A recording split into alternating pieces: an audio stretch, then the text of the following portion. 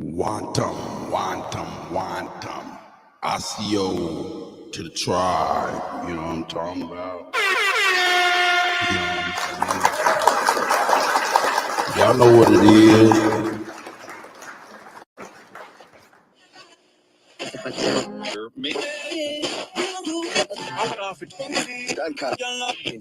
It's the go.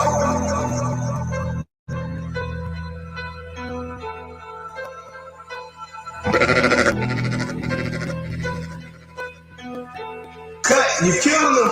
I'm a wild Indian, you know I go crazy. Man, it forget to be aberration. Man, it forget to be aberration. Man, it forget to be aberration. Man, it forget to be aberration. Man, it forget to be aberration. Man, it forget to be aberration.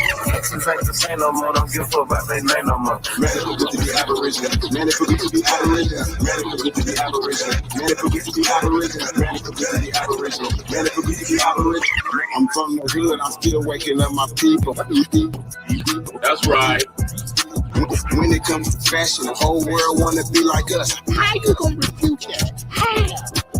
Man, it forget to be aberration. Man, it forget to be aberration. Man, it forget to be aberration. Man, it forget to be aberration. When it comes to music, the whole world wanna be like us.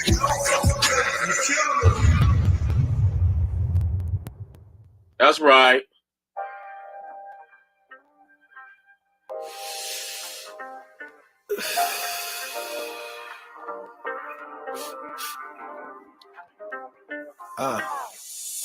Ain't no stopping what I'm destined to be.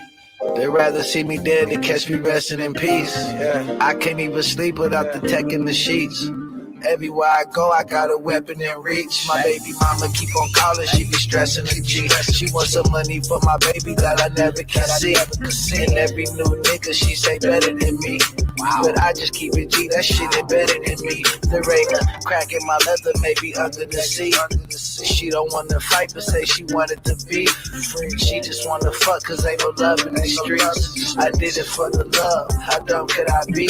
I got caddy fiends, caviar dreams. Niggas want me dead, that's what the money brings. I don't play the wing, shooters on my team. Glocks and briefcases, chops. I'm watching these niggas, know they wanna see me dead. Riding with this Glock, bitch, I'm living on the edge. Hustling on the go, never sleeping in my bed. Money on my mind, all my prices on my head. Tasco. All my prices on my head. My ride with this chop, which is longer than my leg. And my house is falling down. Take off Tyson. Samantha White. I talk to this goddess. You got it on your mind, nigga, get it off your chest. Scratch it off your list, quit living off your bitch. You got it on your mind, nigga, get it off your chest. Scratch it off your list, quit living off your bitch. Get it out your mind, nigga, get it off your chest. Scratch it off your list, quit living off your bitch. See Betty. Nigga, this is not a Empress Freedom Feather. Yaya Kid. got shit left. Take me to the king, had it on my neck. I don't play no games, but you don't get no wreck. Heard you put in work, cuz you ain't get no check. I know too many niggas that'll die for respect. I just want the bread, but these suckers want me dead. I lost my nigga Dre, that shit be fucking with my head. You gotta watch these niggas that's close to you. Them niggas thinking about smoke. I'm watching these niggas, know they wanna see me dead. Riding with this Glock, bitch, I'm living on the edge. Hustling on the go, never sleeping in my bed. Money on my mind, all my prices on my head. Money on my mind, all my prices on my head. Riding with this chop, bitch, it's longer than my leg. And my house is falling down, but no, I gotta make it stretch. You got it on your mind, get it off your chest.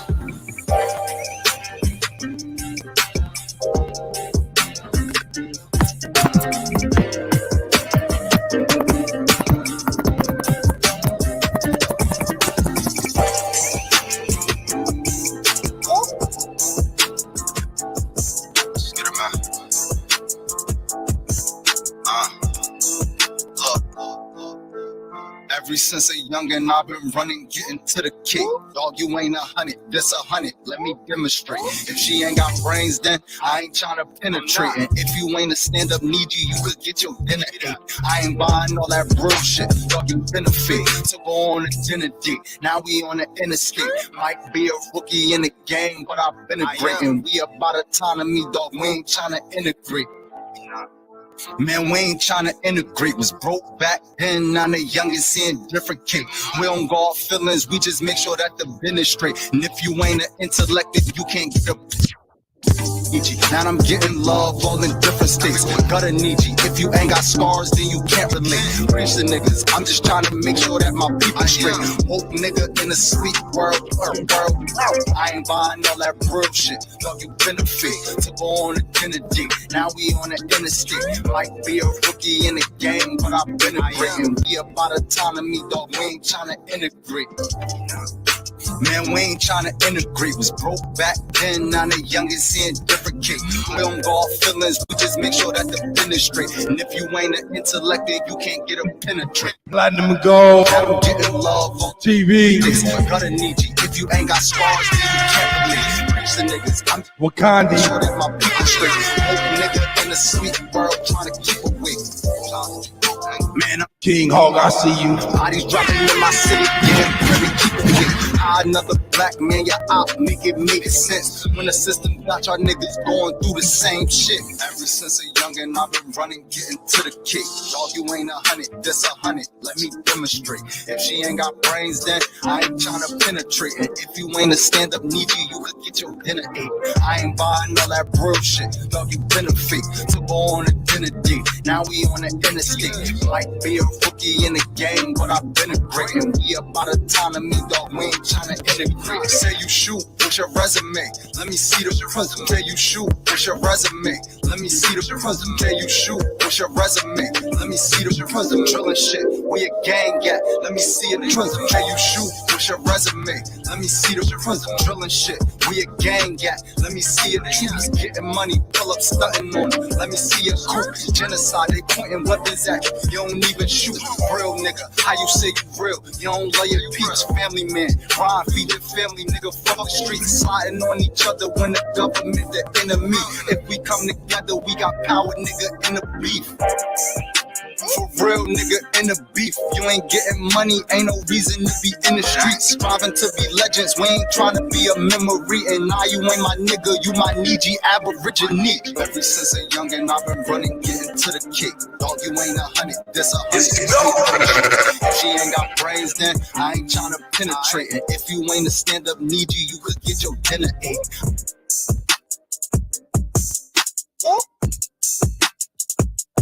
You kill him.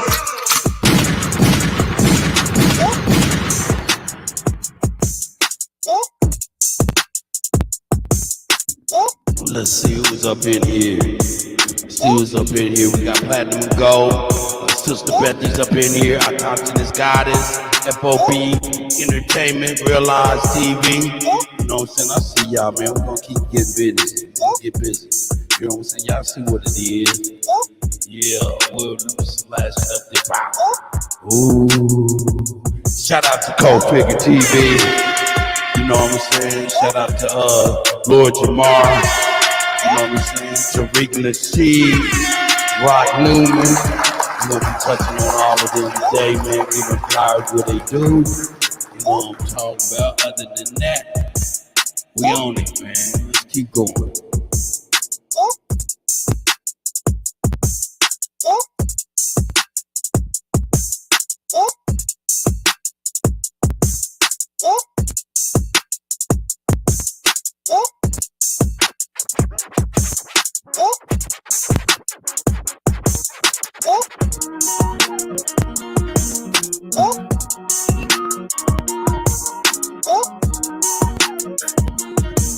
Tell me your every day.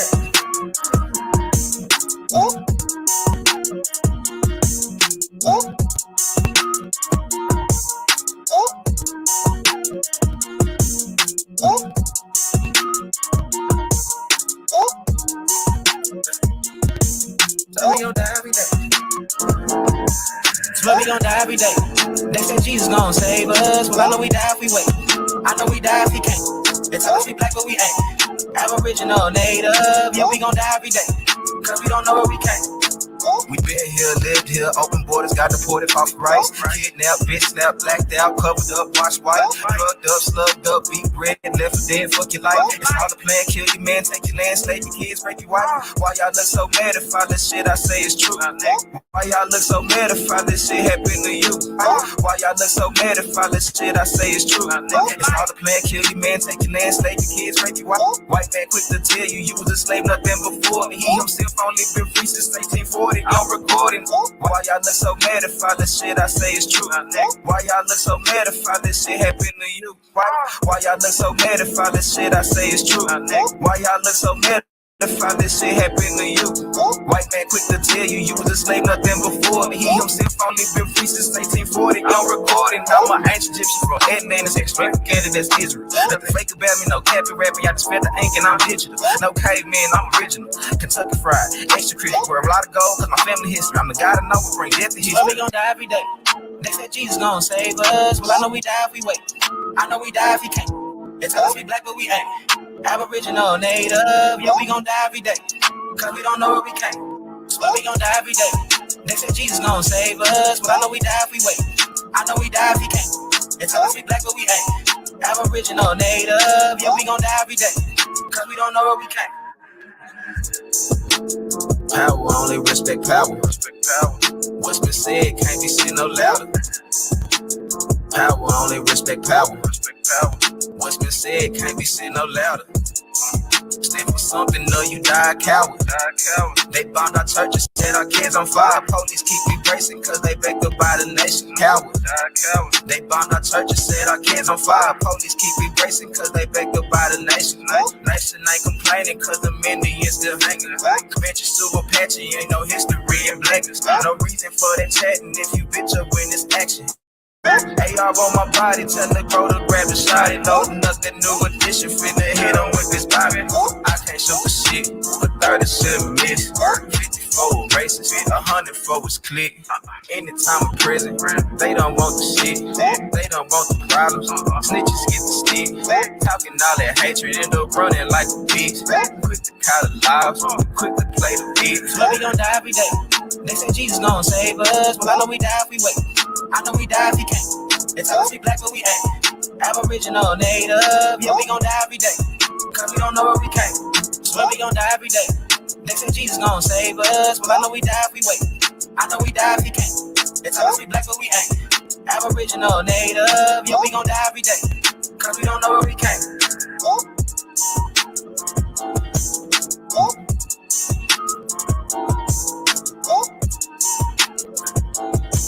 So we gon' die every day.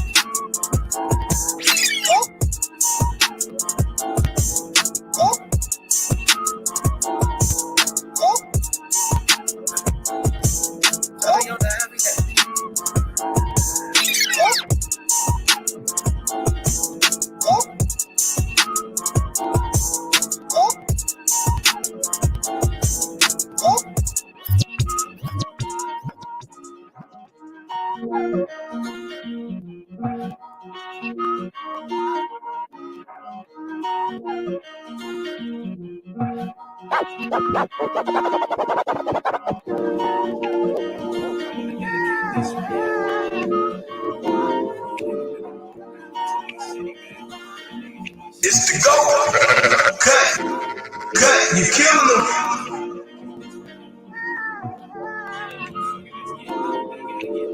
Yeah, we up in here. Let's see who's up in here. Yeah, let's see what we got in here. Yeah, E-Knots. You know what I'm saying? Of course, you know what I'm saying? Yeah.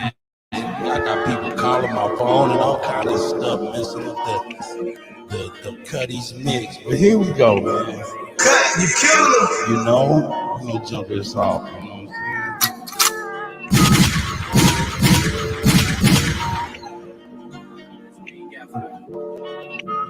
what Yeah, they got it bumping. Stocks roll the weed, just go crack the bottle. Cause ain't no guarantee we all gon' live to see tomorrow. Stocks roll the weed, just go crack the bottle. Cause ain't no guarantee we all gon' live to see tomorrow. Stocks roll the weed, go crack the bottle.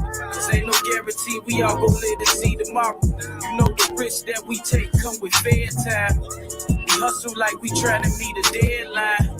A trip to LA, I'm on the red eye. If a nigga play with LA, he getting a headshot.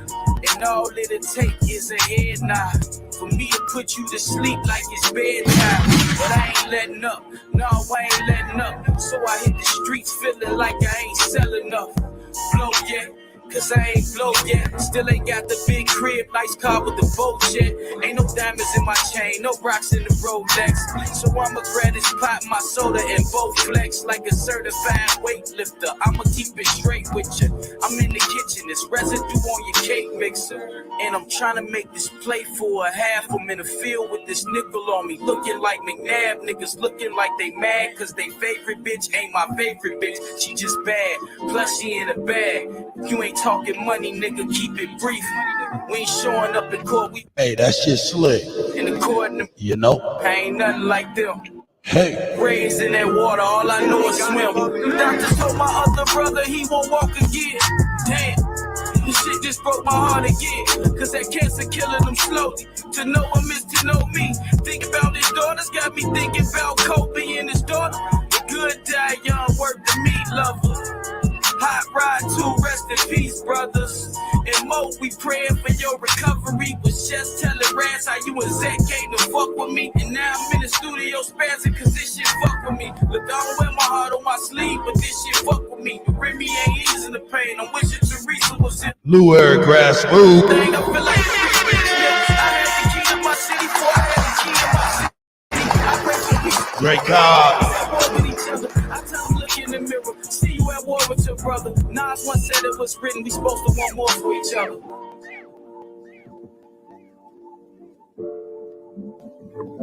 I'm so champagne like I'm walnut nigga, Woo 3 nigga. I'm 914 Bradley Park nigga, 1985. I'm 914 Bradley Park nigga, 1985. I'm 914 Bradley Park nigga, 1985.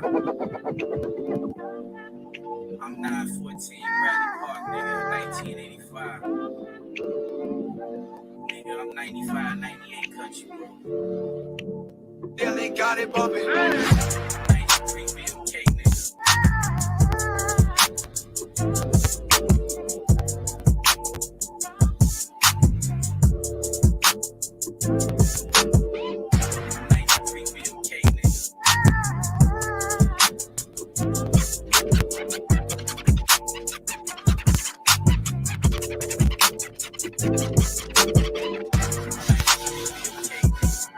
Yup. Wow, indeed. Wow, indeed. Yeah. Hey, V, line them up.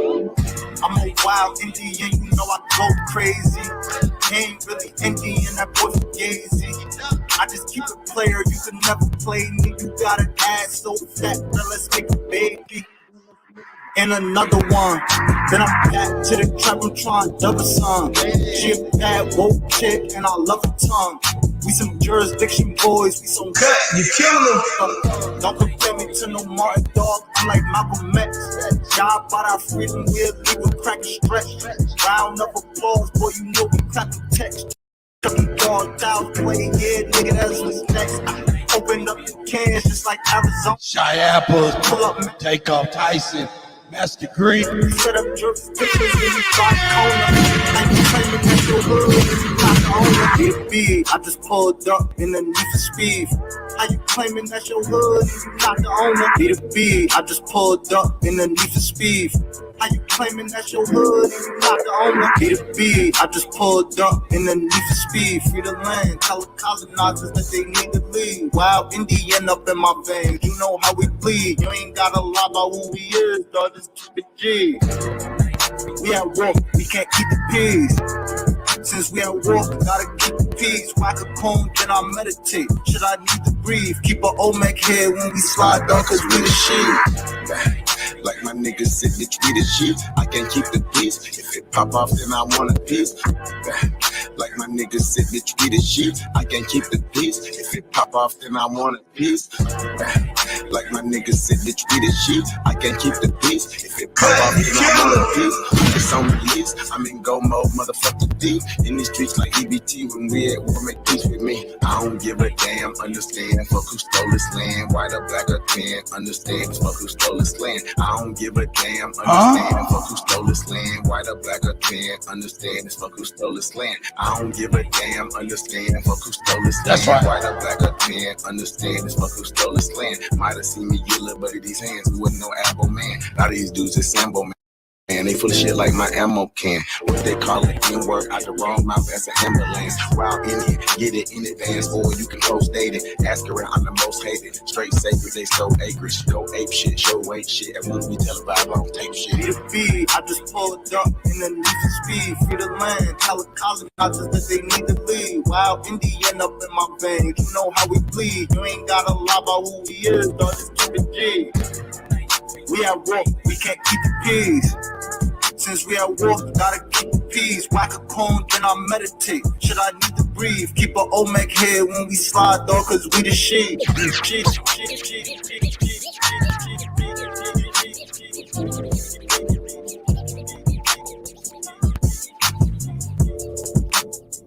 Cut, you killing them.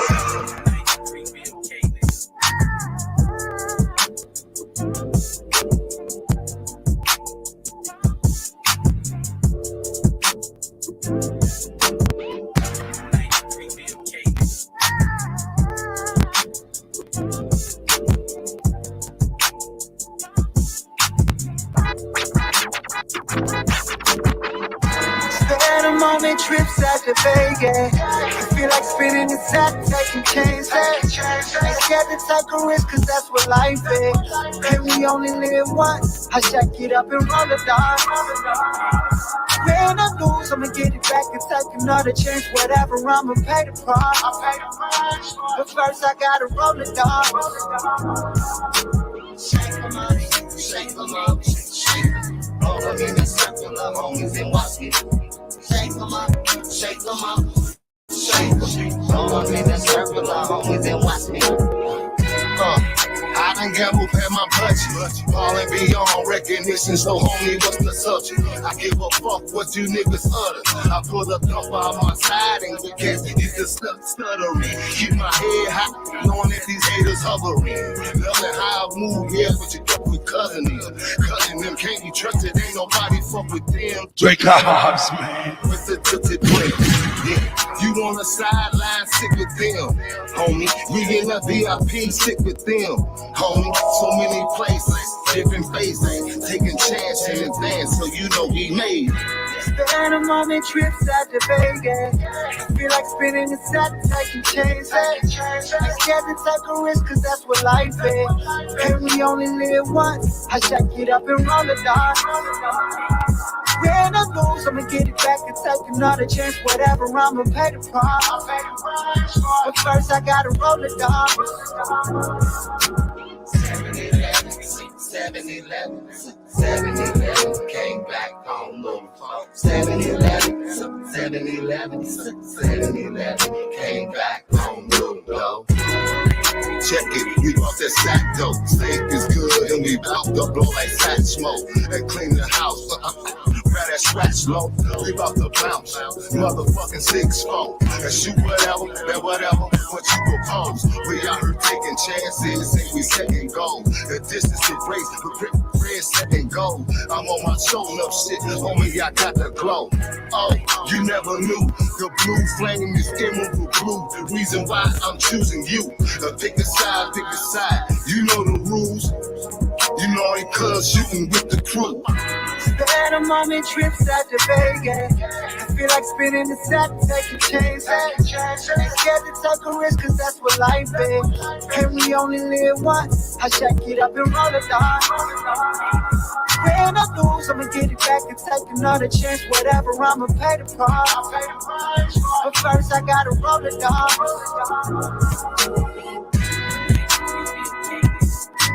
Hey, shout out to everybody out there, man. Let me see who's out here. I see Chief is up in there. You know what I'm saying? Getting it poppin'. Tasco, the CEO, is always in the field. You know what I'm saying? Anthony Pickens. You know what I'm saying? Man, I'm gonna scroll. I got a little bit of time. I'm gonna scroll on y'all. I see Miss Grateful's in here too. If I didn't scroll, I wouldn't see it. I see Carl. I see J-Rock representing the Carl brand. You know what I'm saying? Connoisseurs of the finer things. Y'all I'm talking about, I see y'all, man. Let me see who else is jumping off. You know what I'm saying? Sister Betty G, One and Thunder. You know what I'm saying? Master Grade, New Era Grass, Blue. You know what I'm saying? Yeah, Sean Adams up in the yeah. Drake Hodge, I see you. You see him over here fucking around with you. Drake Hodge music is up in the building. Let's get off on some other stuff. Let's see what we got.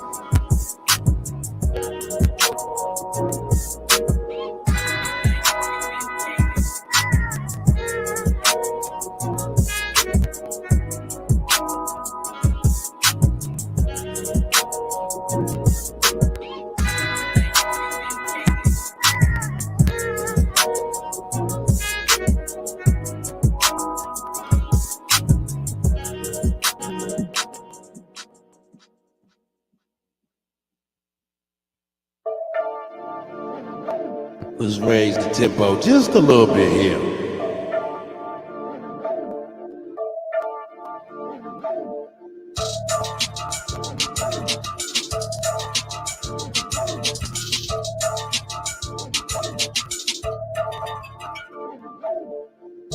I be everywhere, you ain't never there. Last night passed out sipping Belvedere. Woke up to naked bitches with no underwear. They say I'm handsome as if I'm unaware. I don't understand, gotta overstand. Had to Hold keep on, that bitch out, she trying to overstay. I be on the grind, that's the understatement. Swear love fake and the hate's blatant.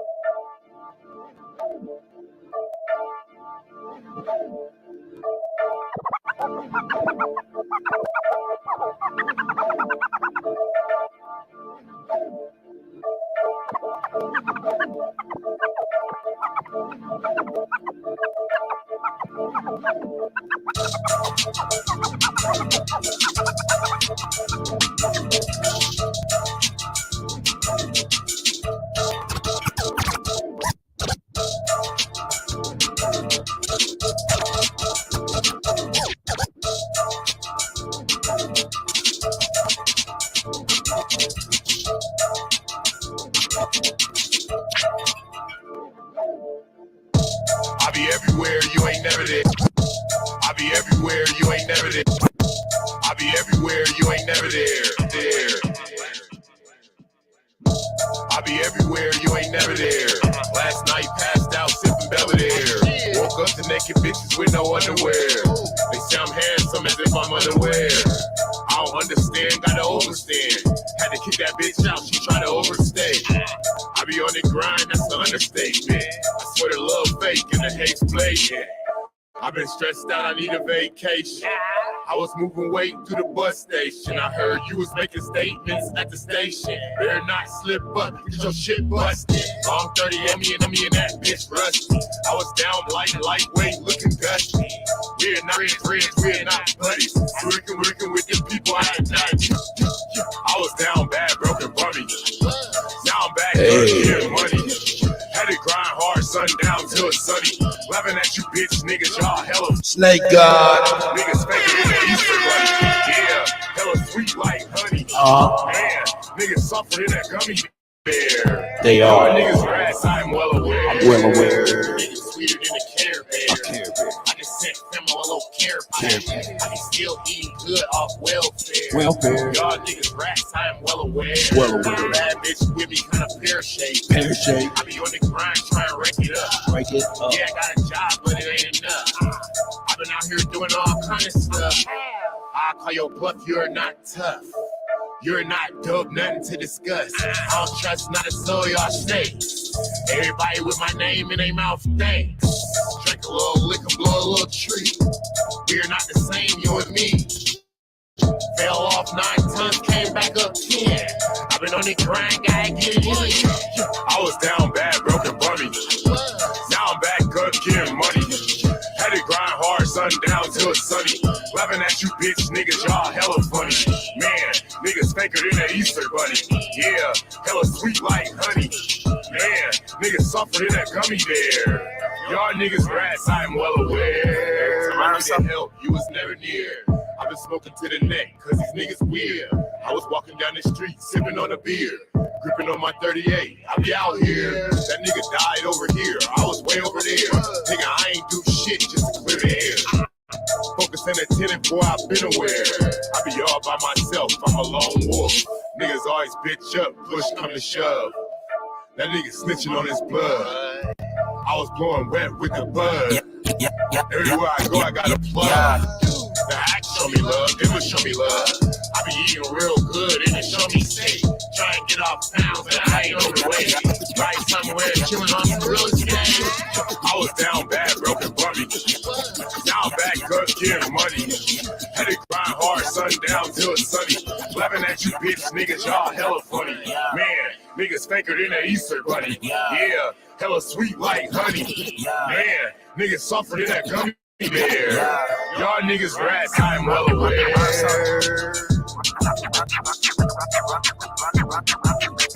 I'm so dope, my eyes low. I'm so dope, my eyes low. I'm so dope, my eyes low. When you move like God, the time slow. I came back for the blacks and signed up. When the land pack to go with them time. It's a native to a native. $5 dope, not elevated. Faces got you waiting on us. Back on vacation. Buy your praise. I'm so dope, my eyes low. When you move like God, the time slow. I came back for the blacks and signed up. When them land pads, with them time. I'm so dope, my eyes low. When you move like God, the time slow. I came back for the blacks and signed up. When them land pads go with them townhomes. What's a native to a native? He $5 dough if he not melanated. Pale faces got you waiting on a savior. Sending prayers up, he texting back on vacation.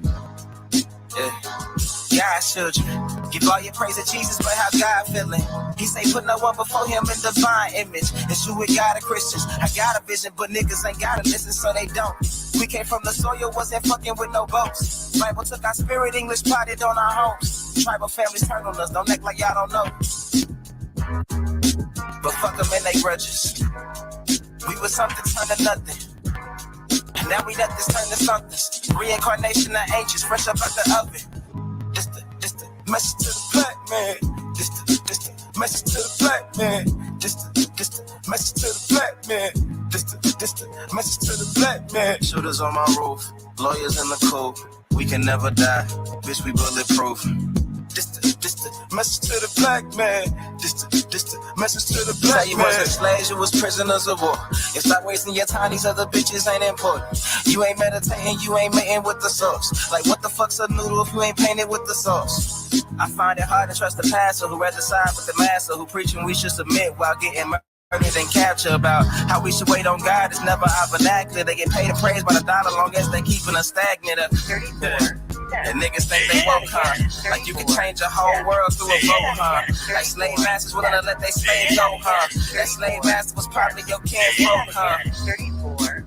History in reverse. A black king strategy. When blacks were your majesty, they always hide the pyramids but point to where the cash would be. Aristocracies with your last name pattern accurately. I get my PPP on. And I ain't even tell half the shit. Pyrex gang, check this out. And I ain't even tell half the shit. OPP, no PPP. Ho see me, shit, all eyes on me, bitch. GTV, yeah, go get it gang, bitch, GGG, yeah, OPP, no PPP, yeah. Top tier talent, bitch, TTT, who am I, daddy dope dick, DDD, hey, OPP, no PPP, hey, OPP, no PPP, hey, the whole see me, she gon' keep, ha ha, she wanna see that BBC, big plumber lay pipe, no PVC, plus I ball every summer like CP3, thanks to COVID-19 and the CDC, I got 3,200 on my EBT, so now Big King crabs when I eat AT. I'm one of the best like B.I.G. or P.A.C. Yeah, R.T.N.O.C.A.P.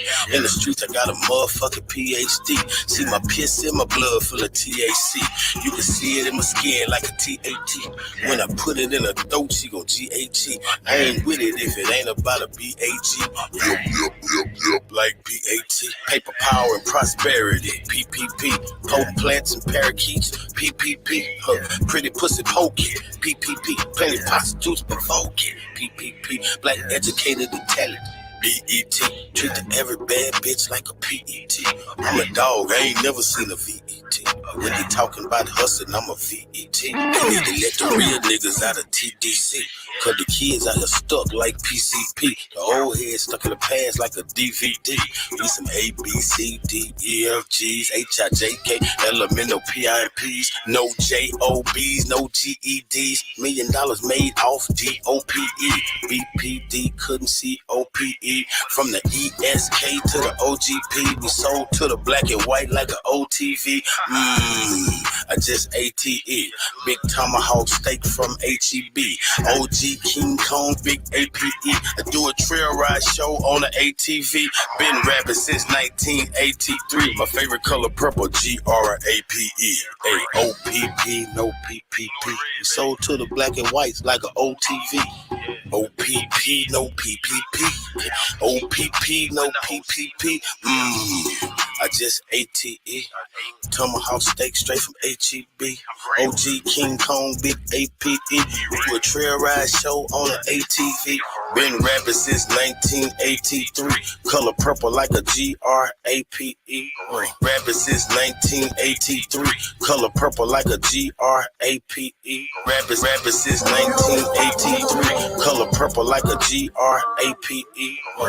Lawrence House, I know CBD. All my youngsters train to go, bitch, TTG.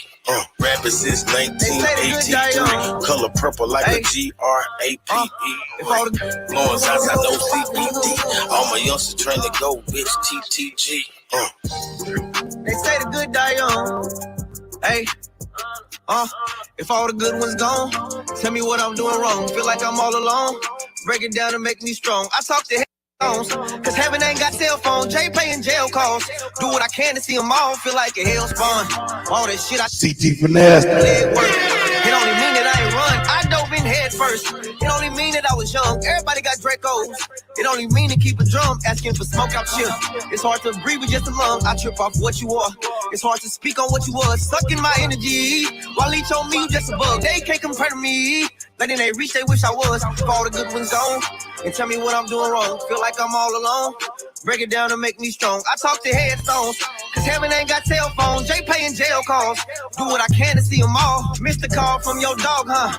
You can't even call him back. Your cousin dying, brothers locked. Tell me what's the odds of that? You feel like you on ball time. Gotta touch a bunch of racks. No bragging, I can gladly say I done touched 100 packs. Can't take credit off making me. You won't get your money back. Don't know nothing. Damn. You don't know nothing about make-believe. These songs got my heart attack. If you know where I've been and seen, you probably have a heart attack. If all the good ones gone, tell me what I'm doing wrong. Feel like I'm all alone.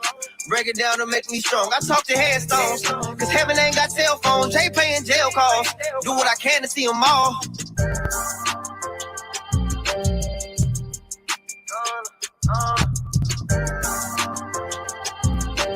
In jail calls. Do what I can to see them all.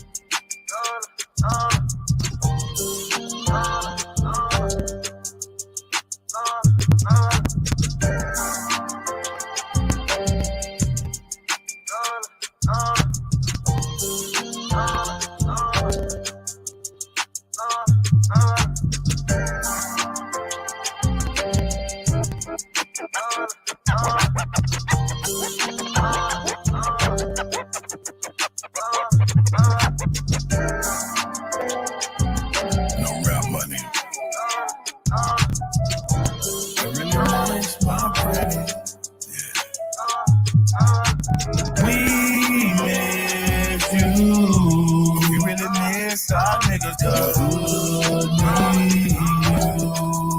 Don't forget my niggas God need you.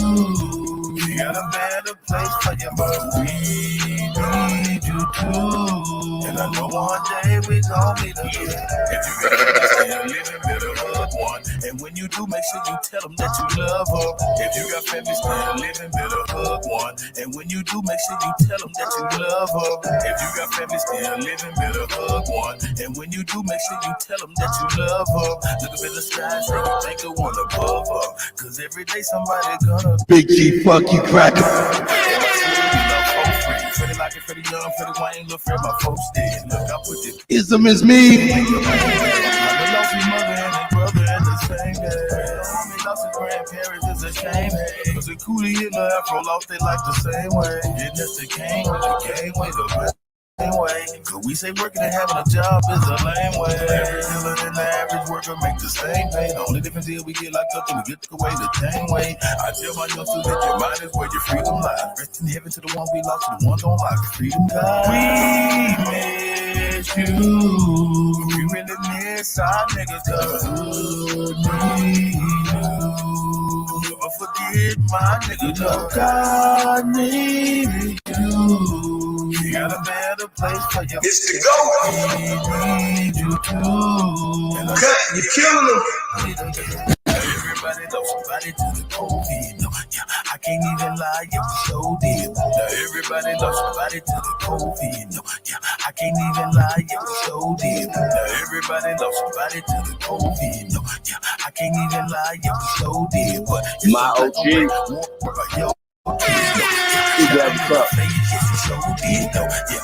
That's right. That's a cold kid, no, yeah. Heard her on camera, that's a COVID, no, yeah. Kid, the babies, no joking, no, yeah. Go and make a song about who they smoking. I don't know what we gon' do about us, but if we don't change, won't be no more us. Plus, we all got kids we wanna see grow. The ones we lost, just wanna let you know that we miss you. We really miss our niggas. Cut. Killing them. I need you. You got a better place for you, but we need you too. And I know one day we gon' meet again.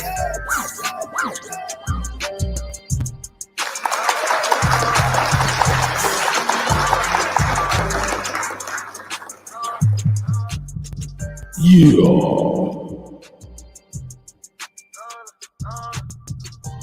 Shout out to everybody. DJ Kuttack, best to do it, man. Out here messing with y'all, man. Nah, man, you rocking, man, you doing your thing, man. It's that CT finesse, man. Sheesh. Big homie way. Big bastard. Original Purple Panthers. It's the GOAT. DJ Kuttack Talk Mix Show, man. It's going down, man. Shout out to everybody out there, man. I would say peace and paradise to all the American Aborigines. Well, thank you guys for being tuned in today, man. Hey, Cut, man. We got an interesting show, man. Yeah. Kanye. See, a lot of times, man, you know, a lot of times people don't want to put shit in context, man. What? Yeah. They don't want to put things in context, man. We're going to put this thing in context, man. But I do want to say this, though, man. Shout out to everybody that's standing firm, man, standing tall. You know, the truth is always going to cut through, man. If you guys are not paying attention, man, pay attention. Always, you know, try to always be on the right side of history, man. It's not about following people. It's about following the direction, man. And if you just close your eyes, you kind of know where to go, man. Like, your spirit tells you, you know what I mean? A lot of times people go against what the ancestors are telling them on the inside, man. You know what I'm saying? So shout out to everybody, man, that the ancestors woke up in, man. I want to say thank you guys, man. Been tuned in to the greatest of all motherfucking time. It's the GOAT, DJ Kuttack, man. The best to do it. We're to make history, man. You know what I'm saying? But like I said, man, be on the right side of history, man. And once again, it's always about giving flowers and a big salute to the brothers and sisters that are standing firm, man. Because once again, you got to keep in mind, we got to have alternate voices against their propaganda. You know what I'm saying? And a lot of times, you know, the regular people maybe not have platforms, but guess what? Everybody got a platform. You're on Facebook, Instagram, whatever. It doesn't matter if you got. It's about sharing the information. You know what I'm saying? Pushing the vibrations forward. So your share is like word of mouth. You know what I'm saying? Yo, shout out to Miss Grateful. Thank you very much for your donation. I appreciate it. Ray Paul, I see you, brother. Oh, Tayshawn, the Confederate Don. Shout out to sister Betty, aka Chief Morning Thunder. Appreciate the OnlyBuilders sister. Yeah, man. Hey man, we're doing it, man. Like I said, man, wanted to salute everybody, man, that's doing this work, man. Shout out to Cold Figure TV, man. Y'all understand, like having voices, you know what I'm saying, that are alternate to the media. You understand what I'm saying? Shout out to Lord Jamar. Lord Jamar always been the OG, man. Always was unpopular. Even when he was on Vlad TV, he was unpopular to say certain things. That brother always stood in the void and spoke where a lot of us didn't have that platform on Vlad TV. You know what I'm saying? And a lot of people wouldn't speak and say certain things and then stand on it. You know what I'm saying? Even in detriment to his money. You know what I'm saying? Or fame or whatever. Nah, he went in and did his own thing. So shout out to the Godcast. Shout out to Godfrey. Shout out to Rob Digger. Yeah, y'all already know that. Also, y'all already know that Rock Newman is a legend. A piece of the God, Rock Newman. You know what I'm saying? Yeah, another giant over there. Tariq Nasheed. Want to salute Tariq Nasheed. Yeah, keep doing that work, bro. Keep doing your thing, man. We're gonna be y'all know about the November 5th rally, FBA rally for reparation in DC, man. So if y'all in the DC area, man, y'all support. So check that out. support. Even if you're not all the way in agreement on everything. You say, brother? Let me pull that on up real quick, brother. I appreciate it. Okay. Just give me 1 second so we can build on that. We got to make sure everybody's good when we're doing this. We want to make sure everybody's good when we're doing this. Salute to Tariq Nasheed. Let me move it down.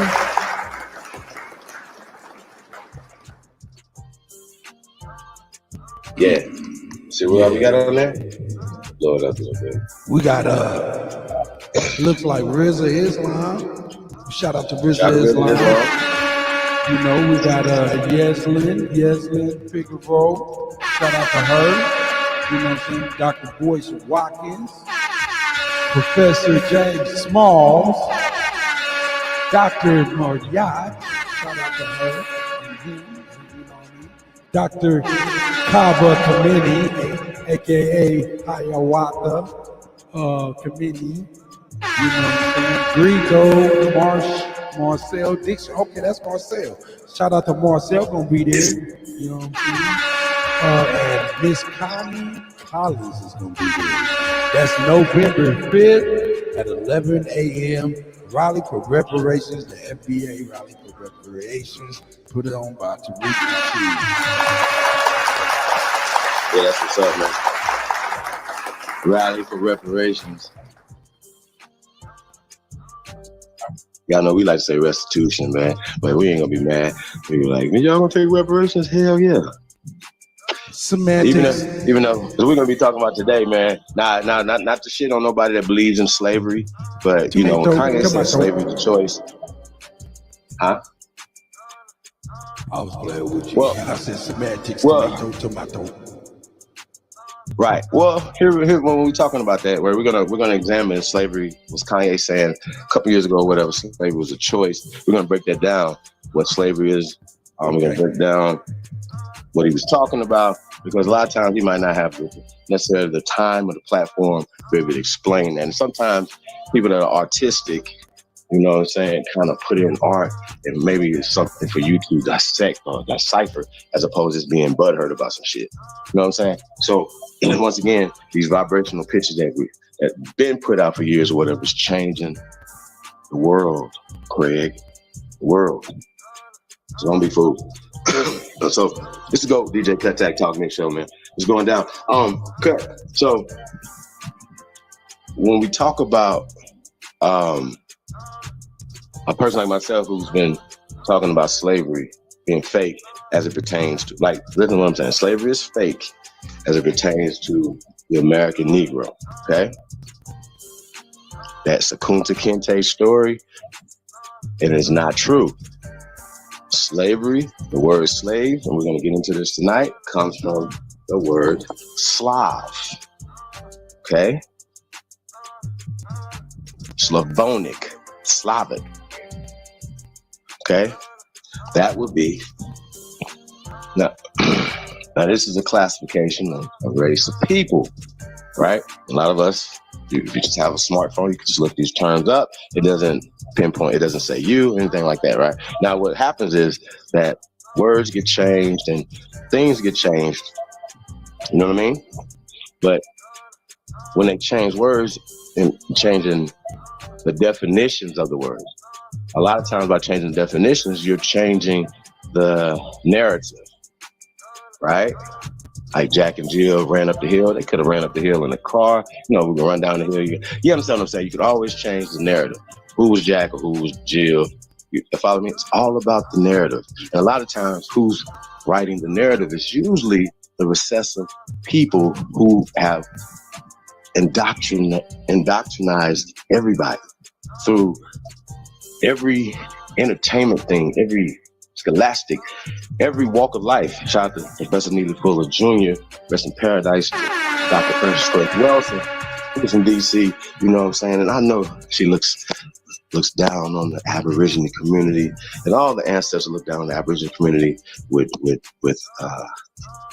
love and respect. You know what I'm saying? All ancestors, you know what I'm saying? The work we're doing is waking up the masses of people. Like I said, it's levels to this. There's always levels to this, you know what I mean? And a lot of times people get comfortable when they're like stopping these levels. Now, we talk about family. It's just a simple thing. We all come from family dynasties. You wouldn't be here if you didn't have people who gave a fuck. You know what I'm saying? So your blood is ancient. We're ancient people. We're ancient people from this land. We're ancient Americans. The first Americans, okay? That's what Aborigines is about. That's what the Tauntauns is about, okay? Now everybody's butthurt over the Aborigines. Why? You always gotta ask them that. Why y'all mad? You know what I mean? We just provide the information. Now, family means a house of slaves, okay? We're gonna get into that tonight. I feel like Groundhog's Day, but once again, we got a lot of new people and we're getting this information. And we're gonna take this opportunity, shout out to the brother Kanye West, dropping those rules. Slavery was a choice. Now a lot of times people say, what do you mean? They could have just ran away and just got killed. Well, you just asked the Slavs that. Their 4th century is once again their 4th century of enslavement, chattel slavery went into the 20th century. We even have a law here in America called the Mann Act, 1910. It's still on the books. R. Kelly was just convicted of it. 7 counts of it. Pay attention. Okay? I gotta pay attention. Now that doesn't say you or Kunta Kinte, it's specific, the Slavonic people, you know, they brought across the Atlantic Ocean, but also brought across state lines. Y'all understand? It's still on the books today. It's called the Mann Act. Y'all know we break this stuff down. We'll probably get into it tonight. But you have a smart dumbass phone. The Mann Act, 1910, still on the books today. So we gloss over what slavery is. Right? Now, one of the worst, I don't like slave movies. Right? Now, even though I understood that The Color Purple wasn't actually a slave movie, right? But when you actually think about it, shout out to the CEO for pulling the coattails to this, right? that was actually was a slave movie, right? Celie was sold to Mister, right? She cooking for him, cleaning, serving him, right? She didn't have no rights. You understand what I'm saying? Think about it. Did women at that time period have rights? Just think about the movie, break everything down. Think about the time period, how they cut us off from our family dynasties. You know what I'm saying? Now, of course, that would be a worse depiction of, and that's not everybody's family. Not to say that nobody can have negative things going on in their family. You know what I'm saying? Well, people would want to run away. That's what I'm saying? Break away from these things. But that's called the Emancipation Proclamation, which when your child turns 18, they are legally emancipated away from you now. You're not. So when they go somewhere and do something, you're not legally responsible for what they've done because they're now adults. That's Emancipation Proclamation. They didn't have that before 1860, whatever, with the Emancipation Proclamation, with Abraham Springsteen. So, I mean, y'all follow me? Y'all understand where we're going here? So, once again, it's just about the narrative that's painted. And once again, these people have came here and changed things, changed the narrative. And that's what it's about. So we're just about setting the record straight, you guys. That's what we're going to do. We're going to set the record straight. Once again, we're going to give flowers to the brothers. Shout out to, once again, Slim Thug, man. Standing strong. Keeping it real. You know what I'm saying? Keeping it real. And we got to keep it real. Like I said, we definitely want to get into that. You want to get into some my partner stuff right now? Yeah, most definitely. We also got a video on premiere today. California. Yeah. It's not really a video of a song you guys want to premiere today. I sent it to you, Kat. The video. What? How did you send it to me? Emailed it. If I can put it in the back chat too. Man, all right, man. Let me see what I can do, man. See what I can do. Can't do it yet. What is it a YouTube video or something? Yep. I see a YouTube video. Yeah, I can get up in that. I can get that cracking. Just one moment. For sure. Get that cracking one moment. How about I do this in the meantime? Yeah. Get into the So yeah, man, like I said, we're gonna be focusing on this thing. We don't want people to be upset about slavery was a choice. And once again, somebody's telling you what to be upset about, right? Once again, people are throwing around this anti-Semitic stuff. We broke down what Semitic was and how people are abusing words. They'll just say certain things and just throw it out there without having any explanation. So we have to start getting some clarity. Shout out to Smoke City. We need some clarity around here, Smoke. So yeah, we're gonna get some clarity on these things, man. Hey man, shout out to everybody tap in, man. Are you getting that together, man? Shout out to Joe Cobb's music in the building. New Era, Peace Dirty. Grateful.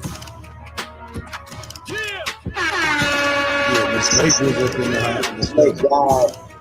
Huh? Are you ready? Yeah. Shout out to Libra Sun Studios, First American Gods.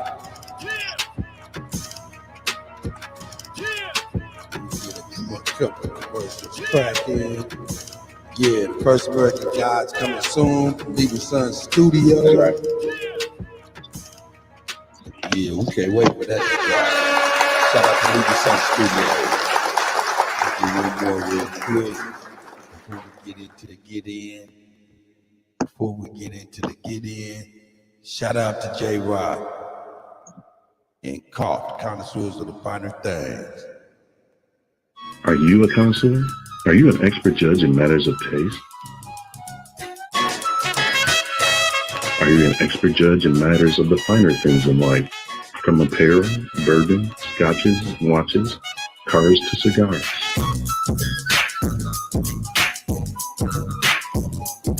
Are you a knower what's the best of the best? Do you embody a lifestyle of upper echelon in a society of leaders, winners, and bosses?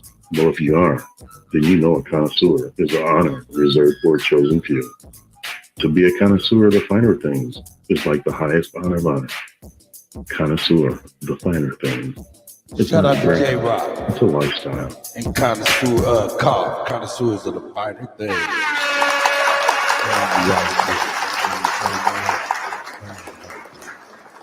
Let's get into it, man. Let's get into it. Let's see what Cali got going on.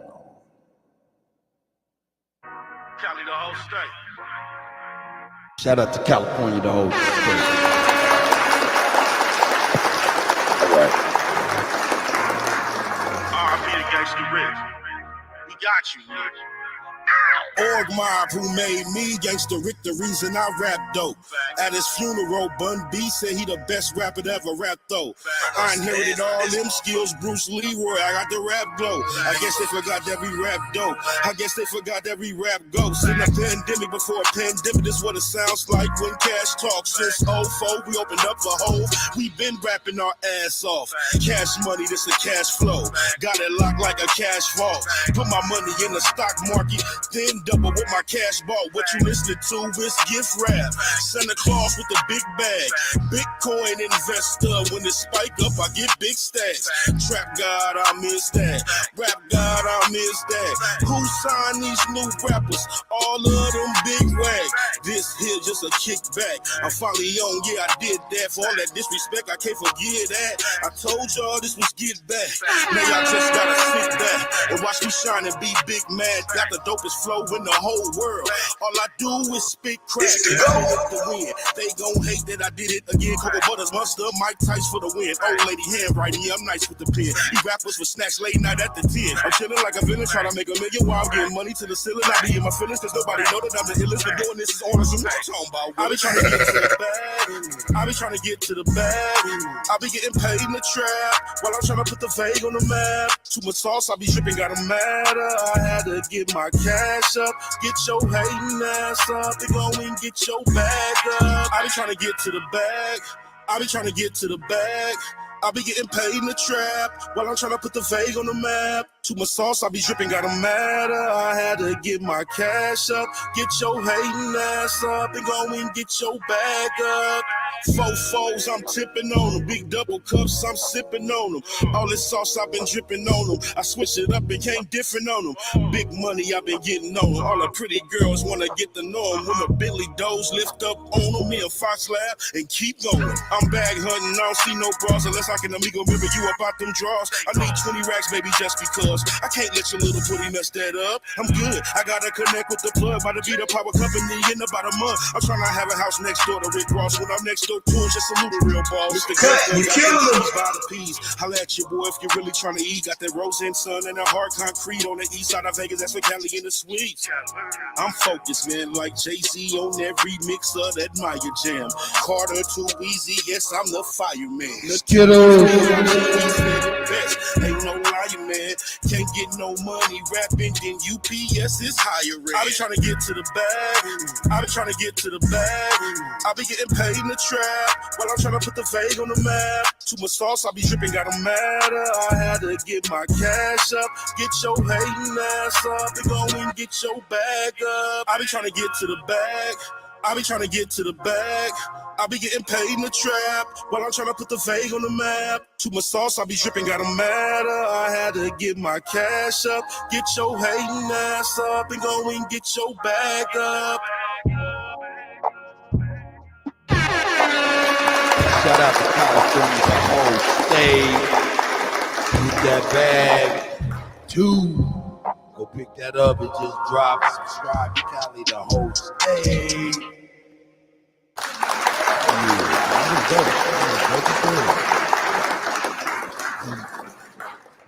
You won't believe it. It's unbelievable. Ricardo Royale, aka Cocoa Butter, aka Gangsta Rick. Cali. It's that joint right there, man. New single. California, the whole state, man. It's going down. Hey, Let's man, go. hey, man. DJ Kuttack, man. Let me share something. It's the go cut. You killing them. Let me share something, man. A little something I saw, man. Let me share something real quick, man. Oh, I ain't even got it down. He's right here. Hey, peep this out. Hey, what good I morning, seen, followed man. by your most uncomfortable historical fact. Hey, good morning.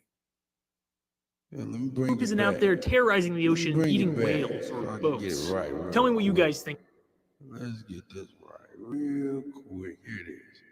1860 and 1960 were so common that just a little bit.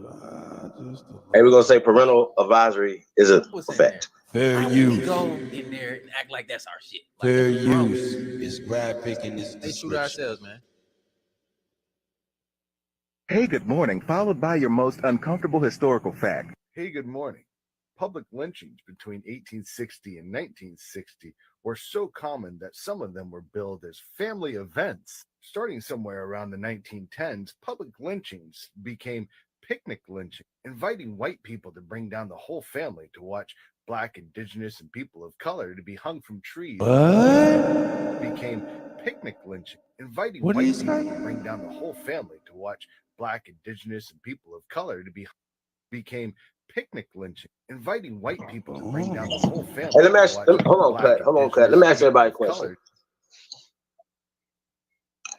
He's using these words interchangeably, right? And we understand that, He right? said black But we also indigenous. understand words that indigenous, right? But he's using Black, Indigenous, people of color, right? And we talk about people of color. We understand how these things tie into each other and how they're all descriptive terms, right? But when we talk about indigenous, what that is a descriptive term of who they're talking about, right? And takes it even further in depth when we get into aborigines, right? Now, if he just aborigines, they probably got his channel blocked or something, you know what I'm saying?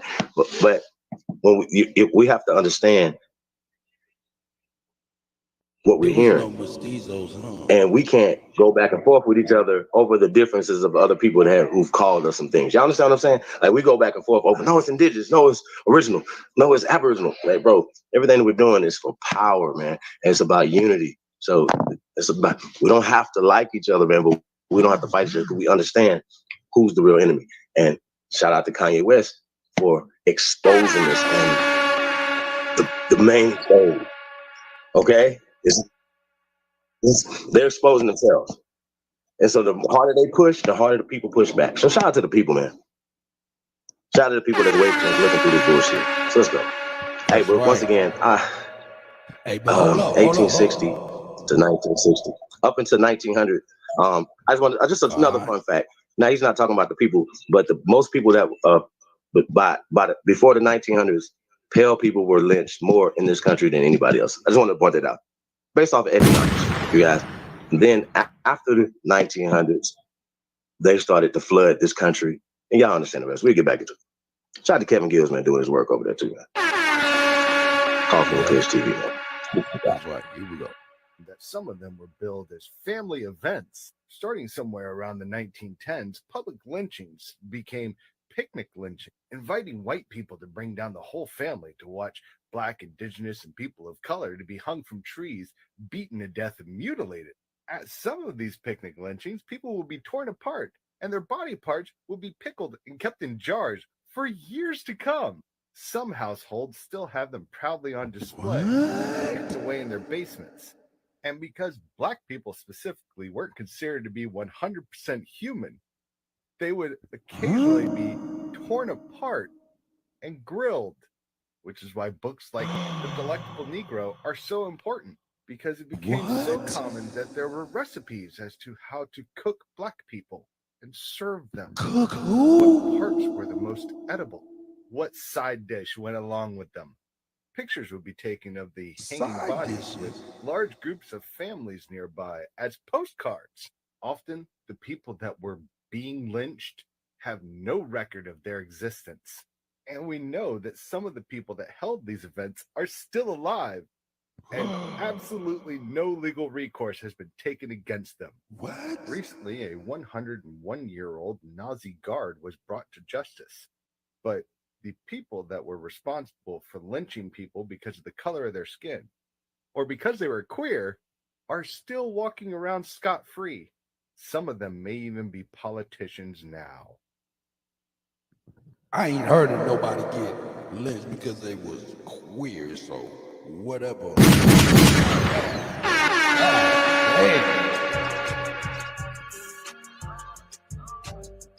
That was crazy, man. Did y'all see that?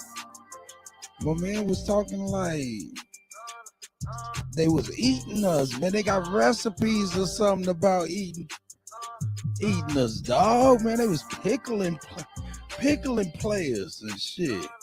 God damn. They pickling niggas? God damn. Anyway, I seen that. I figured I'd share that. Yeah, let me turn this down. Yeah, you heard what you thought. Yeah, he was putting his own people out there. Talking about there's some recipes on how to cook us and what side dishes go best with what parts or whatnot. Man, God damn. Yeah. That ain't it. That is not it. Yeah, but man. anyway, Whatever. that's crazy. But he did say, he did say Aboriginal blacks or indigenous blacks. And I said that was key. All right, man, what you like to get into? And we understand who the colors are. Yeah, we know who he was talking about. Who was the only ones getting lynched but us? Well, you said there was some actually, folks, though? I want to get into this. Bring that history in. Which one? I'm saying you said there was some white people being. You kind of low. Doing that. Oh, am I? I'm trying to. Yeah. I'm troll. Hey. You said there was some white folks that didn't. Yeah, you said there was some white folks that was getting lynched too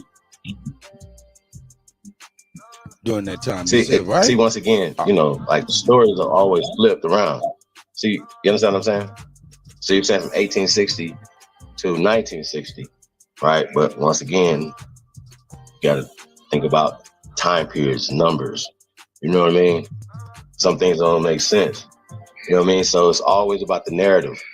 So, of course, if somebody wants to maintain a social construct over you, always have to maintain the story. So you always have to look into the story. Don't be emotional. Just get into the story. So when we talk about slavery being fake, we got to talk about it. Because you have to own land to right? You have to own land, right? And according to, just records, Negroes own millions of acres, and not all the acres in the South. All the acres in the South, not Native Americans. And so when we start talking about certain things, it just gets real weird. You know what I mean? I definitely want to get into this Lord Jamar joint first. We're gonna just play a little bit of Lord Jamar, man. Kick it off. General. Salute to the general. Yeah, let me get in there and find that real quick.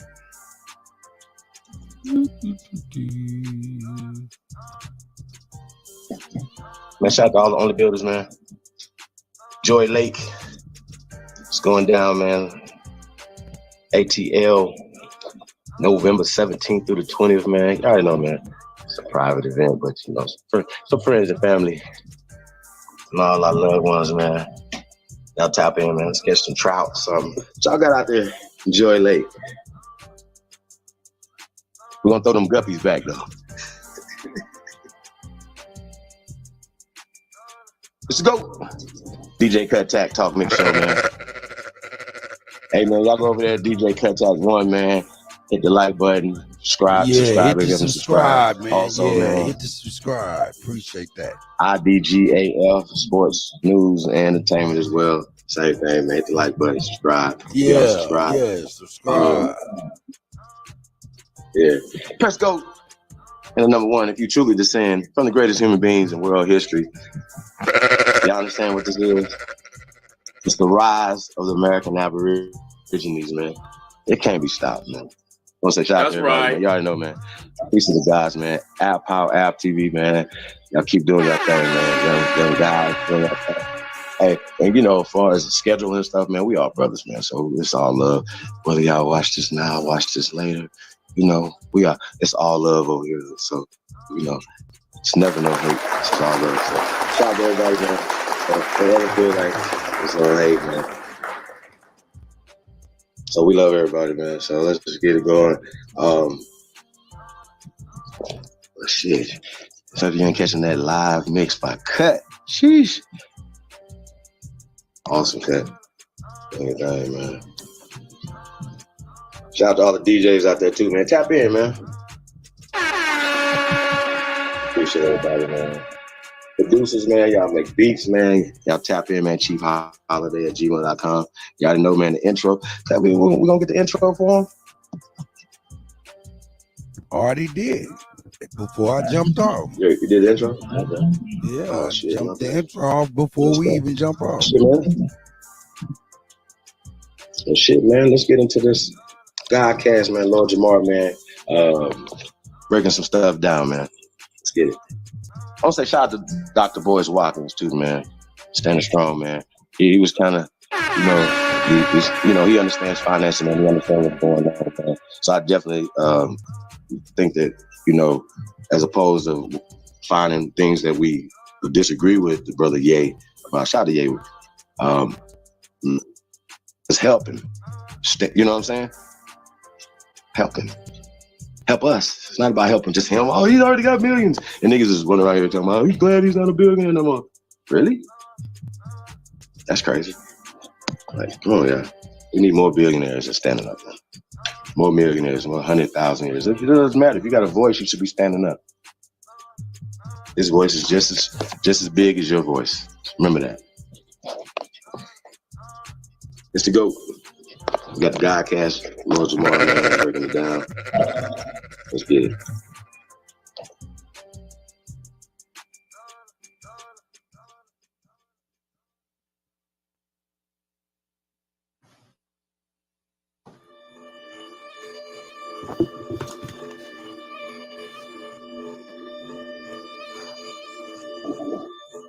We got to get the Godcast. Yeah. 2 a.m. Legends never die. Let's go.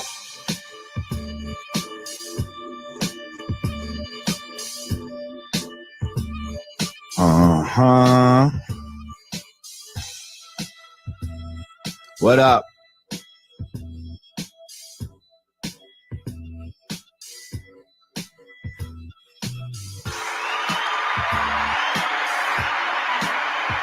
All right, listen, y'all. I feel like something shady's going on right now.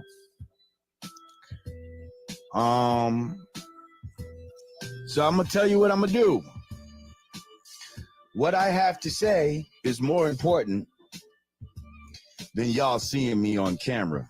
Wouldn't you definitely agree?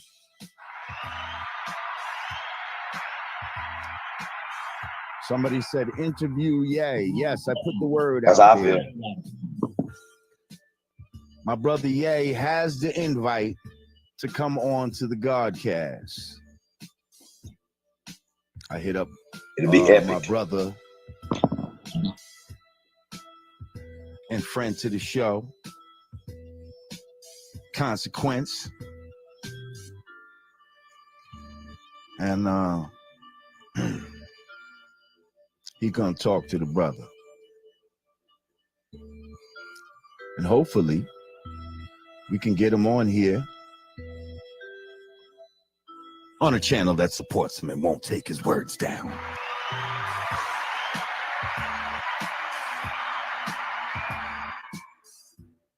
Yeah. We're gonna do this podcast style, y'all. Real podcast style. Because I don't like this non-syncing shit. That's some shit they trying to use to throw y'all off. And I'm not having it. Y'all not having it. Welcome back to the Godcast. My name is Lord Jamar. The reason you're not seeing me right now is because for some odd reason, and it's funny, I restarted my computer, right? And so I went into this little test thing. What's it called? Just this thing, camera settings, where you can click on that and check your camera. So before I got online, I'm checking the sync. Everything's fine. When I move, you know what I mean? I'm moving right on time. Soon as I come on line, I get into StreamYard or whatever. Yo, this shit just start lagging. It just starts lagging. But I'm gonna use a couple of visual aids here today. So when I do my screen share, even if that comes up a little slow, it doesn't matter because it's not like, you know, watching me talking and all of that. And I'll just go by when I see it come up, then that's when we can really talk about it. So let's get into it, y'all. The economic crucifixion, and shout out to everybody that's here. First of all, make sure you click that like button upon entering. I know this is a little different. But you know, it's about the information, and it's just about breaking it down and giving you a perspective that may you know, you said they are watching your show, probably. That's not necessarily given or thought of by average people. So make sure you click that like button. Make sure you subscribe to the channel if you're new. Make sure you share this particular broadcast. Yeah, oh man, the devil be at work. So anyway, the economic crucifixion of Jesus. The economic crucifixion of Jesus. Woo! You know, the title of the show, and shout out to my brother Grand Poobah Haji Allah. You know, I was toying with crucifixion, assassination, lynching. Those are all good words.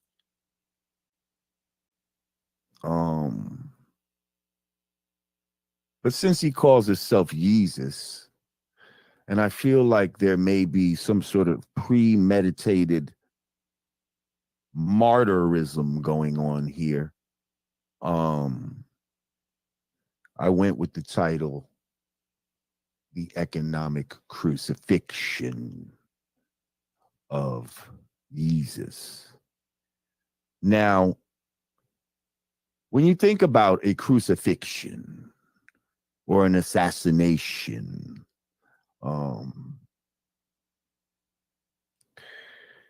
or a lynching, you know, these were things that were done in public to set an example to others.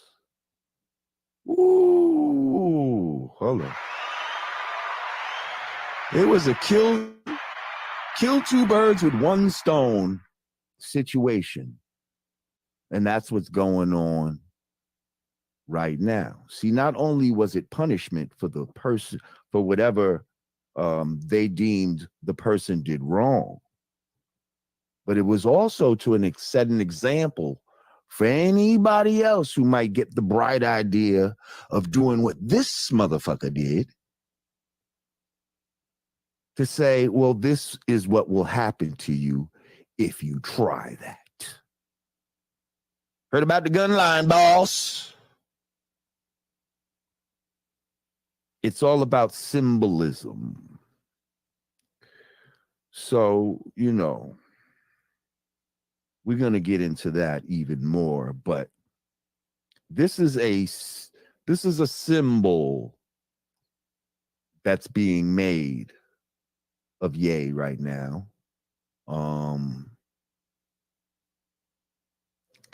And they want us all to see it. You know, he was talking about how he's a billionaire, and they not even giving him the title, and you know, they trying to spell it with a baby B and all this type of shit he was talking about. And he was right. They weren't introducing him as a billionaire and all that type of shit. But as soon as the economic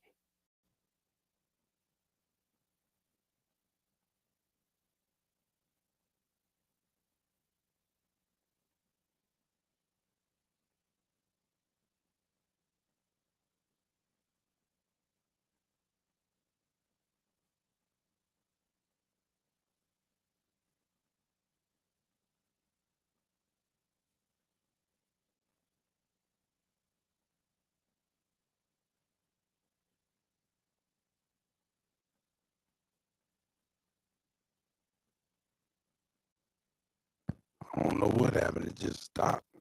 Let's refresh and see what happened.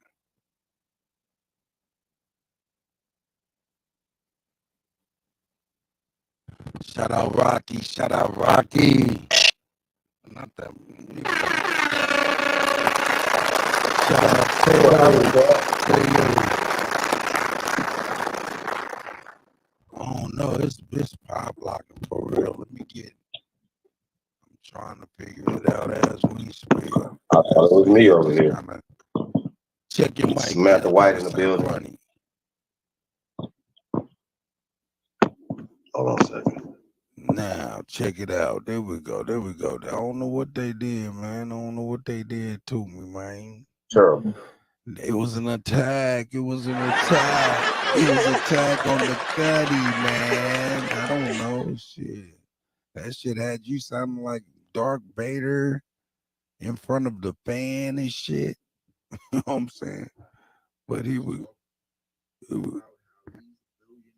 All right, here we go. Let me bring this back. Luke, I am your father. No, we good now. We good now. Must have too many windows open or something. I don't know. But we're getting together. All to see it. You know, he was talking about how he's a billionaire and they not even giving him the title, and you know, they trying to spell it with a baby B and all. Is it better, y'all? Y'all let me know in the chat if it's better, Sister Bethy. Hey, you know what though, Cut? I say this, man. If I was Kanye, I wouldn't even worry about what Forbes think. I wouldn't even start. I wouldn't even. I'm glad he's starting to say that he's not. I don't even talk about it and start challenging them on what they're saying. Like if you're saying that you're dropping me or dropping him, you know, in that sense, right, for anti-Semitic comments, right? Okay, then you have to pinpoint that. Right? These should be legal matters. Like sometimes slander has to come into effect right now. These are people who are slandering and lying. There's lies being said, okay?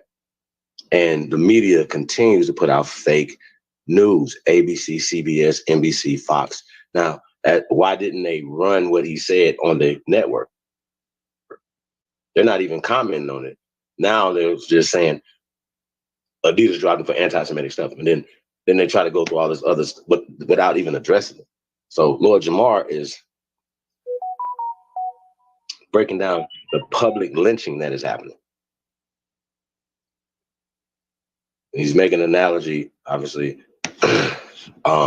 crucifixion and economic crucifixion. But this is not just Kanye. This is what has happened. These lynchings in what he's saying from the 1900s to 1960 was about swapping places economically. And the people that he's specifically talking about have always been the people that's been puppeteering and benefiting from our losses. You understand? This is chess, not checkers. Okay, let's get it. Shout out to Lil Jamar, man. So what? We've been beefing with middle management of a slavery. Nah, niggas just been used. Niggas have always been used for the votes, for the bodies, you know what I'm saying, for the emotional capital, the spiritual capital, everything. What have we got out in the past 100 years? I'll wait. For when, hey, you know what? Hey, we've been used. We're the true currency. Our energy and movement is the real currency. That's there you real. Go. Whenever we move things, and they know it. We got to know it. So I get it. Here we go. We back on. About to go get these kids, man. I'm out. I'll be back. This type of shit he was talking about, they not even giving them the title, and you know they trying to spell it with a baby B and all this type of shit he was talking about. And he was right. They weren't introducing him as a billionaire and all that type of shit. But as soon as the economic hitmen came in and started, you know, sticking the spear in his side and as such, people are quick to say, oh, look, he's not a billionaire anymore. Look, he's not a billionaire anymore. I mean, so, the hatred of this man,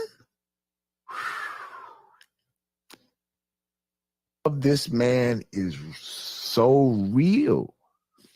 Like, motherfuckers is really hating that he was a billionaire. And now it's really coming out, and you're really seeing the real haters that exist out here. Like, motherfuckers is, he's not a billionaire anymore. Now that he lost his deal with Adidas, now that he lost his deal with Balenciaga, he's not a millionaire anymore. You stupid asses, he's still worth $450 million. Y'all act like he broke himself. Like, the man's worth $450 million. Nigga, if he was worth $11 million, like, that would be something good. I mean, I know it's not compared to what he had. But yes, you know, shit. Nobody in this room, including myself, got $11 million. Okay? So get the fuck out of here. Thank you, Corey Brown. He said, hey, you discovered dead presidents, Stove God cooks. You goddamn right I did. You know, but they didn't want to bring me in them record companies. Well, I never went up there and asked, but nobody came and asked me. But I never went to ask to work up there either. So that was the stalemate. But I discovered so many, you know, ill cutting edge groups and just artists, period, that, you know, you would think. But anyway, that's a whole nother story. If you're just joining us, there was a crazy delay on my camera. I think it's more important that we just have this conversation rather than, you know, you seeing me. Y'all know I'm cool and fly. I mean, that's nothing new. We'll just have this conversation right now, okay? Because that's more important. I think it's very distracting by having the camera not be in sync with the audio.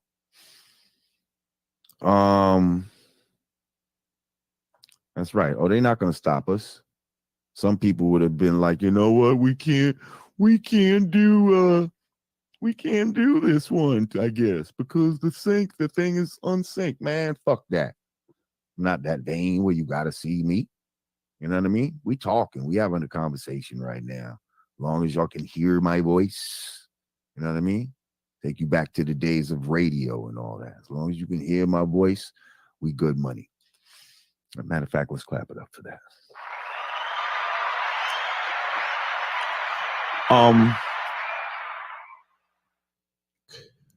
So this week, in light of Ye's Drink Champs comments, and he's gone on other shows and doubled down like a motherfucker. Let's clap it up for the double down.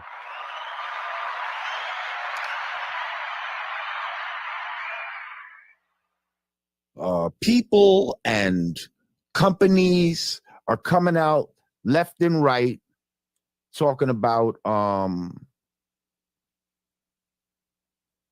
they're ending relationships with Ye. You know, we had heard that Chase Bank was ending their relationship with Ye. You know, so it's like, you got a lot of money, but you ain't gonna have nowhere to put it. You ain't gonna have nobody to do transactions for you. You know, they pull one of those on them. And then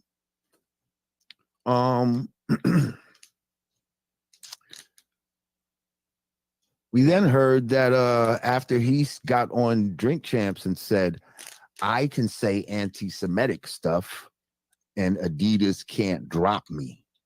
Now what? That's what he said. But then he also followed it with, let me say some anti-Semitic shit right now. And then he said, I'ma fuck your bitch. I'ma kill this nigga. Okay? So let's keep that in mind too. That's what he followed it up with after he said that. But they're just going to take the little soundbite of him saying, I can say some anti-Semitic shit and Adidas can't drop me. This shows that this is really warfare on their behalf. Like they're literally willing to take losses in order to try and cause injury to this man and to send out the symbolic message that they're trying to send out. So Adidas announces, to their detriment, that they are ending their relationship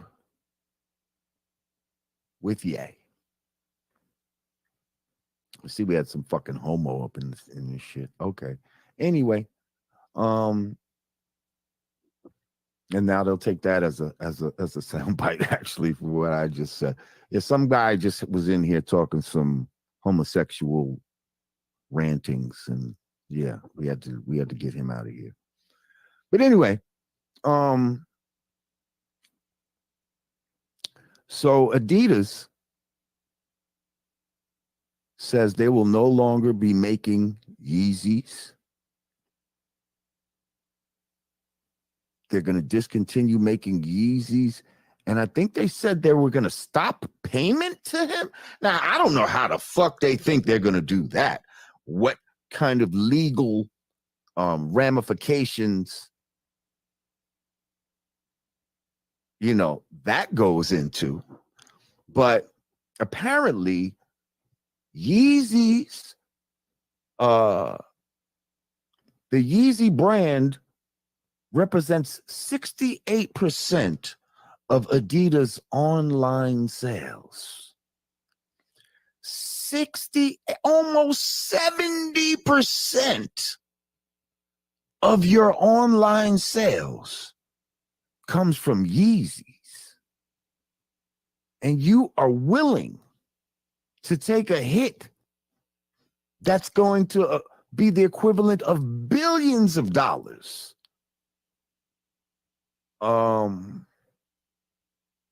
Billions of dollars just to try to prove a point. Renzo, you're going on timeout. Fuck out of here.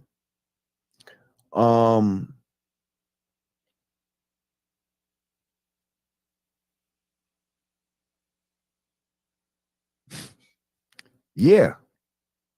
So that shows you that for them, this is bigger than money. If they were willing to pull a move like that. Then you have Def Jam. Def Jam, who says they're severing ties. Is that the queen herself? Iasia M. Peace to Iasia. Peace, queen. How you be my queen? This is the goat of all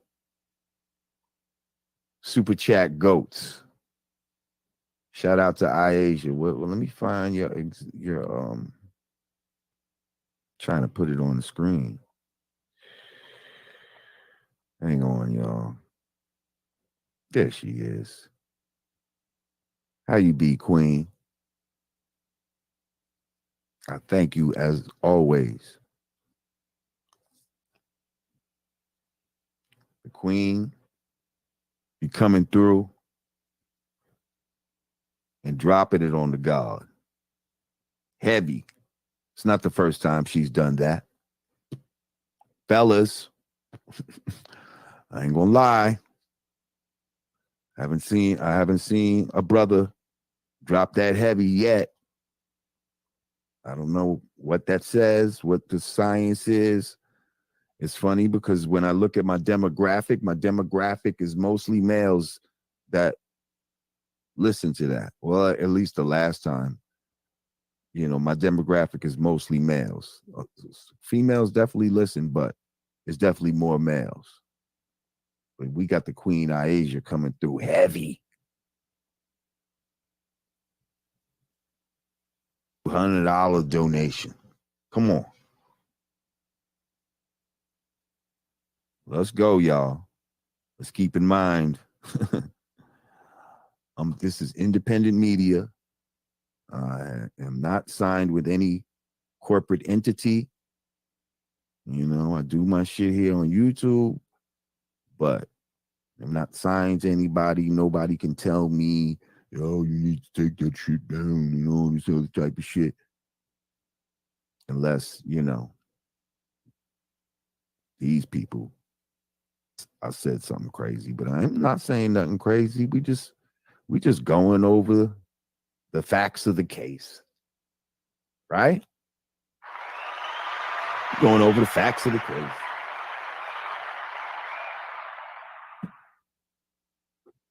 So, Def Jam said they not fucking with Yeezy anymore, and I guess they're not going to have his be putting any music out through his label. I guess any new stuff, but they're gonna damn sure profit off of everything that he did prior to that. All his old stuff. It's not like they're just gonna relinquish it. You know what I mean? It's not like they're gonna be like, you know what? I'm not gonna make money off of this Kanye West stuff ever again. If Gold Digger plays, I don't want the money. They're not gonna say that.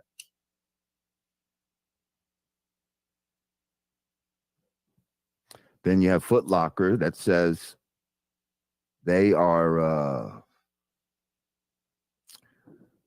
taking Yeezys off their shelves, and they're going to discontinue selling Yeezys and blah, blah, blah, blah, blah, and Ray.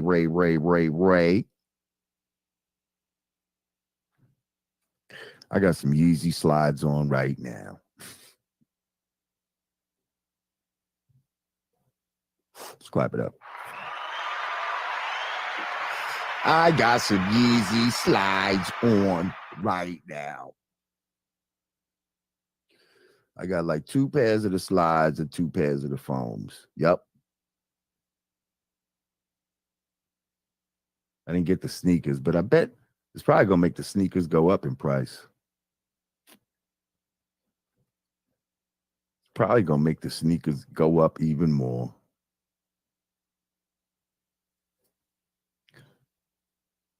Thank you, KO. He said, after Joe Rogan said racist shit, but Spotify said it would be a slippery slope to get rid of him. Double standards. Double standards indeed, KO. Thank you for your donation. Uh-oh. Hang on. I'm going through. Shout out to Soul 76 Can. Thank you. He said, 4 most prominent, successful, and iconic black men in entertainment and pop culture have had their reputations destroyed and been scrubbed. 1, Michael Jackson. 2, Bill Cosby. 3, R. Kelly. 4, Kanye West. Very nice observation. Very nice observation. What's the through line? You said, okay, they're prominent, successful, iconic black men in entertainment and pop culture. Okay, that's definitely the through line.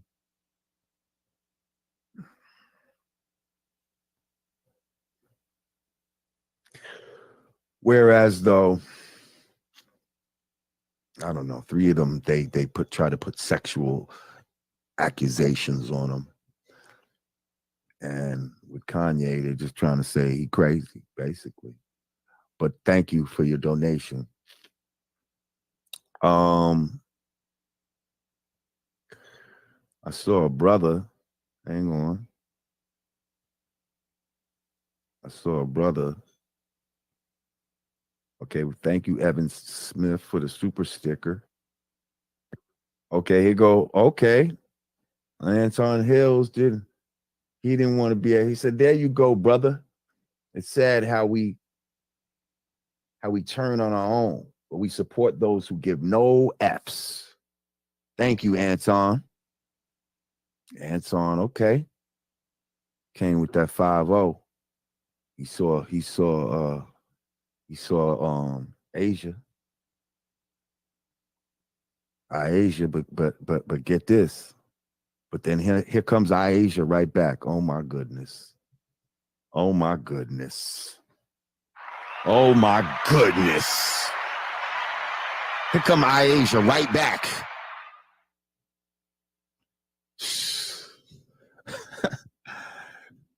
See, and I hate to relate it to something like this, but this is the type of own shit that y'all understand.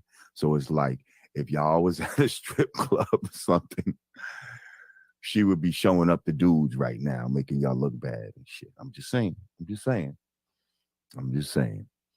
I love you. Thank you, Asia. Listen, this all goes to being independent and being able to speak your mind and you know what I mean? People get paid by media entities. And I'm gonna put up something that was sent to me. Actually, and it's a quote from Elon Musk, where they actually break down and see if brother was lying about basically who's controlling most media.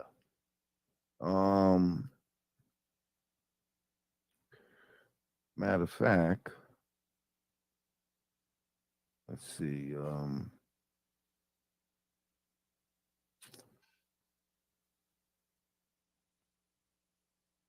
Where is it at?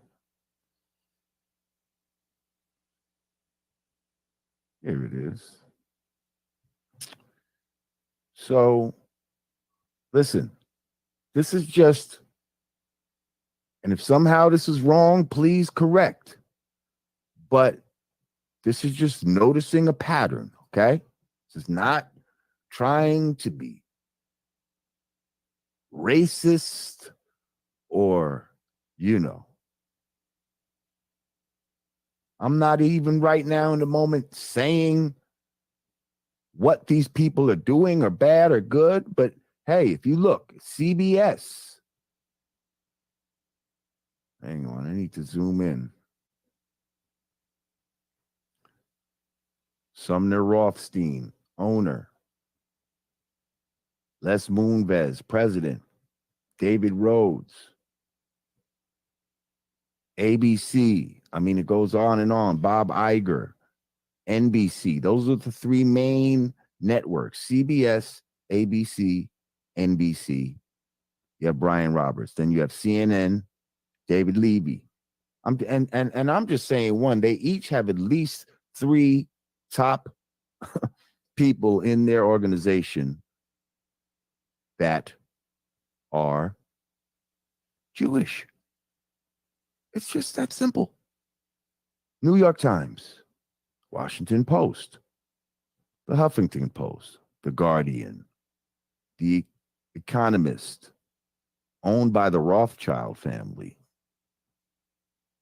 BBC, Marcus Agas, who's on the board of the Rothschilds. Vokes and BuzzFeed.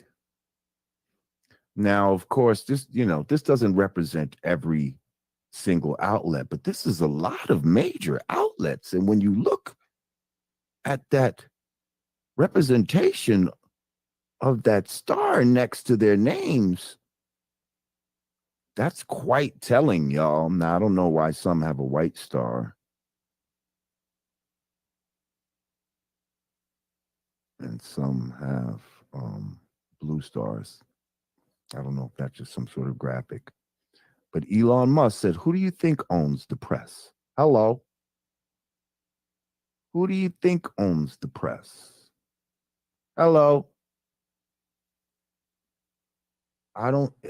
It can't be anti-Semitic to say this. It can't be.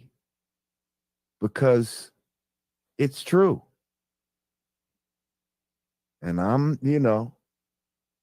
don't know. I've never done business with these people directly. So I don't know about their business practices.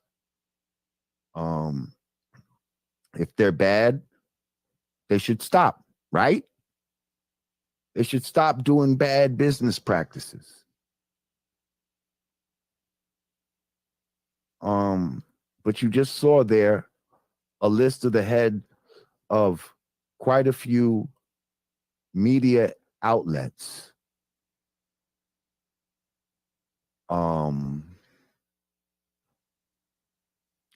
And it was true, all of them were Jewish. I don't see how that's hateful to say that. You can make a list. See, first of all, back in the days, right? Certain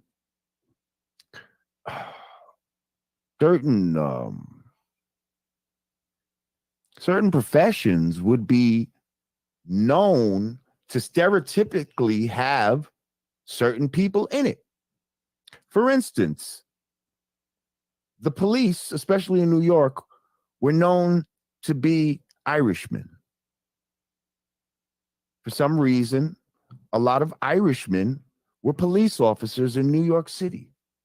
Now, this is not racist, any kind of racism towards Irishmen. This is a fact. This is a fact. This is something that actually happened, and it would be displayed a lot of times in movies and media. There would be a stereotype of an Irish police officer, bringing somebody in. You know what I mean? And even me doing an Irish accent right now, I'm sure I won't get in trouble for that. Shyster30, thank you. He said, Adidas said they're going to continue to use his designs, which proves his point. They want to continue using black folks and take their creation. Woo! Church. Wow. Yeah, that's crazy. Thank you, Terrence McMillan. He said, much love, LJ. Boosie was burning Yeezys a little while ago. Any thoughts? I mean, Boosie was burning Yeezys. Why? Why? Why would you be burning Yeezys? For what? See, the game was when they try to put black people into it. You know, well, he said slavery was a choice and all of this. He was talking about contracts and shit like that. He wasn't talking about the transatlantic slave trade, which, first of all, is not what y'all think it is in the first place. It wasn't as extensive as you think it was. Most of us was already here. But yes, it did happen. It did happen. And slavery in this country definitely happened. But that part didn't necessarily happen the way you think. And he was talking about these contracts, which make you a slave right now. People are making a choice to sign those contracts. I'll keep it 1,000% real with you. I've made the choice back in the days to sign that contract. I knew it wasn't the greatest contract. That's slavery. That's a choice. Husbandry, slavery, choice. But I'm a 21-year-old kid chasing his dream who is ready to get this shit by any means necessary, even if that means signing a contract where I didn't necessarily feel like it was slavery. But when you look back and reflect on it, yeah, it is a form of slavery. So that's what the fuck he's talking about. And people sign contracts every day to be willing slaves. So what the fuck y'all mad about? Then when he's talking about, you know, he said the shit about George Floyd. Did y'all see the documentary he's talking about? Did you see the documentary he's talking about? Because in that documentary, they show a little piece of the body cam footage. And from that angle, it appears, I don't know, but it appears that he's more got his knee on his shoulder blade as opposed to his neck. But from the other angle, it's definitely looking like some neck. Now you got people like Vivica Fox, fuck Kanye West, and there she had a whole slew of broads up there. Yeah, fuck him. I second the motion. And, you know, he was acquitted. He got in a court of law. What? You like that police officer got, charged in a court of law? Listen, we're not trying to free the police and all of that type of shit. That's not what it's about. You know what I mean? But everything's not always what it appears. Like, y'all gotta fucking relax, yo. Like, relax and really do the knowledge before you do the wisdom. Really do the knowledge before you start flapping your gums. Okay? Thank you, Boris 10 Shock. He said, this is a learning experience and a paradigm shift. Future Black entrepreneurs and artists should take note of this event and move differently. I mean, yeah, I feel like though the move differently is to purchase our own communities and start moving under our own power in all facets of society. That's right. Praise Aisha. Praise Aisha. Queen, the donation queen. I'm not gonna be like, no, I love you, but we don't have women kings. We don't have women kings, but you are the woman queen, the donation queen, the donation ruler. Fuck that.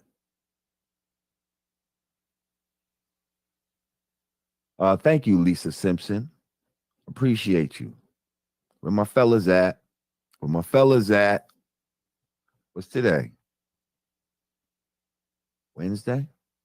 Where my fellas at? Brother, I get paid tomorrow. Come on, fellas. Let's add on to the cipher. Thank you, Lisa. Lisa Simpson. That sounds like was a girl from New Rochelle back in the days. She was real pretty. Her name was Lisa Simpson.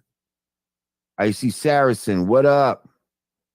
This is a regular super chat member. He said Mel Gibson had said worse things about Jews in his career, and his career still kicking. You think Yeezy will have it easy or be blacklisted? Now, did you know you was rhyming right there? Did you know you was going to throw me into a rhyme? You think Yeezy will have it easy or be blacklisted? So you're saying, will he have the resurrection? Will he be resurrected after this crucifixion? He may be. It all depends. You know, I know they love his influence. But here's what I feel like he's kind of doing, y'all. Let me just go through these. Hang on. Let me just make sure. Any other super chats? Oh, yes. Maestro Fresh West, my brother. Again, another steady supporter of the Godcast. Thank you, Maestro Fresh West. One of Canada's finest. Italian WAP. What up? He said, I heard in the White House every year they have a menorah lighting. You won't find crosses, though.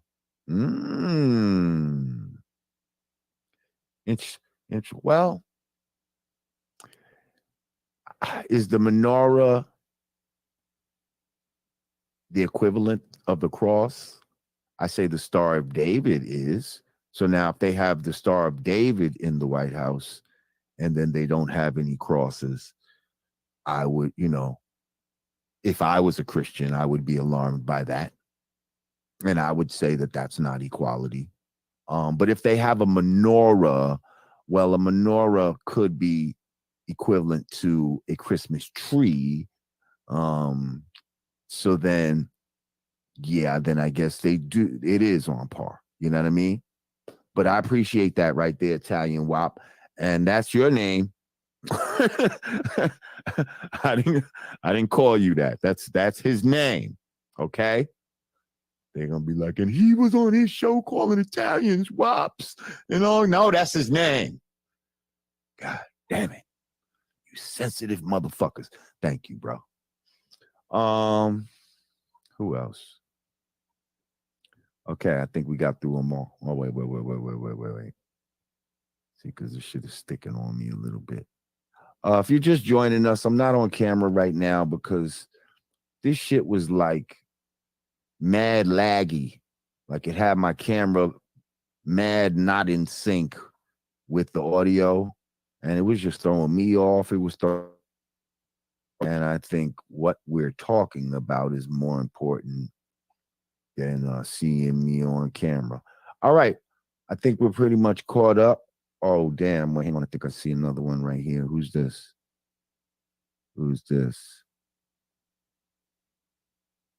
Capo is La Mort. Capo is La Mort 100. Thank you. Let me see if I can find your joint. Bruce Wayne said Ye is allegedly anti-Jew, but they still want to sell his products to people. That's hypocrisy to me.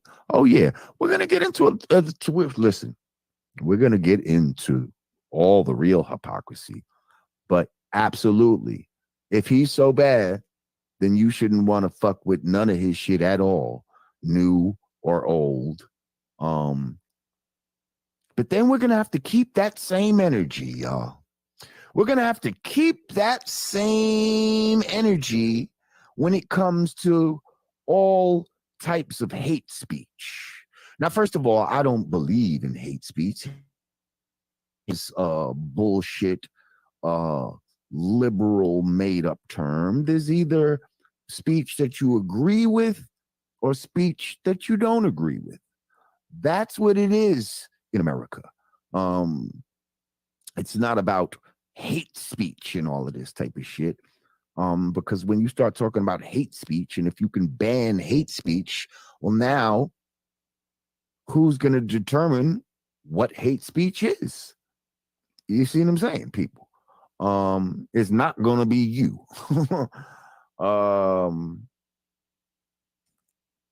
So stop it with all this, first of all, parroting the devil's parroting his phrases. Oh, all this hate speech, and Kanye with all his hate speech. Shut the fuck up. It's either you agree with the man's speech or you don't. But in America, they have what's called the First Amendment right. This is what was supposed to make this country so great, so fabulous, so beyond all these other countries, that even if you have a dissenting opinion about something, you had the right to say it. Even if I didn't agree, if the majority didn't agree, you still had the right to say it. You had the right to your religious freedoms. You had your right to bear arms. And it seems all of these things are being attacked simultaneously right now here in America.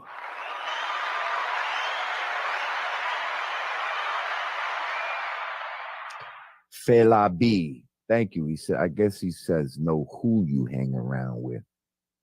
But he put no you hang around with. But I got you. I know you meant who. Thank you for your donation, brother.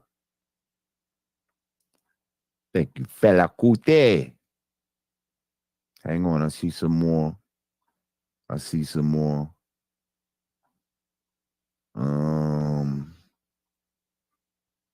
Yeah, there you go. There goes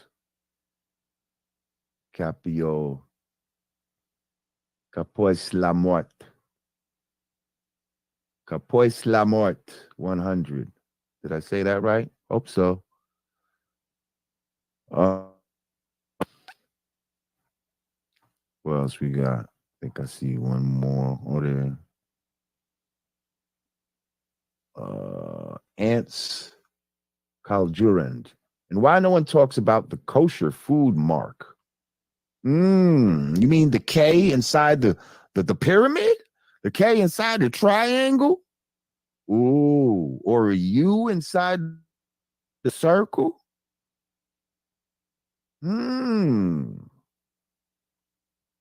Why is the K inside the triangle on the kosher food? What's it say? He said, Lord Jamal, emergency podcast. Let's go. That's right. All right. So listen. So I kind of feel like your boy Ye is, he called himself Jesus before, right? Was this a premeditated thing where he said to himself, listen, when I get to a certain financial point, I'm going to be able to say what I want to say and still be good. And even if I'm not good, believe me, this man has been to the highest heights and all of that when it comes to money. You know what I mean? Or just opulency, or he's had all the broads he could fantasize about, models and all, you know what I mean? Like, what's left? So if they was to take it all away tomorrow,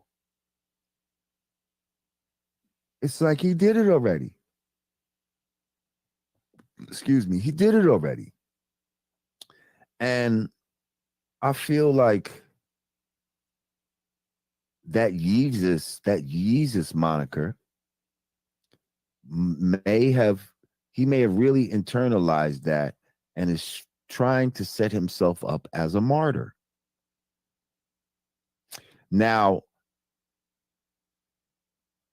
be it he's an economic martyr right now, and not necessarily a martyr that, well, hopefully they don't actually try to reach out and touch this man and physically kill him. But in this economic game right now, where they're trying to economically crucify him, and I almost feel like he's being a willing martyr in order to prove his point with a lot of things. He's saying that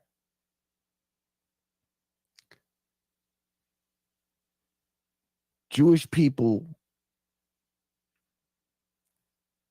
run a lot of media outlets and that they have a lot of control in these areas.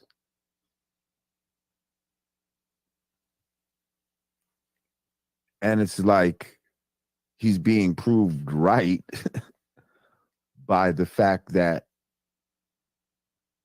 anything he says about them, he's being punished.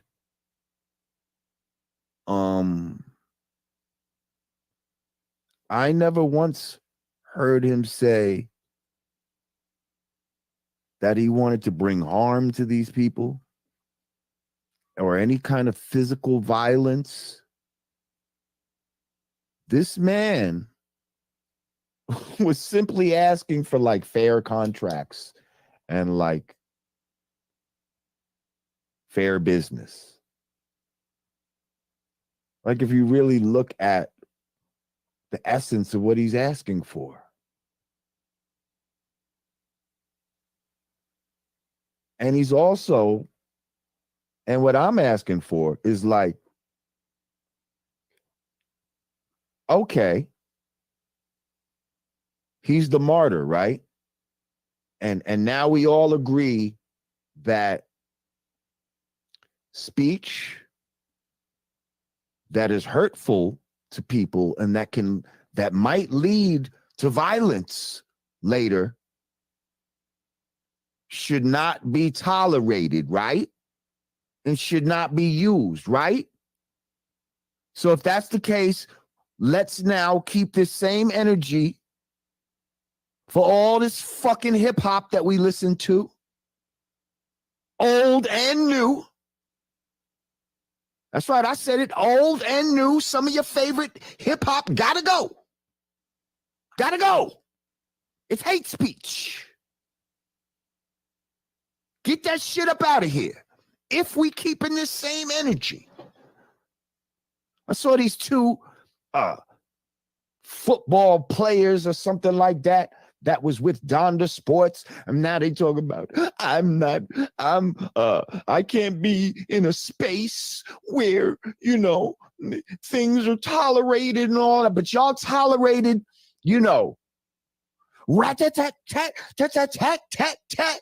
Never hesitate to put a nigga on his back. Y'all tolerated that. That's right. Y'all play that shit in the locker room all the time.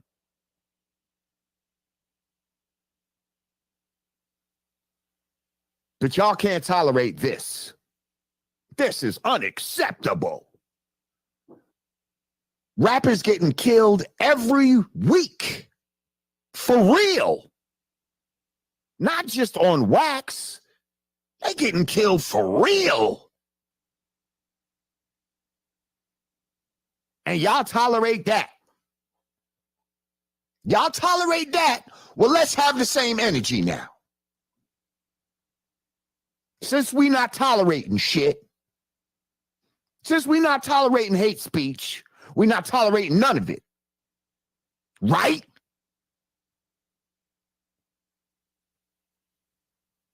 Oh, it's only when it's about a certain group of people. Is that it? when it's only about the people that matter? Are you saying we don't matter?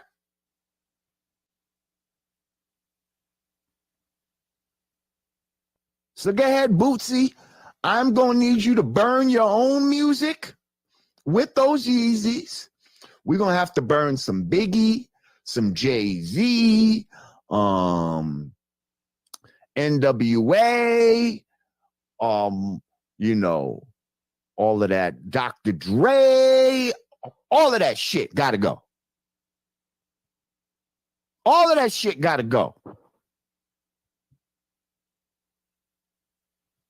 Since y'all want to get into the censorship, let's get into it. Let's get into it. This is where we at.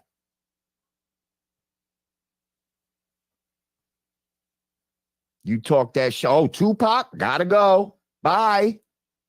Bye, Tupac. All we could play is Brenda Got a Baby. And what else? Yo, I mean, there's a couple from Tupac we could play. But a lot of that shit we can't play. Hit 'em up. Bye-bye. No more hit 'em up from Tupac. We can't play that no more. If it ain't no conscious music that's adding to the positivity of the people, we can't play it no more. Because we got to keep the same energy that y'all want to keep right now on Kanye.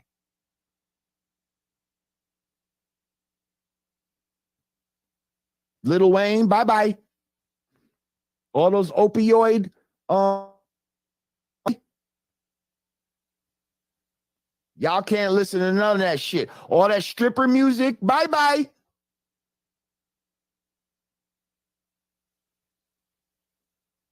Because all that shit does is glorify drugs and sex and all of that, which leads to children out of wedlock and single mothers and children who end up going out on the streets, sell drugs, and a whole nasty cycle all over again. So all that all of that shit got to go. Meg Thee Stallion, bye-bye. Cardi B, bye-bye. All this gangster rap, bye-bye.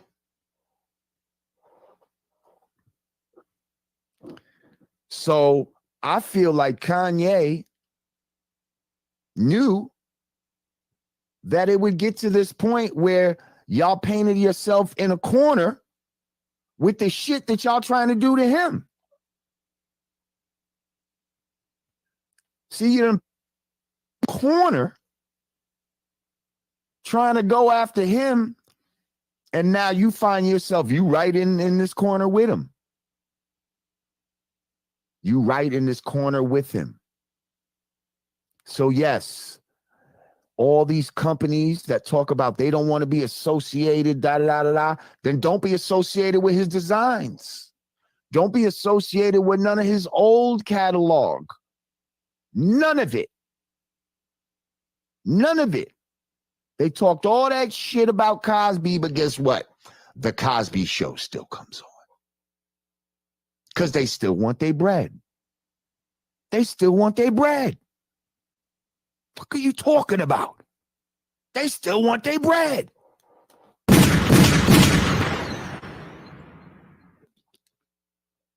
It's bad enough.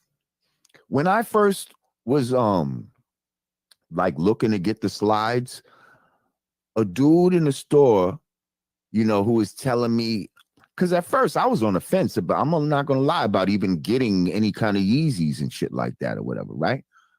So I'm, you know, talking to the guy in the store about the shits, and he's telling me about, I'm like, yo, why some of them are so much and all that? Because the store I was in, some of those slides, them shits was like $400. And I was like, man, I just can't bring myself to spend $400 on these fucking plastic shoes or whatever, right? So he's telling me, yeah, you know, why certain ones are more expensive, da da da da da da.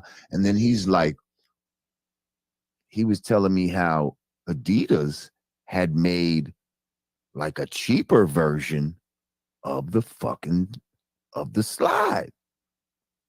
Like Like it looks like it, but it's not the Yeezy. Like they jacked them. And I was like, really?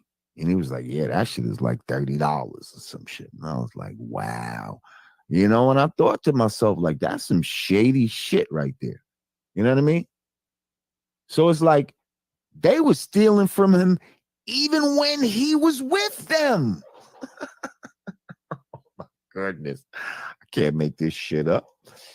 They were stealing from him even when they was with him. So imagine now. Like, this is crazy. This is crazy, y'all. Oh, hang up. You know what? For those of y'all who like to go just straight Cash App. Whoa. Oh, I thought I saw some breaking news.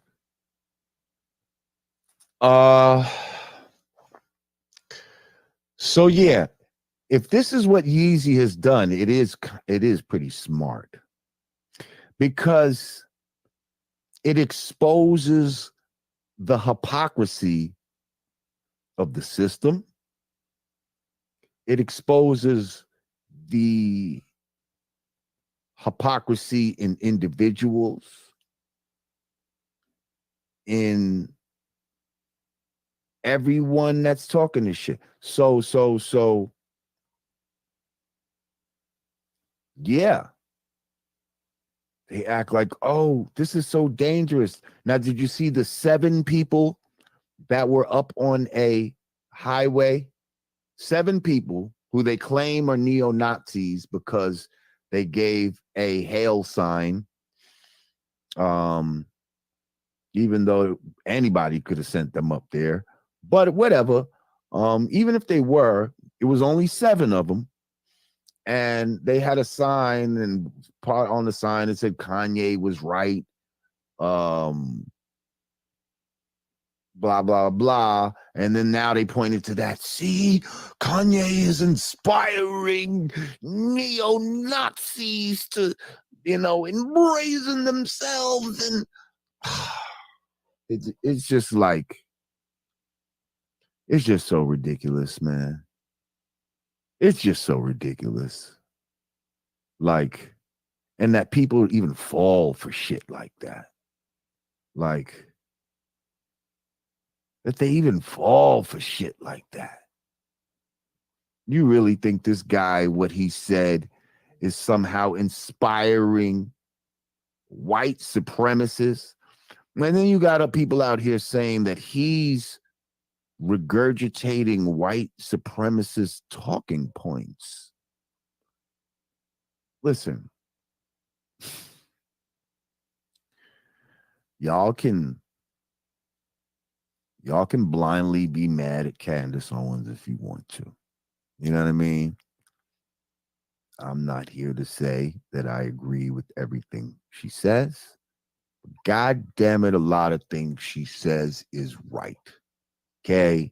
And yeah, she got a white husband and she still says some things that's right. Okay? She's not a perfect person. I think she says some shit that's wrong. Do I agree with her marriage choice? No. But it is what it is. But to blindly just not fuck with her because, again, you've been led down that road. People telling you not to fuck with her, like, oh, Candace Owens. You know what I mean? It's just fucking ridiculous. That's right. The government sent billions to Ukraine with fucking a known country with Nazis and KKK members and all kind of shit walking around the fucking streets. And they got us talking about support Ukraine. Yet they don't fuck with blacks, Jews, no fucking body over there. What was that all about? And they still want you to support Ukraine. So again, have the same energy on all those fronts. If there's, if speech that can lead to the harm of a specific people, speech that stereotypes us and denigrates us, I don't give a fuck who's saying it. And see, this is the part where I feel like white people have plausible deniability. Because you know what they say? Well, we're not the ones making the music. Like, y'all are making the music. Like, it's black people saying this about themselves. And that's where they do got you in a way. It's black people saying a lot of this shit about themselves. We're just selling it. Well, you know what? Don't sell it. Don't sell it. If you didn't sell that type of music, they wouldn't want to make that type of music, to be honest. If that type of music didn't sell so well, they wouldn't make that type of music. It's like it's being incentivized to make that type of music. But again, they'll definitely try to use the fact that, listen, black people call their own selves niggers. Their own women bitches and whores. They have no morality within their own hip-hop culture. So what am I doing wrong? What am I doing wrong? They're the ones that are actually killing each other out there. What am I doing wrong? I'm just running a business. Ain't that what Leor Cohen said on The Breakfast Club? He tried to act concerned about, Leor Cohen tried to act concerned about the opioid crisis. Oh my God. It's the worst thing in America right now. And so Charlemagne says, so why sign an artist who promotes that? And this guy's going to say, well, I mean, I already told you, you weren't listening. I said talent or issues, and he said, I pick talent. He picks talent over issues. He said, but he still believes in people. So Thanks, first of all, Grateful, for the donation. And then he went on to say, I got people to feed. I got a business to run. So, first of all, to say talent over issues is not even really to answer the question. The real answer was when he said, I got people to feed. I got a business to run. Talent over issues was trying to say that he's acting like the person that he's signing if they have personal issues. You know, like if they're battling drugs, it's 10-10, y'all. If they're battling drugs, he'll sign them for their talent, even if they have personal issues. But no, we're talking about you signing someone who promotes his personal issues to the rest of society and tries to make it popular so that they can have personal issues too. That's what we're talking about, sir. Let's not play dumb here. But you answered it beautifully when you said, I got family to feed. I got a business to run. Because that's what it's about. It's not talent over issues. It's money over people. It's money over morality.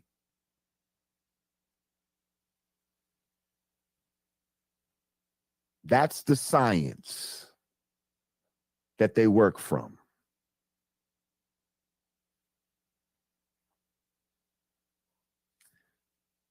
And if you don't understand that, then you won't understand shit.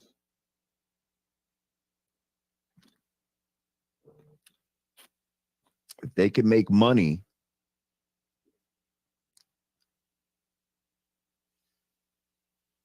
your life doesn't matter. At no point,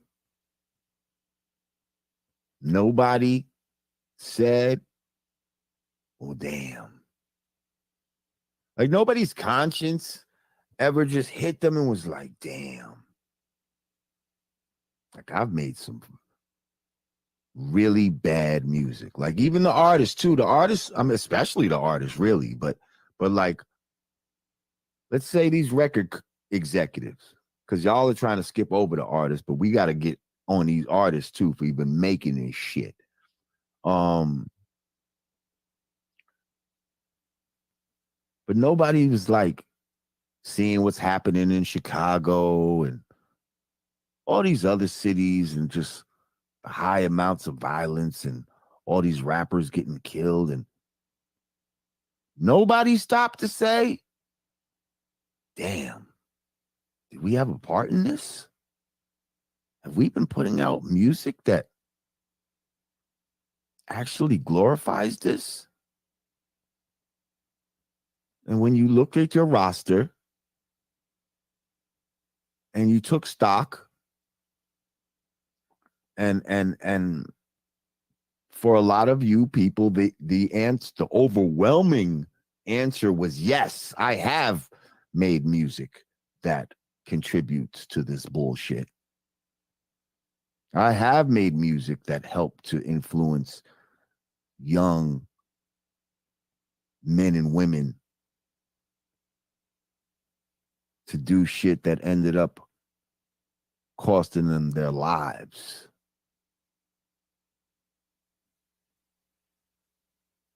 Once you understand that, once you assessed that, and then continue to do it after that, what is that? What does that make you?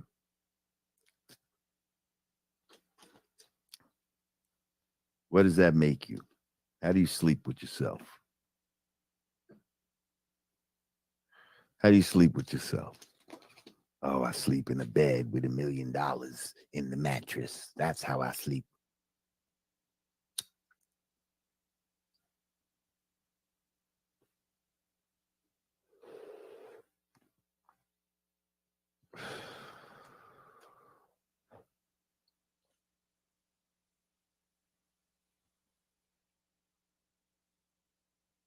So if Jewish people want the respect and the, hands off their name, don't say anything negative about us, well, I want that too. We want that too. We want that too. And if in America we're going to allow freedom of speech to die, yeah, I am a fucking conservative. I'm a black conservative.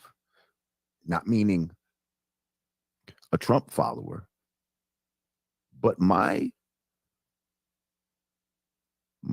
sensibilities are definitely conservative.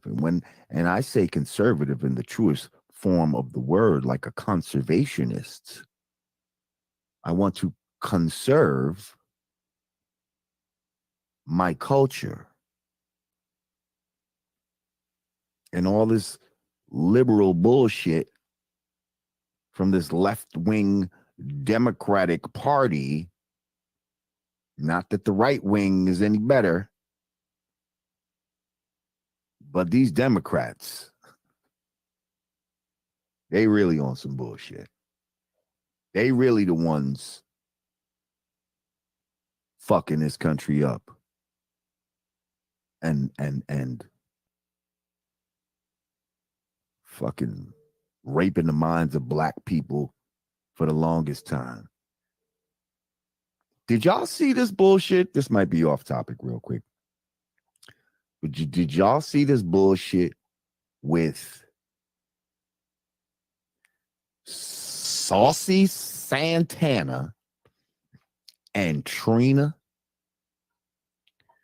No voting, no vucking is what it's called.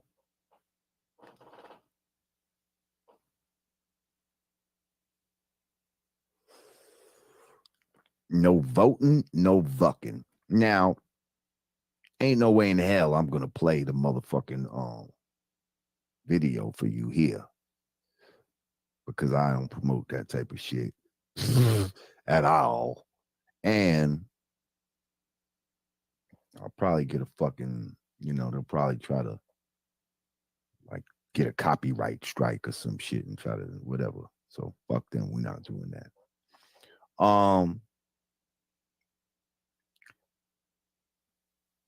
But if y'all know who Saucy Santana is, you know what I mean?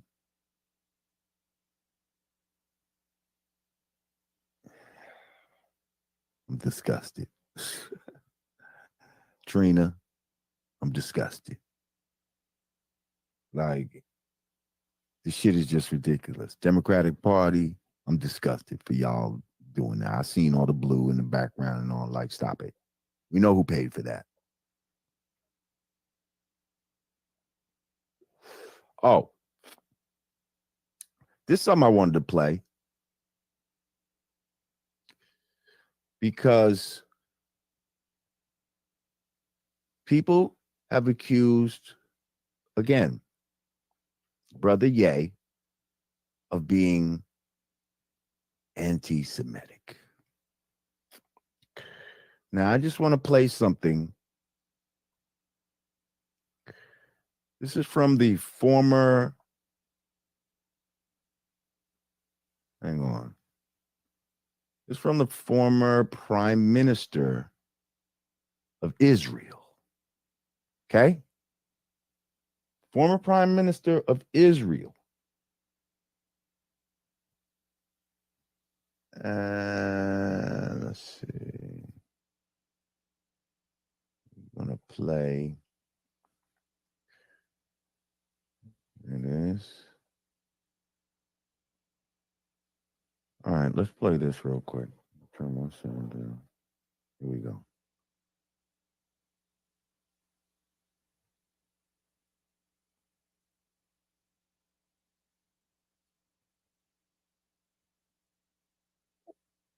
Policies of the Israeli government. People here are called anti-Semitic. What is your response to that as an Israeli Jew? Well, it's a trick. We always use it. When from Europe somebody is criticizing Israel, then we bring up the Holocaust. When in this country people are criticizing Israel, then there are anti-Semitic. And the organization is strong and has a lot of money. And the ties between Israel and the American Jewish establishment are very strong, and they are strong in this country. As you know, they have power, which it's okay. They are talented people, and they have power, money, and media, and other things. And their attitude is Israel, my country, right or wrong. They identify fiction. And they are not ready to hear criticism. And it's very easy to blame people who criticize certain acts of the Israeli government as anti-Semitic and to bring up the Holocaust and the suffering of the Jewish people, and that justify everything we do to the Palestinians. Often when there is, Yeah, so, you know, I let her say it. Former Prime Minister of Israel, did they say, or some sort of Israeli minister. Because if we say it, they pull it out. But she just broke the science down, y'all. She broke the science down.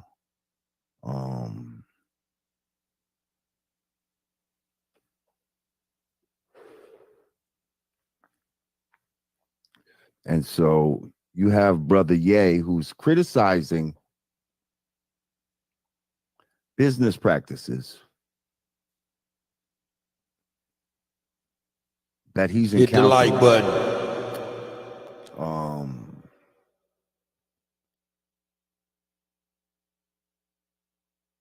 By people who happen to be Jewish.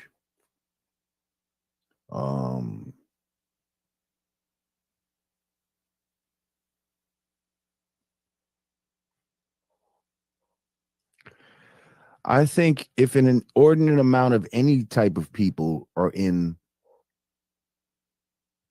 any kind of industry, I think people would ask and look, well, how did that happen?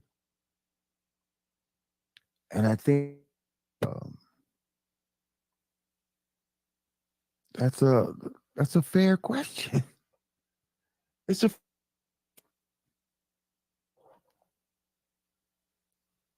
like we are in a time when the act of questioning is becoming a crime. When we questioned, you know, getting jabs and all of that type of stuff, we were just told to trust the science, trust the science, and not question it. But like I told you before, the way you do science is by questioning it. That's how you do it. So we're supposed to be critical of things and ask questions and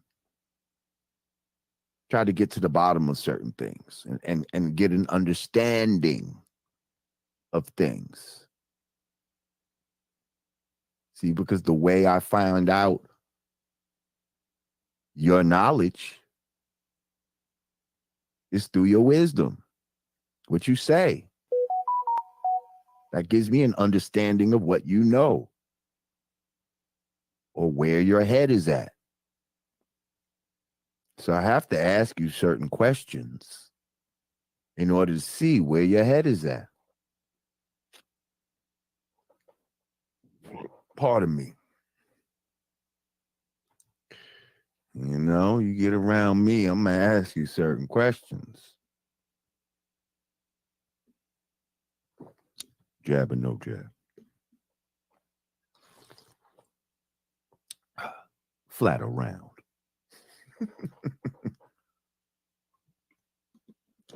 You know, a couple questions I want to know. That's going to let me know where your head is at. Let me know what you about. So, yeah. The fact that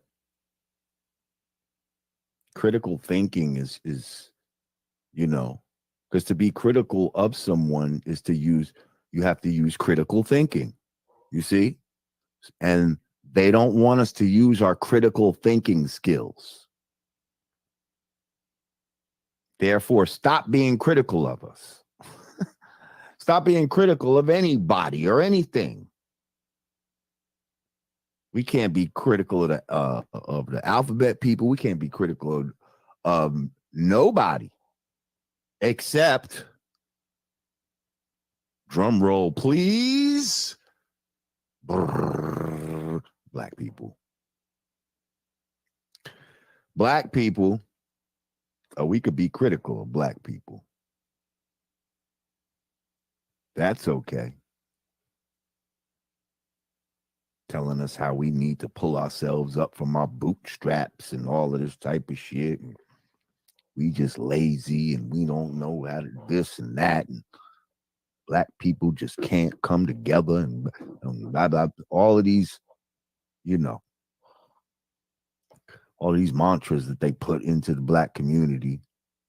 And we just regurgitate like parrots.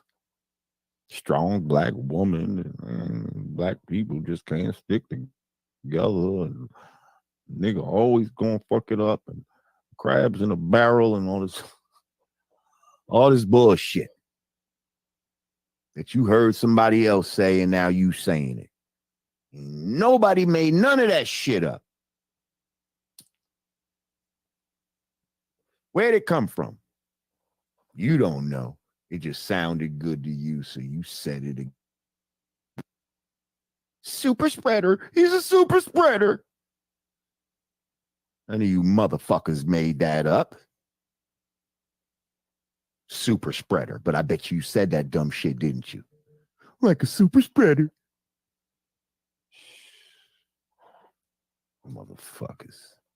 Oh my goddamn nerve. Thank you, Mark Williams. I appreciate you, brother. Ryan R. Thank you. So keep going, my G. That's right. They can't stop the show. I'm here right now. We just we're not on camera because there was a crazy delay. Watch, I'm gonna show y'all real quick. I'm gonna come on real quick to show you.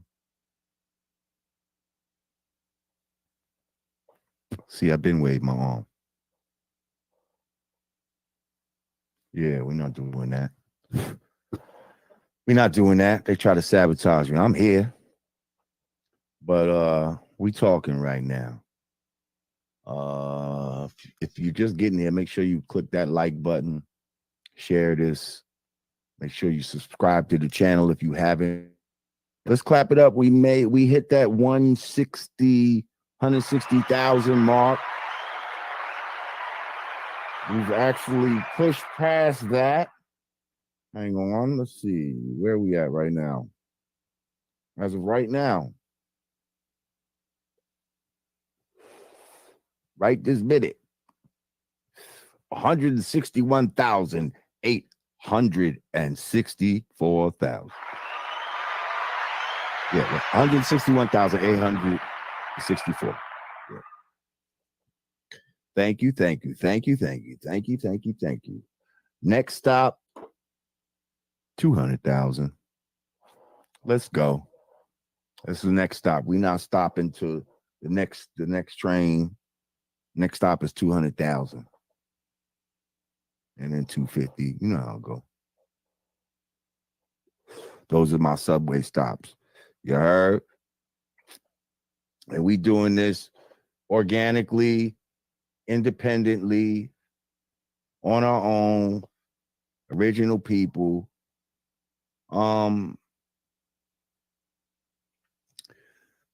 So my whole thing with this whole thing is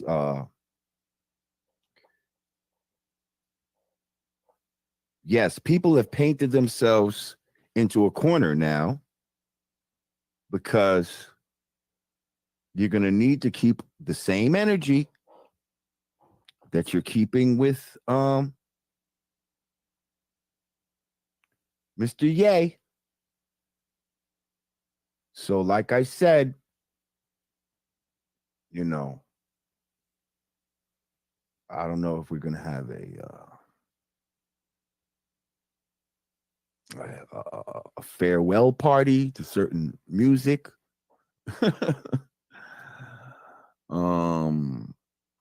But yeah, I might have to start putting out the list, you know, of shit that not only we shouldn't be listening to anymore, but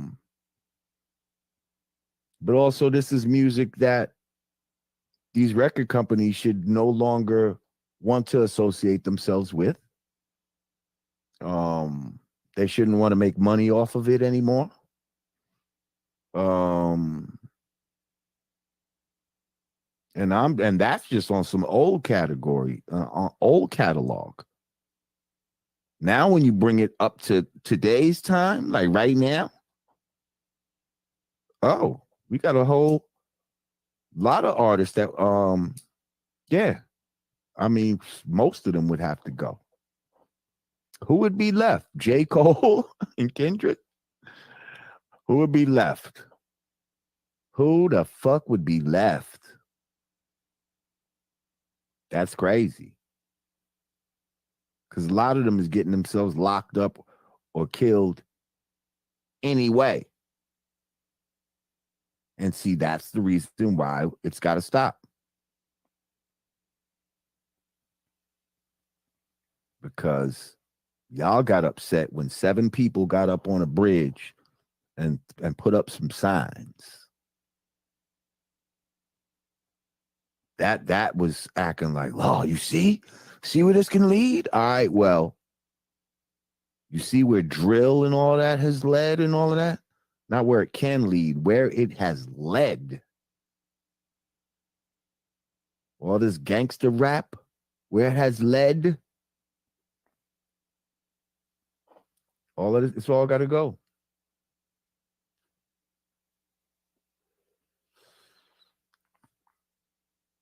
Yep.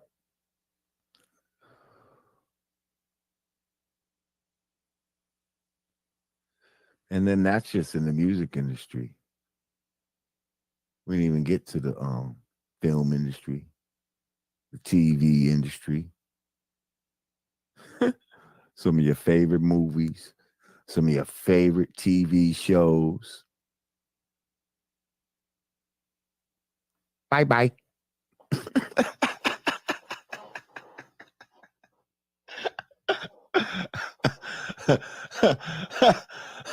Bye-bye. Oh, shit. That's funny. Yeah. You didn't think about all of that. You didn't think about all of that. But, yeah. If this is the road that we going down, then go down it all the way. And just like Yeezy said, when they pull somebody over and they, you know what I mean, there's a bag of weed in the car or a gun or whatever, he said, everybody in the car get charged, right? Well, see, he was just charging executives and shit.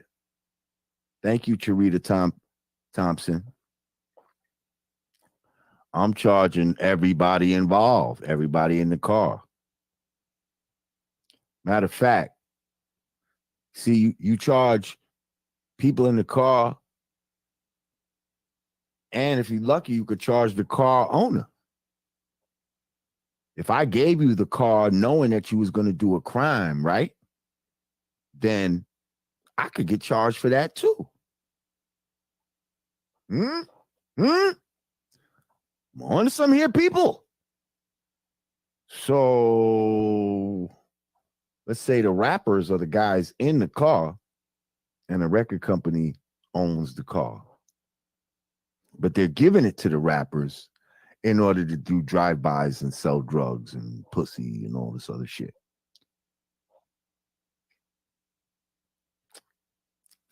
So now when they get busted, everybody get busted, right?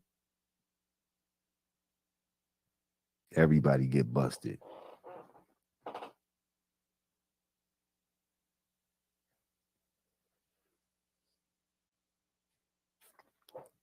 Except a nigga like me.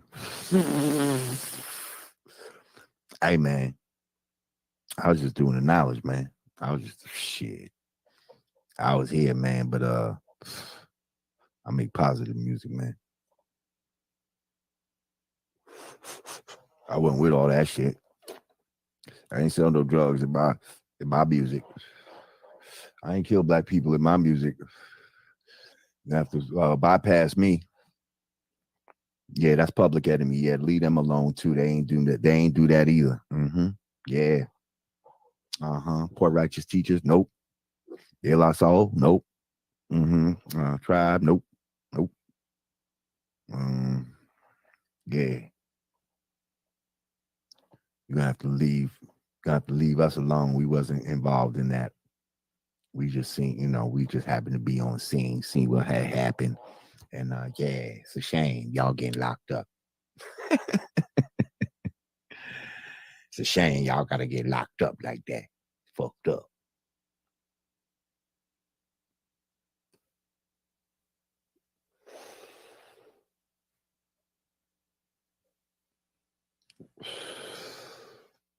So what about the resurrection? Now, first of all, for all y'all hating ass motherfuckers, oh, he's not a billionaire anymore. He's not broke. Okay? He's not. The boy got like $450 million at his disposal. They're just saying with all these other endorsements that he just lost, that brought him down a little something. All right. Big deal. Now, let me see if I can find this, because I'm sure if I just Google this right now, this fucking picture is going to come up. And I noticed this is the image that they want us to see of him right now. Where is it at? This particular image, and I'm going to tell you why.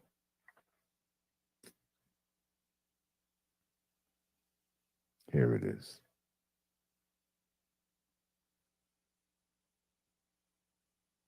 Which one will I pick?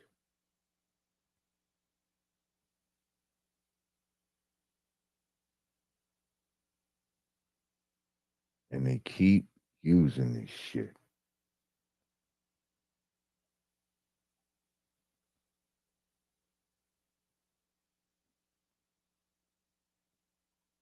They keep using it.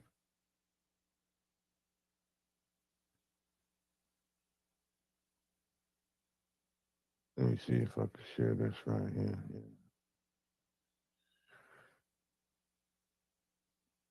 Yeah, so it's the pic where he got the fucking Balenciaga mouthpiece in his mouth.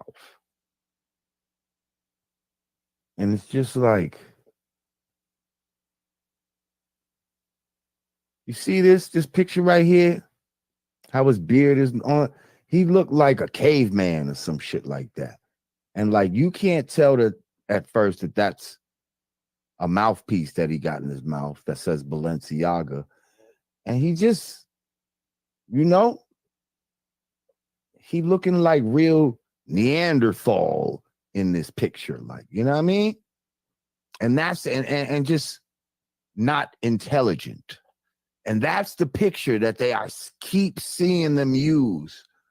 Ever since this whole shit went down, they keep using this picture here on the right. With this fucking Balenciaga shit. You know what I mean? Here's more of them under the shit. Look at all of those right there. Like, and he's just looking all scruffy and his cheeks look a little sunken in right there. I don't know if it's because of the mouthpiece or whatever, but that shit just make him look, am I right or left, y'all? Like, to me, that shit make him look real, like, Neanderthalish and shit. Like, it's just not the most flattering picture of him. They did that on purpose. You know what I mean? Y'all hit me in the chat if y'all agree with what I'm saying. Now, granted, he's the one that decided to come out like that day. You know what I mean? He thought that shit was fly, I guess. But I'm just saying they're using that picture to try to make him look like a monkey or something. You know what I mean? Telling you. Like it's all subconscious symbolism. So again, what's the big symbolism here? What's the takeaway from this? Kanye West is supposed to be, he said, the richest black man, you know, American black man, most influential. And yet, if they can do this to him, they're telling you that it can happen to anybody. None of you niggas who are lesser than this nigga, this is what they're saying.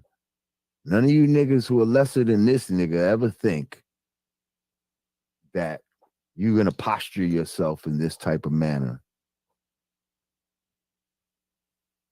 Because if we can do it to him, we can do it to anybody.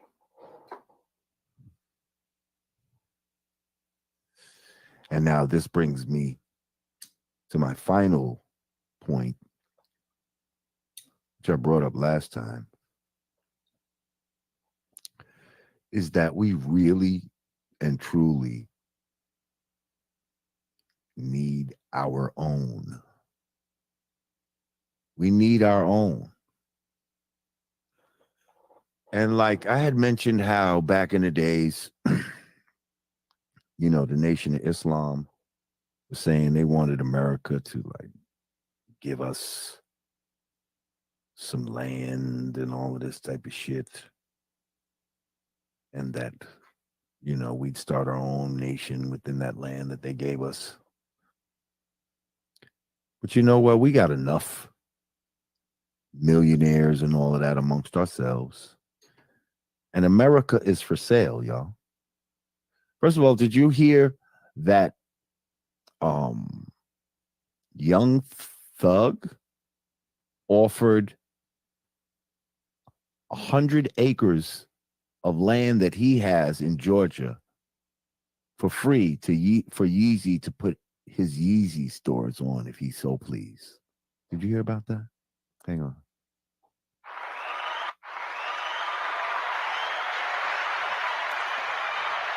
Young Thug offered up to Ye 100 acres that he owns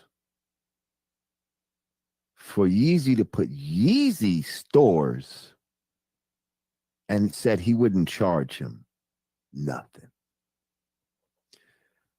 Now, see, that's the type of cooperation that we need amongst each other. But we need to be doing it for more substantial means than Yeezy stores.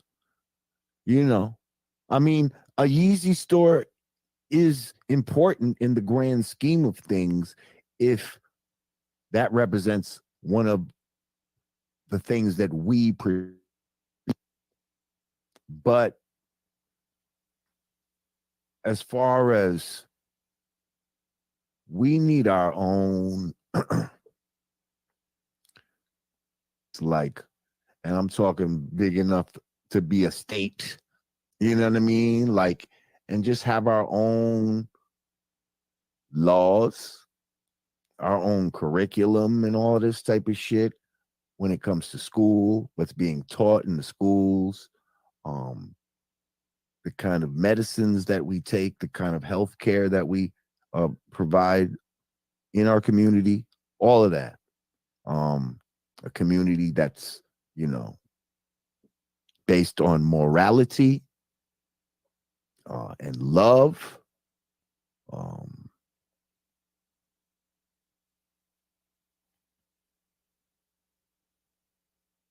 Yeah. And even if the millionaires don't kick in, we as regular people can pool our resources and get us some land, buy us some land.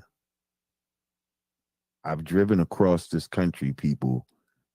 Y'all don't understand how much untouched land there really is. Like, this shit ain't cities all the way across. There's so much just empty, untouched land. We need to get us some and start doing for self, for real. Because, or else we're always going to be at the mercy of someone else. We're always going to be at their mercy. So, I mean, it's been real. But see, we're not leaving neither. America, this is ours. America is ours. We was already here. We're not abandoning the land. If anything, we need to reclaim the land. But right now, if we got to buy some of our shit back, so be it. Let's buy our land back. And then learn how to protect it, all of that. Oh, yeah, people talk about, yeah, well, you see what happened with Tulsa. Uh-huh. Yeah, we see what happened with Tulsa. And that's why we know that there could be some haters that want to come through, and we're going to be ready. We're going to be ready to protect and to serve.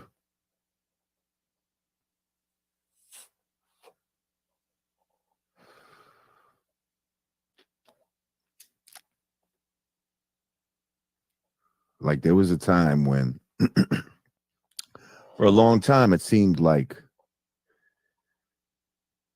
we, the system was fucked up, but you can kind of like, as a righteous person, you could still kind of like live. You know what I mean? You can still live. You can find your niches, and certain shit wouldn't necessarily encroach upon you, if you didn't allow it. But now it's like there's so many things just coming from every angle, every angle that we know that we're not in agreement, but they want us to be in agreement with it. And if you go by the group think of, well, I'm just going to do what's popular. I'm going to do what everybody else is doing. I'm going to, this is the popular thing to do right now. So I'm going to do this, even though I might not fully even agree with it. Still going to go along with it or act like I support it. That shit got to stop. That shit got to stop.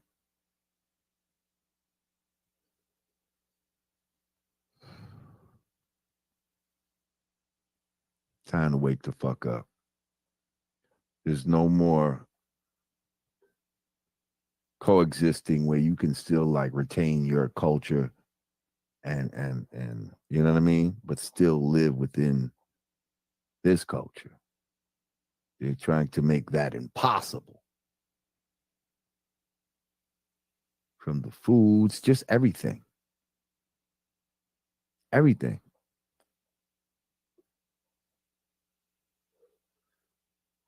And this is why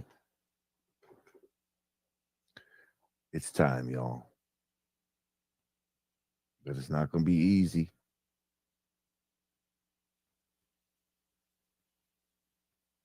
And that's why they want you to be lazy. That's why they want you to just not want to do the most. They like people being comfortable with doing the least they can do instead of the most they can do. but what you put in is what you get out. And if we want freedom, freedom isn't free. Freedom has a cost. And your man Kanye felt like he had enough money where he was going to put a down payment on our freedom.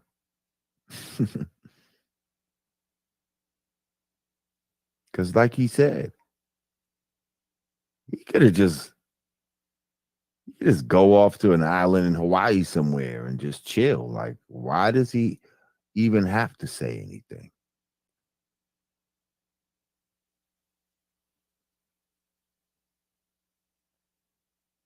For what?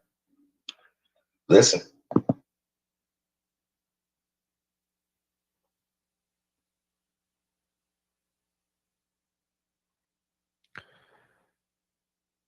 So yeah, I really think he's definitely trying to hold the mirror up. Hold the mirror up and just, like, look at yourself. Everybody, look at yourself. Let's see. Midwest Outsider said this is low-key karma for Kanye abandoning Lupe Fiasco when they blacklisted him 10 years ago, speaking on the industry and the government. I don't know about that.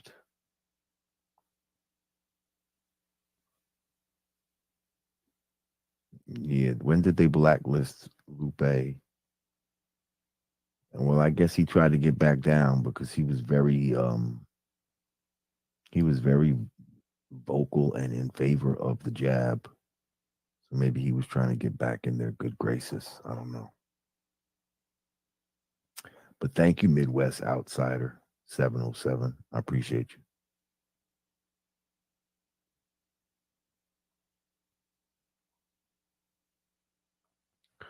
Let's see. One from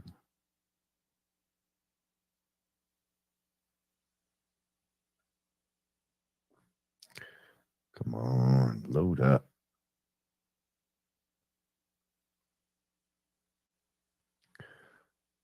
Okay, I'm trying to get to your question. What's your name? Tupacalypse. Apocalypse 1. Where's your... trying to put it on the screen. If I can find it.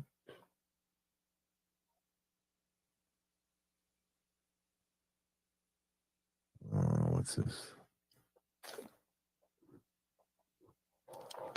Sam W. said Vlad still hasn't apologized for his comments about Farrakhan, and not one Jew called for him to be canceled. Kanye shouldn't be canceled.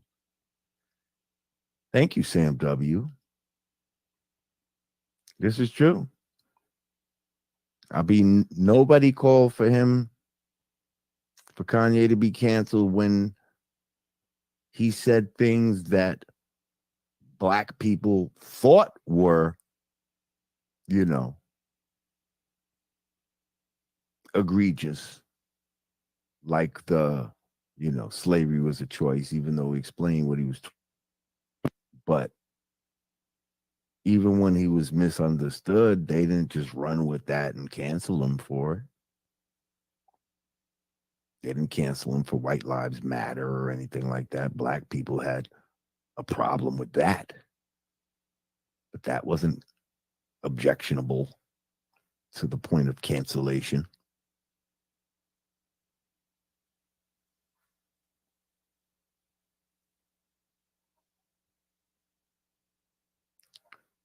But yeah.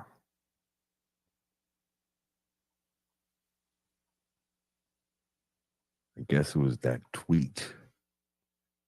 It was that damn tweet that really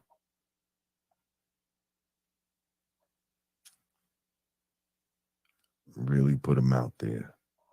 Mr. 2000 said the time is now. That's right. Thank you, Mr. 2000. Tupacalypse 1 said burning down Tulsa couldn't happen in this day. Hopefully not.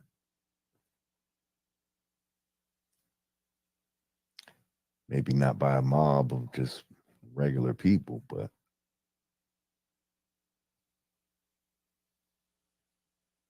you know, an actual military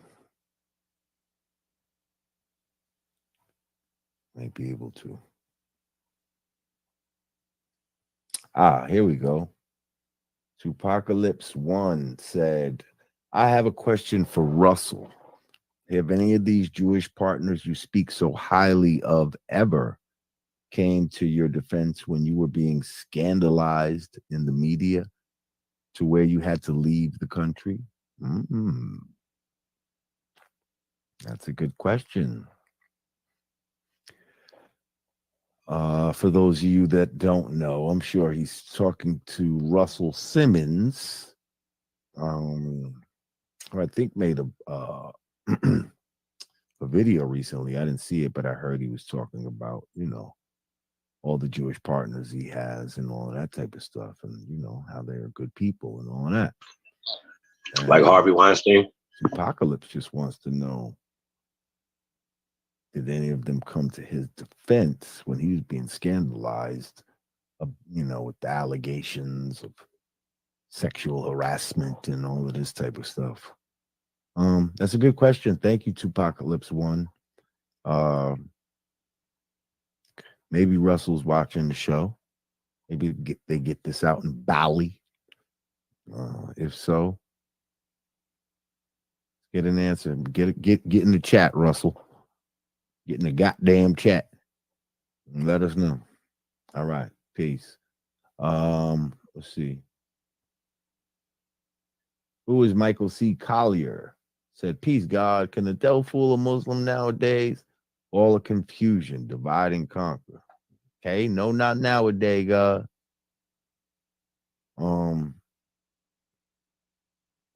Thank you, God. Appreciate you. Okay, that was the last one. Yeah, well, listen, man. This was pretty much my build on the crucifixion. To recap, a crucifixion is something that's done in public in order to be an example to the offender as well as to the rest of the community as to not commit the offense of the crucified.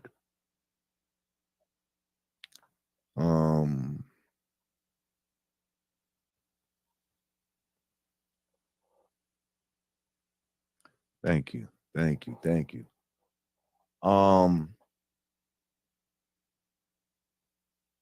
Yeah, so we talking about an economic crucifixion. Now, will he have the resurrection? You know, will there be a resurrection? Where, first of all, I heard some rumor. Now, I don't know if this is a rumor. Matter of fact, it may be. We need to look into the validity of this. But someone said, now that he's out of his deal with Def Jam, he gets his masters back. Now that he's out of his deal with Adidas, he gets those designs back. Now that he's out of his deal with Balenciaga, he gets those intellectual properties back. So I wonder, is that true? And could he now, you know, take all those entities and do his own goddamn thing and be the new Adidas, for real, the new Balenciaga. Create the new Def Jam, but straight up original owned. don't know.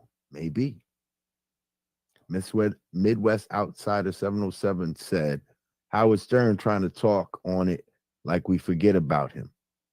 That's funny that you say that. Because Howard Stern, all the racist fucking shit that he said over the years and done, and we can't forget the skit that he did with, he was pretending Sherman Hemsley was Whoopi Goldberg, and he was calling her all kinds of niggas. And now what's so funny is your man Peter Rosenberg seems to be all outraged right now about Kanye.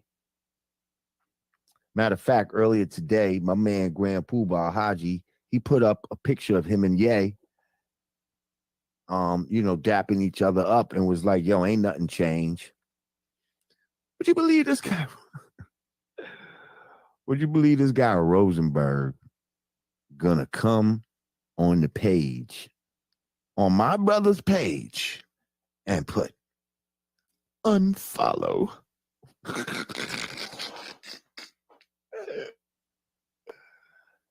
This nigga said unfollow.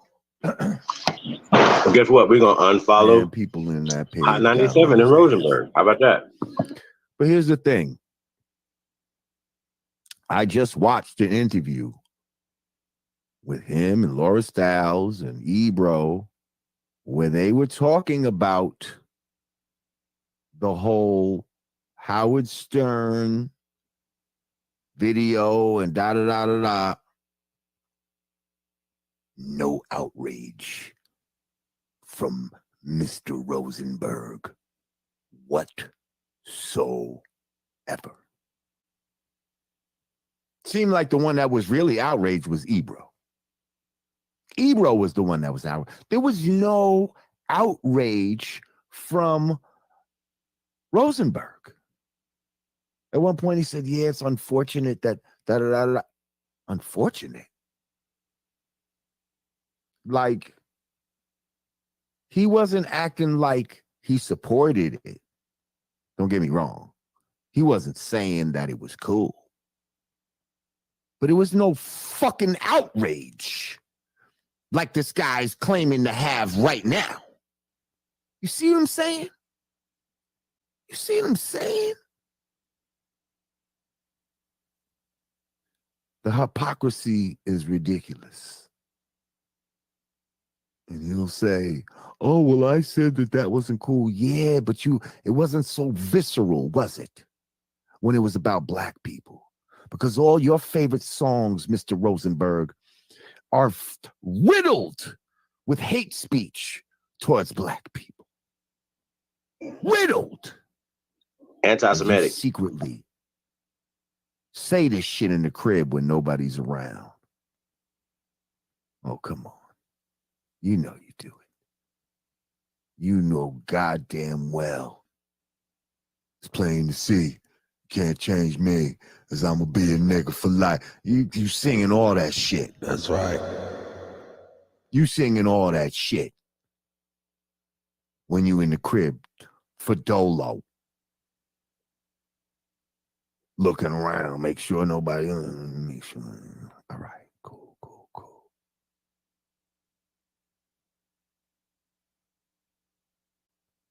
Sing every Mob Deep fucking lyric that says nigga, I pop this nigga, all of that shit.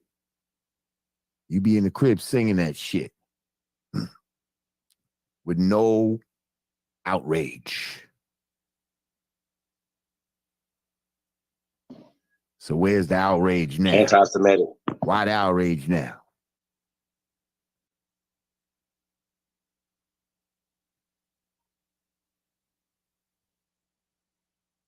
You see? You see?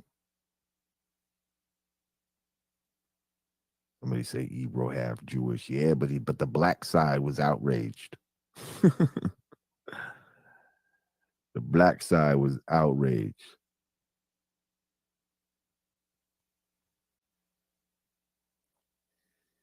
All right, y'all. I'm about to get up out of here. So again, it's time to say bye-bye to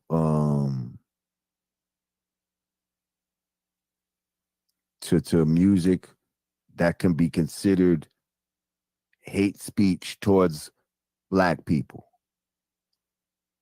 If it's music where it's talking about selling drugs and killing niggas and spinning the block and ops, my ops and all that type of shit, when smoking on this one, if it got all of that shit in it, gotta go. Bye-bye. Because we're keeping that same energy. We're keeping that same energy.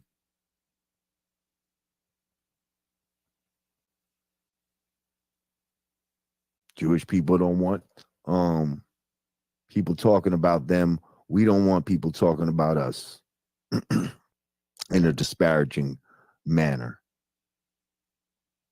And we don't want nobody profiting off it neither.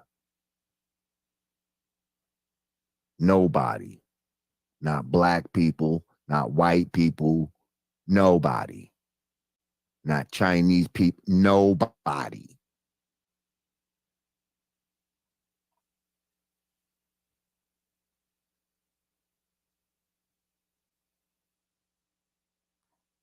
Shit, when we talk about reparations, we might have to include hip-hop in this motherfucker.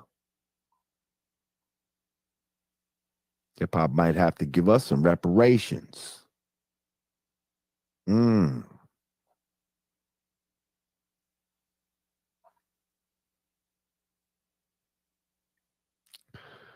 listen. Let's give y'all a little food for thought, you know. You know how we do. Make sure you click that like button. If you haven't subscribed to the channel, make sure you do so. Click that notification bell and click all. I'll be back next week. I got some shows. We got what shows? Friday, Saturday, and Sunday. Friday will be in Trenton, New Jersey. Say shout out to Lord Jamar. Salute to the guy. Real shit. Hey, I want to say something, Cut, man. Let me ask you, you know, a lot of us, if we were held accountable for things that we've done 20 years ago, 30 years ago, you know what I mean? It would be really bad. You know what I mean? We all have a time to grow. And I think a lot of times when people are saying stuff about Ye, their whole, you know, they're going back to George Bush, unlike Black folks. You know what I mean? And Black people comment. I just got to say, we got to stop using Black. We're not Black. Okay, I know this is a hard pill to swallow. Black is a social construct. Okay, people start realizing stuff. Like, of course, he would know about some of these deals. A lot of people say, well, he took these deals and stuff. Okay, a lot of us would have took deals if you don't know what was happening until you go into take these deals, the thievery and things that happen. You know what I'm saying? Or people giving up secrets. Remember when Steve Rifkin walked in the room with the drink champ thing? He said, hey, tell us some of those secrets. Somebody, you know what I'm saying? It's about secrets. They was mad at Jay-Z for just even dropping just a little jewel in Still Nigga, the OJ story. Y'all remember that? Still Nigga. Come on, y'all. Like, come on, man. Like, but when he was talking about anti-Semitic, even in the drink champ thing, he said, yo, I'm gonna kill a nigga. Kill. I mean, we understand that, right? We understand the mindset, and that's what they push. They've always been pushing that. I'm here to tell you personally, and sometimes you have to look yourself in the mirror and say, yo, this is not what I want to do to the culture, to my people. You know what I'm saying? Just the world. You know what I'm saying? Just for monetary gain. So some of us say, nah, we're not gonna do that. But I think it's more sinister than we think. It's about control. distribution. You always gotta think steps ahead, man. I'm sure Kanye plays chess. I just still don't understand what would be the grounds dropping somebody that says anti-Semitic. Well, okay, what was anti-Semitic? I'm gonna kill a nigga. That's what he said in the Drink Champ conversation. Shout out to Lord Jamar for pointing that out, but they cut that out. They cut that out and said, "Oh, he just said this." Okay, what specifically? If it had to get in court, what did he actually say? Don't tell me about no tweets. Don't do that. That's not right and exact either. We already know about that. So we're not gonna go back and forth. We're not gonna mince words. Sometimes it's just not even just mentioning even positive things. Sometimes get people in air quote trouble. You know what I'm saying? They don't want these secrets coming out. You understand? It's like, okay, don't keep these people financially, socially, economically, spiritually, politically oppressed and under the Democratic left control. This has gone on too long, you guys. This is not about Kanye West. It's not about Ye. It's bigger than everybody, man. And once again, people making sacrifices a lot of people don't want to make. Yeah, I feel like this brother's stock has risen since he stepped out. Like I said, people make mistakes. We've all made mistakes. We learn from them. So yeah, and we can break this stuff down, man. I know it doesn't take much to do your own bank, but I do know there's supposed to be some air quote black banks around here. Now, shouldn't they be reaching out to Ye to do business? I think it's nut check time right now. I know we got drip check, fit check. It's nut check time right now. We checking nuts right now, y'all. We got to start checking nuts around here. Hey, y'all, don't forget, we got Rock Lumen video interview with Tariq Nasheed. Very interesting, you guys. You already know we got some shit. Cut, man. What do you get out of that video, man? Well, let me turn this off. Lord Jamar was dropping it. Yeah, I mean, it took him a minute to get to round it out, but everything, what I'm saying, was, precisely done. He took his time. And I agree. I agree with him for the most part.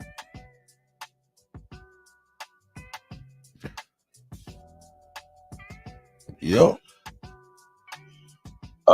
What are some of the things that highlight to you, and some of the things that you may not disagree with, maybe need to add to? How about that? In your wisdom, things that you're saying, you know what I'm saying, as well as your experience in the music industry. Between you and Lord Jamar, that's damn near 100 years. You know what I'm saying? So, drop some jewels on them.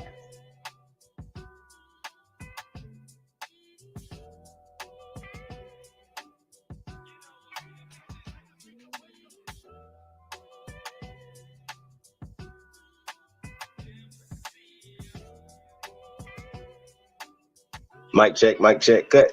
You hear me? Yep. So I was talking about, the Jews, like far as having the experience in the industry, a lot of the things, basically, how about this right here? What stood out to me when you were talking about responsibility of the record companies. If they don't distribute certain type of music, people are not going to make that type of music. And he said the only person who will be left with will be J. Cole. Respond to that, brother.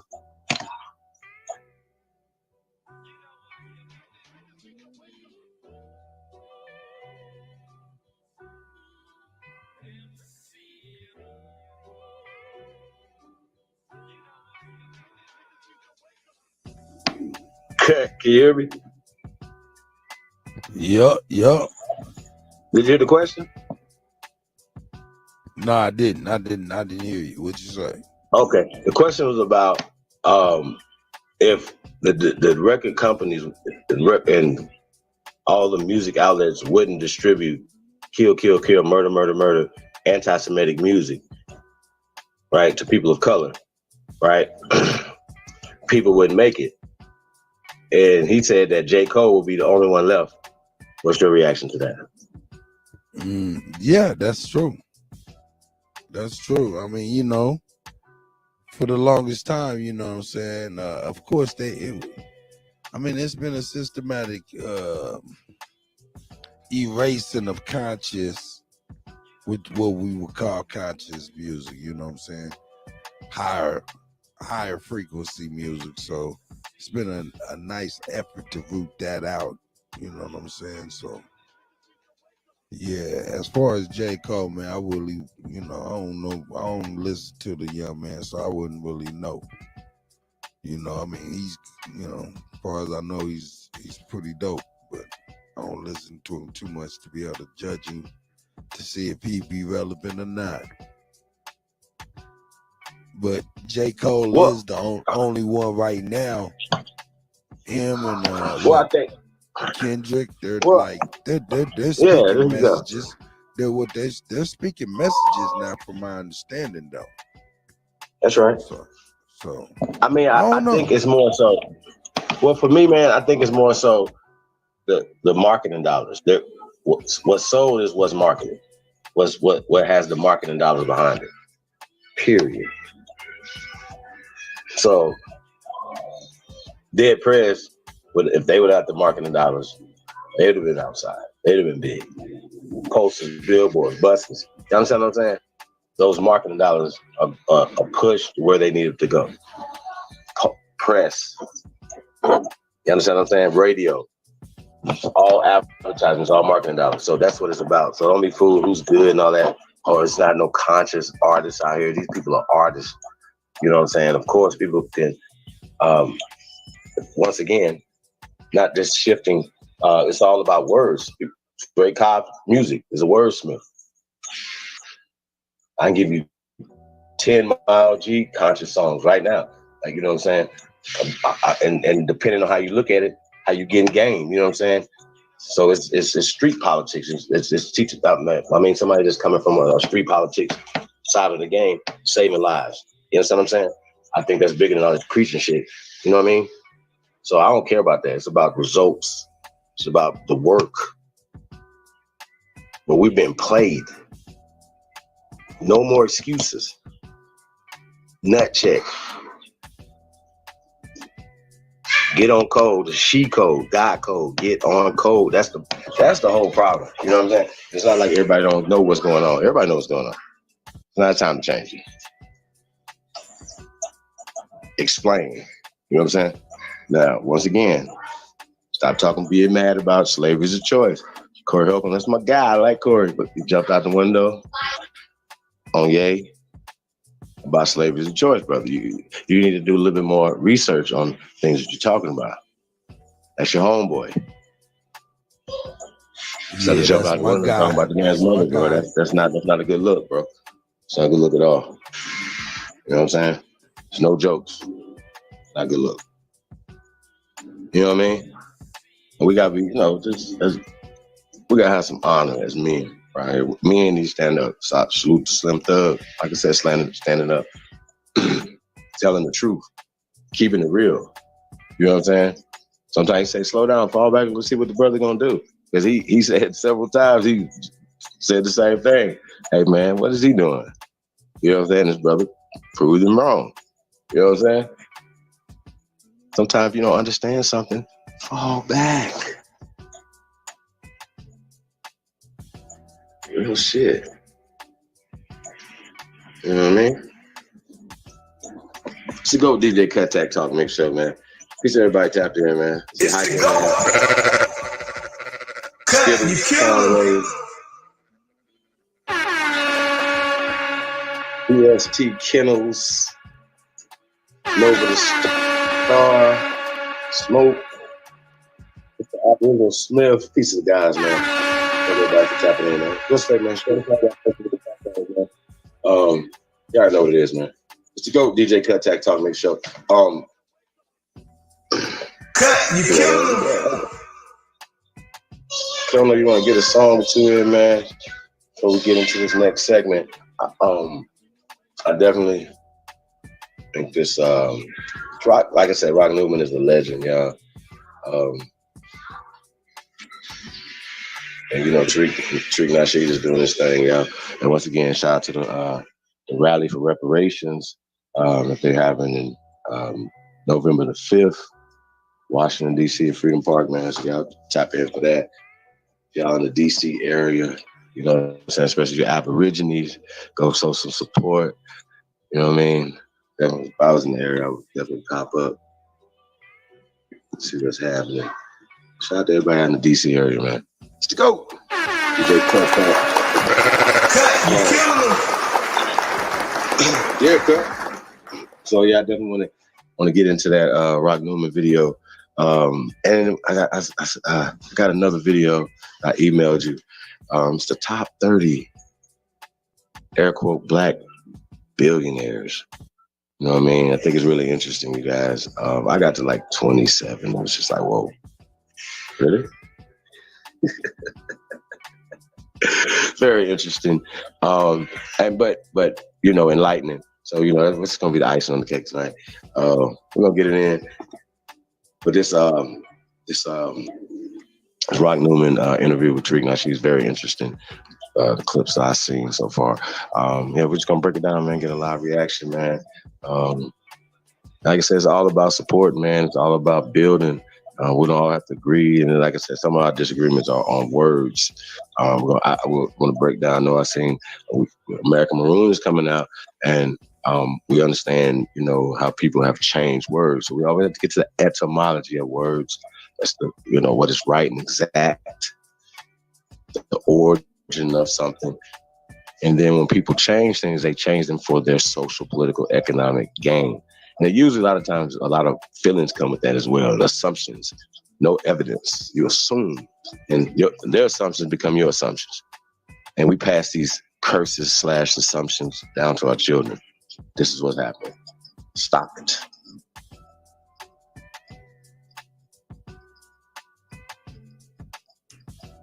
They'd be like, yeah, my grandfather owned my grandmother, my great-grandmother. She must have some good coochie because she got all the land and everything. What the fuck? What is happening? Like, I mean, like, come on, bro. Like, we gotta get to it, man. We gotta stop expecting to be the bottom of everything, man. Stop calling yourself black. So it's a problem. Attach yourself to words that give yourself power and not being owned, having a master. You know what I'm saying? We're free over here. We're free people. And Americans are free. This is the land of the free, home of the braves. They've always been telling us, even in the symbols and in the songs and all, this is our shit. You know what I'm saying? That's why you feel good about it. That's why you see them big football playing ass niggas, they chest puffed all out, crying and shit.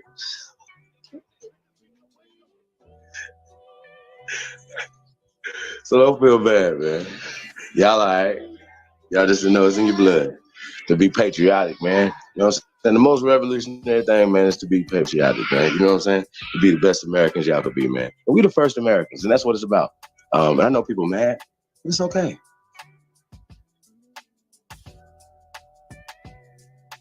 What Tariq say? Wash your ass and get glad. Let's get it. Cut. Killing them. Best to do it, man. Shout out to all my DJs out there, man.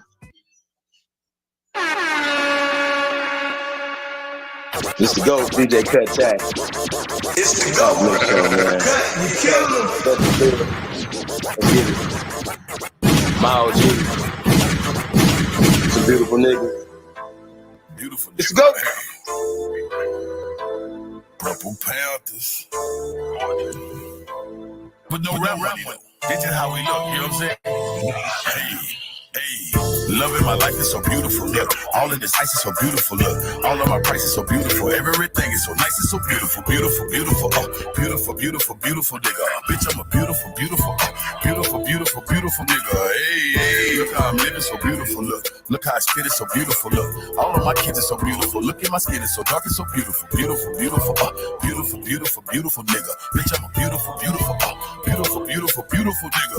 Hey, I spit that game with beautiful, look. I whipped the cane, it was beautiful, look. I hit the motor Dame when I was young, cause they saw that thing, it was beautiful, beautiful. Bitch, I'm so big, beautiful, look. My bitch so big, beautiful, look. I'm in the streets every day and we dealing nothing but them good pharmaceuticals, look. White girl, irrefusable, look. Reputation irrefutable, lifestyle very suitable, look. Street cred, very provable, beautiful. Army sergeant, I'm recruitable. OG Genie, you can Google them. Drop the top, it's so removable. Ain't no budget, ain't no moving them. It ain't nothing you can do with a beautiful bitch in a booty for. Watch how many tricks her booty pull. Titty nipples looking chewable. Heads turning looking screwable. Selling coochie in the can, count cat, cornered in a cubicle. Ain't no telling what I do to you. Know that I do to do. Round and round and round and round like a hula hoop. DD, I banging out hits on the fruity loop. Look, loving my life is so beautiful. Look, all of this ice is so beautiful. Look, all of my price is so beautiful. Everything is so nice and so beautiful. Beautiful, beautiful, beautiful, beautiful, beautiful nigga. Bitch, I'm a beautiful, beautiful, beautiful, beautiful, beautiful nigga. Hey, look how I'm living so beautiful. Look how I spit it so beautiful. Look, all of my kids are so beautiful. Look at my skin, it's so dark and so beautiful. Beautiful, beautiful, beautiful, beautiful, beautiful nigga. Bitch, I'm a beautiful, beautiful, beautiful, beautiful, beautiful nigga. Hey, get on a beat and watch me catch a body like they throwing people. Look, them 10,000 customers in Colorado that we growing is legal. Sewing up the street like a needle, stacking chips and Pringles, Cheeto, Fritos, and them Doritos. We gon' go the opposite way the police go. She gon' throw them all Vega, damn, my little freak go Papito. Watch how the story get deep though. Yes, I'm connected with Chico. It ain't me, amigo, but we do nothing illegal. It ain't nothing free but a freak. I'm from Latino, a Pico, the guy over burrito, a brandy, and I know Paquito, but that's how I eat them. Pockets so deadly, the Rito. My new bitch is from Puerto Rico. Canadian chicken Toledo. She get all that medicine Frito. She sell it and give it to me. That's Frito, that's Frito. I cut down and light up the street. I'm selling this game by the kilo. I'm falling like I just got chemo. Just holler my name if you need more. I keep people peeping through people. Got A1 for silver for Tito. A king of the ghetto like Zero. A neighborhood hero. Loving my life is so beautiful. All of this ice is so beautiful. All of my price is so beautiful. Everything is so nice and so beautiful. Beautiful, beautiful, beautiful, beautiful, beautiful nigga. Bitch, I'm a beautiful, beautiful, beautiful, beautiful, beautiful nigga. Hey, look how I'm living so beautiful, yeah. Look how I spit it so beautiful, yeah. All of my kids are so beautiful. Look at my skin is so dark and so beautiful. Beautiful, beautiful, beautiful, beautiful, beautiful nigga. Bitch, I'm a beautiful, beautiful, beautiful, beautiful, beautiful nigga. I'm in town, blue diamond, they know me, I'm coming around. I turn it up when they playing my sound. Told my little G when they turn it up loud. All this they gotta be where they at now. 635 when they bumping my sound. So I want beat the eyes, look at me now. One motherfucker starting that shooting range fire. I told them I come with that heat, but they didn't believe me. Why would I come in here being conceived? And I want to hear this, but give me a reason. Get these folks something to believe in. I can't compete, baby, I don't play fair. You can't compete, baby, you don't compare. And all of my niggas aware, they gotta play fair. You know I'm it. I am the pure definition of bleak. Capital IT, cause I'm that bitch. If I toss a bone, all the bitches gon' get move, bitch. Get out the way. No, not a bully, but did come to play. Capital One, put the lock on the safe. I like that, it's how now you calling me babe. When I'm on top, they won't believe it. First in the hands, I cut the fingers. Not an illusion, this the real thing. Booking a flight to an off for seasons. I'm turning up, it's Virgo season. Said I'm the one, they wouldn't believe me. Look at them now, they bought my single. I'm the hottest around. I told y'all they wasn't begging the soul to make them believe. I just keep writing until I start flying. And once I take flight, baby, you out of sight. Better get right. Blue came to eat and she won't leave a bite. What is the leftover bitches? We leftover stages. It's rotten. It's leftover cheese. I'm a hard hitter. Producers agree. I got the juice. He trying to squeeze. I got the flow. It's kind of ridiculous. Teaching these bitches like here is the syllabus. I am the one, baby. I do not miss. Told me it's rain when you know that it's piss. Once I find out that you lied, I'm cutting out ties. Can't hop on my train and get rich. So good as town. Blue diamond. They know me. I'm coming around. I turn it up when they playing my sound. Told my little G when they turn it up loud. All this they gotta be where they at now. 635 and they bumping my sound. So I want beat the eyes, look at me now. One motherfucker starring that shooting range fire.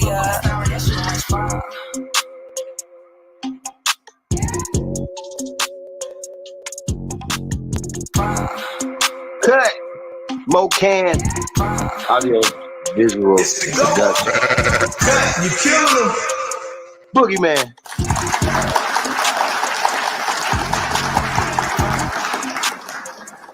Blue Diamond, Steel.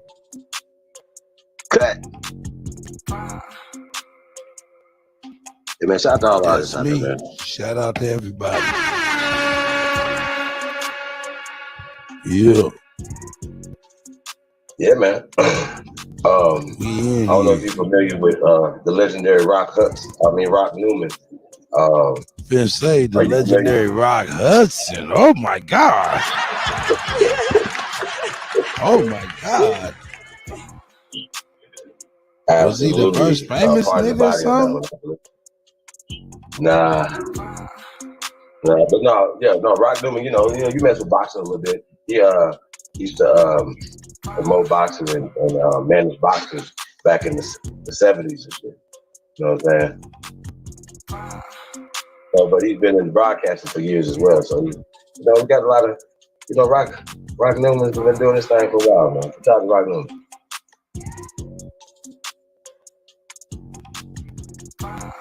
They're gonna get into the boule. It's gonna be dope, man. Shout out to Street Not Shade, man. Put it in. Put in that work, man. Applying pressure.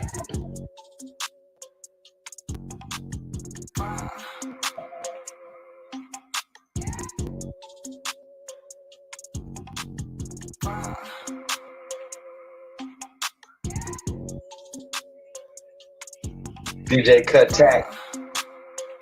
I'm right here. Really neighborhood Cuddy. Old head Cuddy. It's going down, man. Joy Lake. ATL. November 17th through the 20th, man. It's gonna be crazy. It's gonna be a movie, man. Cut.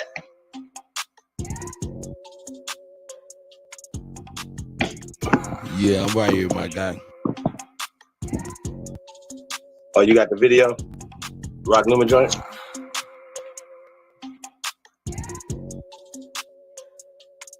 Nah, man, I was on the telephone multitasking. Oh, no, it's all good. Yeah, man, they hitting the cutty up, man. Shout out Right Way Stay. I see you. You know what I'm saying? Ghetto Child Clinic. Jaguar Olmec. I see you. Big bro. All right, let me get this cracking real quick. Commander-in-Chief. Low tie. You already know. Jaguar Olmec. Piece of the guy, man. Ghetto Child Clinic. Please everybody tap in, man. Maybe I need some production, man. Tap in. Audio visual production, man. Mocam production. The GOAT production, man. Tap in, man. Shout shit looking like Spielberg, I'm yeah. gonna ask. Let's get to it. It's the GOAT. DJ Kuttack Talk Mix Show, man. Shout out to Rock, man. You killing them. Hey, appreciate the brother Tariq Nasheed, man. Putting in that pressure, man. Putting in that work. Once again, man, we all have to agree on everything, man. But when it's the movement going in the right direction, man, you're like, oh, it's not reparation, it's restitution, so we don't want to support it. Come on, y'all. What are we doing? Are we doing that? You know what I mean? So you bring your restitution signs then. Oh, I don't believe in marching. Okay, well, what do you believe in? Well, whatever you believe in, you do that. Don't worry about the next person. Just fighting anyway. And some things, everything don't need to be broadcast. You understand? Pay attention.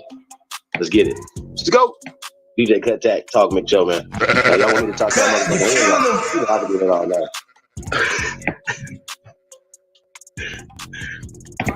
I like to get it from the horse's mouth, man. So shout out to everybody, man.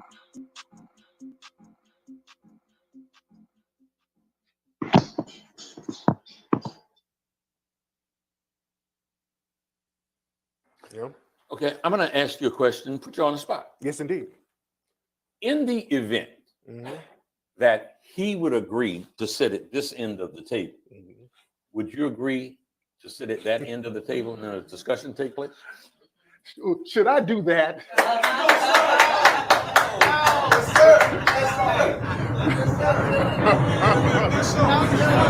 Oh, God. It's evident that he cares. What do you care about? Welcome to the Rock Newman Show. It's the Rock Newman Show.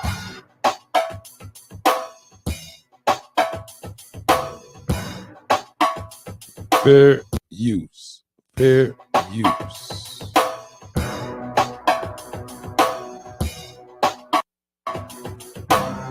Fair use.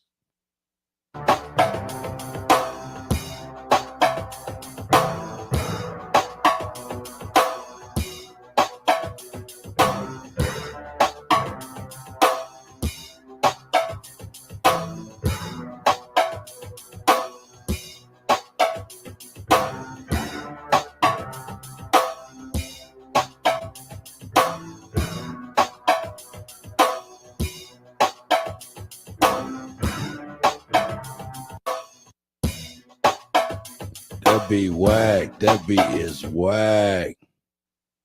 I'm sorry, that beat whack. We gotta get past that. That's whack. Greetings and thank you again for tuning in to the Rock Newman Show 2.0.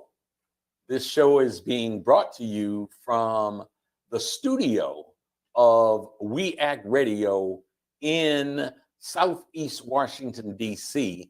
at 1918 Martin Luther King Avenue.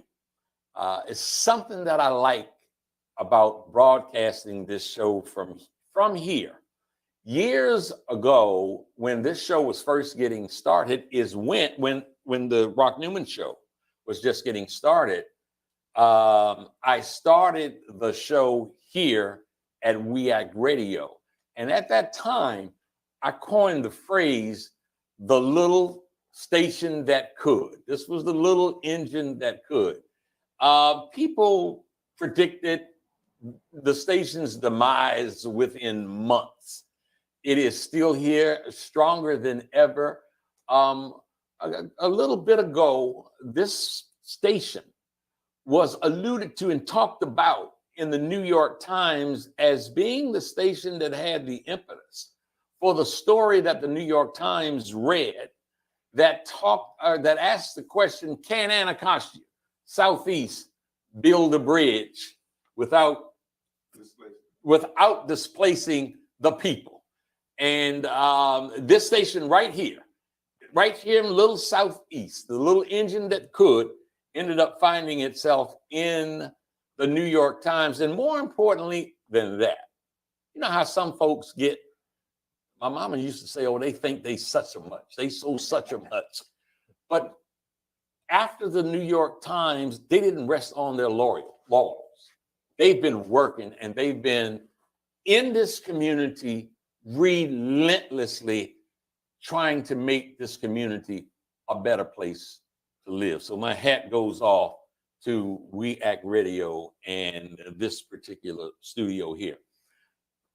I am beyond excited to have our guest right now.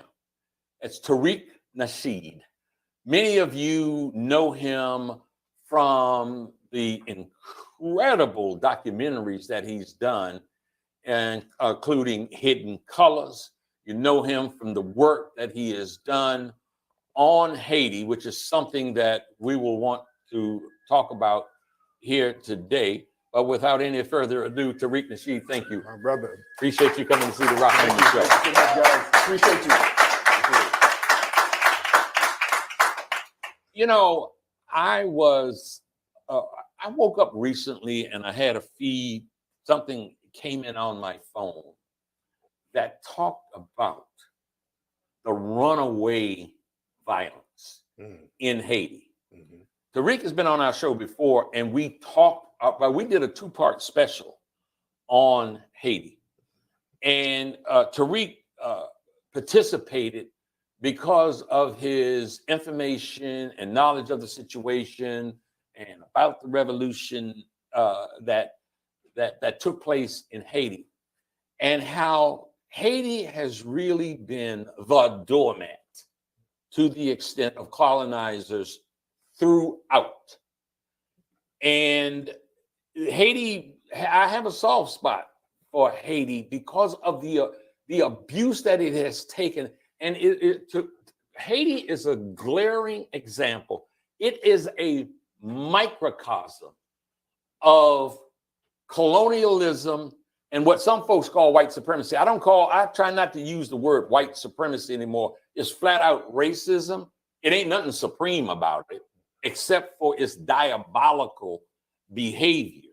So I would like to ask Tariq, as we start here, give us some feedback on Haiti today. Well, when I did the movie about Haiti, I was inspired about that history. That was the first time in history where a slave population rose up against an oppressive system and dominated that system and beat them and ran them out of there. Not only did they dominate France, they dominated all the other European superpowers, which was Spain and Britain at the time. That story has been deliberately suppressed because they know that history and the victories and the losses will inspire the next generation. They don't want us to know about Black people who stood up for themselves and freed themselves. They always tell the story of us being free at the benevolence of some white person. There has to be a white savior somewhere. The story of Haiti, there's no white savior. And I was inspired by that. Not only did they free themselves, what people don't know, the brothers and sisters in Haiti, they helped free colonialism in other South American countries. A lot of countries were going to Haiti for help. So Haiti has been thrown under the bus by a lot of these other countries and the European powers. So I wanted to tell that story. Right now, we have a because we were all connected. We were all fighting American Maroon, because there was also a revolution going on here that's never talked about. There were Black people living in the swamps not too far from here, the Great Dismal Swamp, down in Florida, down in South Carolina. Hold on real fast. Hey, cut. Who were fighting the colonial power. Yup. So let's do this. Can we pull up the etymology of maroon, brother? We already know what Americans are, right? Like I said, we got to get to break this stuff down, what is right and exact. Because I know I could just say it, and people don't want to believe it. So we're gonna put it on the screen so you can see it. Then we get right back into this right here. But we gotta take this in context. And also when we talk about Haiti, yeah, you know, just the concepts, the narrative that's painted. You know what I mean? That's the problem. You know what I mean? And even when you're digging into it and you're trying to give it a glamorous thing, the result is still what it is, right? And it's gonna stay that because we keep telling the story the way it's been narrated for us to tell it. You understand what I'm saying? So knowing what's right and exact. So saying this is a slave nation, and how does that work? That don't even make sense. And that's how they keep telling us the same stories. And then even when we tell the stories, we still tell the story the same way. That's the problem.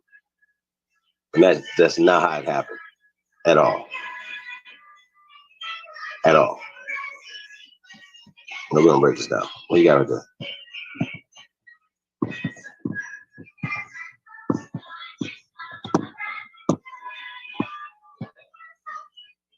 Oh, you guys. Here we go. We're going into the etymology of maroon. Maroon. All right, here we go.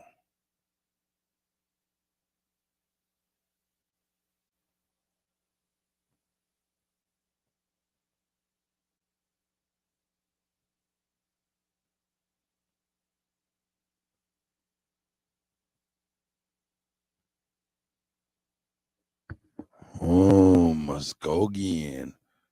Oh, see, it's getting into it. It's getting into it.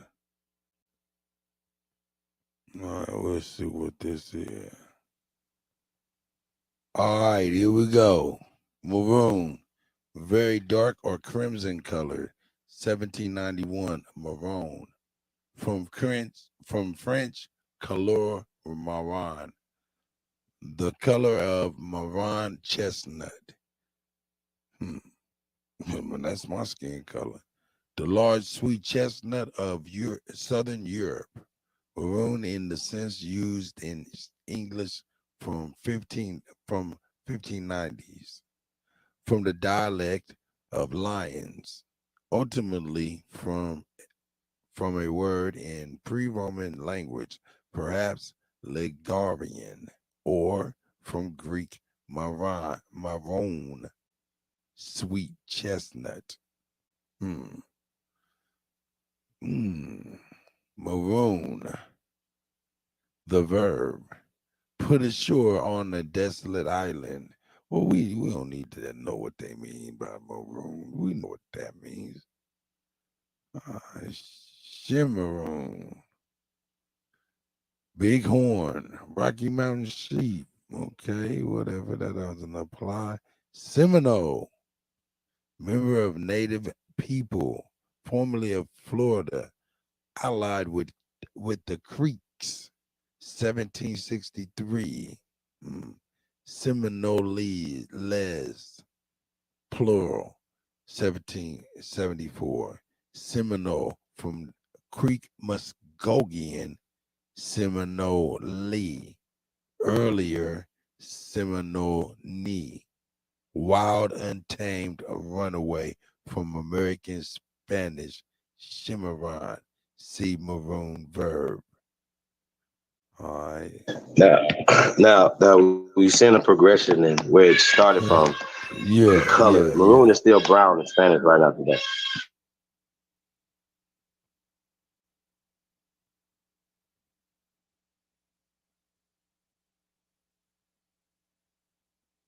Yeah. Still to this day, huh? Well, we know what chestnut wood looks like.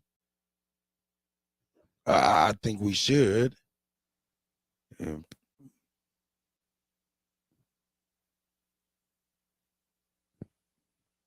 so, all right. So we done looked up the etymology of maroon.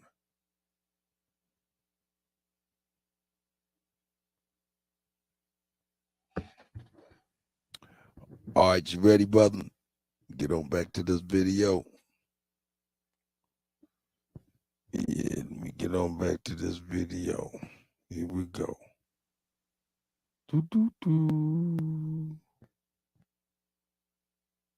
Powers fighting the white supremacists and winning. When they had the civil down in Florida, down in South Carolina, down in Louisiana, who were fighting the colonial powers, fighting the white supremacists and winning. When they had the Civil War, they would actually recruit Black people from the swamps to fight in the Civil War. That's not talked about. The Seminole War that happened in Florida, that was a slave rebellion. It's framed as an Indian war, but that was deliberate because they don't want to let people know that it was Black people freeing themselves. They make it seem like it was just the Red Indians, which is not true. That movie is coming out in possibly December. I want to talk about that. Yes, indeed. I definitely want to talk about it. But if you would also share, your thoughts. I characterize Haiti as sort of a microcosm, man. Mm-hmm. It is the example of the abuse of colonial powers. I gotta tell you, as of recent, once the Queen of England died, and you saw all of the laudatory behavior of people from around the world, and there being a lack of interest in talking about some of the evil that has been done throughout the world by that crown, by that throne. But one of the things, just in terms of, before we leave Haiti, the kind of pressure and oppression that France was able to extract afterwards from a financial point of view is something that has absolutely robbed the coffers of that country. We keep getting the lens, looking through the lens and said, these Haitian people, they just can't get it together. There is just such incredible poverty there. What is wrong with those people? You care to share with the audience today a little bit about those economic sanctions, which were absolutely debilitating? Absolutely. Well, after the revolution, there was some infighting on the island. They had some Black people there who were of mixed race, who had an affinity for the French. So they undermined a lot of what the Black leaders were doing over there. And that allowed France to come in and put sanctions on them. They had to pay a form of reparations for their freedom to France.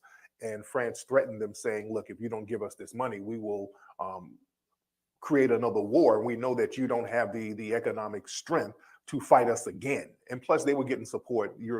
France was getting support from other European powers. The United States put sanctions on Haiti as well. So everybody was attacking Haiti economically because they couldn't really dominate them physically at the time. So we see the same thing that happens in certain Black cities. When we see white flight, resources are drained from Black areas, and then they say, well, look at these Black people. They can't manage their Exactly own why cities. I was hoping you would go there. It's exactly why I brought it up as a microcosm, because I want our audience here in this building, and also that is watching, that might be watching this YouTube, wherever else we may expose it, to understand that that microcosm, that treatment of Haiti is a treatment that much of our communities, many of our communities are experiencing to this day, right now. Absolutely. And what they try to do, they try to bring up other minority groups and allow them to have an economic base and say, well, look at these guys. They came over here and they're doing so much better than you Black people. Why don't you act like them? These other groups are not being sabotaged like we are. These other groups don't have fines and sanctions put on them like we do. You look at Black businesses all around the country, there's always some type of sabotage from the dominant society when it comes to Black businesses all over the country. So we don't get the same targeting as other people, and other people are not targeted like us. So that's why a lot of groups are allowed to succeed.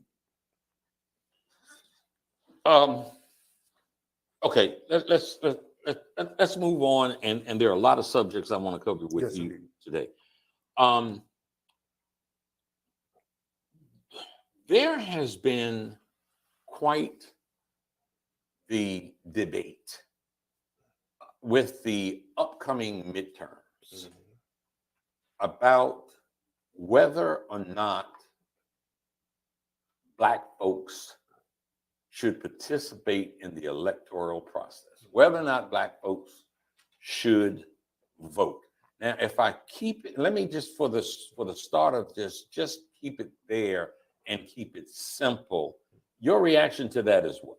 My reaction is, if we don't get tangibles as Black people, we should withhold our vote. A lot of people will say, well, our ancestors fought for the right to vote. No, they fought for tangibles, and voting was a vehicle to get those tangibles. We don't vote just for the sake of voting. We don't just spin our wheels. We're supposed to get something for our vote. For the last 60 years, we've been voting. I'm talking about Black people as a bloc. We've been the base of the Democratic Party. We've been voting to help other groups elevate themselves over us. And we sit around hoping that one day it's going to be reciprocal, and it has not been. So right now, at this juncture, we're finally saying we have to get tangibles specifically as Black people. Because when we ask for tangibles, they run this trick bag on us and say, we'll give tangibles to minorities. Yeah, we'll give tangibles to you people of color. And then what happens is all of these other non-Black groups start getting tangibles, and they're just as hostile towards Black people as the dominant white society. So we're delineating ourselves at this point, saying that we, as Black people, and even specifically as foundational Black Americans, we have to get tangibles right now. So, you know, there are a lot of well-educated people who would profess, and many who have demonstrated a care for Black folks, that would come in here and try to take your head off right now for the suggestion that we shouldn't go to the polls and vote. One of the things being that this is a dangerous time, and that there has been an effort underfoot to roll back gains that Black folks have gotten as a result of the ballot box. And you respond? Well, the thing is, that's what I call the boogeyman strategy. A lot of what left-wingers would do, they will tell us we have to vote because the right-wing white supremacists are going to get us. They did that with the Trump thing. Well, if you let Trump get in office, the sky is going to fall. The sky didn't fall when Trump was in office, and I'm not a fan of Trump. I live in Los Angeles. Right now, you have a big scandal out there with Democratic Latinos who are so anti-Black, it has the city torn apart right now. And a lot of the left-wing top brass, they're not speaking on this. We're dealing with this in Los Angeles. I don't want to replace right-wing white supremacy with left-wing white supremacy. I don't want any white supremacy. And I'm willing to hold my vote until we get something that's going to benefit Black people tangibly first. So then let's reduce that some. As the midterms are arriving, a withholding of a vote could indeed be the instrument that allows those who have openly professed, and I'm talking people like Ron DeSantis, the guy in Georgia, Kemp, and Abbott in Texas. Those people who I think you clearly can identify as being anti-Black, that the withholding of the vote could allow them and their policies that are clearly designed for white supremacy and anti-Black advancement to win now. And it's like, and now is the time. So those that might say to you that the withholding of the vote elects those who we know have no regard for our self-interest, you respond to that? If we vote for the Democrats, we're going to be actively participating in anti-Black propaganda and anti-Black policies. The Democrats are doing things that are directly targeting us in a negative way right now. Right now, they're telling us that abortion is the way. That's something that we shouldn't really be co-signing. Killing our babies. And I'm pro-choice, but when they run to us with these Margaret Sanger type of ideologies, that's very dangerous. The Democrats are promoting. Can I stop you? Go ahead. Let me stop you there, because somebody out there might say, "Hey, bro, that's a conflict. You're pro-choice," but Republicans are definitely saying no abortion with any exception whatsoever. And how do you reconcile it? Well, with them, they're trying to preserve their numbers. The white numbers are dwindling, so they need to preserve their numbers by any means necessary. So they are extreme to a certain degree. I think in certain situations, you should have abortion. In certain situations, the Democrats are just telling us, hey, if you want to save money, get an abortion. That's the stuff that they're promoting to us now. They're trying to make it seem like it's just a general health issue. It's like getting a cold and you go ahead and knock the cold out. I'm not that liberal with abortion. So a lot of the stuff that they're pushing sexual degeneracy towards us. They're promoting stuff where little boys can wear dresses and little girls can, it's a lot of weird stuff that they're promoting. Let me let them work.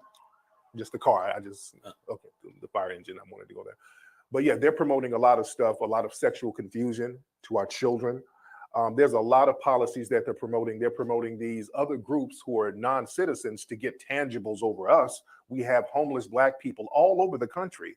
And our Democratic elected officials won't do anything to help these people, but they're using our tax dollars to give to Ukrainians and non-citizens. I'm not co-signing that.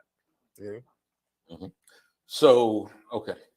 So you're withholding your vote now. And what is it that, it doesn't matter the political persuasion, what is it that you would look for to release that vote and cast for someone in the electoral process? They are going to have to give us the same type of tangibles that they give these other groups. When it comes to us getting tangibles, Black people, particularly foundational Black Americans, all of a sudden they give us all of these weird instructions and obstacles that we have to overcome in order for us to get tangibles.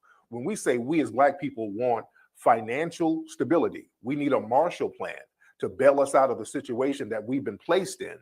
We're told, well, you got to write a letter, you got to meet with Congress, you got to meet with the Congressional Black Caucus, you got to go on a date with Joe Biden, you got to go skating with Kamala Harris. They tell us we got to do all of this stuff. Immigrant groups aren't doing this. These people don't even have the right to vote, and they're getting all types of tangibles. The Native Americans don't have to do all this. They get all types of tangibles. All Ukrainians ain't even over here, and they're getting billions of dollars sent over there to them. So none of these groups have to jump through hurdles except us. So I want us to get the same thing these other groups get. And when we say we want tangibles, they try to compare us to other groups. They'll say, and I've seen a lot of the Democratic elected officials say, yeah, we need to give reparations to Black people and Native Americans. You see? So that's another trick bag. When you include other groups with what we need, you end up prioritizing them first and then leaving us with the bag open. Native Americans already get a form of reparations, and they get tangibles. They get all types of money, free education, free housing, casinos. We want some of the stuff the Native Americans are getting because we deserve that because we built the country from scratch. Tariq, in looking at some of your broadcasts, I have noticed that you have a fairly high-profile dispute with Roland Martin.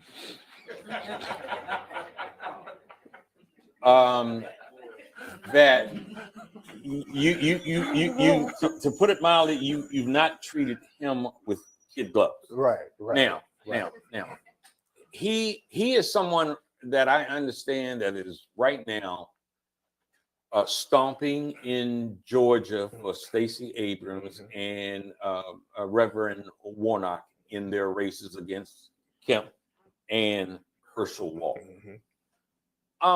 Can you unpack that a little bit about why you go hard in the paint against a Roland Martin, who many see as a bright brother who is speaking a language that makes him popular in the Black community? Roland, okay, look. Roland is not that popular with a lot of younger Black people. They kind of look at Roland as a joke. And this is why Roland always tries to come at us, because he understands that we have the ear of the young people because we're not lying to them. And when you say come at us, meaning? Us, me and other people in the new Black media and on the grassroots media, you see, because we're not beholden to the Democratic Party. I don't want a job with the Democrats. You know? I'm working for the people. Roland, and people, look, young people are not dumb. People see what Roland is trying to do. Roland is out here tap dancing for a job. Literally, when he got up there dancing with Hillary Clinton, that looked like a plantation flunky. And most people in the Black community looked at that and saw it for what it was. So Roland started coming at me first, by the way. That's why I went in on him. But Roland, his job is to go out here for the Democrats and lie to the public and lie to Black people to try to con us into voting for nothing. When you lie to people, you lose trust altogether. Nobody's going to rock with you. Roland has been going around talking about the Asian hate crime bill because we're pointing out the Democrats are giving hate crime bills and tangibles to other people but us. When we say, Roland, we need tangibles, Roland start stuttering and babbling. We can't do all that for Black people. We can't. You can do it for Asians. And when we point that out, he says there ain't no Asian hate crime bill. That COVID bill ain't for Asians. But when you read it, every other word is Asian American, Asian American, Asian American. It's very specific for Asian people. So don't lie to us. I don't respect anybody who lies to the Black voter base because we're trying to get tangibles and you're trying to get a job. That shows a lack of integrity. Yes, sir. So, you know, this made me think about something because I've had Roland on my show. I've been on his show, and you know, I've seen him do what he does for a number of years. And as an elder, somewhat, not too much. As an elder, I observed something, and that is that I find Roland to be a fairly educated guy and who has some knowledge about the political landscape. So I personally don't look at him as a buffoon. I think you do. I do. Yes, okay. I do. Yes, I do. Okay. So you do. And it makes me think about, you know, and I'll use that word again as an elder. It makes me think about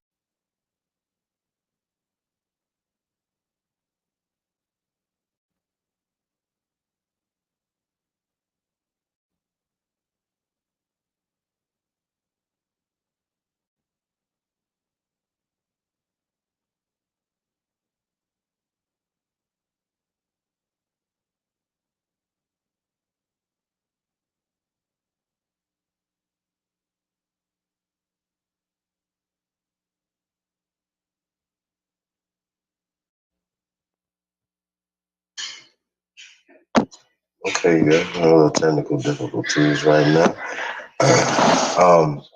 It's going good so far, man. These guys about to get into some real interesting things, conversations. Once again, words matter. Words we use, black, bliggity, black, black, black, black. You know, we got to be precise when we're saying certain things. You know, especially when we're correcting things that have been. Don't say those words. Words have power. Words have power. That's crazy.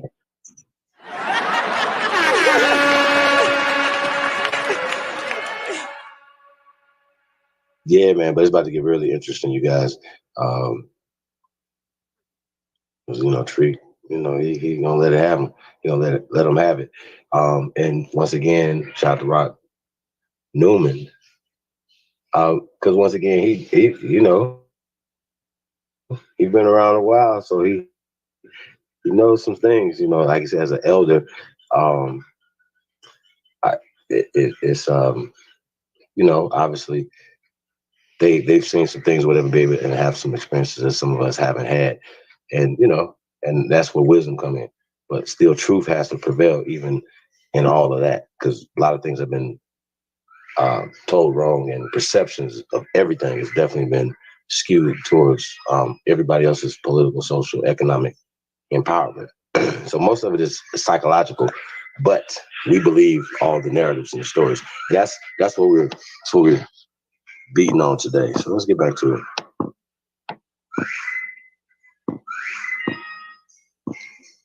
Shout out DJ Cat. Peace, everybody tapped in. PG, Pat Gabriel in the building. It's Miss Me 13.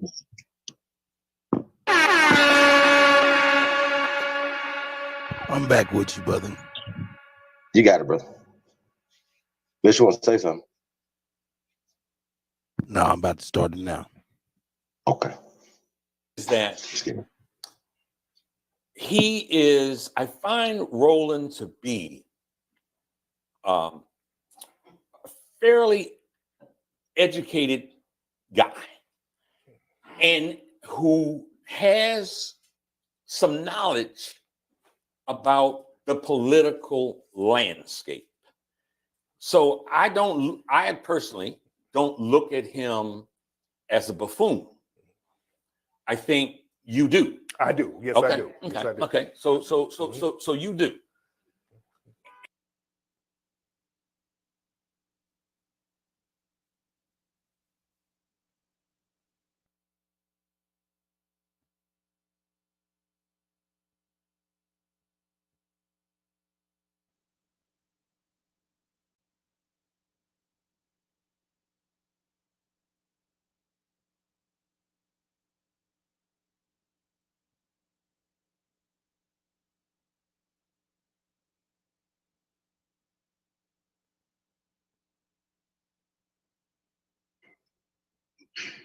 Cut out again.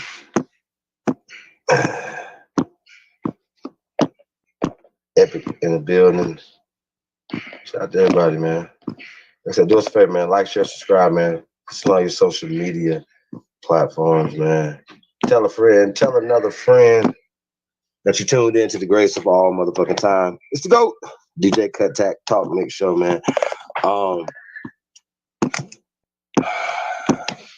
Yeah, I think it'll be interesting to see Roland Martin's response, like coming on Rock Newman's show and responding, you know, asking what's your problem? Because I never hear real arguments that come from that side. I think that's really interesting and telling as well. Because this brother is going to articulate. Yeah.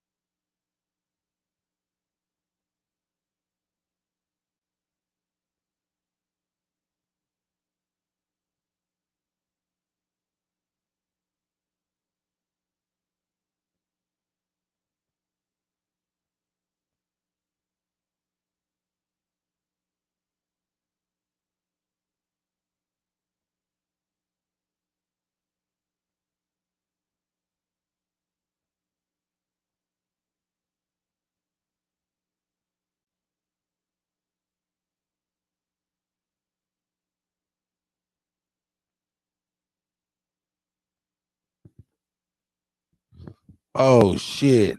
Oh shit. I know y'all can hear me. I've been talking all this time, tripping like I'm trying to fix this damn. I don't know what's going on with YouTube today, man. But you know, I think I may have got it, man. You never know what's going on. Microphone check 1 2 1 2. Who we got in the building? We got Free Pow Pow TV. Tasco's in the house. Omac Jaguar. You know what I'm saying? Knowledge X, I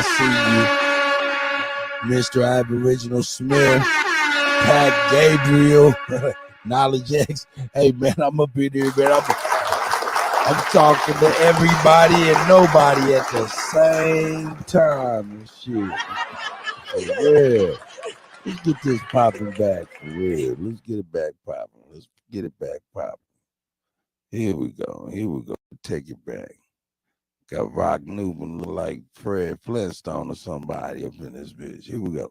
I observed something, and that is that I find Roland to be a fairly educated guy and who has some knowledge about the political landscape. So I personally don't look at him as a buffoon. I think you do. I do. Yes, okay. I do. Okay. Yes, I do. Okay. So you do. And it makes me think about, you know, and I'll use that word again as an elder. It makes me think about W.E. Du Bois and Booker T. Washington. Yeah. I look at Tariq Nasheed as being an extraordinarily bright and talented brother. And from where I sit, where my spirit is what if those two brothers could bury the hatchet?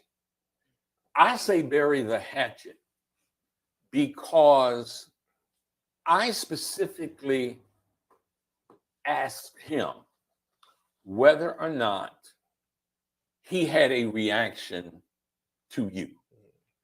And he had quite a visceral, distasteful reaction to you. That may last forever. I don't know. But I do have the question, as someone who loves Black folks, who would desire to be a bridge builder in every circumstances where it is possible. Is that something you would ever consider? Not with Roland. Okay. Not Roland, because Roland, his biggest concern is Roland Martin. he'll throw everybody in this room and every other black person under the bus if he can get a job with the Democrats. Yes, sir. That's his biggest concern. It's all about Roland. And also, we have to understand, because Roland is not a full foundational Black American, he doesn't have a camaraderie with the foundational Black American community as I do. You understand?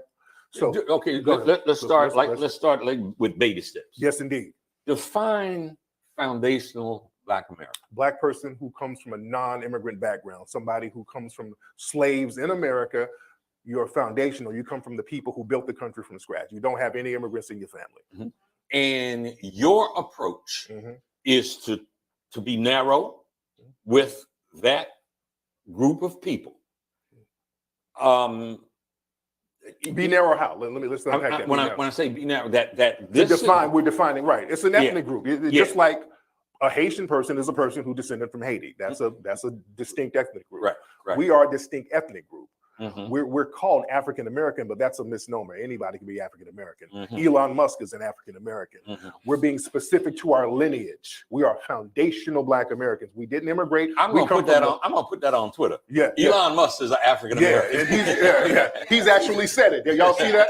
He said that Right. The white people, Charlize Theron is an African American. So we are a very specific group. We're the only group who come from a non-immigrant background, who built the country from scratch. No other group can claim that. Okay. Now, Marcus Garvey, back then, Stokely Carmichael, Kwame Ture, Trinidad and brother, who, of course, I didn't know Marcus Garvey, but I got to know Kwame.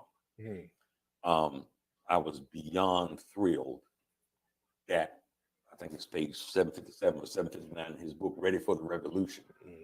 He talked about me. I didn't even know it till a friend of mine was, man, why didn't you tell me I was in this book? So I got to know Kwame a little bit. To his dying breath, he would answer the phone saying, ready for the revolution. So the genesis, and sort of it seemed their love and the thought how to best elevate Black folks was Pan-Africanism. As you define foundational Black Americans, it would seem that there would be a contradiction with that and Pan-Africanism. Is there? No. Okay. Because a lineage is a lineage, no matter what your ideology is.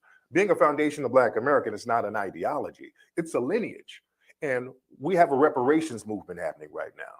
In order for us to get reparations, we have to define who's going to be qualified for the reparations. So only one group, foundational Black Americans, the people who descended from slaves, we're qualified for reparations. Go ahead. Yeah, let me jump in. That has made you sort of the antichrist to some other Black folks. People who don't want to see us get our tangibles.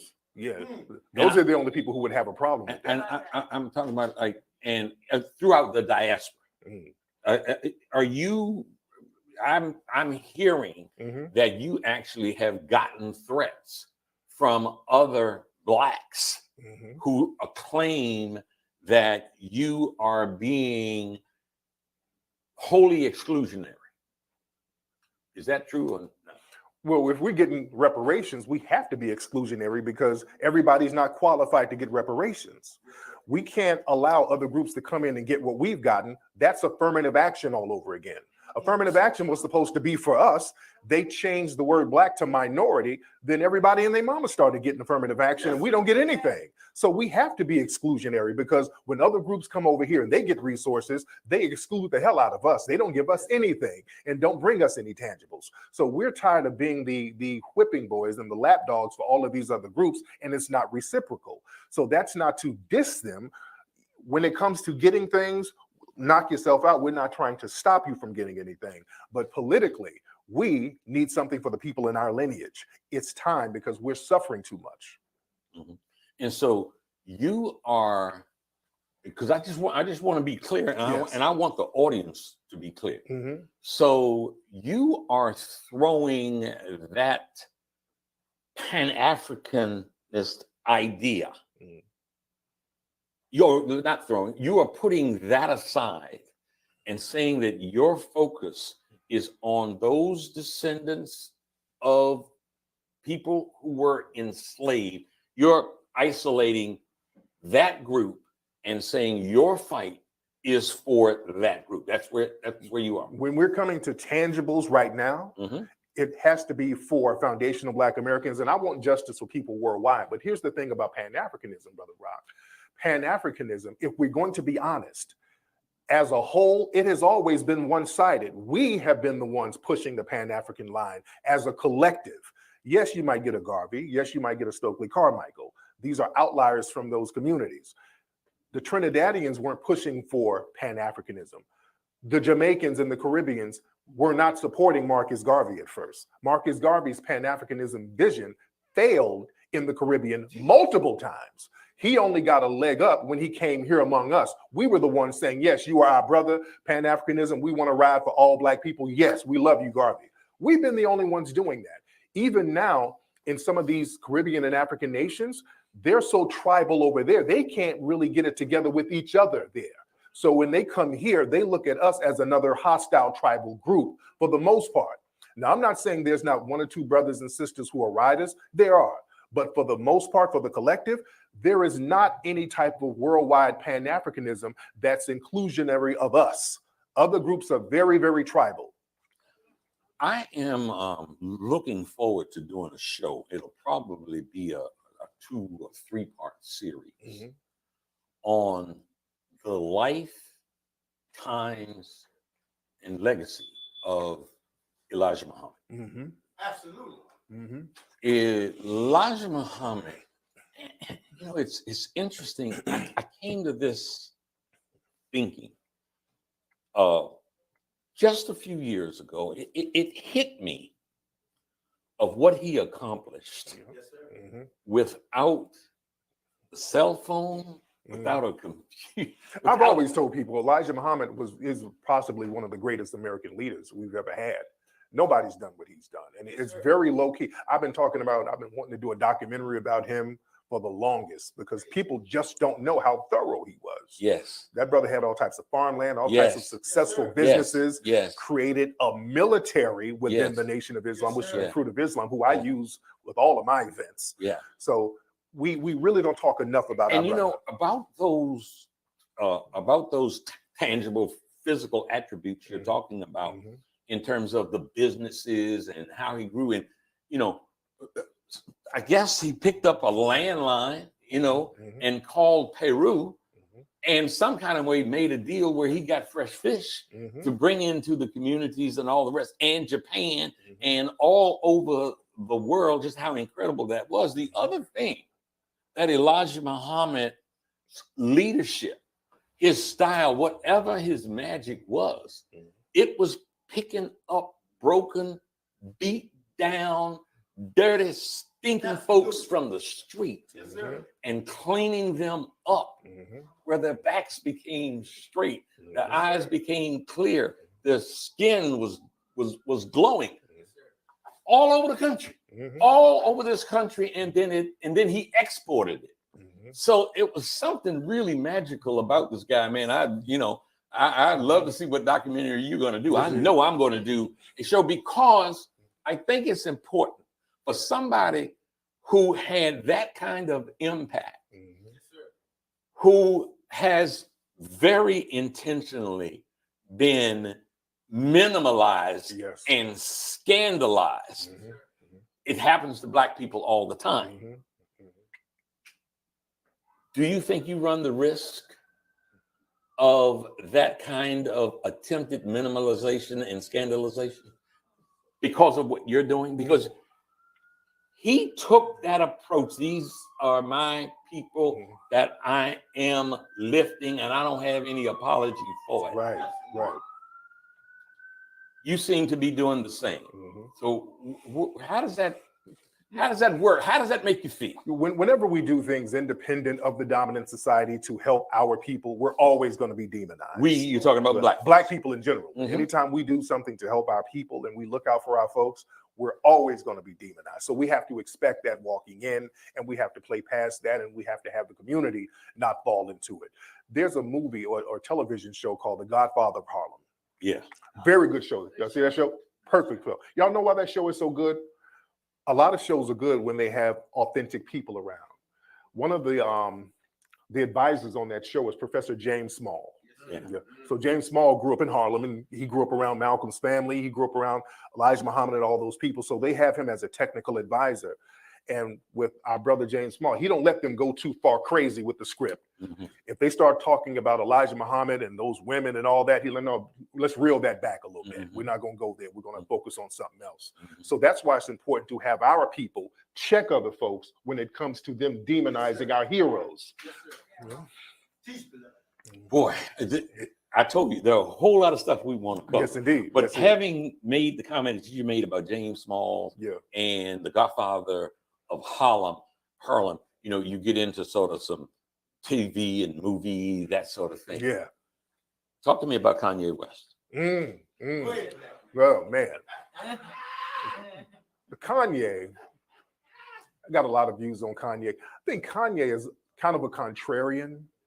And with Kanye, I think he wanted to get in those big money circles, but because he's black, they don't allow him in it, because it's not about money with them. It's all about race. They don't care how much money you have. Michael Jackson learned that, So Kanye has these billions of dollars, but he can't get in those circles like he wants to get in. So he's trying to use shaming tactics against people in order to allow him into those circles. So when you start talking about all of these different groups, if the intent is not correct, I can't really co-sign it.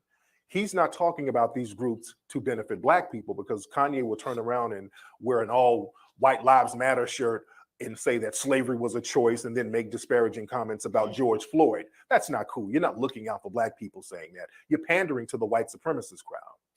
And the reason why he's running around with Candace Owens and talking about her documentaries, because Candace Owens, her husband owns a website called Parler. That's a website that these white supremacists use to have that insurrection out here. That's what they use to organize that on. And Kanye's about to buy that thing. He's about to buy that site. So I don't know what Kanye is up to, but he's really pandering to that white supremacist crowd. So then should black folks then cancel Kanye? Well, the thing is, he's supported by some of the white supremacist groups or whatever, but do we have the power to cancel him? You understand? Because he's selling his shoes internationally. So he's already doing his thing. He already has his money. So can we cancel him? Do we have the power to cancel him? Well, I wanted to get your thought on that in terms of sort of really the spirit, if you will, that I mentioned someone earlier, that was close to this show, who said that the day has to come when black people who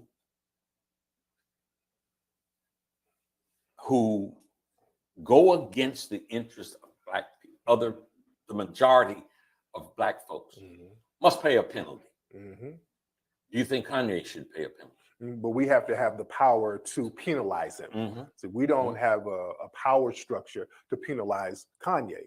He deals with white people. That's why he can say slick stuff to us. See, a lot of people, when they get in certain positions, usually entertainers and athletes, they get their money from white society. So they love to take little shots at us. But what happens is they need us when white society turns on them. Then they want to come to us talking about, hey, big head, can you help me? So we have to say, look, if you put it on out there that you are going to. Can you give us one example of Kanye taking a shot at us? Please, one example, sir. Boy, that makes me think about O.J. Simpson. Yeah.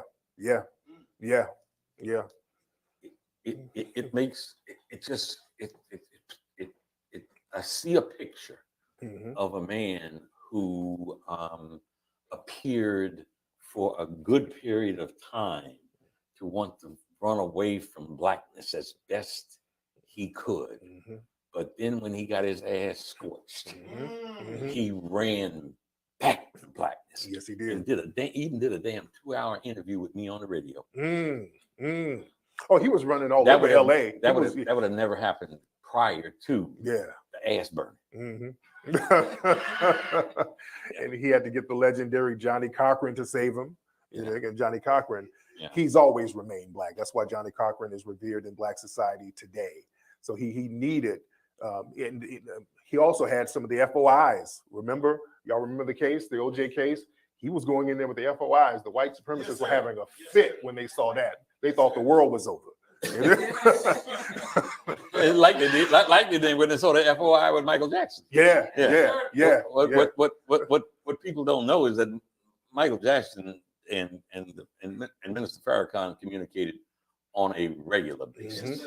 Michael was a rider. Michael was a rider. A lot of folks don't know that. That's why they turned on Michael. See, they thought Michael was just going to be, you know, just a soft-spoken tap dancing artist, and Michael was going behind their backs, buying all of that publishing.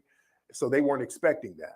Yeah. So we're in Washington, D.C. right now. You're going to have an event 2 weeks. Why doesn't he have the same understanding from Kanye? On November the 5th, you're going to have the Foundational Black Americans Rally for Reparations. Yes, indeed. Lord, I want to get to that. Yes. Before I do, you mentioned the term earlier called the New Black Media.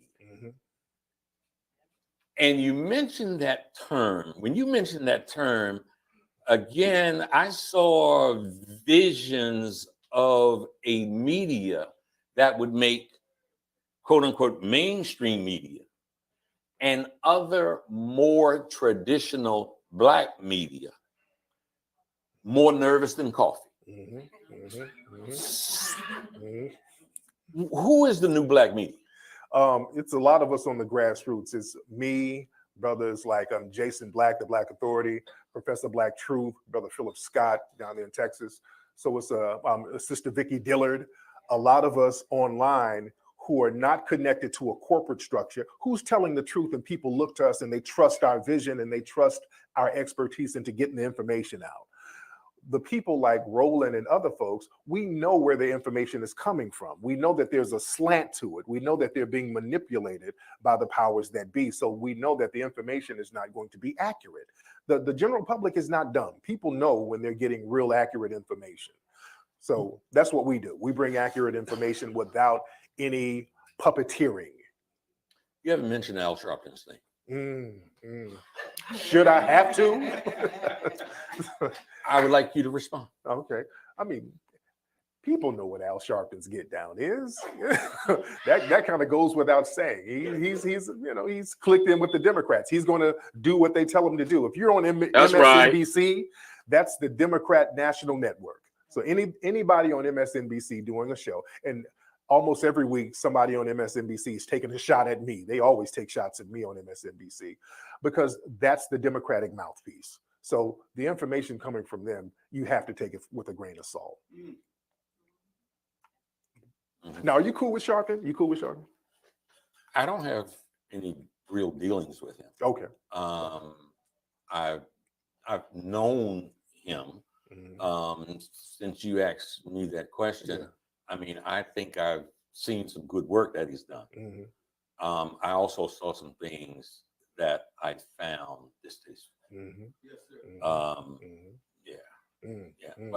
But I bring his name up because when you talk about this new black media, those who would be in a position like a Reverend Sharpton, I can only imagine that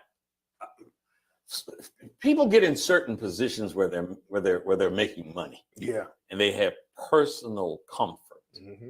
And this new black media that you're talking about doesn't at all seem to be beholden to, as you say, the corporate interests. Therefore, is able to tell a more undiluted truth. It reminds me when I was negotiating a deal, it was a fairly large deal with HBO. I was going through a period when I wore primarily African garb. I had my kufis on, you know, my dashikis and, you know, all of that. And I was doing business with them because I represented Riddick Bowe, who was of value to them. No one was doing me a favor. But one day, I went into a meeting in a three-piece suit. And one of the most senior executives in the Time Warner sports department said to me, Eugene, it looks like you really came to do business today. Where they do that at? And it was one of the times, because I tried to conduct myself, you know, with professional decorum.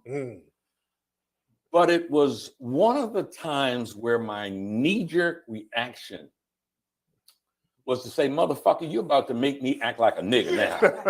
Coming all up in here like you wearing a wire or something. And we had some conversation about that. And, you know, we worked through it, not so much because of my brilliance, but it was, we were fulfilling a need that they had. So we got the money.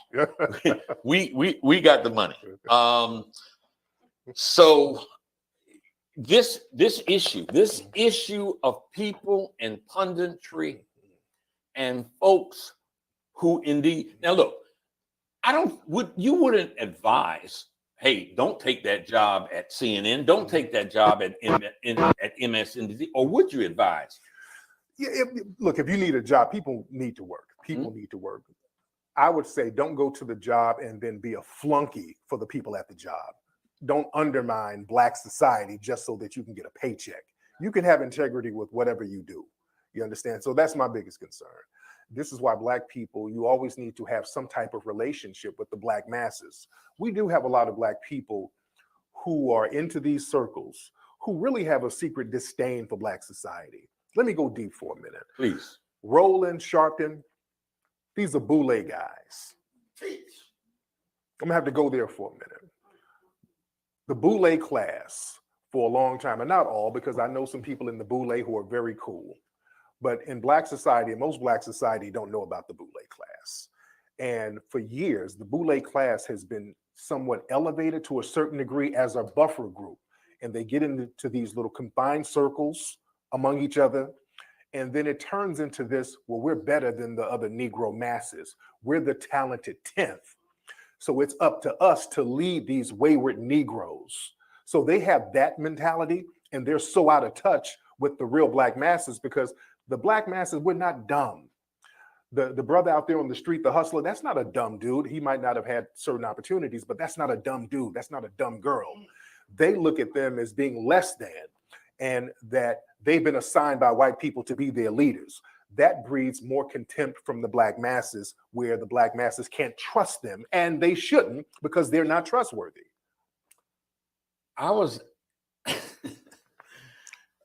Let me talk about this. Yes.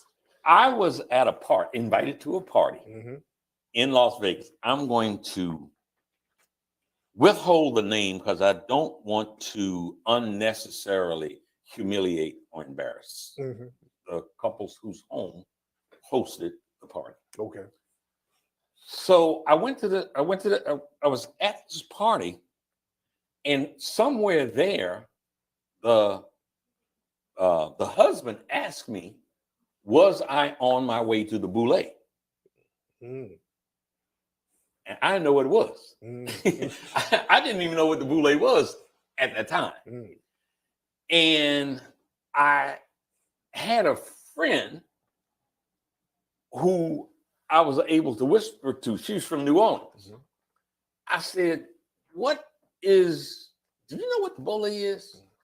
Boule is? And she said, yeah, that's some bougie Negroes and this and that. She said, you got all the characteristics in terms of, you're fairly successful. You're showing enough, light skin enough, and your hair, and you would fit, except you got some jacked up politics, and when it comes to them, I don't think your politics or your outspokenness and this kufi that you be wearing would really qualify you.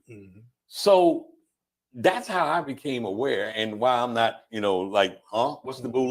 That's how I found out about the boule. And for a long time, go ahead.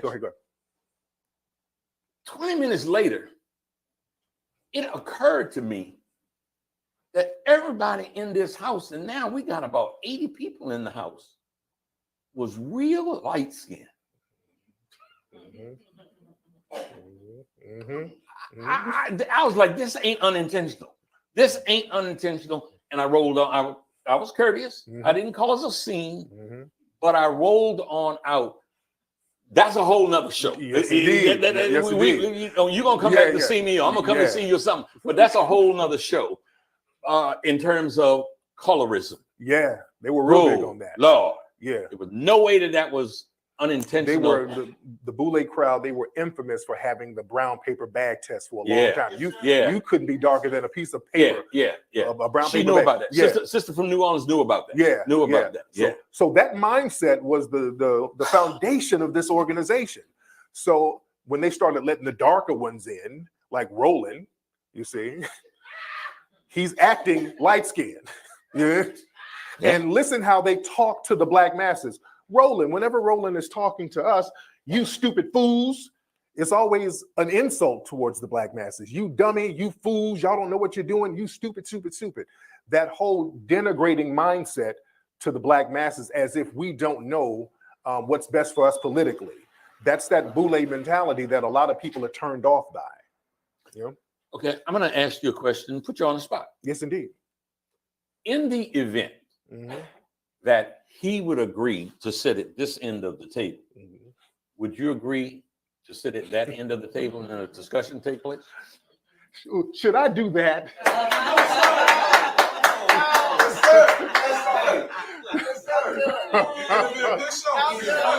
Oh God! I would do it. I would do it for the entertainment value. I think it would be just the entertainment value. Yeah. The entertainment value would be interesting, but I don't. To be honest, I don't see anything constructive out of talking with Roland. And truth be told, it would almost be me giving Roland clout. And I can guarantee you, I can guarantee you, he feels the same way. That it would be, giving you clout. He don't have clout to give. Okay, but I digress. All right. So we talked about November the 5th, Foundational Black Americans Rally for Reparations. Yes, indeed. Tell me all about that. Yeah, we have to talk about what's specific for us. Anytime they have rallies around the country about justice for Black people, for some reason, it always gets misdirected into something else. Whenever there's a rally, all of a sudden they say, well, Black Lives Matter. Well, guess what? Trans Black Lives Matter too. All of a sudden it gets dissipated into something else. We start talking about what we need to get, then they start talking about, well, immigrants need something too. So we want to have a rally where we're specifically focused on foundational Black Americans getting what we're supposed to get. This is going to be the first time in history that we've only focused on our political needs. And there's nothing wrong with that. Our people need help out here. We have so many homeless Black people all over the country, Black people who are jobless, Black people who are getting funneled in and out of the prison system. So we need to remedy that specifically. I had Armstrong Williams, the Black conservative, on my show at one point. And Armstrong screamed. He said, I don't want no reparations. To you who is leading this, and we have in the house your co-host Jade. Miss Jade, yes, lovely Jade. She is here, and I found her to be such the activist. Yes, she is. DC is blessed to have her amongst all of us. What does reparation look like? It looks like cash payments to foundational Black Americans. See, the same thing that Native Americans get, we should be getting the same thing too. See, what happens is they try to redefine reparations when it comes to us. They start saying, well, reparations, that's free HBCU tuition. No, that's not reparations. Now, reparations is cash. We want the same thing that was taken from us. When our people were enslaved, they were making money off of our people. We want the same money back. We want the same land back. We want the same protections that we're supposed to be getting. The 14th Amendment and all of these other civil rights bills were supposed to be for us. Now they're against us. Black people are getting charged with hate crimes against Asian people. If you argue with an Asian person and you're black, you'll go to jail and get charged with a federal hate crime. We don't even have those kind of protections. You have black women out here getting kidnapped by white supremacists. Out here in Kansas City, a white supremacist was kidnapping black women. The black community was speaking up about it. The police was ignoring it. We have to have a federal hate crime bill for black people to protect us specifically. So many of those things are what we're going to talk about at the November 5th rally. Who are you? Who's your target?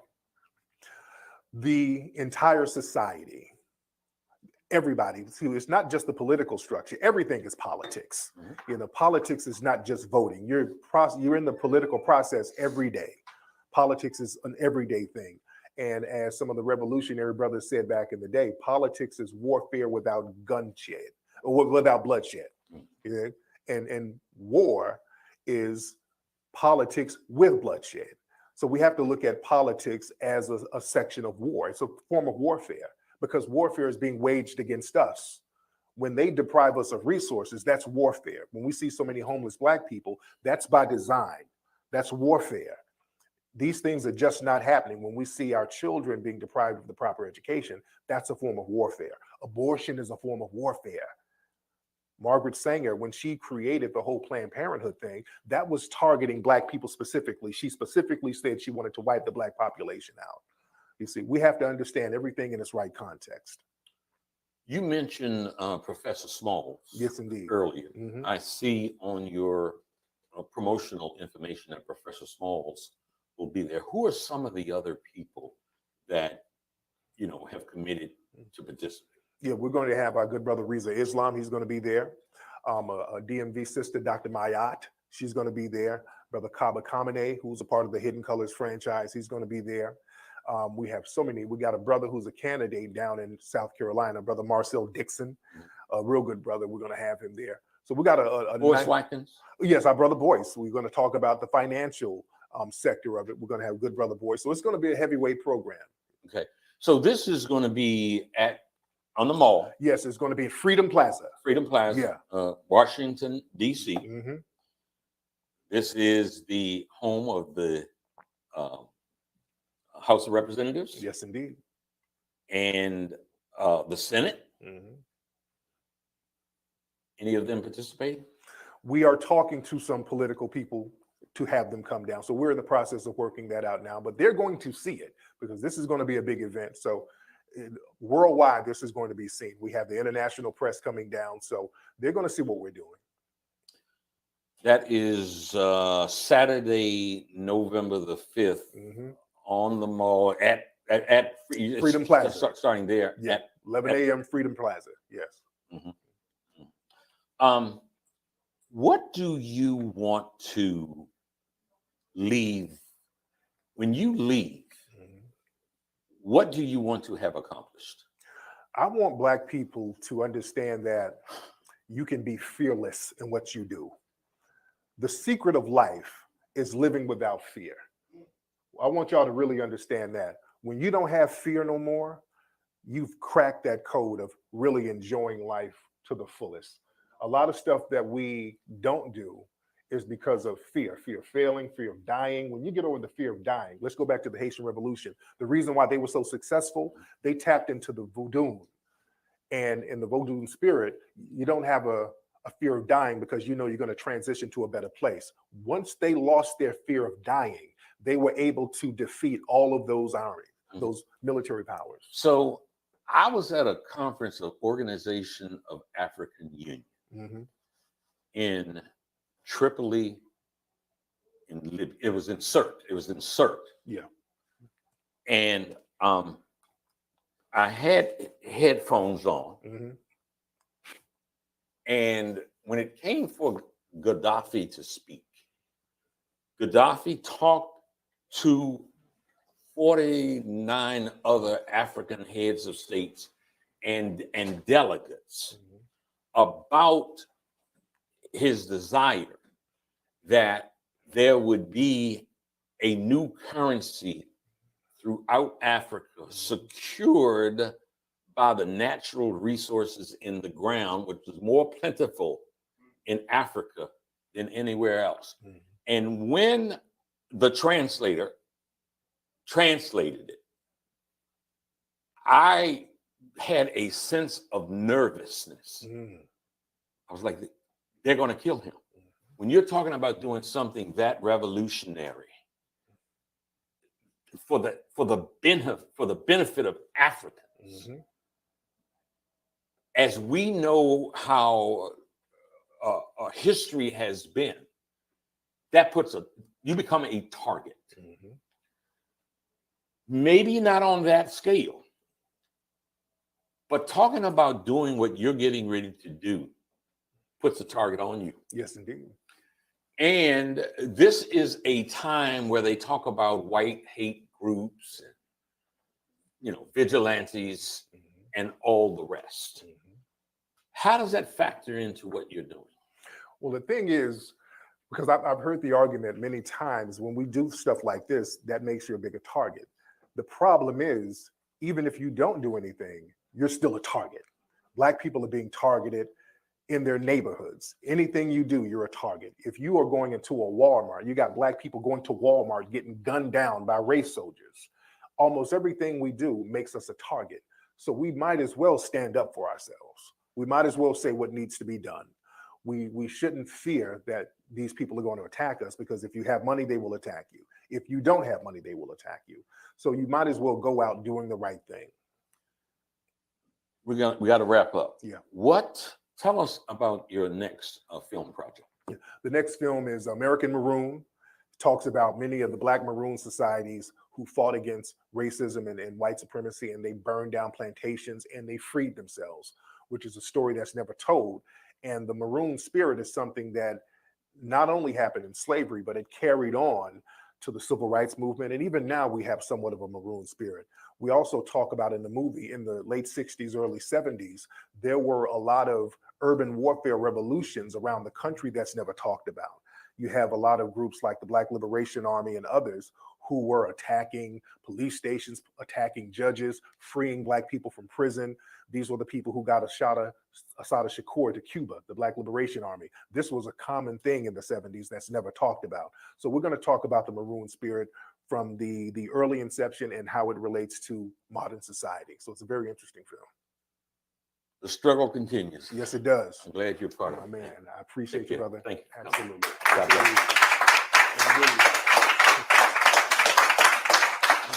Okay, we have a news flash here. We're exclusive here. Of course, I tweeted thanking the brother from here on the Rock Loomis Show, and Roland Martin has responded. Roland Martin says, "I will never sit down with a sexist, misogynistic, and Black immigrant-hating asshole to read in the sheet. His attack on, I don't know who this is, Joe Didi. Who? I don't know who is this? Yatindi Apagat. I know who she is. She's and my defense of her set him off to attack me. He regularly calls Black women dead witches. I'll talk to Rock anytime. Tariq can go to hell." I'm responding that it would be a great debate to address the long-held divisions in the Black struggle. Memories of W.E.B. Du Bois and Marcus Garvey comes to mind. So that's my response.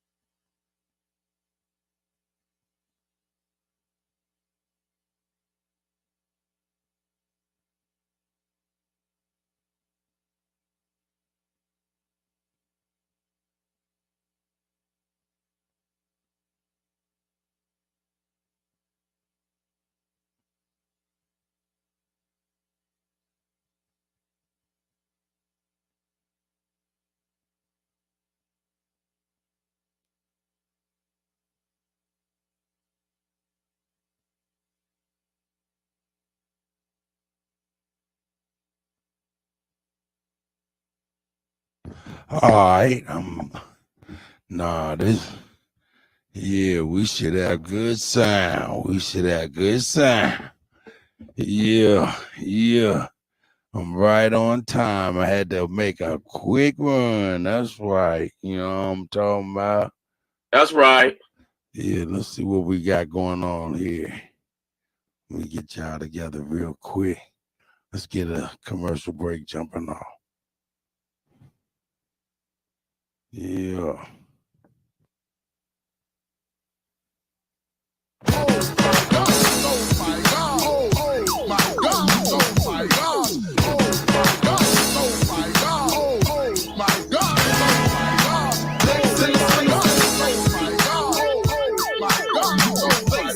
Hotel family, it's your brother King Yahshua, the Minister of Defense and co-founder of Nation Liberation, the Big Game Hunter. Here with the book, Big Game Hunter, New York Times bestseller, Mama, I finally made it. Written by my little bro, Matthew Daniel, that's King Yampu. What does it tell? It talks about a lot of people make claims of police corruption, but they rarely ever uncover the necessary documents to irrefutably prove their claims. Although they may be correct, the lack of physical evidence and the inability to present the information in a coherent narrative leaves them, the accused cops, enough wiggle room to hide behind the terms like slander, defamation of character, and conspiracy theory. Well, dear reader, those days are over. This work, Big Game Hunting, is clear proof of corruption within the Texas City Police Department. Matthew Daniels lays out his case using eyewitness testimony, newspaper articles, emails, court records, arrest records, and testimony from the Texas City Police Department police officers themselves, which proved beyond a shadow of a doubt that there was corruption within the Texas City Police Department that was not only sanctioned by the administration but covered up as well. Matthew Daniels eloquently documents the war that was waged along with his brother Joshua Daniels against the Texas City Police Department, and he detailed how the two of them went big game hunting and mounted the heads of several prominent people on the wall. Reader, this work is explosive. Matthew Daniels shows that the same Texas City police officers who were charged with arresting the criminals were the worst criminals around. This definitely is a must read. Big Game Hunting. Mama, I finally made it.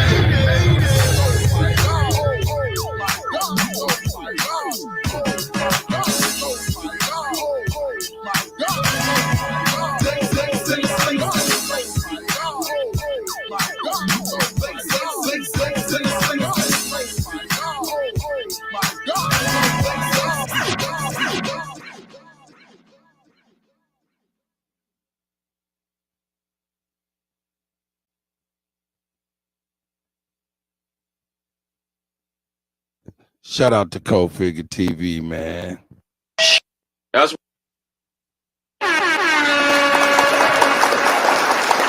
I'm over here multitasking, you know, I'm on the telephone and all kind of shit at the same time. So let me see. Let me get us another commercial jumping off real quick.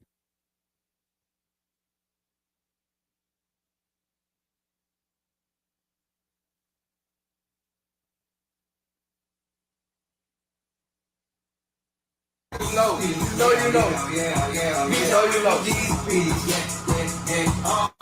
to the trap, cause I'm protected, G's piece. Break to the trap, cause I'm protected, while I feed streets. I'm trying to do me my first package, and he said, make what you can. Turned it 28 to 56, came back and hit his hand. You always pay the plug, that showed you love, that shit make you a man. Put on the plug, you niggas dumb, you still in cross, let me understand. I got the full way at the text, so I went right back and cop. Hey, got it going like this array, Jello, you run some dosey cake. How I blinking, have them thinking I've been out here moving weight. You start flexing and finessing, pussy boy supposed to hate. Flicky on me when we meet up, ain't no lacking, concentrate, can't go, we all thinking we cool. I know how goofy niggas play. I'm closest to you, try to do you, try to knock you out the way. Send them the guy, he think it's safe, send them the guy, he relocate. I used to break down 28 just to keep my money straight. My real trappers, they relate. Tell the nut, smoke out the shake. How much you got, I'm on the way. Don't take too long, no, I won't wait. I coach you, call up the plays. I'm getting late. I went from G's to P's.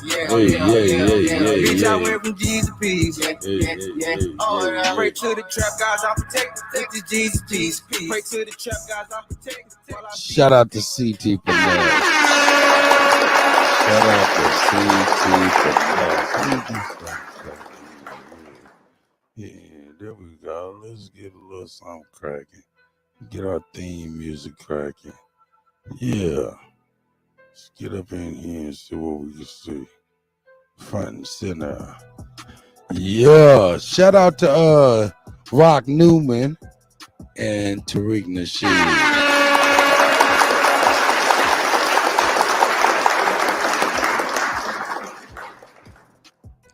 That was a pretty good build. Pretty good build. I see everybody in here. Snake God, I see you, Hero, the Duke of the Great Lakes. I see y'all.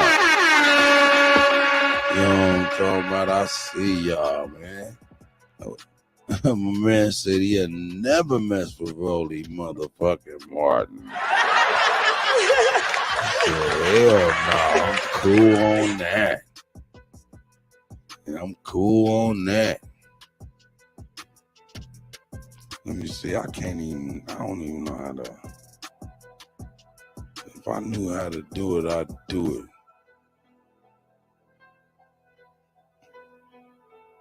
Here we go.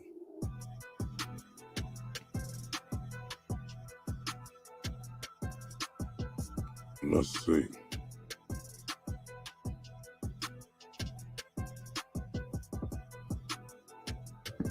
Let's see what we got. Let's see what we got here. I'm pulling it up as we speak. Pulling it up as we speak.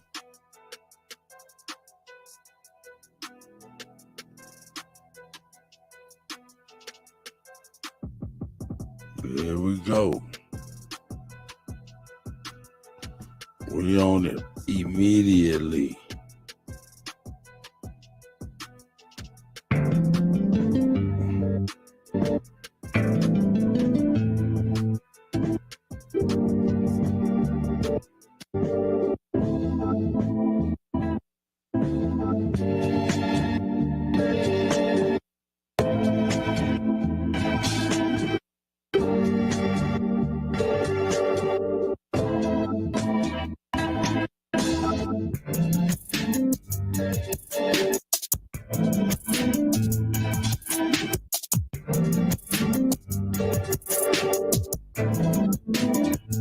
Shout out to Free Pow TV.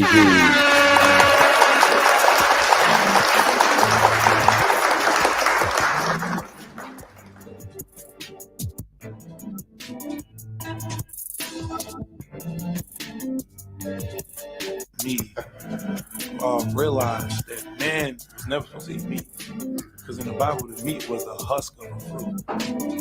That's what they call meat. Really? Fruit was the meat. That's No free. But that's like people saying money is evil, but for the love of money is evil. But that's a whole nother. That's a whole nother vibe. That's good. Listen, what do you think? You think we're more God conscious now than we were, what, say, 10,000 years ago? I don't know. I don't think so. Like, you know, everything was God then. Yeah. Everything was worship and prayer all day. Yeah.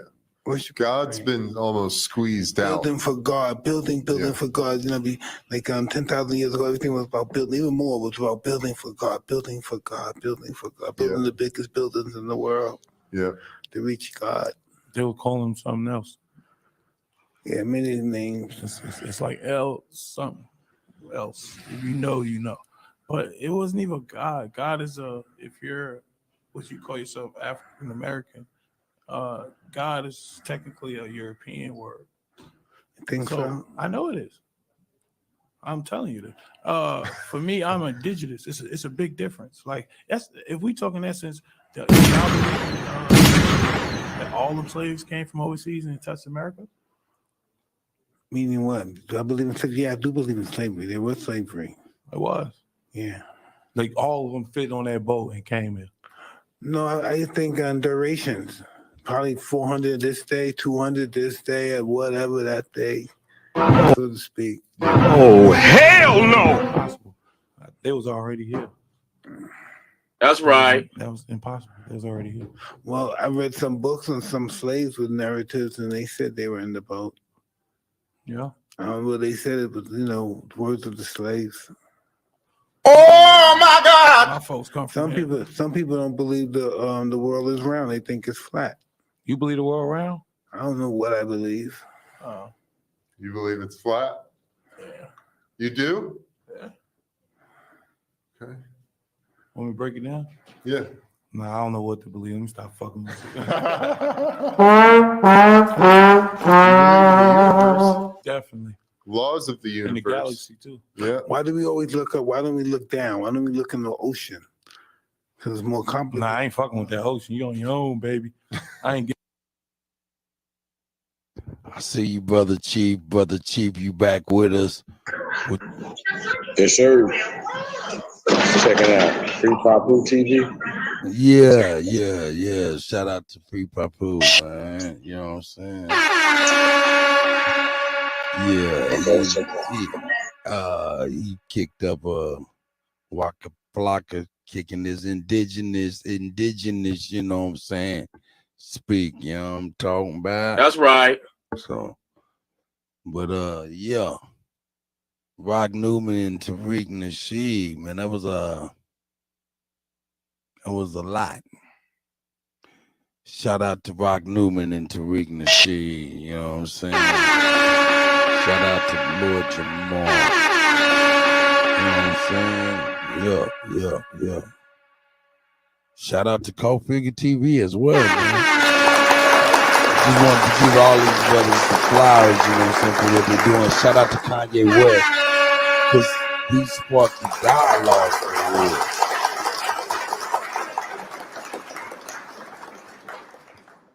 Man, I'm about to open up the floodgates. Man, ain't nobody trying to get the floodgates open. It's all right, man. I won't open up the floodgates then.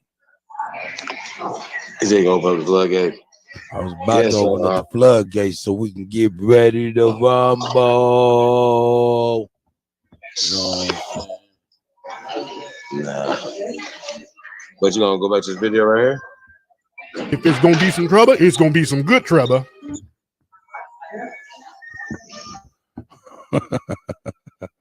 You heard that? It's just nuts. Here we go. I'm gonna let them get it. Getting on the boats.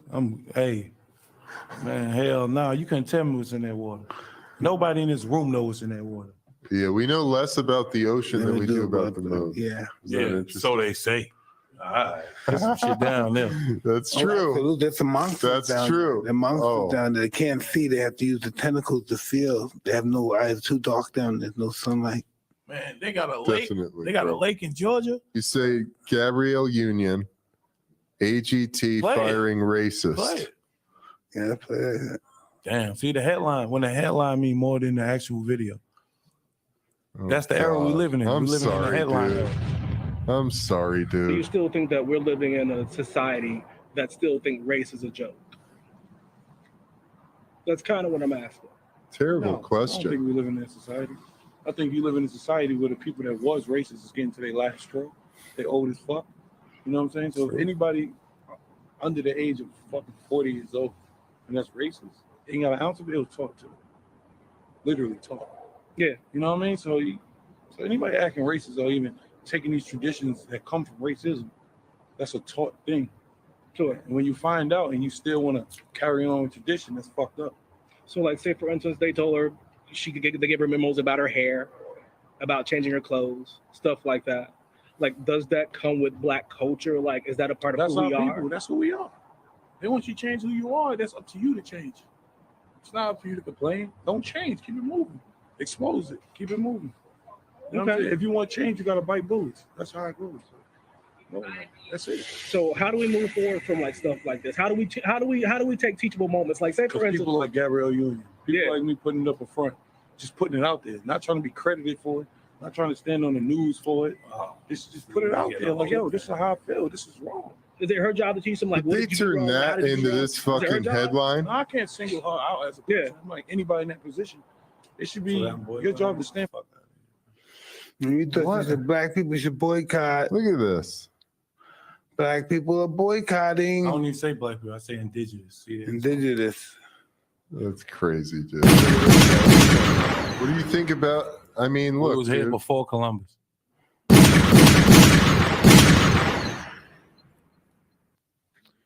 Native Americans, or you're saying African people were in America before Columbus? Where you from? What you call yourself? You're European American? I guess, yeah. I guess so. But do you title yourself as that? No. So why the fuck say people title themselves African? Good question. You man. say I'm a Mexican American. No, I'm an Indian American. Black motherfucker. A nigga even. But nigga is not even nothing. It's a color.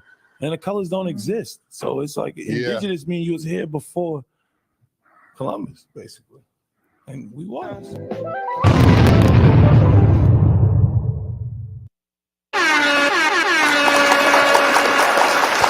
Shout out once again to Free Papa TV. Like and subscribe to the brother. You know I'm talking about.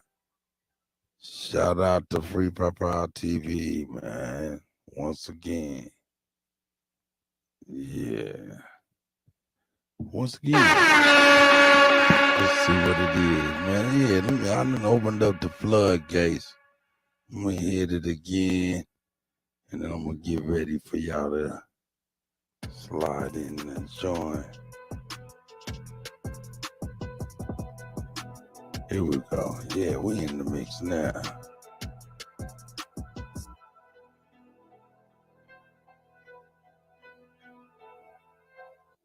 Yo. Also, phone lines are now open as well.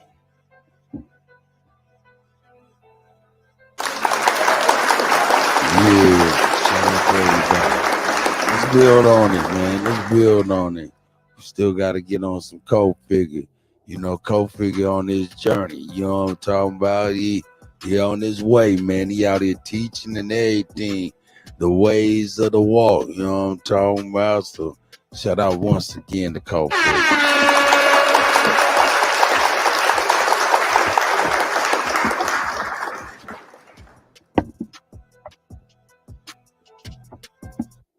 Yeah. What up, Mighty Timberwolf? I see you, brother. You know what I'm saying? Smoke is in the building. Tanya Parker, I see you. What up, Smoke? Microphone check. 1 2 1 2. Yeah, we can hear you. We can hear you. Shout out to the dollar store for the excellent equipment. You said what? Shout out to the dollar store for the excellent equipment. That's right.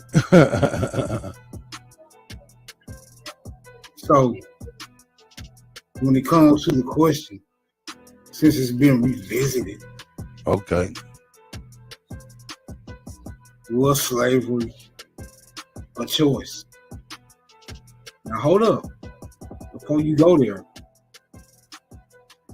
recent narratives that are being asserted by most of the members in this so-called Aboriginal community, right? We would adamantly reject such a notion as slavery in the first place, although it can be alluded to. Niggas are currently being enslaved due to these deplorable contracts, right? And it's not just applied to certain industries. I think it applies to all the damn industries. Employment, music, sports, military, politics, you name it. You heard me. What you think about it? That's right. That's right. That's right. That's right. You know what I'm saying? That's right. What about Yeah, of course, we played Lord Jamal's spiel on in his view on the economic crucifixion of Kanye. Then we went into, of course, Tariq Nasheed and Rock Newman's bill. You know what I'm saying? Of course, you know what I'm saying. But yeah, and then also we went into Waka Flocka. We already know that, you know what I'm saying, people is waking up and tribing up at the same time. So hey, y'all feel free to jump in any way you want to on any topic. Salute to Anthony Pickens. Man. Go ahead, brother. Peace to the crowd, peace to the crowd, peace to the chat.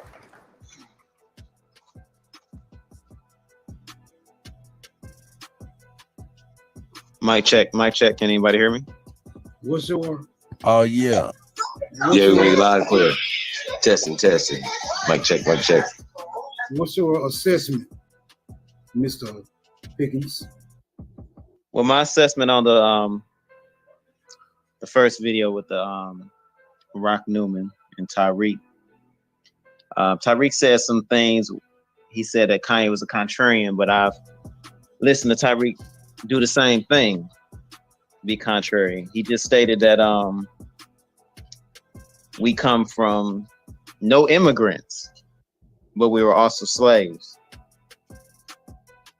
And, you know, we covered this on several bills that, you know, slaves mean the Slavic people.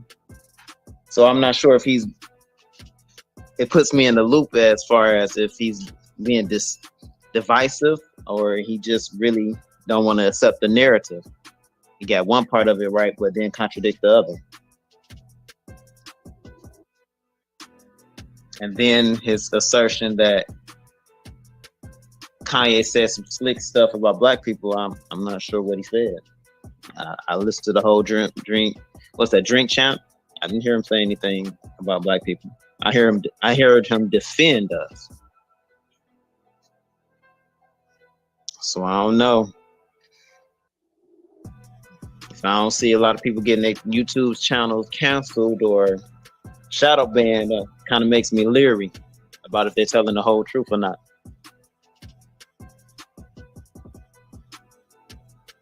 And I'm gonna land there. I see that. I see where you're going with that. Smoke, what you think, brother, about what Ant talking about? I have no political affiliations, right? So when niggas speak I don't politics, think none of us do, really. But I go ahead, brother. I'm sorry. yeah, when I hear niggas speaking politics, those are just awkward moments for me. I think that whole system is anti-niggas. Like motherfuckers say anti-Semitic politics, for the most part, I would say all of it, in my humble opinion, is anti-nigga. So I see myself adamantly opposed to all things political, even if it's just indulging in the conversation, because we just a piece that don't really fit in there. So I can meditate on that or react, whatever floats your boat. But I'm landing.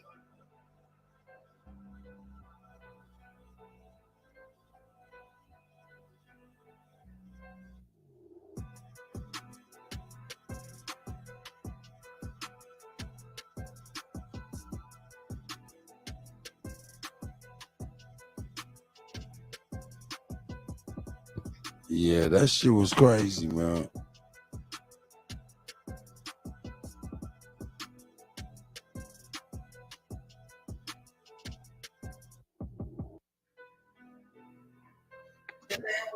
Did y'all guys catch the Terhacker thing? The information he was bringing? Yeah, that was wild, wasn't it? Yeah. I know a little something, but I'm gonna keep it to myself. I know Marcus Sanders. And what? And I'm gonna say Tyreek from Detroit. That's facts. He's from Detroit.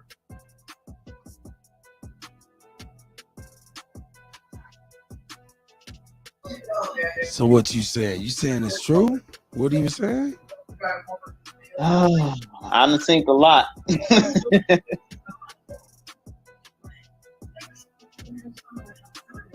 I'm saying a lot. Well, That's what makes me seen- leery about who's really who. I seen Tariq pull out his receipt, right? And the images matched the report. That report that was given by Taharka was quite elusive, right? It was a lot. You had to like fill in the blanks, make assumptions, multiple choice questions. So, you know, it wasn't a direct approach, right? It's like he was saying shit, but really wasn't saying shit.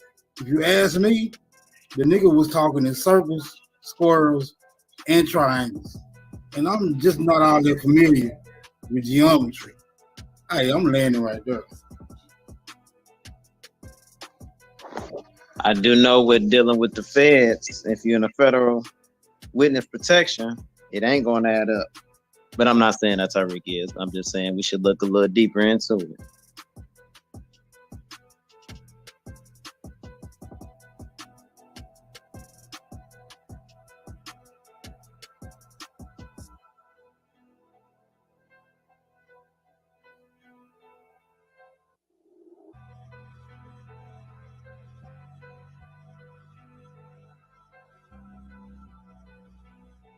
Lotus, Black Lotus. What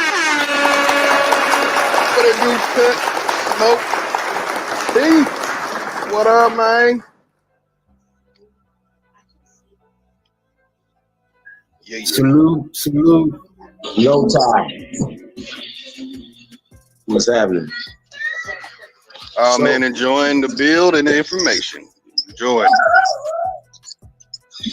Yeah, man. So you know about Rock Newman, man. What do you think about the stuff he was talking about, the boule? That what he said or what Freak said? Because he's one of your subjects as well. Yeah, he's definitely a subject.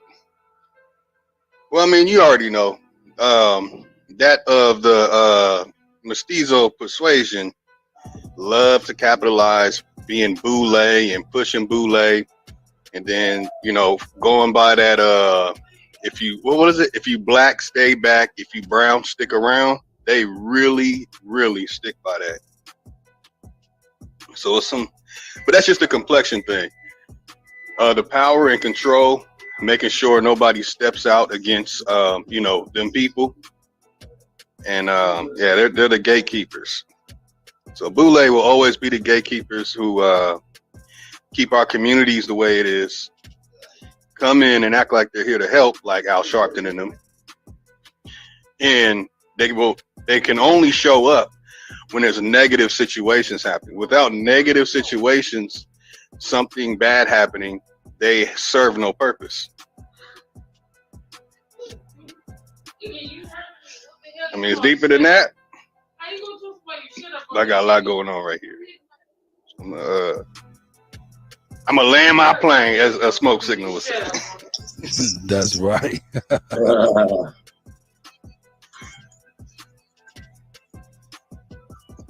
But yeah, once again, we know the history of the boule. We just talk about how all these dots connect, but the people who still finance everything, it's all about who funds, bankroll, and we already know about the Soros and open societies and Democratic Party. I mean, all the dots are connected at this point. Like, it shouldn't be up for debate at this point. And then all the corporations that just use our people. And once again, what did Ye say wrong? I need to know. Somebody need to articulate that a little better than you guys have been articulating. We're not just following along blindly to bullshit like you guys have been pushing down, the whole time. Now, what I want to do though, I'm gonna pull up this 30, the top 30 black billionaires. And I think it's really interesting. We got to sit together, but just kind of think about it from this perspective. You know, black is not always necessarily a color, especially in the system. And so it's really interesting what you guys are about to see. And I just got to like 27, so it's crazy. No spoiler alerts, but it's just really interesting. So yeah, man, peace to everybody on tap in, man. Smoke, you got something to say, folks? Before we get into this video. Keep Tyler Von Skittles, Jack, War Cloud. You have a TV. You have a presentment.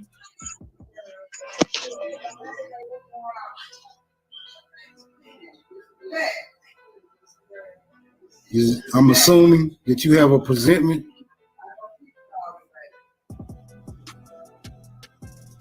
Chief. Yeah, what'd you say, bro? You're breaking up. Microphone check. 1 2 1 2. I got you. I can hear you now. Do you have a presentment that you're bringing? Okay. No, go ahead. Nah, that broke up. It was like Optimus Prime. I want to ask, what's the issue with everybody in Kanye? Or what is he doing so wrong? Yeah, I mean, they got to freedom of speech is up. You know, people have war with freedom of speech.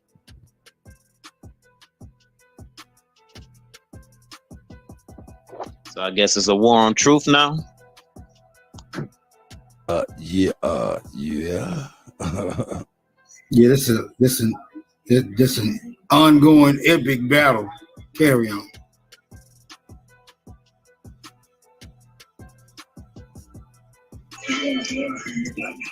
What did you say, Smoke? I said the war on truth. It's an ongoing epic battle. Carry on. Always. It's never gonna stop. So yeah, man, fair use for this right here, you guys. As you guys see right here, number 30 is gonna be Tyler Perry. Let's get it.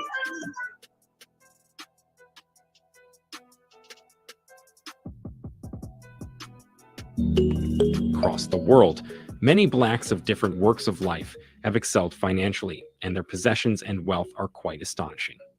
Amongst the 2,755 world's richest people, there are several blacks too, according to Forbes statistics. When we talk of blacks, we mean people with African or black ancestry.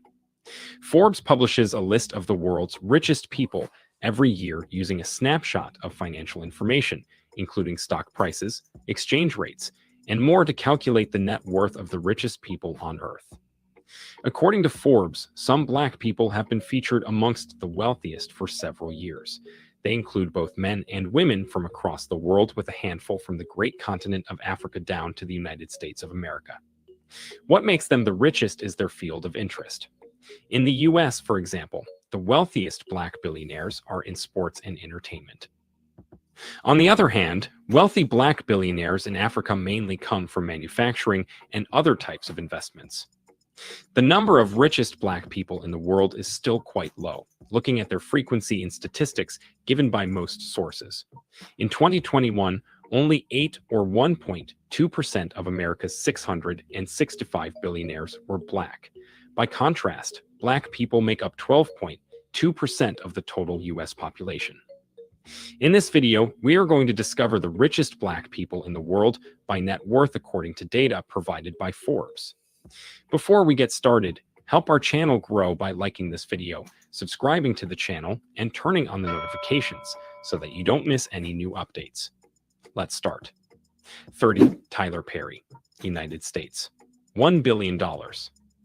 At the bottom of our list of incredibly wealthy individuals of black origin is Tyler Perry. Tyler Perry is a black American residing in Atlanta in the United States. The 21-year-old is engaged in movies, television, and entertainment. His net worth is... Now they can get the fuck out of Dodge with that shit. The what? The what? is engaged in movies residing in Atlanta in the United States. The 21-year-old is engaged in movies. The 21-year-old, now they got that is a definite typo or something. Anyway, we'll forgive you. Movies, television, and entertainment. If y'all think Tyler Perry's 21, you know what I'm saying, y'all go on and put press number 8 and we'll get it straight. We don't press 1 because we do new things. We do new things though. We just you know, press number 8 because we all straight. We try. Entertainment. His net worth is $1 billion US. Between 2010 and 2011, Forbes listed him as the highest paid man in entertainment. Tyler is an actor, director, producer, and screenwriter who created and performs the Madia character, a tough elderly woman. Many of his stage play films have been adapted as feature films. 29. Alexander Karp, United States. $1.1 billion. Alexander Karp is an American-based information technology billionaire with a net worth of $1.1 billion. The 54-year-old software technician is also the co-founder and CEOs of Palantir Technologies, an American software company that specializes in big data analytics. His company works with top government bodies such as the CIA and the FBI. Hey, brother. Hold up, we ain't gonna get past Mr. Alexander. Did it just say CIA? Yes, all of that. And who is Yes, this it did. And this is supposed to be a black man? Absolutely. Okay, yeah, Tyler Perry's 21, so I get it. We get it. You know, remember black mean pale. Oh. Oh, shit gets thick. Let me change my title. Hold on. Here we go. Yeah, Mr. Alexander. Yeah, let's see who he was working with. His company works with top government bodies such as the CIA and the FBI. He is identified as a white American, but his mother is an African American. 28. Mohammed Ibrahim, Sudan, $1.2 billion. 28. He is identified as a white American, but his the CIA. He's identified as a white, but his He's so they're like, yeah, he identifies as white, but we know his mama white. You know what I'm saying? We know his mama black. Or something. I don't know. Identified as a white American, but his mother is an African American. 28. Mohammed Ibrahim, Sudan, $1.2 billion. 76-year-old Mohammed Ibrahim is a Sudanese billionaire businessman, philanthropist, and owner of the Mo Ibrahim Foundation. He currently lives in the United Kingdom and is one of the wealthiest people there with a net worth of $1.2 billion.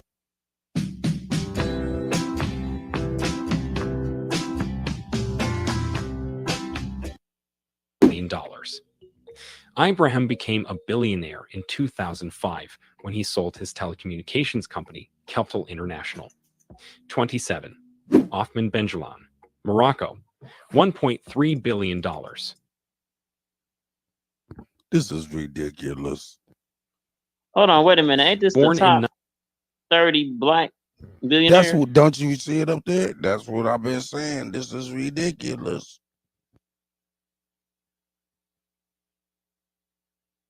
I mean, shout out to these people who got their cake up, you know what I'm saying? Shout out to them, you know what I mean? But I thought it was, you know, so-called black folks. I don't know. We really got to stop using that black term. Yeah, obviously.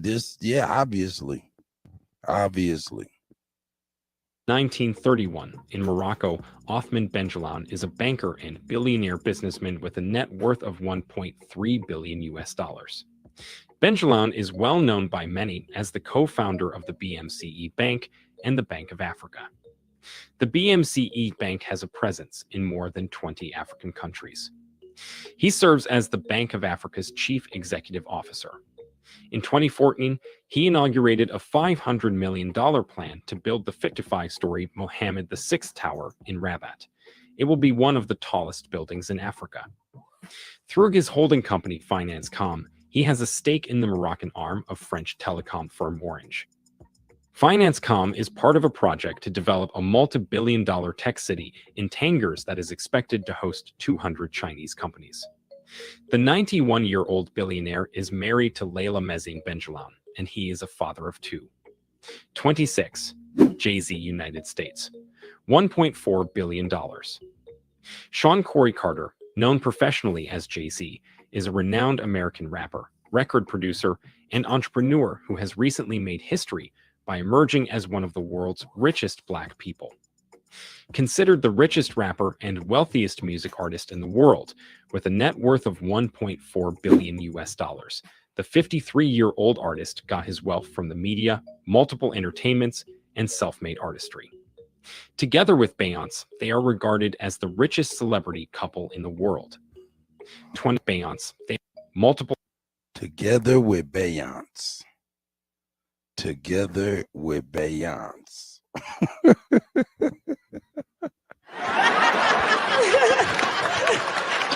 Was he now on the list? Is Beyonce now on the list? No, he said Is together Rihanna, with is Rihanna on the Beyonce. list? I don't think they're doing it. Yeah, I'll I be don't think we got to that yet. Nah, we may not have got to her, but this is Jay-Z. But he said together with Beyonce instead of Beyonce. You know what I'm saying? Here we go. Entertainments and self-made artistry. Together with Beyonce, they are regarded as the richest celebrity couple in the world. 25. Youssef Mansour, Egypt.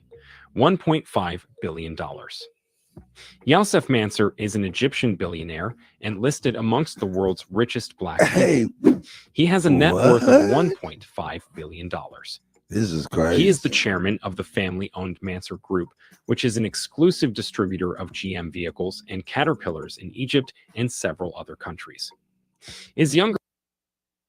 Now, I tell you what, are these people like getting funding, you know what I'm saying, based on, are these people like, I mean, I guarantee minority. I bet money. God, God damn. We got ourselves some $5 billion niggas. Not $5 niggas, but $5 billion niggas. Or 5 billion Indians. Yeah, this is crazy. Yeah, this is crazy right here. But you know what I'm saying? Hey, you know, my man looking like Muggsy Bogues or some old crazy shit. That nigga look like a straight Italian.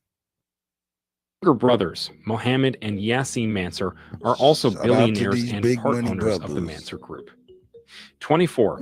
Michael Jordan, United States. Oh, $1.7 Jordan billion. on there. Michael Jordan is a well-known wealthy Black athlete. The Black American is not only one of the most successful athletes of all time, but he is also one of the most popular people in the world. During his playing time in the NBA, he earned a sum of $90 million.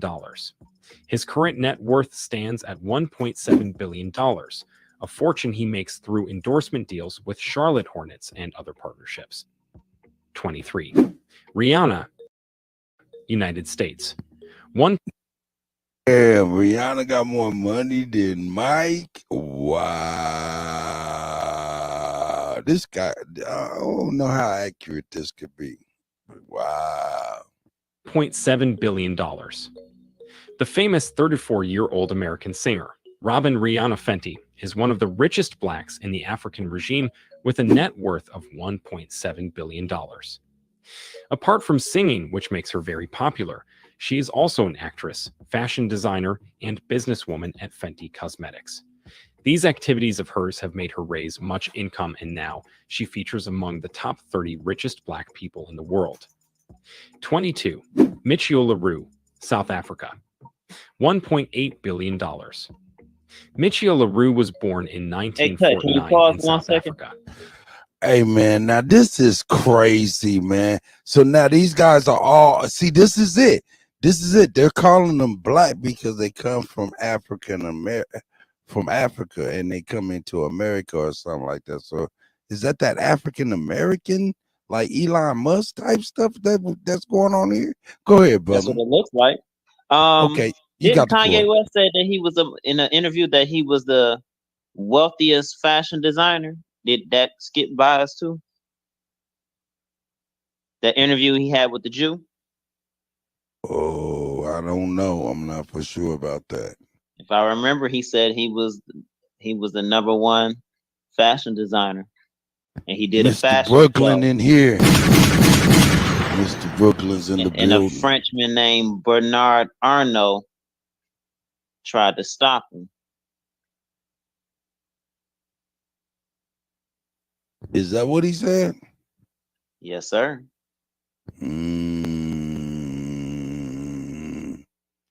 Oh, what is this guy on this list or something? I'm not sure. I wouldn't be surprised.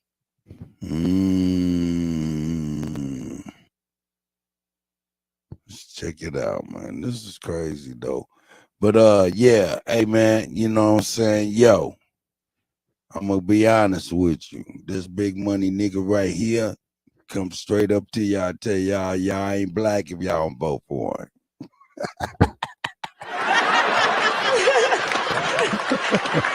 That's a big money nigga right there. He is well known for his ingenious works in the South African banking sector. LaRue is the chairman of Capitec Bank, which he founded in 2001 and owns about 11% stake. The bank has 800 branches and over 13,000 employees. LaRue recently ran Boland Bank, which runs in Cape Town's hinterlands. His net worth is $1.8 billion US. The entrepreneur is also the CEO of the microfinance company, Unifi, which has grown from being operational in Zambia to Uganda and South Africa. 21. Aziz Akinouch, Morocco, $2 billion. He is a Moroccan-born politician and businessman. Aziz is currently the Prime Minister of Morocco since his government took office on October 2021. Born in 1961, the dynamic billionaire is interested in the oil and gas sector, which has seen him invest heavily in this sector, raising a net worth of $2 billion US. 20. Michael Lee Chin, Jamaica, $2 billion. Michael Lee Chin, nicknamed OJ, is a Jamaican-Canadian businessman, philanthropist, chairman, OJ. and CEO of Oakland Holdings, a privately held investment company in Australia. With a net worth of $2 billion, the 71-year-old businessman made his fortune through investments in financial firms like the National Commercial Bank of Jamaica and AIC Limited. Next up, 19. Kanye West, United States, $2 billion. Kanye West is a controversial musician and fashion mogul who has made the headlines recently as one of the richest black people in history. 44-year-old Kanye has a net worth of $2 billion as of 2022. His biggest business move was a lucrative apparel deal with Adidas, which propelled his net worth to $2 billion. Adidas. According to Forbes, his net worth is expected to grow in the coming years with another lucrative deal with GAP. 18. Isabel dos Santos, Angola, $2 billion. Once considered Africa's richest woman, with a net worth exceeding $2 billion US, Isabel dos Santos.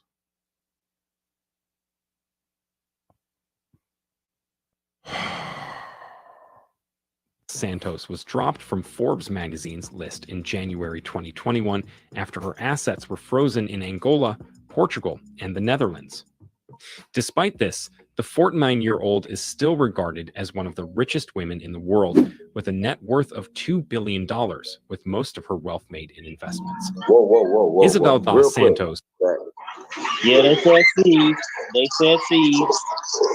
So she was worth money, and when they froze her assets, she wasn't worth any money anymore. That's how this works.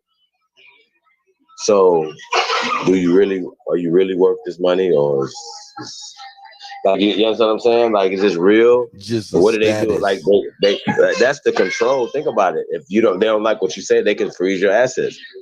They can freeze your accounts. What are you gonna do? Scrooge McDucket?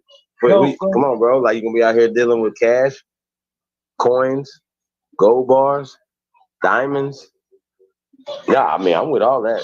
But the point is, though, what bank is gonna do business with Ye? Hey, salute to everybody, man. Realize. What up, Realize? It's salute to everybody, man. I wanted to come up and speak on this because from what you just said, bro, you literally just took what I had to say and put it out there because at the end of the day, they talking about all these funds and all this money, right? Well, if I could be this quote unquote wealthy and well off, how is it that you can shut down an account and therefore no longer am I the person that I and you said I was, because now you're taking everything from me. So then that means the currency, it don't mean shit. The currency literally means nothing. If I'm gonna take anything away from what I've been listening to for the last week or so, I would say this: money don't mean shit no more when it comes to that dollar. It don't mean a damn thing. You mean to tell me this man was a multi-billionaire and in 1 week, just because he lost sponsors and lost people that he was doing business with, he is no longer that? Okay, then that means that the money that y'all say that y'all all have, none of that shit really mean nothing at all. You giving it power. Or Because unless they you talking already about know that. social currency. My bad, brother. Go ahead. My bad. Oh no, actually I interrupted you. I apologize, but I'm saying the social currency. Because remember, pay attention. They dropping it based upon how public opinion is. It ain't actual money. They getting That's a money off fact. the social. You know, hey, look, I don't know if y'all know this, and I'm pretty sure y'all do, because goddamn it, I ain't smarter than nobody in this motherfucker. So, to be honest, anybody who has ever spent $1 could go to prison. That's a fact. Everything is about credit. These motherfuckers don't spend money; they spend credit, y'all. It's not even about a paper dollar. These motherfuckers have a lot of these people have never touched a dollar. Because if you ever have, and let's be real about this, if you ever had legally, you can go to prison. If you have ever spent $1. Because it's fraud. I know where you're going. Thank you, brother. That's all I gotta say. Y'all go ahead. Also, remember when Shaq bought all those cars and then the bank froze his account? They wanted to know what was going on. Thank you. There you go. That's Right what. there. Yeah, That's what all their accounts. Think about this. You're a billionaire, right? You're a billionaire. If you go to pull more than 10,000 out your bank account and see what happens. That's exactly what I was going to say. Currency transaction report. Yeah. What it's called. I'm a former banker. I know. My mom worked. My mom worked. Listen, my mom worked for Coal America. Coal America Bank. Y'all remember Coal America back in the day? That was some Michigan shit, if you don't know. But Yes, sir. she worked Yes, for a sir. bank. You know what I'm saying? And I'm gonna tell y'all something, bro. Like look, this is what they do, man. They take your money and make money. But you can't use your own money. Literally, nigga, they can take all your money as soon as you put that shit in there and invest on something. You don't even fucking know it. But you go and try to take more than 10,000 out your bank account and see what the fuck happened. That is true. You know, when I was a broker in 2017, I had 5,000 sent from Thailand. Man, they gave me hell for a couple of hours just to get it. Damn.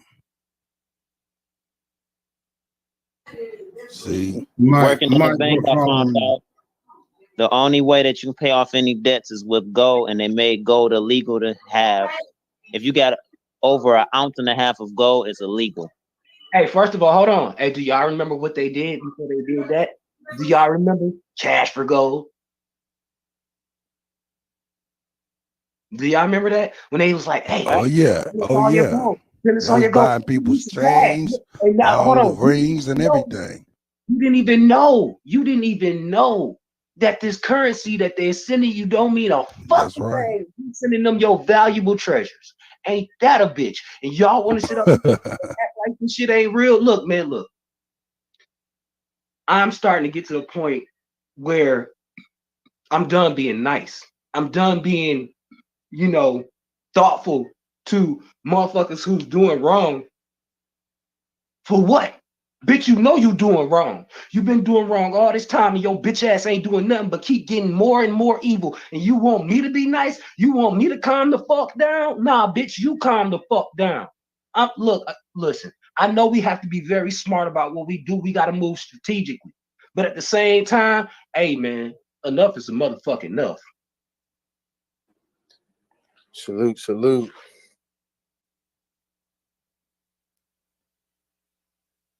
Salute, salute. What Yeah, it kind is do pretty you- serious. I had a story real fast. I went to the bank one time. Like I had a $30,000 check, and I Get in the cashed. mic a little bit more, brother. Oh, can you hear me?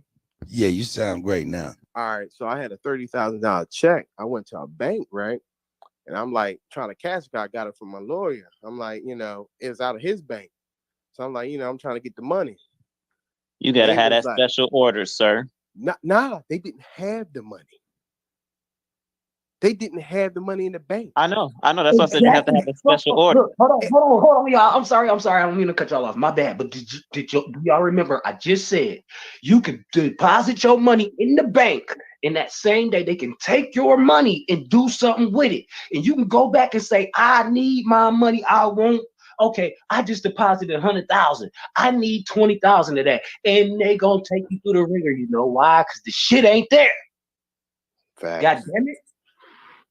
Yeah, so I had to just basically take the check to my bank, and I had to wait for the hold, the 15, whatever day hold they wanted to put on it. But right there in that time, I'm like, this is a big bank. Y'all supposed to have at least the least amount, 100,000 in there, but you don't. So that right there let me know that it was all make believe. And it's crazy though. But I just wanted to jump on here to tell you that story. I'm about to jump. Hey, brother, if you want to know where the real money is, look for the gold. Oh, yeah.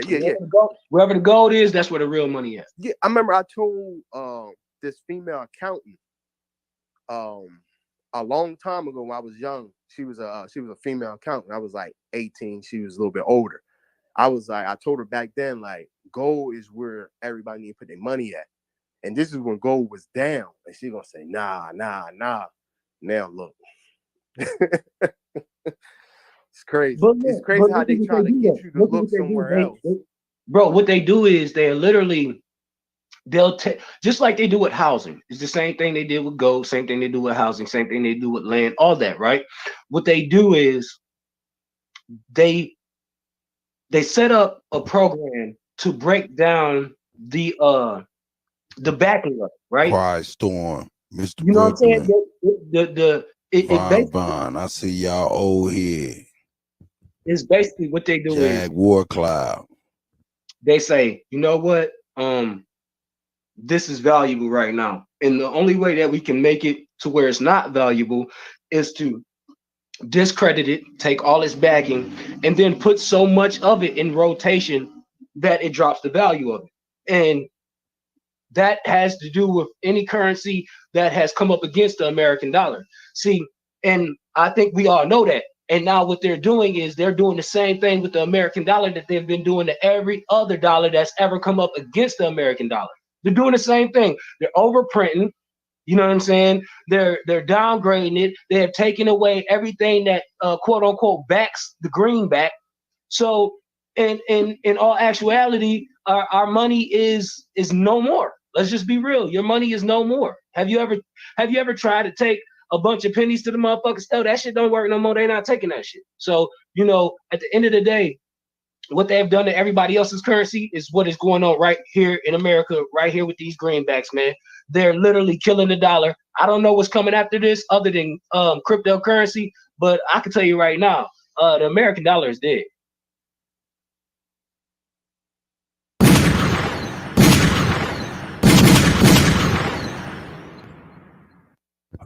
Hey, Chief Holiday. Cause I need to know the method to the madness. Yeah, I want to get back to this list right here, man. It's very interesting. But Yeah, once I'm trying again, to see you can be where a we getting billionaire at with and then this. say so. Just because they say so. Interesting.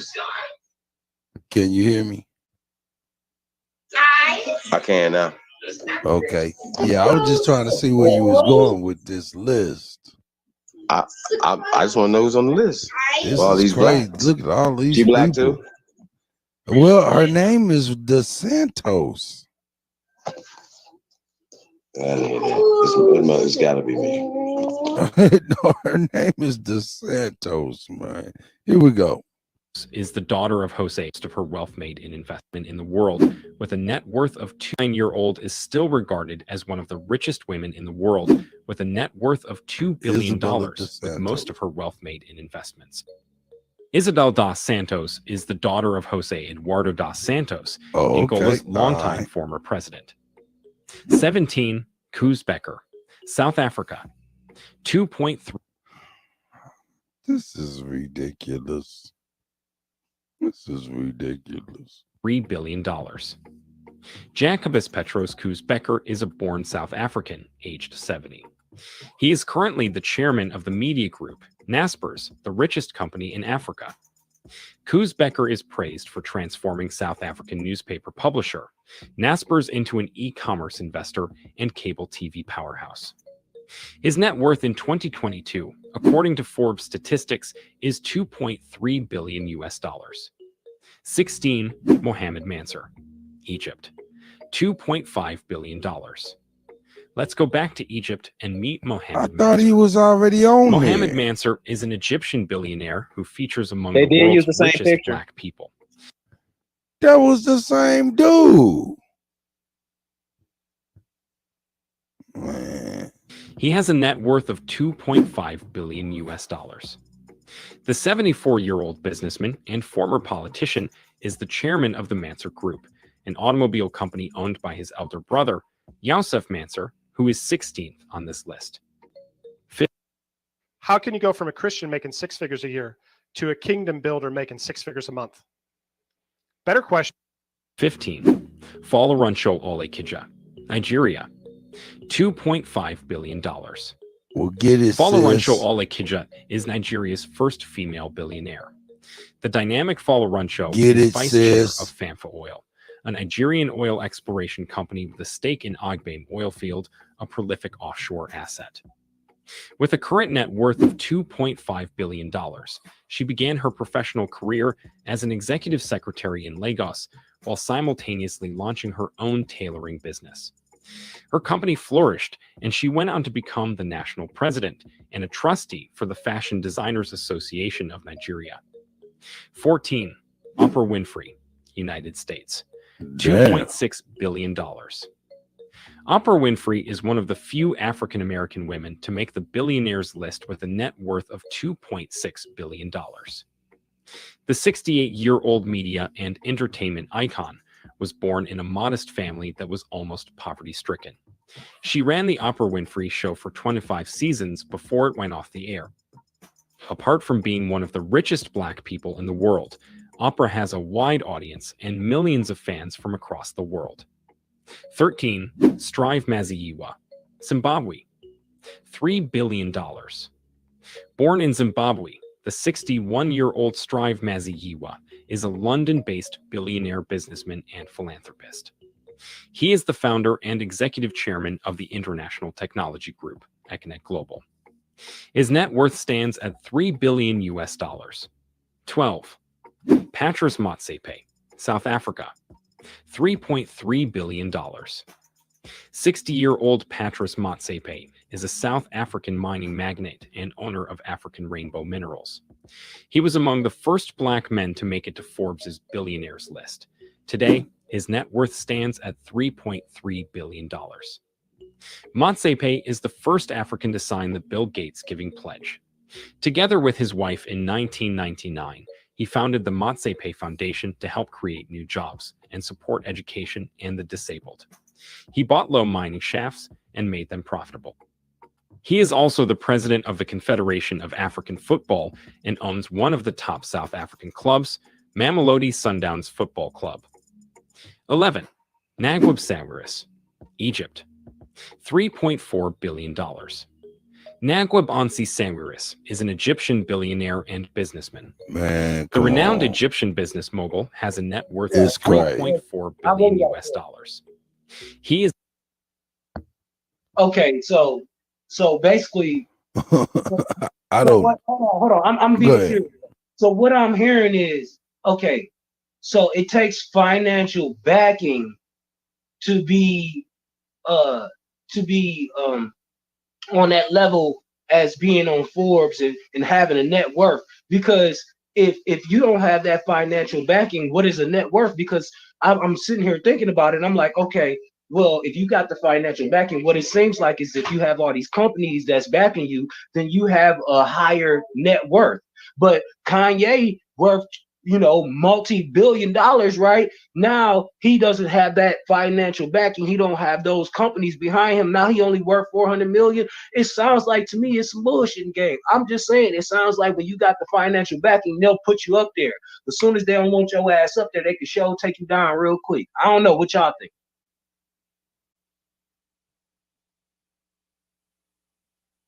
Yeah, that sounds about right to me. That sounds about right to me.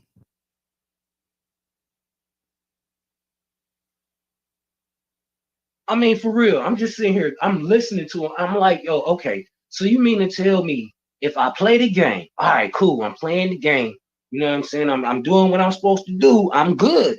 But soon as you don't have no space for me or I'm used up, then you literally could take everything that you quote unquote gave to me that literally I gave to you. So basically, we giving these people everything of our culture, and we're not benefiting from it. Period. That's what I'm getting from this. That's just There's no nobody else. such That's thing me. as being rich anymore. Just wealthy. It's wealth, man. Listen, if it's not wealth, with these dollars, you better be rich in spirit and in family. At the end of the day, that's what it is. You know For what I'm real. saying? If you look, if you not wealthy in finances, please be rich in life. And if you don't know, now you know. Christopher Wallace, aka Notorious B.I.G.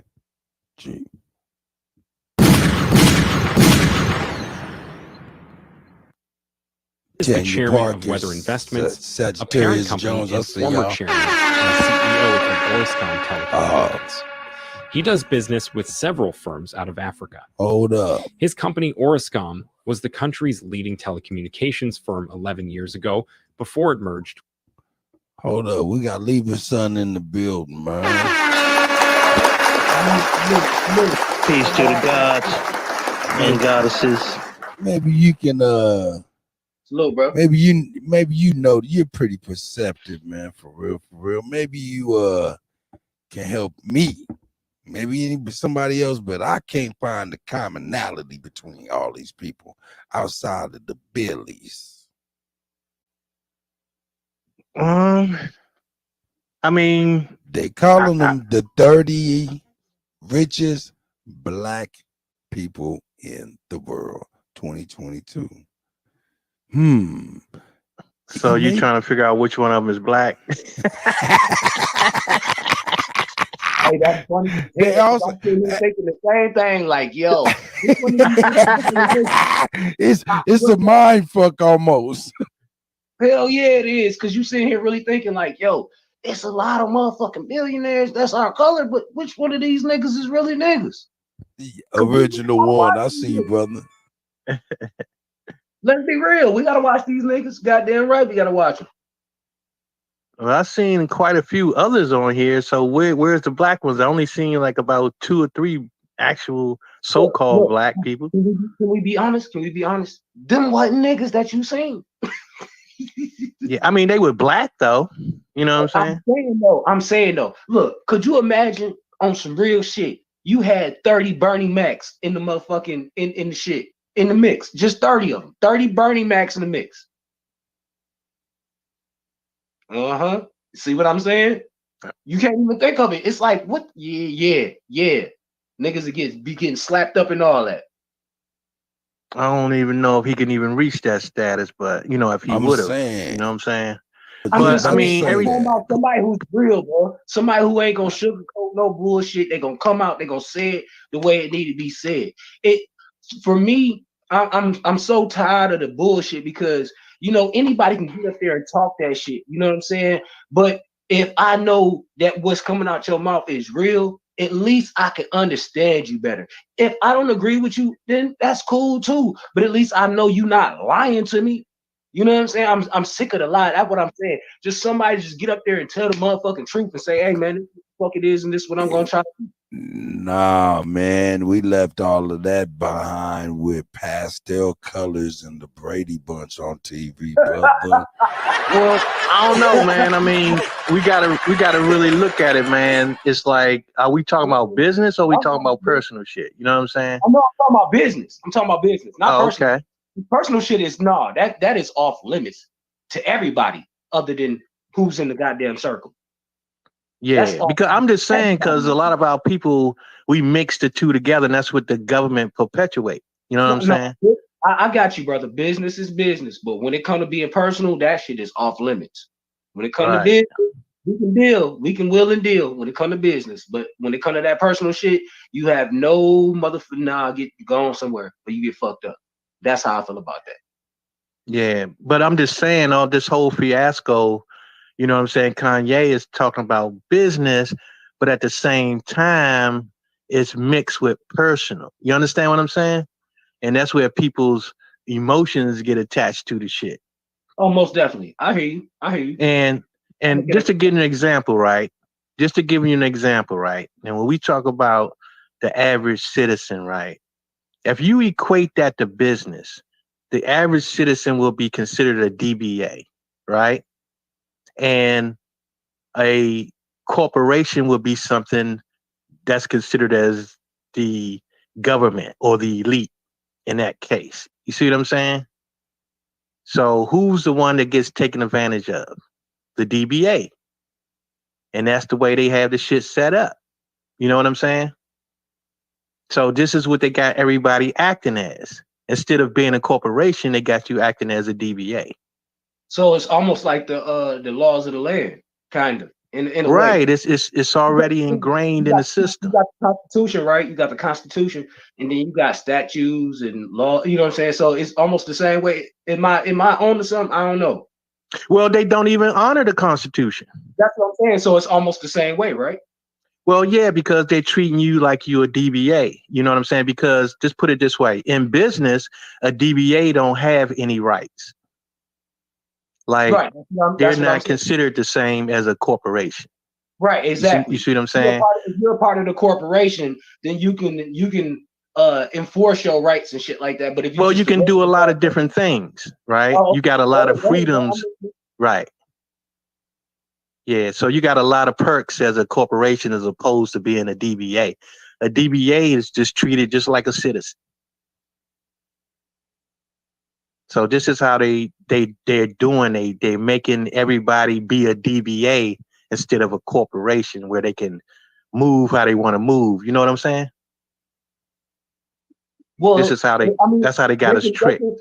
As long as it's not a corporation, they can make money off of it, right? If it's only a DBA, the corporation can make money off of it because they can say to the DBA, right? All right, we're gonna put this much into you, and you know what I'm saying? So they can always make money off of it as long as it's that. But as soon as it evolves into a corporation from a DBA, then now we have a problem because now this DBA that started from nothing, now it's been bubbled up to a big corporation. Now we have a problem because this same corporation that wasn't nothing years ago now has become something, and now it poses a problem to our own corporation. Is that something? Not exactly. And see, that's what I'm saying.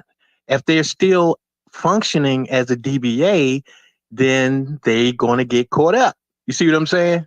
No matter how much money you make. I'm saying if they evolve, though, if they evolve and step well, yeah, you would have to change your structure, right? Right. I get that. But just imagine if you don't do that. If you don't do that, you're still operating as a DBA. No matter how much money you make, they're going to take advantage of you. What I'm asking, bro, is that the people that have done that, do you find that they come up missing or quote unquote out of here. You know what I'm saying? Because a lot of people who do that type of shit, who really step up to the challenge, they end up out of here. Is that something that you look at? Well, if they start getting into the personal arena, you know what I'm saying, then that could be a threat. You know what I'm saying? But if you carry yourself a certain type of way and act as a unseen hand, then you don't have problems like that. You know what I'm saying? It's just that people publicize the your private business. Like that's what politics is. Publicizing your private business, and that's where people get into trouble. I feel you. I hear you know what I mean? That's respect though. That's respect. But that's when it come down to shit like that, it's supposed to be mutual, right? Well, we should not let them commercialize our public. I mean, our personal business. I'm glad you said that. Thank you. I'm glad you said that. Cause look, I'm telling you, so many people want to be nice. Look, fuck all that, bro. We gotta take back cause dog, look, we know what we have created. It's there. We know what it is. It's time for us to stand on that shit and say, man, nah, we did this shit. And we not about to keep letting y'all just say, oh, this are, cause look, think about this, yo. If you really want to understand what these people trying to do, in 50 years, the king of pop will be goddamn Justin Timberlake. TV. Hold on. The king of rap. You all good, real life. Like what the fuck, bro? When these people have nothing to do with the origin story, but they will be the top, the cream of the crop, man. That is crazy to me. And look, I'm not shitting on neither one of them, bro. But let me tell you something, nigga. You ain't create a motherfucking thing, you biting ass boy. And I'm not saying you don't have to tighten this shit up. That's just how I feel. That's you absolutely right. But the problem is that, you know, is when they get enticed to sell themselves, right? They sign that contract, they get that money, and you're signing over your rights. You know what I'm saying? What's crazy, bro? Is I think that niggas not even signing over rights no more. I think niggas is signing on just to sound stupid. Because, bro, where did the artsman go in this shit? Bro, we are, listen, the form of music, the form of hip hop, the form of rap is to talk your shit and to actually say something. These niggas ain't talking about a motherfucking thing no more. So what do you mean? Well, that's the problem. So the question is, why pay attention to them? You see what I'm saying? If people are selling out, right, and doing that type of shit, then they should be considered sellouts. Why pay attention to sellouts when they could have been protecting their craft? You know what I'm saying? But the problem is that they don't have anyone that can kind of push our craft to a certain point, because these other people have built empires in media, and we don't have such empires. You know what I'm saying? And people look at that and be like, well, I want to be on TV. I want to be on an award show. I want to, you know what I'm saying? And they'll say, well, shit, I'll sign that deal and talk this shit and do that.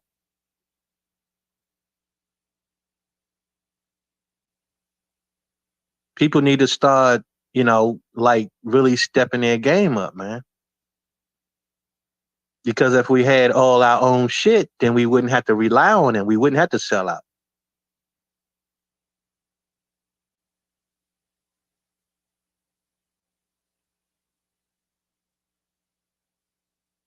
You have to create a space for people to flourish.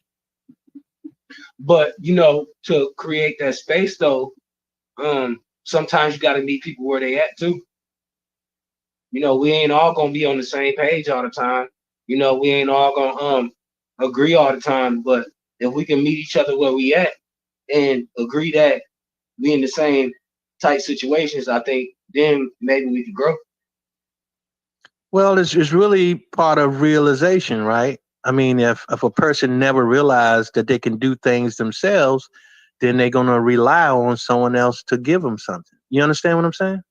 Well, can I add to that? Because I believe this: if you're relying on something else to make you whole, then I think you're missing something because you got to look within yourself. You gotta understand yourself. You gotta know thyself. You know what I mean?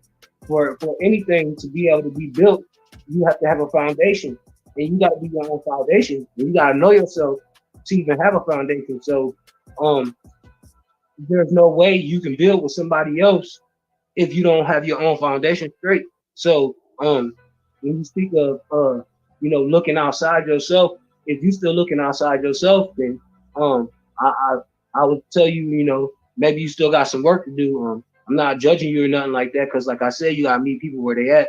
But I would say to you, you still got some work to do because there's nothing outside of you that you need. I mean, that's just real facts. Something that I've learned on my own is that everything that you need is inside of you, all of it, God and everything. So, Well, that's what I'm saying. If you disagree, put hit that the in put that in context though, because it sounds like you're talking about two things together, right? So what I'm saying is put that in context, because business has its own set of principles, and your personal life has its own set of principles.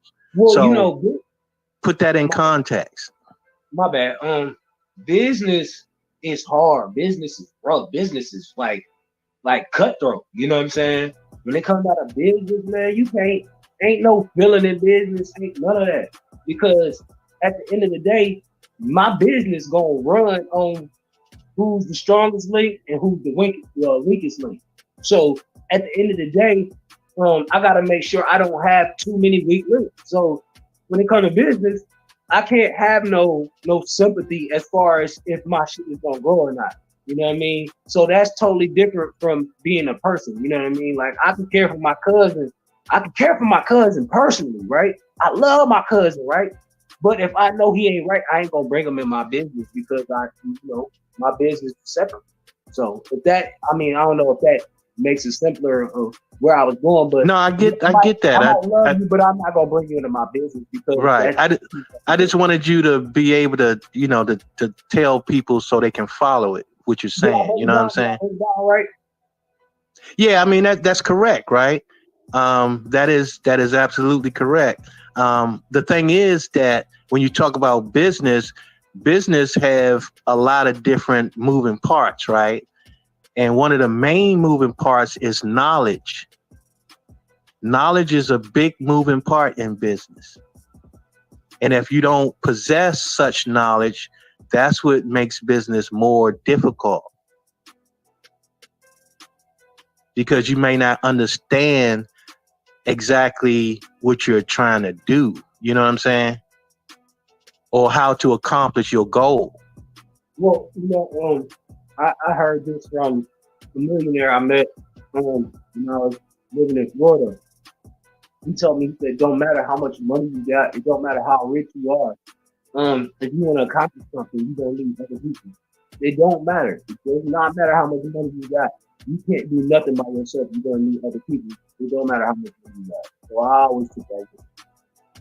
Yeah, but how many people it takes is irregardless of knowing where you're going. You know what I'm saying? Like it has direction to it.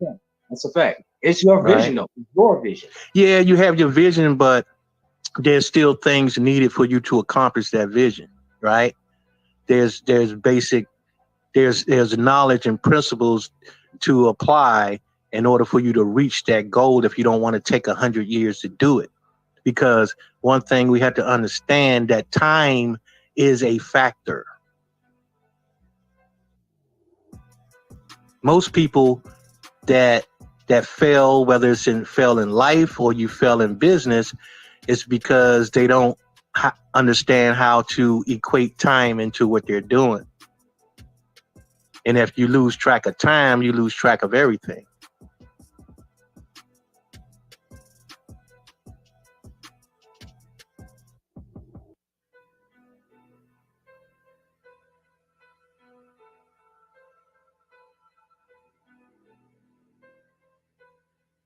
Do you understand what I'm talking about?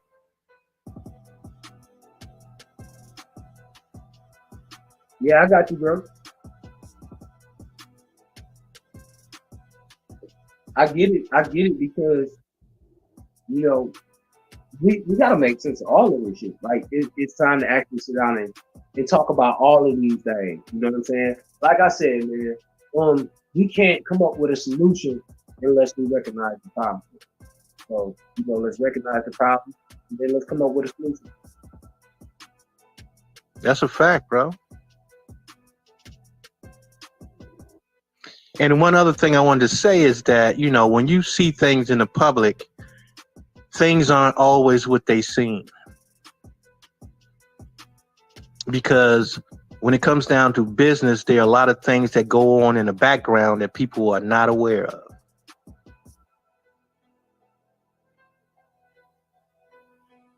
And like I say, the game that the media plays and the government plays, they're trying to put it to you from a personal perspective, but that's not how it actually works. So that's why they leave people confused, thinking that one thing is going on when it's really not, because they're just trying to tie emotional strands to their story. You know what I'm saying?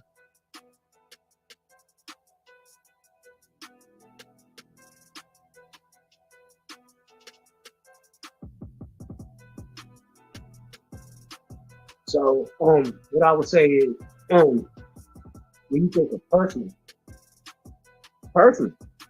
spiritual, they got to attack on a spiritual level, and I believe that's what they do. Even with our children, what's going on right now with all this shit going on in the schools and shit, you know, all this, you know, different letter people, you know, I just feel like it's a spiritual battle right now. It's not even physical anymore. Yeah, it is still physical, but I believe they after our children's spirit, bro. Real talk. Well, I mean, if you take people out of their natural environment, you know what I'm saying, which is an artificial environment, then that's automatic. You know what I'm saying? No, yeah, I get that. I definitely get that. Because you know, you see it just like when you do it to animals, right? There's certain animals just think about this. If an animal is born, right, it don't matter if it could be a wild cat. If it's born with you and you can nurture this cat, now it's a big cat. We talking about a lion or something, you know what I'm saying? But if you have nurtured this cat come to know you, it probably won't harm you unless you let it get home. Now, if you feed it and shit like that, it probably won't harm you. You feel me? But think about it. Hey, one question though. Go ahead, my bad, you got it. You know, in life, we all get irritated, you know, and every now and again. What happens when it gets irritated? Go ahead, bro. Yeah, well, that's called domestication, right? Trying to domesticate a wild animal, right? It's a whole nother thing when the lion get irritated. Yeah, well, what I'm saying is you can't domesticate all animals, right? Facts. You might can get away with dogs and cats and shit, but you talk about some animals, you know what I'm saying? It's just like, why did you bite me? Because why you think I bit you? You know what I'm saying? Gets back to that story.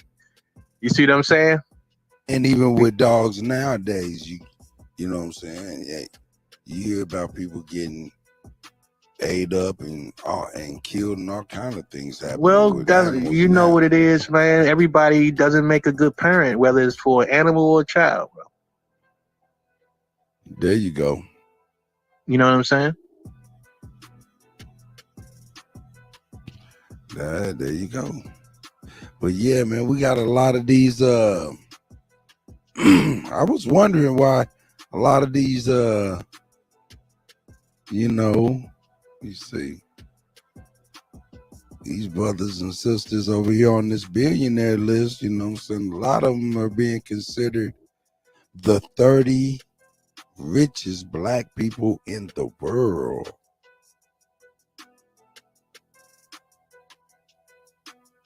Let me ask you a question. everybody, do you think that it's people out here that own 100 houses? I think so. Yep. Yeah, it's quite a few people, right? Right. Now, let's say that each one of these houses was worth $1 million.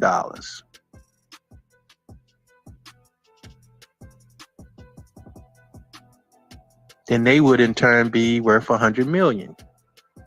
See what I'm saying? Right.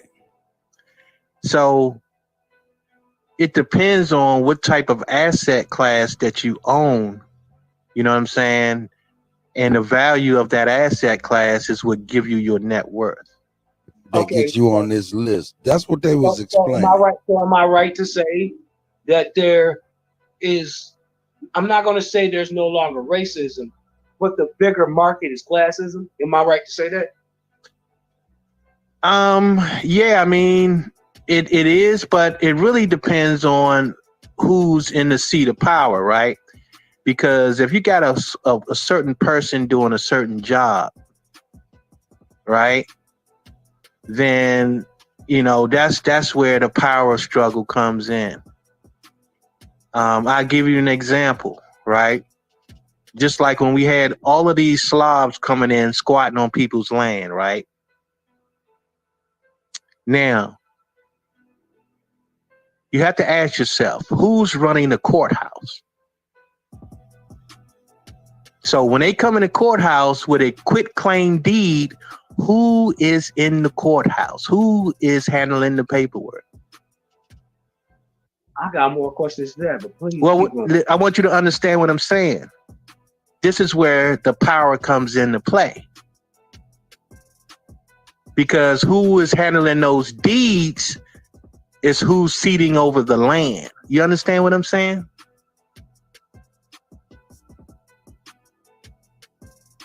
It's just like a house. Whoever controlled the deed controlled the land. Well, that's what I'm saying. If you got squatters squatting on people's land, and then they go to the courthouse and put in a quit claim deed, somebody is handling that paperwork. Oh, so basically what you're saying is it's like basically if you take care of a land for what they say half a year or something like that, if you take care of the land, now you can take claim to it or some shit like that. No, what I'm saying is who is the courthouse? Who is running the courthouse? That's who's holding the power in that situation. I don't think we'll ever know that unless we go there ourselves. I mean, when you go to a courthouse, who's in there? Who are the judges? Who's running the courthouse? You understand what I'm saying? So you think, I'm just asking a question. I'm not being funny. I'm asking a question. So you think if we really go to these judges on some legal shit, they're going to be honest and truthful? The question is, who is being honest and truthful? Who are you expecting to be honest and truthful is what I'm saying. Nobody. No. When you go and talk to these people, who are these people? You understand where I'm coming from? No, you're gonna have to make that. You're gonna have to make that plain, right? Right. Who is wielding the power? Who's wielding the power here? This man right here with these big floppy ears. The judges and the courthouse, they are the ones wielding the power, bro. That's what I'm trying to explain. Are you talking about in America ultimately? Yeah, and in most cases, that's what I'm saying. Even a case like that, where you're not even really paying attention, but you have to look at who's wielding the power. How are they able to do these things? That's because somebody is helping them do it. And who's in that seat of power that's helping them do it? Hey, bro, I've never asked this question to nobody else. I got a tough question for you. I've never asked this question to nobody else. How do we get our own constitution back over there that they created after and copied us? How do we get our own constitution back? Can we try to figure that out? Because for real, the constitution is fucked up. Can we figure out how to get because we had a constitution before there. How do we get our own constitution The back? Declaration. Like I said, Hold on, no, say it again. Say it again. I got you, bro. I know what your question is. What I'm saying is the same way they got it. How did they get it? They reached agreements. Well, not only that, they took over seats of power, bro. This is how you do it. You took jobs. They took over jobs. They took the jobs over. That's what they did. When you say take, is this insinuating force? They took it on paper. Or is this force? We didn't see them take this nothing coercion? about force. Right. No, it was on paperwork. They did it on paperwork, bro. Well, just think about this. When can you remember our people actually running a courthouse? It hadn't been since we can remember. You understand what I'm saying? Right. That hasn't been since we can remember. Right. So that's how it was done, bro. That's how it was done. All you had to do is run the goddamn courthouse and you can run the city pretty much. Exactly. Which is why they came up with their own constitution. But they are jobs though. You understand what I'm saying? Even in Congress, they are jobs. They've taken jobs. They're taking jobs, bro. And the same jobs that we ignore, they just walk right in without any, very much resistance, bro. They just walking into these jobs with no resistance, man. I got a question for everybody, bro. Is it the jobs that? Because look, let's be honest. Those jobs are there. Do we just not want them? Do we not want them? Because they're right there. And if you got the right attitude and I feel like you got the right spirit, I feel like people might fuck around with you, just like how it is on the social media shit. People fuck with you, they fuck with you, right? So if the right person filled out for the position, I'm just saying, like, what's going on? What's stopping people from making moves? I don't know. I'm just asking. What's stopping? Yeah, I mean, like I say, it's because after a period of time, people get used to not doing shit, right? It becomes to the point where they think that it doesn't belong to them. And that's what the problem is nowadays, is that everybody thinks that everything belongs to everybody, to someone else. Like, this ain't your country, it's their country. What make you think that? You know what I'm saying?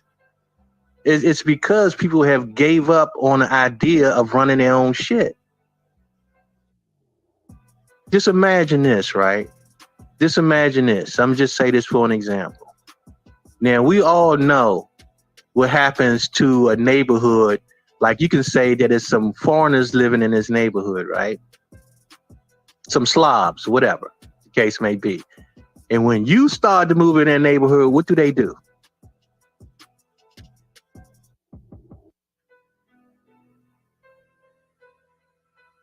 Anybody? We ain't gonna speak on it because we all know. They go somewhere else. That's exactly what they do. When we move in, they move out, right? Just hold on to that thought. Need I say more?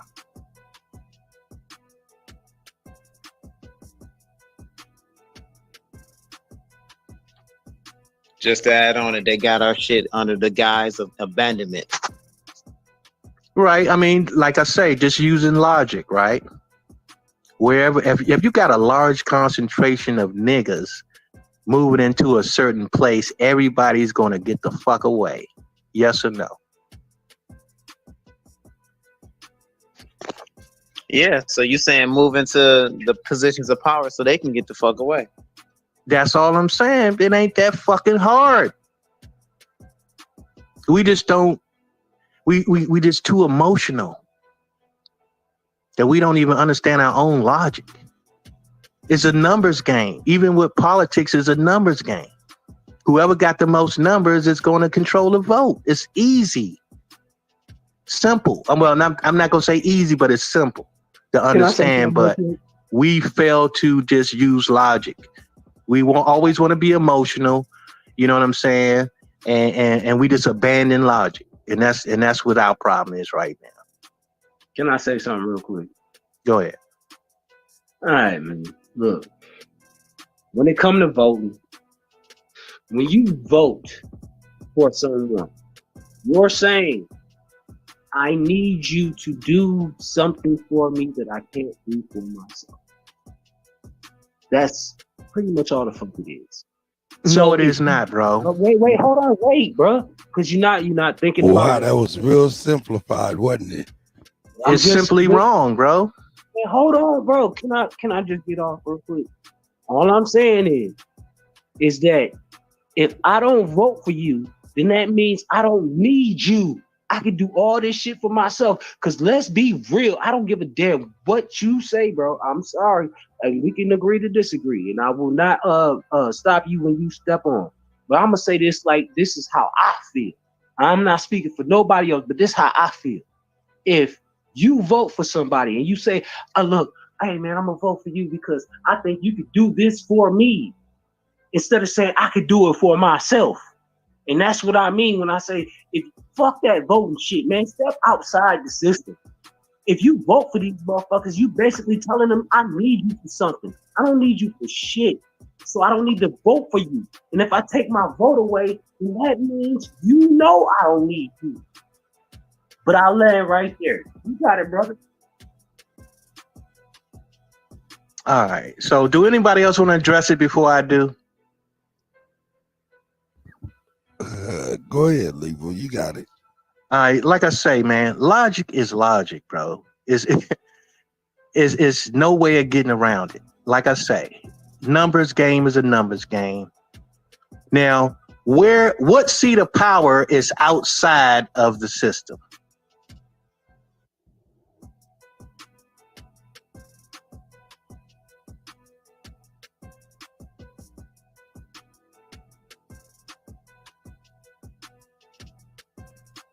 Your own system. Hold on. Can I get an answer to that? You said what's outside? You said what's outside the power system? I say what seat of power is outside of the system? It's outside of the system. Hold on. Wait, y'all. Listen. I'm gonna say this. It's real simple. Algorithm. Because we are the algorithm. We the ones that buy up all the shit. We the ones that go to work. We the ones that move shit. We the ones that we the algorithm. So the motherfucking algorithm. That's the answer.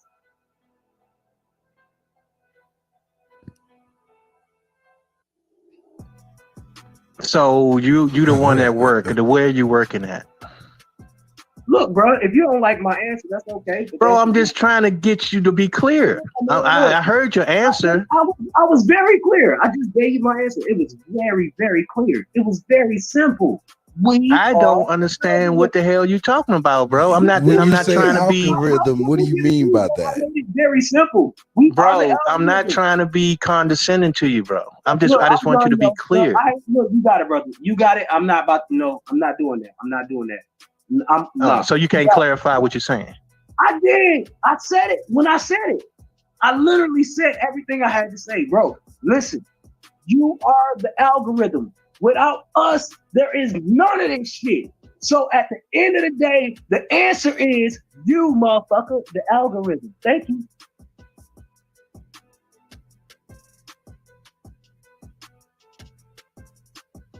If that were the case, then we would already be empowered in, right? We would have nothing to worry about. If that's the case, if what you're saying is true, then we already empowered. That's what you're saying.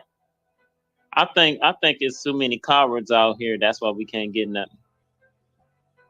Bruh, look, I'm literally saying we need to step the fuck up. This is what we have to do. But when you got people that still come like this, it's like, bro, come on. You can't see it. Like, you literally can't see this shit with your own third. I mean, maybe your third ain't shiny as mine, but you can't see this shit. I'm just saying, bro. It's easy to see what's going on. Now, what you gonna do? See, the thing is, everybody looking at everybody else to do something. What are you doing personally? How good are you being in your community? How good are you being to yourself? How good are you being to your family? You dig what I'm saying? Like, come on, man. You tripping, bro. You up here questioning me. Why? For what? I ain't bothering Just nobody. for clarity. I mean, I get the clarity part, but don't drill me. You know what I'm saying? Like, bro, you taking it personal, man. You know what I'm saying? Now, hold up, bro. Now, when you ask me questions, I didn't go through all that shit, right? Okay, you got it. You got it. Okay, that's all. There's no disrespect to you, Wait a brother. minute. Let's do it like this. Let's not forget that there seems to be an absence of logic based on this whole exchange. Smoke, what the fuck you talking about? Well, let me clarify. Yeah, that's why I was. Yeah, please. Yeah, go ahead, Smoke. Clarify, bro. When we mention issues like power, seats of power, this always includes some elusive group that we are currently unable to identify. Now, we can point fingers at politicians, but we know all too well that politicians are members of clubs. And as we can clearly detect, they are not the masters of these clubs. They are only members, right? To certain degrees or what have you. Then we dealing with mystery schools, secret societies, underground meetings predicated upon who gets to decide how the energy is utilized, how the resources are stored, handled, exchanged. We're not privy to these type of conversations, right? But we know that this is how industries are ran. So what does that really leave us? We can suggest voting for the worst good guy or the best bad guy, but still, where is that going to leave us, right? Either with the worst or the bad. It's like, what are we doing here? Why is this even a suggestion that's still on the table? When we know no matter how the vote swings or how many niggas line up to vote for a particular party, it's always going to end up unfavorable for niggas, especially niggas like me. Now, non-participation hasn't been tried yet. I say it's an option. Meditate on that or react, what have you. Okay, I got you, bro. I second that. Okay, I'm glad. All right, that's cool. Now, let me give you my rebuttal. Michigan. Water. That's a prime example when you're not participating. Because who is running that water company? You understand what I'm saying? No. Now, we rely on other people to give us electricity. We rely on other people to give us water. We rely on other people to give us whatever. Food, whatever the case may be, bro. When we don't participate in certain things, we only are left with the scraps. Give me a second, bro. Do you know? Hold on, wait a second, y'all. Do you know that stick with the logic? Do you know that the woman's world champion of all time, Melissa Shields, come from Flint, Michigan? Do you know that she's helping out her city? So there are people there that are trying to help out. So don't get it twisted. I just want to put that in you. Hold on. She's a world champion. Oh, you talking about Michigan? Down here in Michigan, I'm there in was Michigan. many bills. I'm from Michigan. Yeah, I am too. I am too. Hey, it's We cool, got to young stick to the brother. logic, It's cool. It's cool. Let's stick to the logic. And the logic simply is, if there are those individuals who have been hired, right? They have been hired to maintain the function of these services. What does non-participation in a vote have to do with them fulfilling the obligation? You see, when we apply the logic, it still doesn't make any sense, because whether we vote or not vote, those duties are still going to be filled by some way, and those duties are expected to be performed. If those duties are not performed, then this becomes problematic. Now, how do we address the problem? Well, voting is only one aspect of neglect, bro. Let's get another aspect. Y'all hear what I said, man. What is another aspect? These matters. Stop voting for these people. That's simple as that. Stop voting for these motherfuckers. We don't need to vote. No, hold on. But see, hold on before you apply too much passion. What he's suggesting is that when you don't participate, things go awry. Even though we have been participating, things have still gradually gotten worse for the community, right? So I don't see how participation is more functional than non-participation. What I'm saying, massively, we haven't tried non-participation. We have massively tried participation, and it doesn't seem to be working so well according to the terms and conditions. That's okay. I haven't seen mass participation, and I'm damn near 60 years old, bro.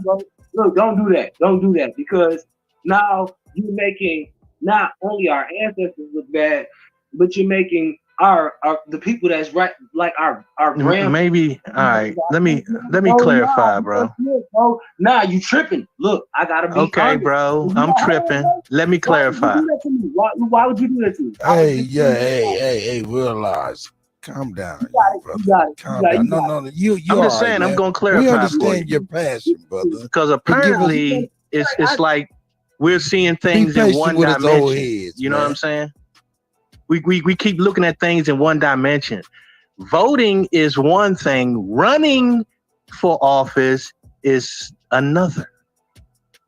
What I'm saying about participation, I'm talking about running for these offices, not just voting for people. That's right. Let's open a dimension up, and let's not just see things in one dimension is all I'm saying. When I say neglect, I mean neglect of every goddamn thing. I mean letting other foreigners come in and service us and depend on them to do so. This is what I'm talking about, neglect. Not just one thing. I'm talking about we neglect every goddamn thing. Okay, hold on. Y'all saying the same thing in a different way. Hold up. It's getting a little heated. Let's draw upon this. Let's draw upon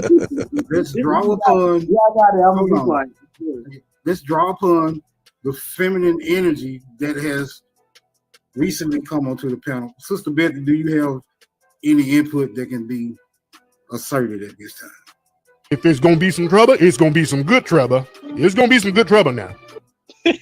Yes. The solution is simply running and not voting for them. Because if you run, you get to vote for yourself. But here's what you got to do. Every nigga in the hood across the 50 states got to put their name on the ballot. That's going to fuck their system up because it's going to be too many people running. It's going to fuck them up. Whoa. It's going to fuck them up.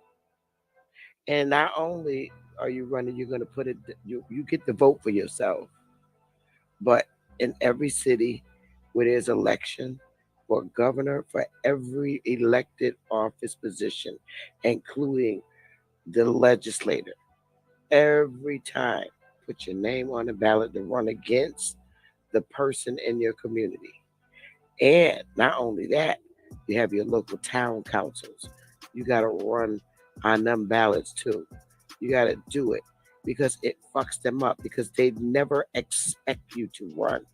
They expect you to maybe vote, but they never expect you to run. And when you run, it fucks them up because they can't take your vote like they have been since the 1800s. Because you're on the ballot voting for yourself.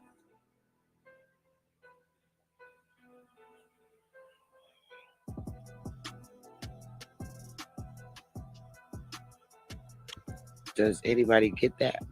Yeah. Yes, ma'am. You think that's an was just aspect so of destroying the system? Hey, you just man, the nail on the motherfucking head right there. For real. Now, and it don't matter if you got a criminal background. The object is to get your name on the ballot. Tell all your boys to vote for you, because everybody's name on the ballot is gonna fuck their whole voting system. It's a write-in ballot, right? They can't cheat. Right. It's a write-in ballot. So if you write it in, that's all signatures. They can't cheat. Exactly. Run for governor, run for lieutenant governor, run for every fucking position that's open. Absolutely it's gonna right. fuck them up. And then It's a on voting write-in day, you get to go vote for yourself. They Yep. can't steal your vote. Yep. It's a write-in ballot. You are absolutely right, sis. Mighty Timberwolf. I see you, Wolf. Leonard Peel. I see And y'all. oh, you know the problem is though, sis, is that we don't do it though. See, the fact of the matter is we can do the shit. We just don't. No, you just We stop can your boy literally on the just say, corner. you know Yo, what? Fuck that. This is who we want to be the president and write that shit in there. you just stop your boy on the corner. Why you in your hood? Yo, come get your name on this damn ballot. Even if they're a crackhead, give them $5 to run for office. It's gonna fuck them up. Every teenager that's 18 years old, I'm talking, it's gonna fuck them up. If you got kids that's 18 and up, make all of them run. Just like everybody you know, just start running. There you go. For every position, it's gonna fuck them up. Hey, They're y'all not know even gonna know how to deal with that. Hey, do y'all know that a lot of those fucking positions are vacant right now because they all stepped the fuck down? Y'all know that? A lot of them positions are vacant right now. Run for mayor, run for governor, A lot of run those for positions are representative. vacant. All Man. those seats are open. They All of them. open right now. You got All of them kids people step that's down. 18 and up. Make each one of them go put their name on the ballot. And then they could call all their girlfriends and say, yo, girl, go put your name on the ballot. They're going to be like, yo, it's going to fuck up their whole system. We're going to show, that's how you show them who got the power.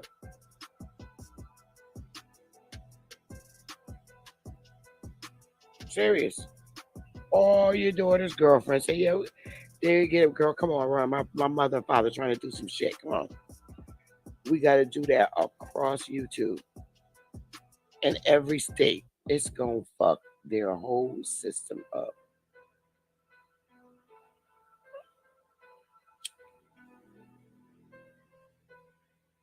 Because all the votes are being invested in yourself.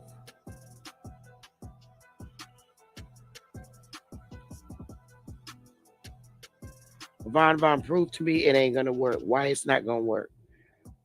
I dare you to try to prove it. I already know it's going to work. It will work. It will work. You It's are gonna work. fuck You their are whole correct. system up.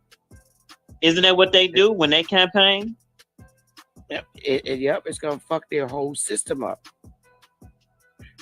Because you got to remember, they only call your house to see if you're gonna vote, and they do it repeatedly to make sure you're alive and you're gonna vote. And even if you don't vote, they take your vote as though you did, and you can't prove you didn't vote. That's the one thing you can't prove, that you didn't go and vote. So when you run, you actually vote, and then that proves that you actually voted. That's right, because you're voting for yourself. Every elected official votes for itself. They got to go cast their votes. She is correct, because the last election, my father has been deceased since 2009. When Trump was saying it was voter fraud, he was correct. Because my father been dead since 2009, but he voted. And I'm gonna land that plane there. Wow. Remember when Obama was at the election ballot? He voted for himself.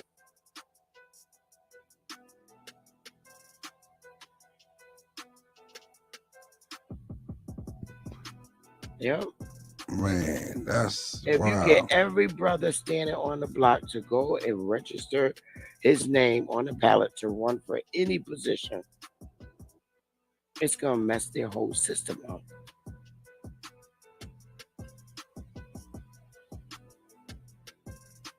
Wow, that's a powerful that's a powerful thought.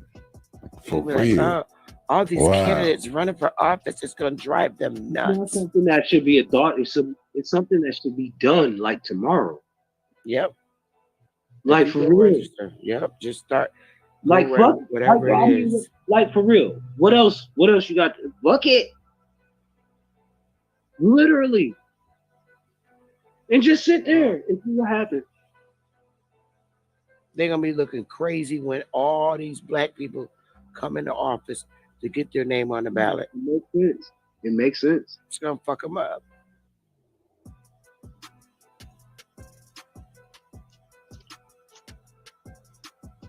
It don't matter how many people they bring over here from other countries. Them bastards can't run.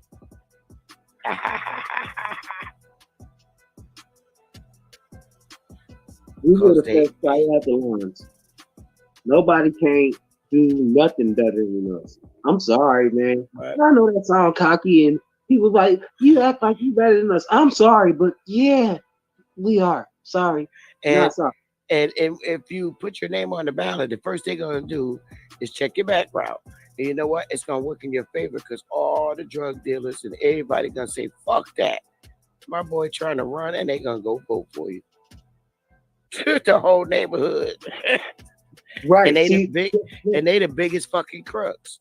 Hey, you know what's crazy? Hey, I think, hey, for real, you talking about cancel culture. You listen, you can only cancel the people if the people cancel the person. If the people not willing to cancel the person won't be canceled. That's simple. That's real shit. And listen, if they say, "Oh, we don't want y'all to fuck with them," but we like, "Hey, man, fuck you. We don't fuck with him." Then guess what? He not canceled. Or she not canceled. Let's say you in Flint, Michigan, right? And No, it's I'm not in Flint. No, I'm in saying Flint. anybody. I'm just saying, just say. Oh, my bad. It's Michigan, Chicago, all the inner cities, right? All the inner cities. Every person that's 18 and up go and put their name on the ballot. And then they're gonna tell their friends that they running. If all you need is like 50 people from each city to put their name on the ballot.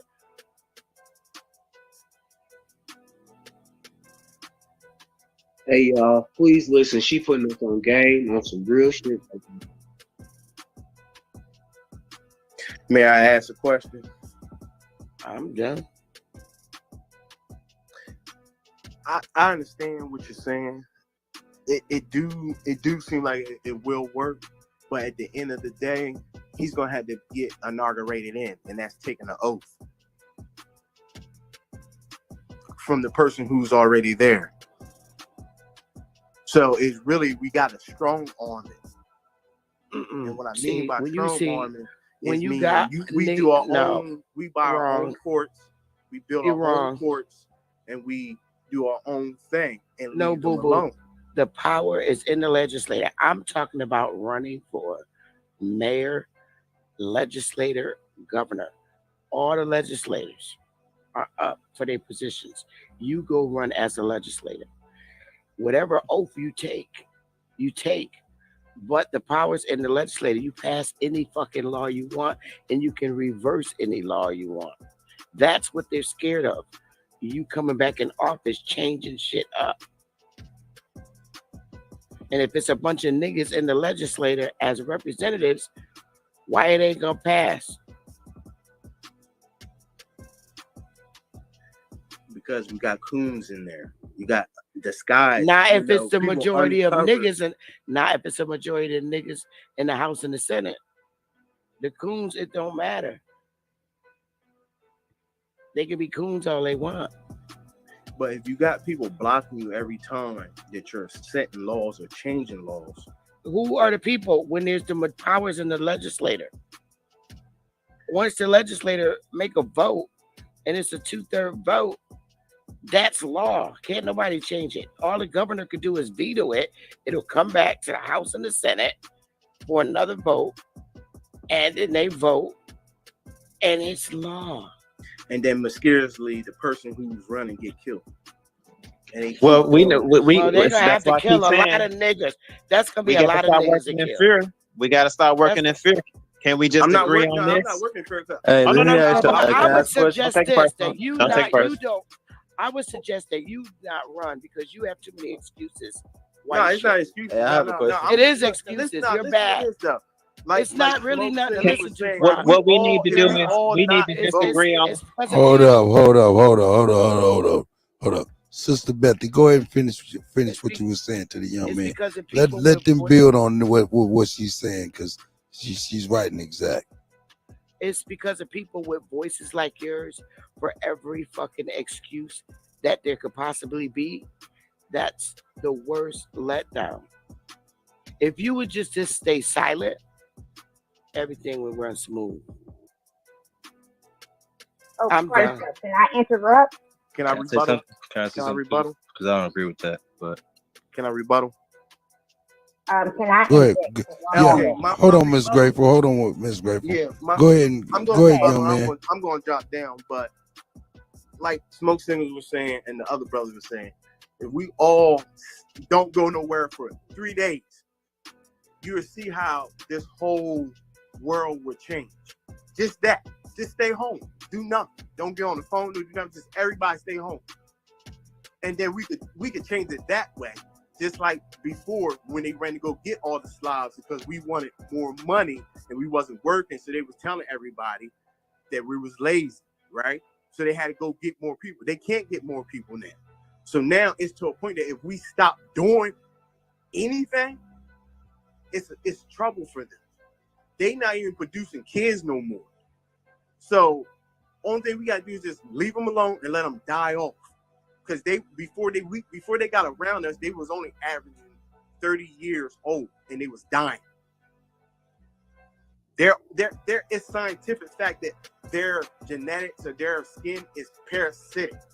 It's a parasite. It's killing itself anyway. So only thing we gotta do is leave them alone. Don't do nothing. Try to buy Aboriginal all the time. Even if it's gonna take you a farther place to go get it, just keep buying Aboriginal. I understand what you're saying. I completely understand. If we could all do that, yeah, I thought about doing that. Because I have nothing on my record. So I thought about going to do this and do that, but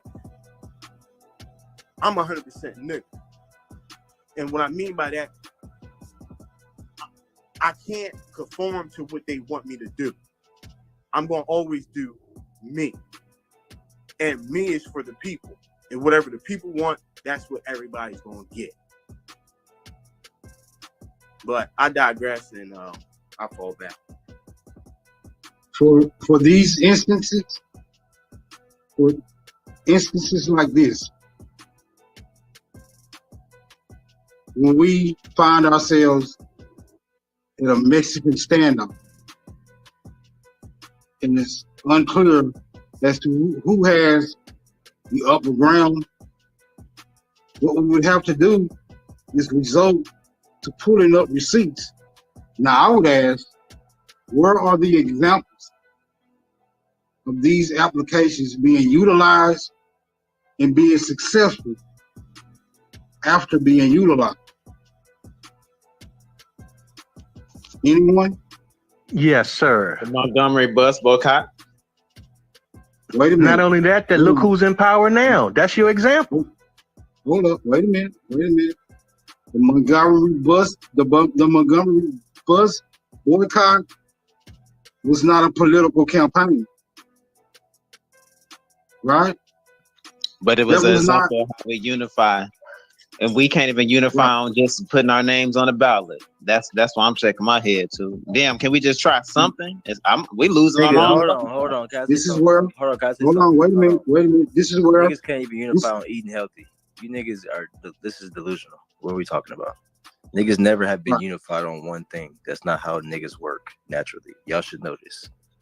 That's ideal. It sounds cute. It's ideal if you're old. It's like everybody should run. If every nigga on the block ran for president, are y'all crazy?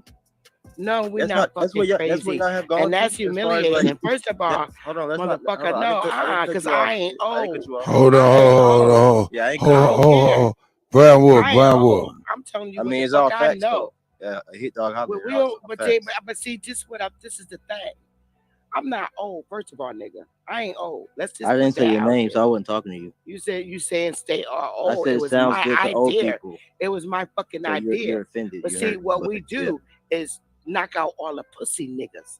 We didn't ask the pussy niggas to put their name on the ballot. No, you We said every asked nigga. You said every the nigga. fearless So you ones. did. You said every nigga. Yeah, but that doesn't include So you. you said that. So don't say That you didn't don't say include you, though. Don't say you May didn't I say that. You said interject every right nigga. now? You said every don't nigga. include I'm you. not. Hey. Oh, all right. Yeah, I'm not trying to be All right. Here we go. You said every nigga. Go on. Here we May I go. interject? Shame. May I interject? Shame. May I Let's interject for get both it of you Shame. back. all? Let's get it back. Let's Fuck get you. it back. Yes, We back. We Nah, back. y'all, We back. pussy ass no niggas. need. We back. We back. That's Come on, y'all. All right, y'all did digress. Come on. Y'all getting way out of Everybody line. mute up. Here we go. Here we go. We're going. Because I ain't no sucker. Sister Bessie, Yes, Bessie. ma'am. Yes, ma'am. Sister Bessie, Sister Bessie, What? can you please not be that way? Wait a minute, Listen, I'm not if talking you to you. as an elder, I don't care. I don't give. I I don't don't. need you I to don't tell me care. how to I don't care. Bitch, you I don't know don't me. care Get the if fuck these out young of men here. have their All that. opinion or not. Fuck Where they do that at? Where they do that at? Where I want to slow down. Hey, cut. Go ahead and All mute, right, here bro. we go. Here we go. Here we go. Here we go. This done got real ill for real. Bitch, don't even know me. Ladies, come on, Sister Bethy. Come on. Let's get some decorum back in here. They begging for the Cuddy to come intervene, and the Cuddy got to come in here with his retarded ass. Then we must have lost all sanity here. Well, she don't know me. Nah, Though. y'all. I don't even know who the fuck that is. I know, but she was just trying to get you to, you know what I'm saying, calm down and take a breath, Sister Bethy. That's all. Look, you know man, what I'm when saying? somebody Hey, step to me, that's when I react. yes, Generally, ma'am. I'm Yes, ma'am. genuine with people, but when you fuck with me, that's it. I don't take shit from nobody. Yeah, I she don't she give was a fuck. harmless with that. She was Well, definitely you know what? harmless I'm not with you. harmless. I'm a grown woman, I can know, speak Chief, but anywhere I want. but, I can yeah. speak anywhere I want to. I don't know you. Don't be that Don't way talk to though. me. If you're trying to, Don't take speak this, to me. if You you're don't trying know to me. make us builders, Look, Okay, I'm not talking this to is you. down I'm great. not talking to All you. right, grateful. Hold on one second. Hold on, cut. Sister Let Bethy, Grateful- hold on one second. Go ahead, Lee, but you were saying something, brother. Grateful ain't Fuck even outta here. yeah. fucking No, I'm just saying. All of this is not even necessary, Yeah, right? ladies, come on, ladies. Look, Come now, on, ladies. Did I say anything to this I know, Sister Bethy, please, Sister Bethy. Please calm I got you, down. sister. I got you, sister. It's okay. Hey, but cut. Grateful But hasn't Brown spoke yet. Wolf, Let her speak. bro. Yeah, I'm gonna let it. But you turn Sister Bethy on. I'm definitely gonna get grateful. Well, hey, Grateful. control yourself. I'm It's definitely all gonna respect. let you get Control on. yourself. It's all Brown good. Wolf. What did you say, my brother?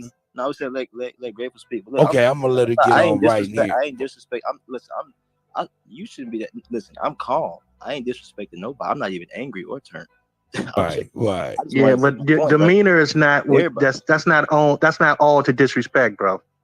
It's not just about demeanor. Control ourselves. I don't care about none of that. It ain't about no control, bro. That ain't. You think disrespect is only control? Control, sir. No, it's not, bro. It's more to it than that. It's about control. So control yourself. It's more than that, bro.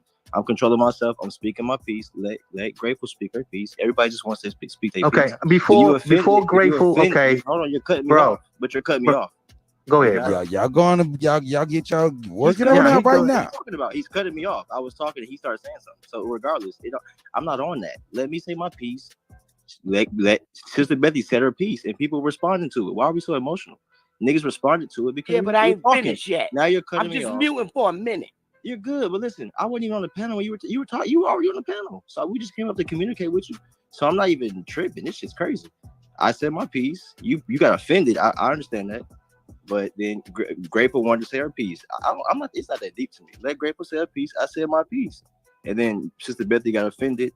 That's cool. I ain't even tripping. Nah, bro, you don't get off that easy. At the end of the day, everybody just wants to say their piece respectfully, and then you can keep moving. I don't even go ahead, leave. Again, don't speak for me. I ain't finished. Okay, so So what I'm saying is, you don't get off that easy, Brown Wolf, because Bro, I could log off right now, bro. I have to no, bro. Don't go nowhere. I ain't listen, bro. No. It ain't like that, bro. I'm not coming at you like that. Listen to what I'm saying first before you. Let everybody speak their piece, bro. We No. I said before she get to speak her piece, you are not finished, bro. You good? You're not finished. You're good. Go ahead. You good. I'm not cutting you off. I'm just saying. Right. All I'm saying is. I'm not on the hook. No. It's all good, bro. All I'm saying is, yes, you showed your disagreement, but now it's time for you to give your solution or alternative. Bro, we didn't even get to that point. Everybody started going crazy. And that's what I'm saying. I want you to get there. Like what? I want you to get there. Are this a new conversation? Or are you asking me now? It ain't a new conversation, but you need to, since you disagreed, you need to show what your alternative is. Bro, I could have done that, but we're not. That's not where we are. Everybody started freaking out. I know. I'm just trying to get you to do that that's now. What I was trying to do. That's what I was communicating. I got you. It's all good. Go ahead and do it. Well, I mean, I'm all bottled up now. I don't even know what the fuck we were even talking about. But are you saying my solution to voting or not voting or running for president? In contrary, yeah, because you saying president, bro. It wasn't just about no president. Well, I didn't say vote for president. I was just alluding to whatever was said. Oh, you didn't say vote for president? Somebody said something about president, so I spoke on that. And then other thing, I also said governor. Okay, all right, cool. That's all good, bro. So give your solution. Okay, I mean, just for clarity's sake. Was Sister Betty proposed? In contrary to voting, I would say, or voting or running for, I would say not doing any of that and creating a different system that works as well. Because I don't think there's one system. What are y'all trying to? Listen, this is a corporation. Are y'all looking for another president of this corporation? Because nations don't have presidents. You see what I'm saying? Corporations do, like Walmart. So I don't even know what y'all want as far as, do you want another president? Do you want to break their system? That's where I was trying to get to communicating, not just saying shit stupid. I'm saying I was trying to break down. I don't think that'll work because we've been trying that, but I would definitely Black Wolf. I see you, brother. I wouldn't run for president personally, and I don't think you can get every nigga to have one idea. I don't think so. And that's why I'm saying respect to her idea, but I'm saying I don't think you can get I can't get every nigga to have my idea. That's wisdom. That's a fact. That ain't got nothing to do with emotion. And Brown Wolf, before you say something, everybody to agree with my idea. So Brown Wolf, no, you're right. That's facts. But if it did comes up, if it does come up that we can do that, would you participate, sir? But go ahead. You said what now? No, I said if the idea did come into fruition, would you participate? I would if I felt like it was going to be useful. Personally. Okay, I respect that. For clarity's sake, she's not going to feel useful to her. Hey, Brown Wolf, what's happening? Can you hear me? That's like making all y'all drink green juice. Brown Wolf, can you hear me by chance? Yeah, I hear you. Okay, I didn't know. Let me turn my mic down, man. Good? That's like me asking everybody to drink green juice because it's gonna make us all healthy. Y'all all gonna be like, everybody not gonna do that. That's respect, my nigga. Right.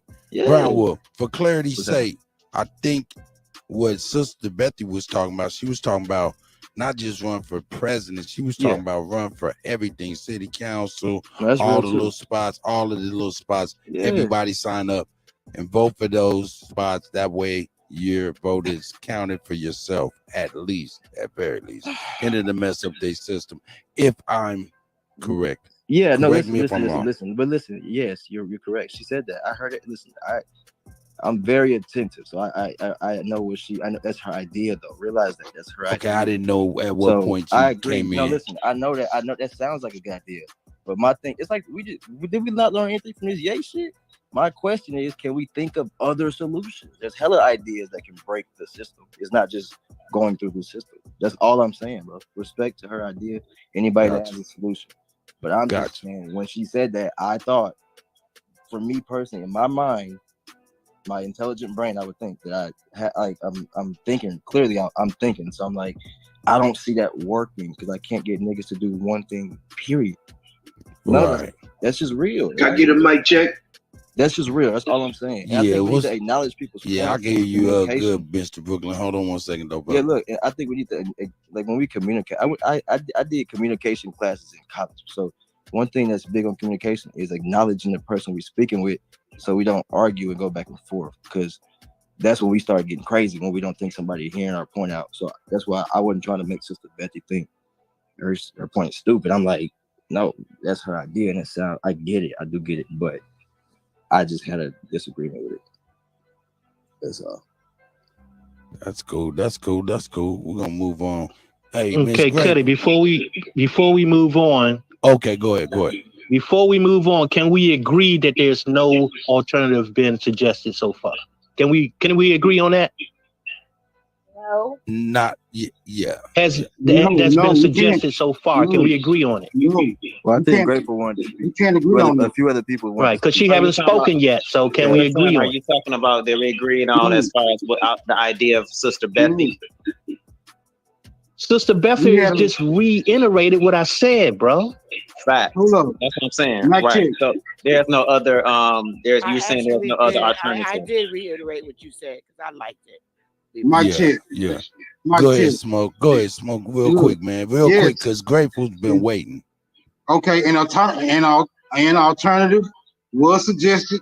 That alternative was non-participation.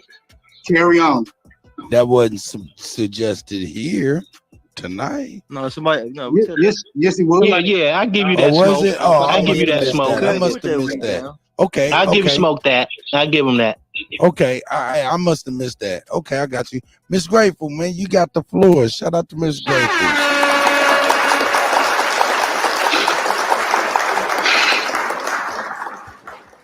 Hey.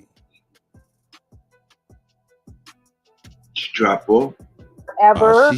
There she go. There she go. However, we have to be mindful when we're speaking to anyone, right? We don't want to project whatever it is that our views are, right? We just want to add on. But I want to say this. There's no way for us to get over in this freaking system. Pardon me, Miss Grateful. Can you get closer to your mic? Oh, pardon self. Am I not there? Keep going in and out. It's a little low. So are you able to hear me now or not? I can hear you clearly. It's a little low, but I can hear you clearly. So, Sister Bethany, I understand that you are on a road of your transgression of trying to see yourself in a road of paperwork within a system that has fucked us over. And no disrespect to you, right? But you ain't gonna get nowhere. The system worked for me because I knew what the fuck to do. That's why it worked for me. Hold on one second, Sister Bethany. Let her get it out, sis. I'm not gonna let no bitch sit up on the piano and bust me. I'm not going for that. Come on, Sister Bethany. I'm not going for that. I'm not going for it. Let's bag up. Let me hold on, everybody. I'm mute everybody. Let's get the woo side going on. Let's get the woo side. Hey, put your braids back up out here. Show your braids. Please, Sister Bethany, please. I'm just trying to get you to take a deep breath, please. If I could possibly get you to take a deep breath. Hold on one second. Hold on. Let me say something. Let me say something. I understand, Sister Bethany. Hold on one second, please. I don't want you guys are way too mature for me to have to be pushing this mute button and stuff. Now look at this young man's physical fitness. We need to go ahead and take 5 and at least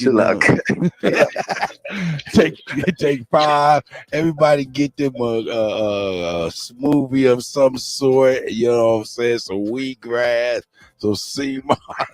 Good, chill out. Here we go. No, we good. Grateful. You can go ahead and continue. Go ahead. Please pardon Miss Bethy. And you guys, please keep your emotions in check, ladies. Please.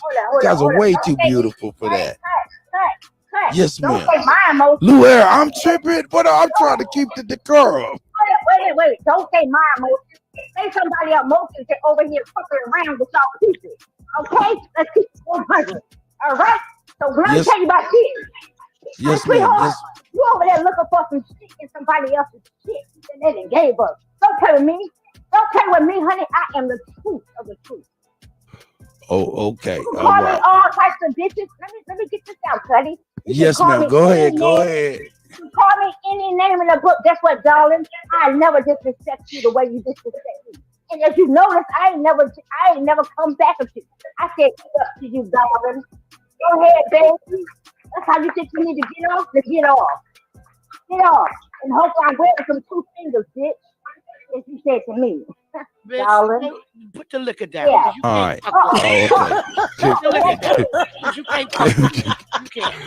Hey, Serious. man, can we? Take your drunk What ass is and go going to a on? fucking AA Okay. meeting, bitch. So, They This pay is I digress. Lou take Ever. your You ass to tell me where take I'm your ass tripping, to the and AA I meeting. try not to Take be your ass to tripping. the AA Come on, meeting. everybody mute up. Okay, now Everybody here mute we up. go. We're gonna Everybody mute mute up up. everybody.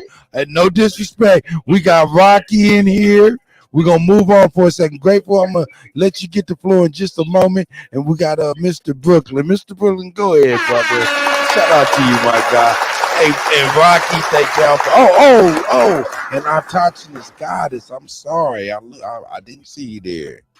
Go ahead, Mr. Brooklyn, my brother. Listen, my mother raised me to be a gentleman, so ladies first. Okay. I don't know. I was just coming on to build with y'all to see what y'all was talking about. But why the sister got that energy like that? Rocky, don't go there. If it Don't work open it. for you, then it just don't work for you. Like, why she gotta have that kind of? You can't expect somebody to have good energy back to negative energy. I'm telling you, you give me that kind of energy, you get in it back. Yeah. That's all I'm saying. But I just came on here to build with y'all. You talking to me or Rocky, Becky? hold on, Miss Grateful. Hold on, Miss Grateful. Rocky, say that again, because I was talking over you. I thought you was about to start some shit, girl. No, I was just saying like No, I'm playing. Go I'm ahead, just Rocky. saying the energy, like you can't expect to have a certain energy towards somebody and don't expect to get it back. That's all I'm saying. Oh yeah, that makes sense. That Well, makes first sense. off, I didn't. But I said I was coming on here to build with y'all to see what y'all was talking about. Most definitely. Thank you, Miss Rocky. Miss Grateful, I don't think she was really speaking to you, to be honest. I'm just speaking in general. I'm not just talking about her, just in general. But I was I talking didn't say about her. I nothing was to trying to her. figure out. I was just trying to figure out why did she have that type of energy towards Sister Bethy? What did Sister Bethy say? Well, I didn't have no energy towards her. I simply was saying to her, like, sweetheart, you don't have to be this way to the young brother because he don't see your view in the manner that he sees it. And she was like, well, fuck you, nigga, and fuck this and fuck that. Like, we can't stand by that type of crap. No, You that understand ain't what how I'm it saying? went. Oh no, well listen, It is I how it was went. Ho. It is how it went. No, I think that he was pretty rude towards her. That's what I got out of it. So. Right. There was a lot. Brown Wolf do got a little condescending. Yeah, I felt like he was being You do be a little condescending, my brother. Come on, tell the truth and shame the devil. Everybody's on everybody's side, right? I'm gonna hear you out, Brown Wolf. I love you though, bro. Thank you, Grateful. Everybody's picking a side. Thank you, Grateful. Picking their children Thank over you, this show. Grateful. So if that's the case, why she don't put, hold on, cut, since y'all brought my name up. I'm listening. I'm listening to you. All right, listen, if that's the case, why don't everybody feel like that? Only a certain y'all feel like that. Because you're always rude and listen, I ignorant and ain't calling you my condescending nigga. and Why you talking? disrespectful. Why you Because I'm talking? talking to you, my nigga. You see Because what I I'm saying, can Cut? talk. You see what I'm Because saying? I can talk. Please, Because I can talk. Because I can please, talk. please, That's why I'm talking. Okay. Let's get some order in the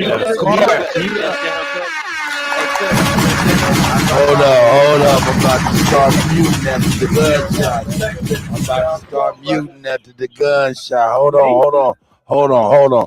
Please, everybody, please, let's take a deep breath. Hey, Rocky, how are you doing this evening, Rocky? I'm doing fine. I don't like him. I know. Oh. You don't know me. That's too much. Yeah, I don't give a fuck. I don't like That's him. I don't you like do his give a energy. I fuck. don't like How you like somebody you don't know? How you don't like somebody you don't know? That's crazy. Shame. I must really be that nigga. Crazy. Shame. Hey, listen, you don't gotta like me. This is digressed. Okay, let's take a deep breath. Hold on 1 second. Can we take a deep breath? That nigga ain't no man. Don't let a woman I ain't no man. Okay, hold up. Hey, Brown Wolf, I'm gonna mute everybody. Just 1 second, please. I'm gonna mute everybody. Just 1 second, please. Hey, I understand, Rocky. Hey, look. Woosa, Lure Grassroots. If you could do this better than me, man, hey, Hey, shout man, out to the I Wolf, need man. help. No, fucking with you. No, man. Hey, Brown Wolf, Shout out to all my we niggas. did bring your name up. You I know what know. I'm saying? And you can It's rebut all that, about but emotional shit. It don't be all about no the fact. Hold on, personal stuff, try They not to said go I'm there, my yelling at brother. everybody, but it don't be about no fact. It be about emotions. That's the crazy part. Everybody up here, Okay. it's about Yeah, emotions. everything you do be about It's like emotion. he You be in kind the of track. no, it's not, my You nigga. be I'm in an the artist, chat my nigga. tripping. I I actually do don't shit give in real a fuck life. what you are. You I still know an you don't, emotional ass nigga. because you're You be in the You chat sad. You tripping. emotional. That's You all emotional. you do is talk I shit. don't care. You's a Take your eye. clown. You're a clown. Everybody don't You're feel a like that. You clown. a clown, I my don't nigga. care You what mad at everybody everybody feel. else. I don't give a fuck. Order Not it. your I don't give a boyfriend. fuck Why about your that. boyfriend I not up don't here? give a fuck what everybody Why your saying. boyfriend not up here? You I up here don't give arguing a with me? fuck. That's crazy. All right, I let's don't go give a fuck ahead. about what everybody feel. I don't give a fuck. Come on. This right here is this has gotten Cut, but you gotta too be a much. real nigga though, cut. You're not being real. You let is this my man's girlfriend up here checking me because she don't like me. You don't even know. Yeah, I know. I feel yeah, you, but hold on. No, I mean, Rocky's a queen of her own in her own right. We want to. Hold on. First and foremost, Rocky's a queen in her own right. Hold on, Rocky. Let me speak, please, sis. Please just give me one. Please pardon the old head, Cuddy. I'm sorry. Let me speak for you, please, if you don't mind. Hey, Cuddy. Rocky's a queen in her own right. Sister Bethy's a queen in her own right. Grateful's a queen in her own right. And all these ladies, man, we try to let them speak their mind. You know what I'm saying? And because we have a chance to have a cerebral connection with people. When you type in, that's a cerebral connection. You know what I'm saying? That bypass all the other stuff. So, man, let's try to clean this up and to have a meeting of the minds a little bit, man. You know what I'm saying? We can't stifle these ladies, you know, no matter what, man. I'm telling you, man, I used to be toxic masculinity like in the flesh. So I be like, I get it, man, but we got to let these ladies speak their mind, man. We gotta let everybody speak their mind, bro. We gotta let that's everybody. real. Hey, you can speak right now, my brother, right now, and then we'll like move past that. And Rocky, I'll let you rebut, and we'll move past that, and we'll get back to Grateful. So Grateful can finish Before her you do that, original thought. can we just all agree to this? Can we just be respectful to each other? We may not Please, we may agree. Please don't call no shots, no nothing. I never disrespected none of these. I never disrespected. I feel you, Brown. Listen, Brown, I feel you. And when I said, let me say You're this an artist, right? What's perceived to you and what's perceived to us may be different. And I'm not saying that you're wrong. sure. I'm not saying that you're right. I'm Well, not taking everybody no don't perceive it how you, because clearly Grateful didn't perceive how y'all perceive it. So y'all gotta everybody don't feel the same way. So y'all gotta. But listen, I feel that. But can we just be respectful? Of Keep course. the Listen, personal hold on. Listen, when I said that yesterday, they said fuck all that. You see what I'm saying? I came up there when they was arguing with Two Hawks. I said, y'all can argue back and forth, but just have some respect for us that's listening. And they said, fuck that, all that peace shit. So my point is, I've been trying to do that. Niggas don't. Well, like I was in the panel on that too, though. But Two Hawks ain't one of us. But we found it, but no, I ain't talking about. I'm talking about what I did. I told you, I've been trying to have respect. I have respect. So I know, but I don't know what all that other shit aside. I never said you a bitch. Fuck you. No, you talk down, you talk condescending. It don't matter the words you're using. That's your opinion. You That's talk called down, emotion. you talk You're sad. That's condescending. I emotion. don't care. That's your opinion. What you think is your opinion. Now I hold don't on, give Brown. a fuck about what you saying. I know, man, but you was kind of filibustering. You was speaking to it a little bit. Hold on one second. Rocky, I'm about to let you get the mic right now. Brown Wolf, wrap it on up, please, brother. You speaking Well, I was to just her. replying to the brother, so I wasn't talking. He said something to me, so it's not about wrapping it up. I was talking to him, and she got emotional. I got you. So I just Go ahead, Rocky. Get it off your chest, Rocky. Get it off your chest. Speak, you emotional? No, I'm just passionate. It ain't got nothing to do with being emotional about nothing you saying. Every time you say something, is it because you're emotional? You said you don't like me. That's you type every other fucking sentence in the chat. Oh, this is lame. This is this. I don't like this. I don't like that. Ain't that emotion? You're a clown, dog. Stop talking to me. You're a clown. You're a nut. You're a sucker. I don't like you. I don't like. I don't give a fuck. I'm a clown. I'm a clown. What are you? That's crazy. You a clown. Don't talk your ass out. I could be whatever you think I am. I could be whatever you think I am. about me. You don't even know me. I could be whatever you think I am. You don't know me. Talking about my clown. What are you? I Listen, never whatever said you I want was in your imagination. How you gonna call me a clown and then say I called you a Because you clown? a clown. Stop Yeah, I'm playing gonna with let me. y'all get it off y'all Stop playing with me because you chest. probably You gonna my call it? fucking Let son me age. Get it Stop off playing your with me before I chest send until somebody I to see Why you. you so say angry? Stop You that's got a playing with me man. because I probably got a son your age, Why are you okay? so easy. angry? Stop You got a playing with man. me. You don't Why you want so these angry? problems, little boy. I'm Stop not playing playing with with me. you. You playing with me. Fucking clown. You came up here for me. I'll come Now I'm to not playing Atlanta and with you. see you. That ain't Rocky, nothing to me why today. you come up here for me? All right. Order in the court. Order in the court. Order in the court. We gotta ring this in now. We gotta ring That power this ain't in. got shit to do Shout out with to my dog this. Ab Power. I'm All on right. beef for my Hey, Shout I out like to Ab Ab Power though, so for I don't know real what you're though. gonna You do. know what I'm Fuck you saying? talking about for he ain't here. I don't even know Shout why out you to coming Ab at me. for I don't real. give a fuck. All Stop right, playing with me. so we gonna move past this. This kind of this got whacked. Shout out to Stop D-Lo. All right, playing all with me. right. So I sent some young hitters to see Mute. your ass in Hey, that you don't. museum. Stop Hey, Oh playing. hey, don't shit! talk like that. Oh Fuck out shit! of here. Okay, all right, Rocky, we gonna That mute you. sounds No, don't do Rocky, that. all right, I taught you this Don't goddess. do that. You I, know what you're talking to, man. Don't do hey, that. come no, you on, know who the Brown fuck you Wolf. Let's talking get that. to. No, actually, you don't Don't know who say you're bro. talking I to. ain't Let's say leave Hey, it nothing. I there. mean, Let's leave it there. You She don't I'm talking know who about trying you're to sending get talking some to. hitters. What order you talking here. about? I Mute. don't She's know talking what you're about talking sending to. hitters Rocky, over YouTube. I just Rocky, said and Brown Wolf. I need I'm for done. y'all to Brown chill Wolf. on out for a second, please. I don't want to have to mute you guys. You guys too grown for this. All right, I'm done. No disrespect to you. No, Rocky. you all Go right, ahead. You got Rocky. it. You I'm obviously finished there's talking. something there, I'm done. and it It It shouldn't ain't be nothing nothing there. there, I'm done. cut. What It y'all shouldn't was be nothing talking there. about though? What hey, y'all was building all on? right. So here we go. We're done. We're done. Thank you, I Rocky. taught you this goddess. I am so sorry. Would you like to take the floor and sprinkle a little pixie dust on everyone? It's the go. As long as nobody don't address me, I'm cool. I can keep my mic muted. But when I hear Sister my name, Betty. I'm gonna flip the fuck out. I'm gonna do it right now. Hold I'm gonna up, mute my Sister mic. Betty. But I'm gonna mute my mic until I hear my name. Hold on. Bitch, Sister didn't I Betty, just what? tell you AA meeting? Sister Betty, can I ask you a question, Sister Betty? This is hilarious. Sister Betty, Yes. can you hear me? Yes. Can I ask you a question? Sure. Where's our donuts? The damn things is gone, bro. Oh, girl, you better I try to keep me some of them donuts in the refrigerator. That's what you need right now. You can't do that when Willie got the munchies. Willie eat a Oh shit, I ain't mad at it. Shout out to OG Willie, man. Hey, I taught you this goddess. Here you go, sis. Welcome, sis. Thanks for your patience as well. Peace and almighty power to the American Aboriginal. Peace, goddess. Peace, peace, peace. I wanted to add to the build. It was just a thought that I had. Another suggestion. It's just an idea. There's all kinds of things that we can be doing. Personally, I believe that you ought to be playing on every field.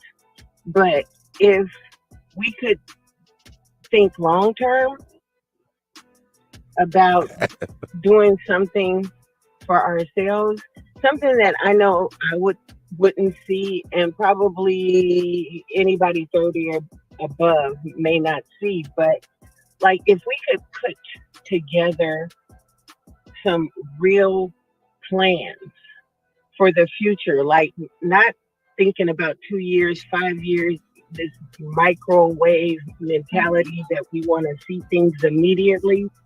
Excuse me. But for the future, like the things that are going on now, this stuff was planned decades and decades and decades and decades ago.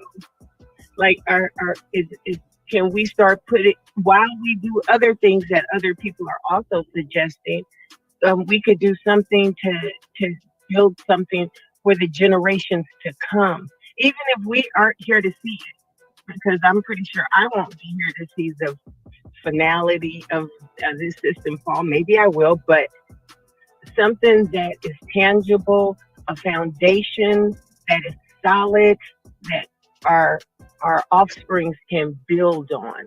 And then if you want to dabble in politics and this, that, and the third, I say, why not? That's all I wanted to share. Thank you, guys. Shout out to you. Thank you, Empress.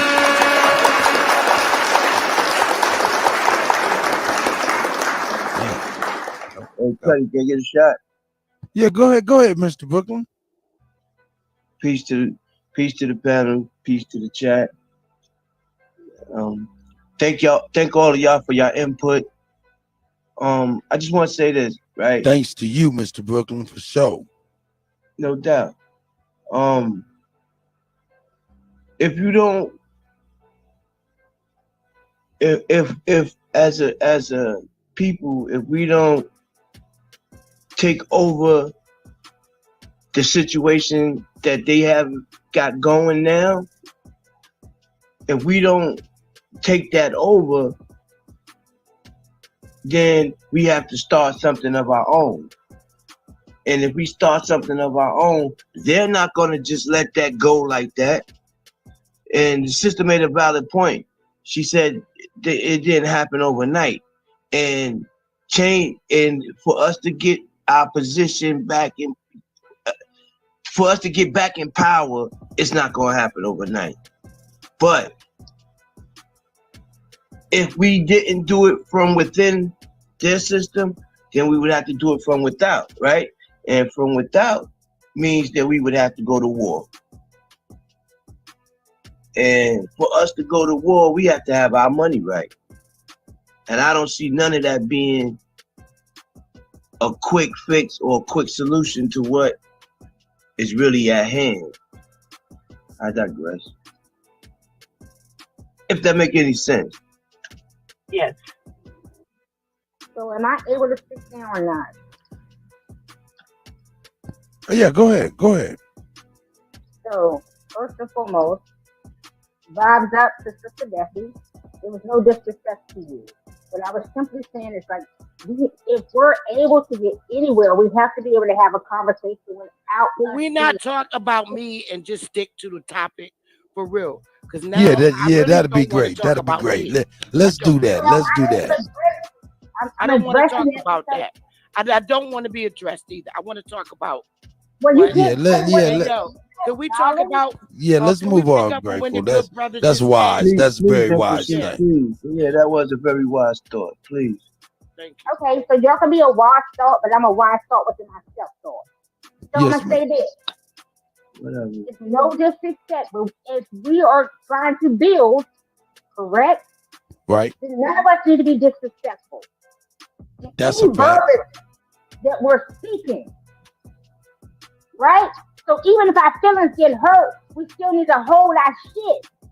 I agree. Correct? That's what I'm stating. But you came after me and not the one who started it. And that's why I had a problem. You should have went to him. You should have went to him. I told you not to go there. You should have kept up. I don't give a fuck. What? Let's get ready to rumble. Nah, this right here is a goddamn Shame. Yo, we need to go on here. Hey, come on. Hold on. Let me get hey. Calm down. I'm gonna let you finish. Grateful, just calm down, please. This bitch is straight up Oh, now here we done digressed into some nigga shit. God damn, we done digressed. Oh my God! We done digressed into some nigga shit. Oh, that's crazy! Oh my God! That's crazy! Oh that's my crazy. God! I don't. That's crazy! Oh my God! Out like she a nigga. Yo, all right, now we over with that. Yo, I ain't got no. Right, Rocky. I'm laughing at the aliens in the back. Yeah. Oh my God. All right, now let's ho. Brown Wolf. How you living, So what Rocky? we talking about solutions? Was that in the cut? Yeah. I don't fucking forgot. I forgot what we was talking about. Mr. New York was talking about, us having our own. We ain't ready for Right. But I agree with him because the reason why I said that we should run for all the positions in office, they can't win every seat if all of us run. They can't. Right. It's impossible. That's what I'm talking about. That's all I was saying. Gotcha. It will fuck up their whole shit. Yeah, I get it. I got what you were saying. Right. They can't win every seat. So we're gonna be up in there. If not, they're gonna continue making the same laws that affect your life every day. Yeah. Hey, I tell you what. Hey, Miss Grateful, you can go ahead and get your thought out. Please, let's not address Sister Bethy. Just get your thought out about what we're talking about, please, and so you can get your thought out. Okay, for folks that are Get feeling into your mic real good. So for folks that are feeling however you're feeling, it's perfectly fine. I'm simply stating that you all are still in a mind state that thinks progressiveness is in being within this system. This system is over. If you're really paying attention to what is going on, is the mass media is projecting what they're projecting on you all is not what's happening. They're still wanting to be asleep within this system and say, hey, go do this thing, go do this, go make this paperwork, go do this, go do that. It's still not going to lead you nowhere.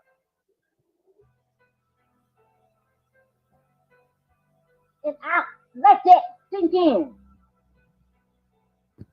How many times have I folks been doing paperwork? Where did it get you? Where? Huh? What do you have right now? And y'all sitting around here and you're playing wordplay. I have a question. Thank you. I have a question. Go ahead. Because it's kind of broad. What you're saying is kind of a broad thing. Can you narrow that down a little bit? Because as far as I know, I haven't seen us writing any laws and it not work. You say you haven't seen us writing any laws? Right, and not work. Correct. We haven't written any laws. Right. That's the point. Yes. Right. Okay, you're correct. We haven't written any laws, right? We're still looking into other progressions of laws that was projected onto us that we're trying to project ourselves into, right? So how is it that we make our stance in this shit, right? And for me, the only way we're gonna take a stance is to say fuck what all this shit was written, because all of this shit is bullshit, my darling. All of this bullshit. On any fucking wave you take it on, it's fucking bullshit on any level. Excuse me. For part and self, we have been fucked on any given level. Within the paperwork, within the laws, within the Bible books, whatever the fuck you read, they have fucked us on every fucking level. And the only way, and for me, the only way that we're really going to take our shit back is for us to disattach ourselves from this shit. And majority of you all can't do it. You can't be without your fucking car. You can't be without your electricity. You can't be without your fucking water. You can't be without your fucking the bread, the whatever, your job. You can't be out here walking this fucking earth without nothing. Until you get to that place and you say, fuck it, we are forever going to be attached to this motherfucking system. Until what you know, let me say this. And you know how you look at a homeless person. You know how you see the homeless people on the motherfucking street, right? And you look at them bitches, you say, them the dirty bitches. Until you get to that motherfucking place where you displace yourself from this bitch and then you know how to survive, you will forever be attached. So ain't none of y'all talk about shit until you get to that place. And then you start building. Wow, dude. Wow. Can I I think that's an alternative, right? She's basically saying the same thing that Realize said, don't participate, which is also an option. And that's what we're doing, throwing ideas out, um, you know, seeing what works or what may not work. So that's an option to not participate at all. Don't give it any of your energy. The other option is Chief Morning Thunder suggested, go and just screw up the system. And I think what Libra's son was saying is infiltrate it and take that shit and make it yours. So these are all viable options. And let's talk about them. And I'm going to mute my mic. Well, Libra said, you know,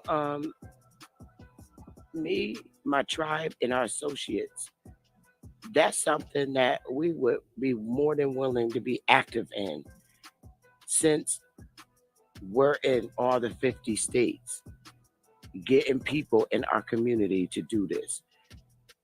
We can easily get 50 people in each of the 50 states to get their names on the ballot. And I'd be more than happy to get that started.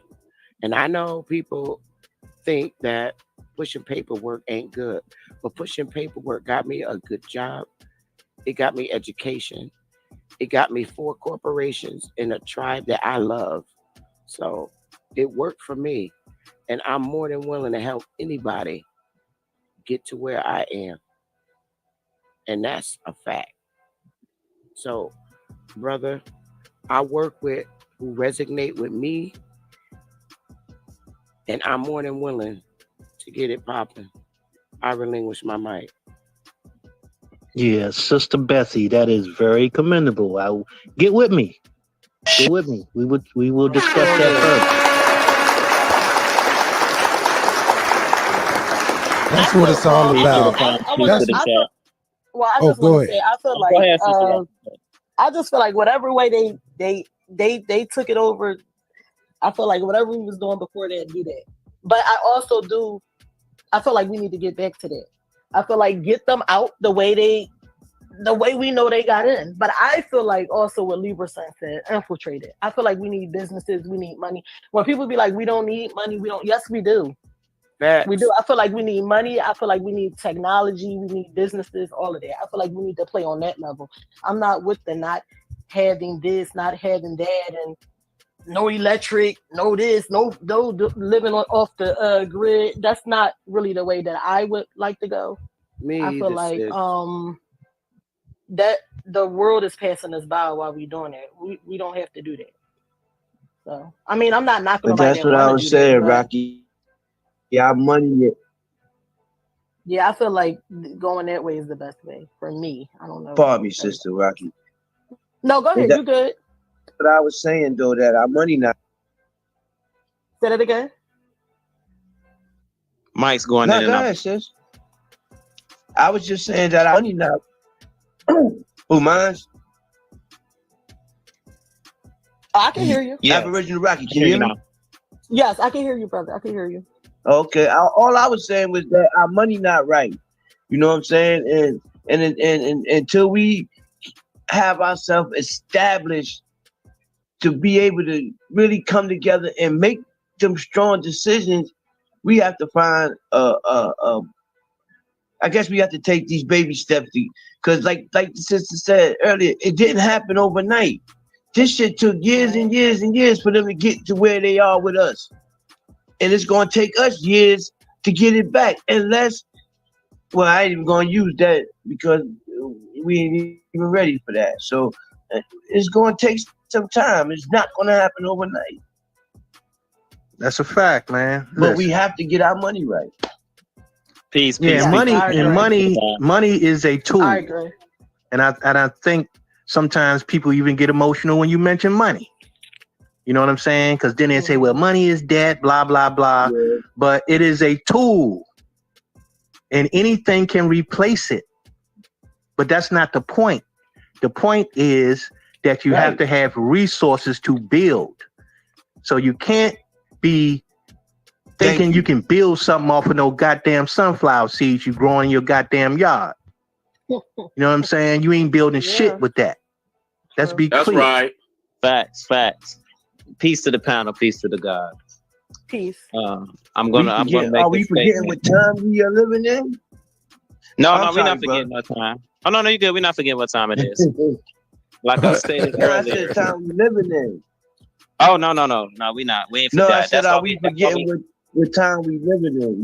Yeah. Oh no, we haven't. That's why we a little I'm sorry. frustrated. That's why we frustrated, because we haven't forgot. But my thing is, at the end of the day, we're losing. Check that. And we may not agree on anything, but can we agree on one thing? We tired of losing. We may not agree on one particular way of doing it. Because you have to understand is they did this in multiple ways, and we should do it in multiple ways. We should do Libra Sun idea. We should do Sisters Bethy's idea. We should do Brown Wolf's idea. Do it all at the same time. I was going to say that too. Like, it's multiple things that we can do. It's enough of us to do. Some of us do this, some of us do that, some of us do this. I agree. Yeah, we have to move strategically. And you know what's the number one thing we got to move? You know what's the number one thing we have to move? What's that? We have to learn how to move beyond our own perception. And just because you don't understand certain things, or you think you understand things, and then you let that be a roadblock, don't mean that you fully understand it. Facts. Copy that.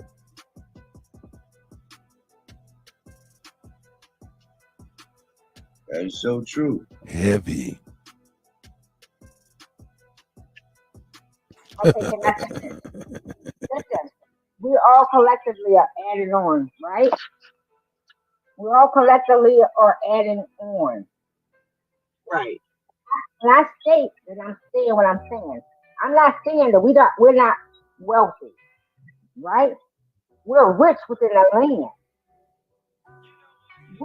If you look at this shit, who we are and who we always have been, we've always lived off the land. We're rich beyond our measures. But half the time we so fucking caught up in what we have been indoctrinated with that we don't look to the land. The land feeds us. The land provides the light. The land provides the water. Do you not know the tree got water for you? Have y'all not? Y'all forgot that you can put your fucking you can punch the hole in the fucking tree and it provides water? This is the things I'm talking about. You're so fearful of losing your car. You're so fearful of losing your house. You're so fearful of having to be outside. You all don't know what to do with. Y'all can't take it. That's my issue with y'all folks. You can't go without that. This is the question I have, right? Well, you projected that onto people. Okay, sister. No, I'm not projecting nothing. No. I'm not projecting none of that. I'm asking a question. No. She's just speaking. We calm. She just speaking. We speaking. Listen, this is the question that I be thinking about this sometimes, and somebody can answer because this is really a question. It's not rhetorical. Are we actually paying for the electric or the service of like the electric coming into your house, and you not having to go do it yourself? Or are we actually paying for the water or the service of you getting water as soon as you turn on your sink or your I pay shower? for the service. You get what I'm saying? I pay for the service to come into my house. Okay. You're paying for the water and electricity to come to your house. Yes. Yeah, I pay for both. That's it. I pay for the service and the water and the electricity. They tell me how many gallons, how many kilowatts, and I pay for the service. They get you every which way. That ain't no lie. Yeah, you pay for it all. It's and not only itemized. that, though. It's Not only that, let's not forget. that it's illegal to even collect rainwater. Yeah, I know. Yeah. Okay? That's a fact. Yeah. Let's be clear about this shit. And they can poison the land. They poison the water, they poison the land, they do all of this shit. You see what I'm saying? Even by you doing it naturally, they're poisoning the water. They're poisoning the land. That's the reason why they So don't let even you if you do it collect naturally, because you still somebody's fucked. gonna find out what it is. So what You does heard that me, say? Libra? What's So that? we know the science of this bitch, right? We know the science. We know how to bring electricity into our homes. We know how to bring water into our homes. We have the science. Well, We do, but they regulate it. I don't know how to do that stuff. They actually make those things that they're doing for us illegal. I've lived off the grid, dead ass in Michigan. They will try to lock you up for doing for yourself and being self-sufficient. So we can all try these avenues, but at the end of the day, we gonna have to fight for something. Mm-hmm. Self-preservation. But One of the it's not reasons one why I solution. think they check. Pardon me. Good, bro. Oh no, you good. It's just not one solution. What we got to do at the end of the day is like, look, we're getting fucked on all avenues. But we trying to figure out which avenue we gonna each take individually. As a collective, we should agree we're getting fucked. What are we going to do about it? Are we gonna just argue about what we should do, or are we gonna just do something? And like I said, we can try all of these things at the same time, but us arguing about it is wasting the energy of us trying anything at all. Hey, Libra son, I want to hit you with this. You right about the collecting rainwater, but the reason why and this is just my personal opinion, one of the reasons why I think they made it illegal is because they're afraid that somebody's going to collect it and get it tested and really find out what. Yep. Go ahead, Mr. Brooklyn. I'm sorry. And I would agree with that, Mr. Brooklyn. But just think about this. That same rainwater is watering your goddamn garden. Yeah. And that garden banged the fuck out when it rained. So whatever is contained in it, you understand, is getting into your food supply. It's gonna get into us regardless. It's in the earth. It's all on your skin. That's what I'm Everything. saying. Playing hide and seek is not going to fucking work. That's a fact. Wasn't no dialysis in the 80s, dog. Only accountability is the way, and we got to hold people accountable. Wasn't none of that. Shit, we drink right out of the fire hydrant. Yo, and it out the water hose, and it was fresher water than today. The water of yesteryear in the 80s is fresher than out the water hose is fresher than the water we get out the tap. Hey man, don't watch a plumber fix a pipe or replace a pipe. It make you not And want see to all that drink out corrosion in there, right? Oh man, corrosion, lead, just all kind of gook. Nigga, and I'm talking about them shits ain't been changed since the 80s. Like since we made that shit. Hey man, it ain't and been you know, changed. real talk. Shout out to my people in Michigan. You know what I'm saying? Shout out to my people in Flint. But I remember when that water crisis was happening, and niggas was like, "Yeah, man, we got U-Haul trucks, man. We about to send water up there." And I'm looking at these niggas, and I'm like, "Man, hey man, the U-Haul trucks parked on a street that is made of brick. What make you think your pipes ain't lead, nigga? God damn." And let me add this to the conversation, because I've heard this on many of occasions, right? About the sick out type shit, stay home, don't do shit, blah, blah, blah. Did you live through the motherfucking pandemic when they shut the whole fucking world down for damn near a year? 2. You think they worried about you staying home, not doing shit? They actually gave motherfuckers money for staying home. Right. And what? So let's be real about this shit. You know what I'm saying? That's what I was saying, Lee. We have to confront our issues. We can't run away and hide from this shit. Hey, and Yang already put it out. The motherfuckers that's behind the scenes that's pushing everything. Hold up, man. Shout out to Devo, the Duke of the Great Lakes. What up, bro? What up, bro? You know?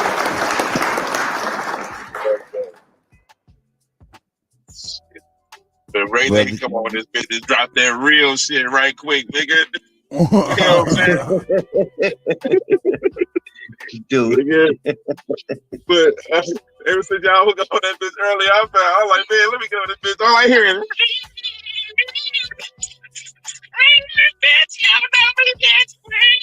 I'm like, damn, nigga. It's going down a little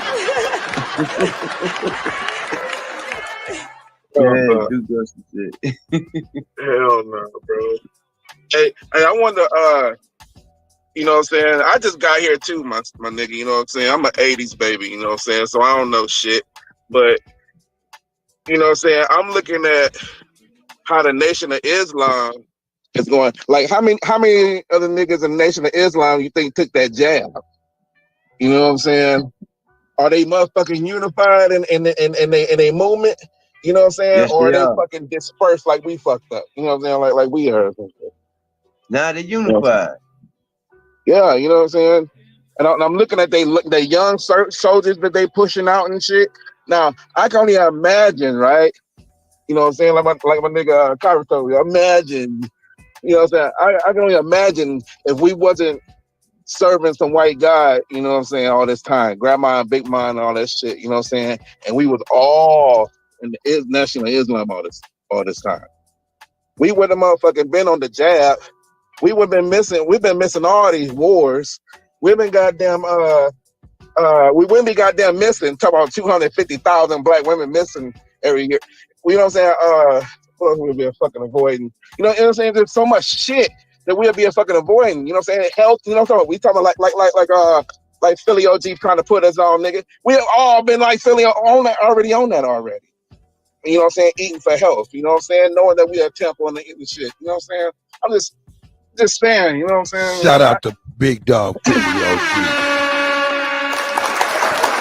Go ahead, brother. Finish your thought. I'm sorry. No, it's all good, but I can only imagine, bro, if we was already nationwide, nation unified, you know what I'm saying, from East Coast to West Coast, bro. You know what I'm saying? Wouldn't be no motherfucking Bloods and Crips killing each other and all this stupid shit that we've been going through, bro. I'm just saying. Nah, that's some real shit right there.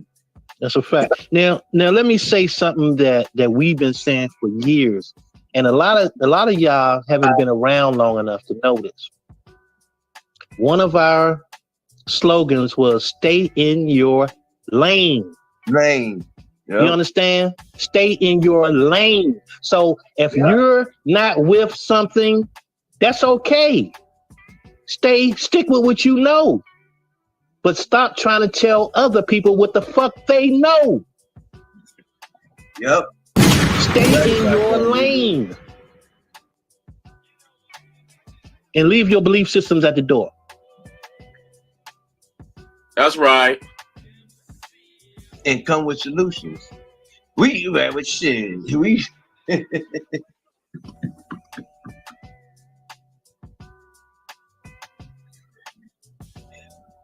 If I could make a suggestion or a request. For sure.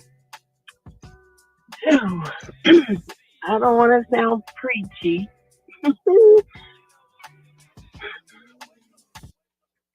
We gotta learn how to handle each other.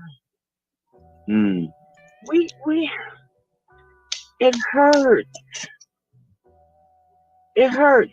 And I think we don't take into consideration that everybody doesn't have excellent equipment with excellent sound. And maybe you might have misheard, or maybe even if you didn't mishear, like the common courtesy, resorting to, and I know I'm out the loop. I swear to goodness, I know, because some of the Me stuff too. that I hear, it bothers me terribly, because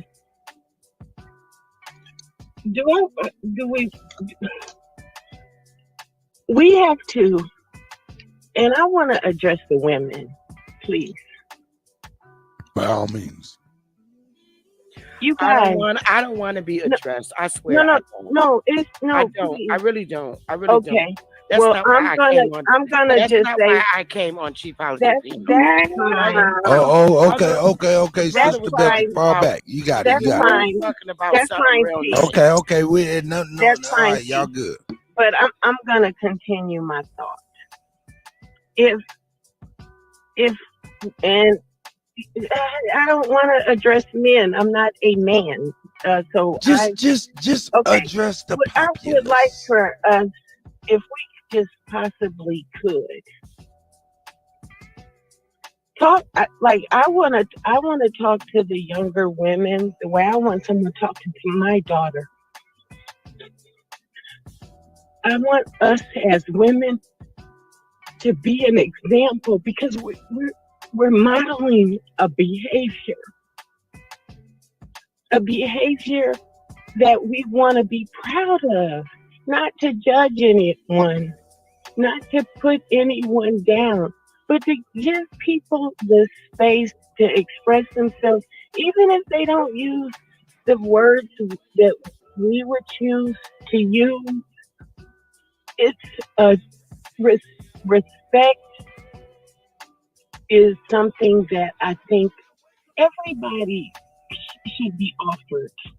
And even if someone doesn't agree with your idea or my idea or their idea, if this isn't a safe place where people can express themselves, and if you put an idea out there, we should be able to question it, to examine it. That's the point of building, in my mind. But specifically, sometimes it feels so combative, and it doesn't feel loving. But sister, can I we're say this doing- to you? Yes. All right. This is Mr. Brooklyn.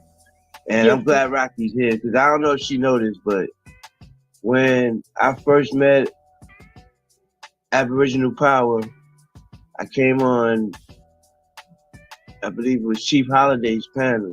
I mean, I came on the panel, and I was telling the brothers how much I, as a man to another man, respected and honored the things that, because I was talking directly to Ab, and I told him how much I honored and appreciate the work that him and A1 and Chief was putting in. And this was like about maybe 2016, late 15 maybe. And I'm saying this to say this, that it's love amongst us, believe that. And we don't have no problem with sharing the love and showing love. I've learned that through the years of sticking around and being around in this community, right?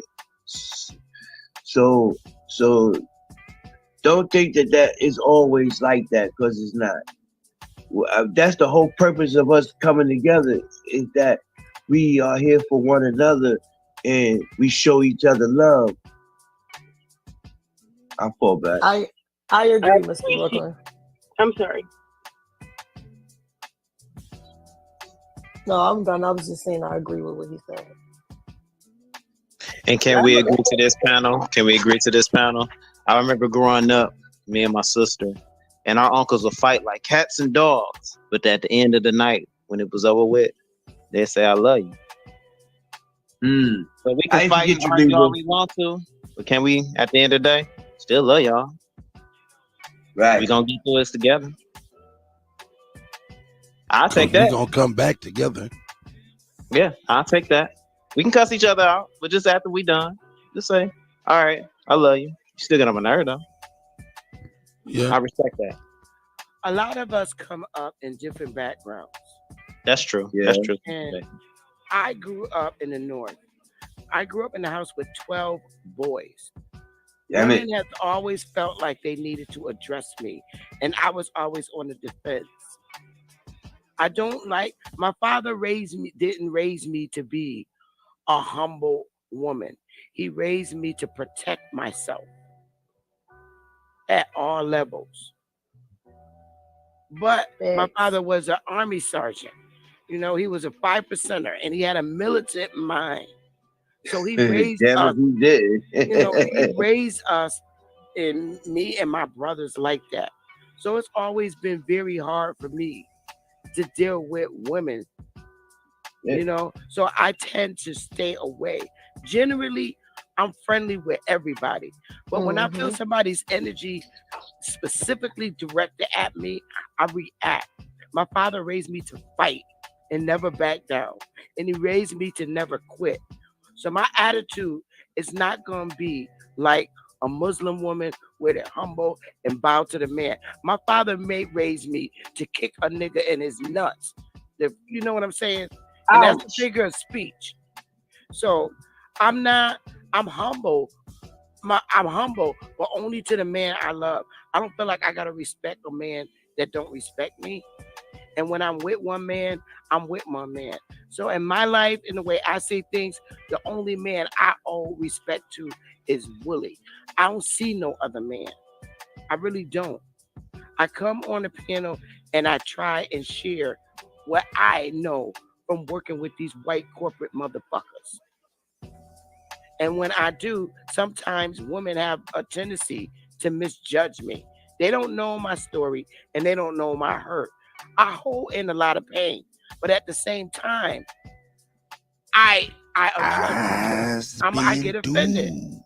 So, you know, I'm just not that kind of chick that humble down to nobody because I did it too much in my younger life as a woman. Men made me the way I am now. That's why I have the attitude I have. Don't blame us. That's not what I was suggesting. I'm joking, Betty. I'm I was joking. the chick that was always giving and giving and giving, and to the point when my heart got bitter. And you know, now it's like I can't. They made me the woman I am, as far as I'm concerned. Chief Bethy. I'm just saying. Chief Bethy, let me ask you a question.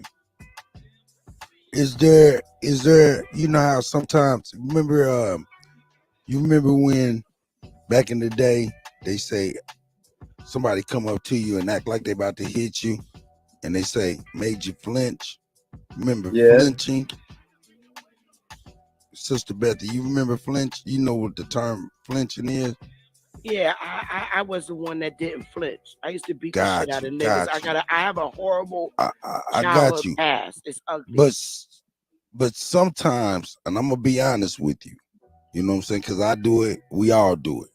And maybe you did it tonight where you flinched emotionally, where somebody wasn't really coming at you really bad, for real. But I understand, and I'm glad you gave a lot of context. And, you know, salute to you and everything you and your tribe do. And salute to Willie as well, you know what I'm saying? But sometimes we have to be careful because I'll be having to think 2 or 3 times, make sure I don't flinch, you know what I'm saying, emotionally on this microphone. You know what I'm talking about? No, DJ Kuttack, she was coming at her. She was yelling at her like she was chastising her. Sister Bethy! Sister Bethy! Don't do that! What, are you crazy? I'm still here. That's how she was talking to her. So like, I'm trying to figure out what was the issue. Like, no, she to me she ain't got you. It was the delivery. I see. Exactly. And that's what I think too. I used to like really flip out on women when they did that to me when I was. It's the delivery. It was hard. Well, when I was saying flinching, what I was flinching, when I was saying flinching, I was more before referring to autonomous goddess. Oh, okay. Oh, all right. My bad. I was just talking about the other. Welcome to the DJ Cut therapy session. And I was just shocked because I don't know her. The thing about it, I don't know her. If Rocky said that, He said DJ Cut emotional session. Yeah, I like that one. Was that emotionally flinch? We flinched emotionally. Hey man, sometimes we like, oh shit, nigga, you made me jump in my heart. Hey, look here, I got something to say, man. Go ahead, Lee, boy, get it off your chest. All right, so I just want everybody to be clear. When we was talking about that particular subject matter, right? I wasn't speaking in a philosophical sense. No, I didn't think you was. What I did was applied mathematics to the problem. Got your ad. You see what I'm saying?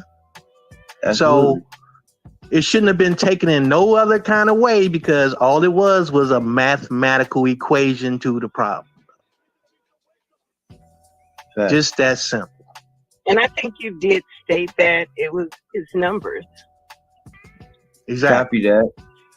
I thought it was a great, I did too. I liked it. I really liked that.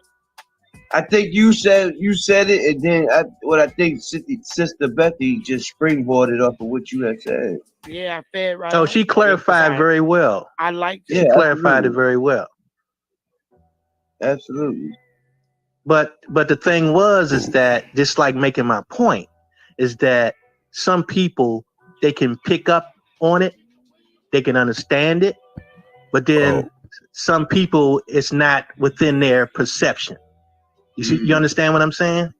Mm. And that was the point I was trying to make. Some things are beyond your understanding, and you just can't sit there and be a damn stop sign. You know what I'm saying? Because you don't understand it. Yo. So you can't block everybody else from understanding because you don't.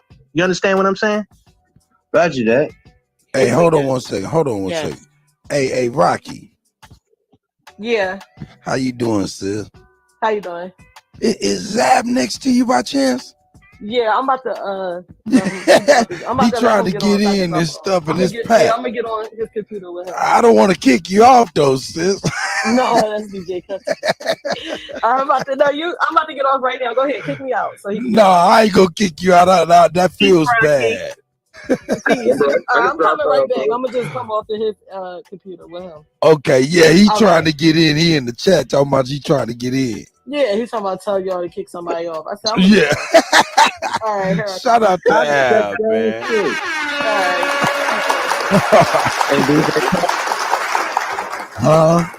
Hey, Chuck, you need to fall back? No, we just worked it out. I'm listening. Oh, okay. Now we ain't had a nice good night. Can we get mad at these so-called fake Black Africans on this Forbes list?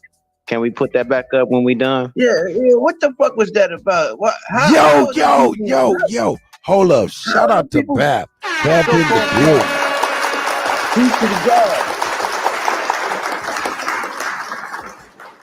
Man, shout out to DJ Cuddy, man. Shout out to all the real ones in the building, man. Y'all know. Bap. Man, I missed the link, man. I tried to get you to email me the link earlier.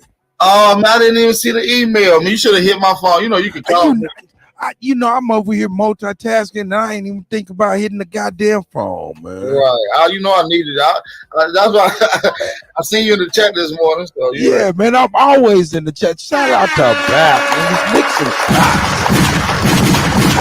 Lick some shots for Bap, man.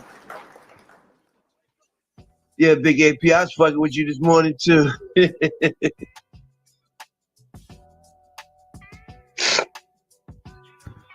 Look, all right, man. Here, Miss Graceful. Yeah, she having some technical issue. Hey, man, but go ahead, Lieber, man. You can finish what you were saying. I apologize, my guy. No, it's all good, man. I just want things to be understood. You know what I mean? Because sometimes I think people they take things and they run in whatever direction they trying to run in But the real contention comes in when you swerve over into somebody else's lane. You know what I'm saying? And now you're trying to operate in their lane. That's why we always say, stay in your own goddamn lane, because you're not going to understand certain things. And then there's levels to these Levels lanes. to this shit. Yes. Right. Yes. And we have to That's recognize that. That's what I'm not sure, but in my mind, I think that how things went left today is they were talking about two different things, and they ended up getting conflated, and then it seemed like there was an offense. So, yeah, levels. Well, isn't that the point? I mean, is to have different opinions. I mean, I think we all should be able to have our opinion, but we also need to be able to do it respectfully. But I know a lot of people do get emotional and they are passionate. So, And come on, man. This is one thing that we gotta come on. We got to come on with the bullshit. Acting as if we don't have emotions in this shit. We all get emotional, and we all sometimes get overly emotional, and it's okay.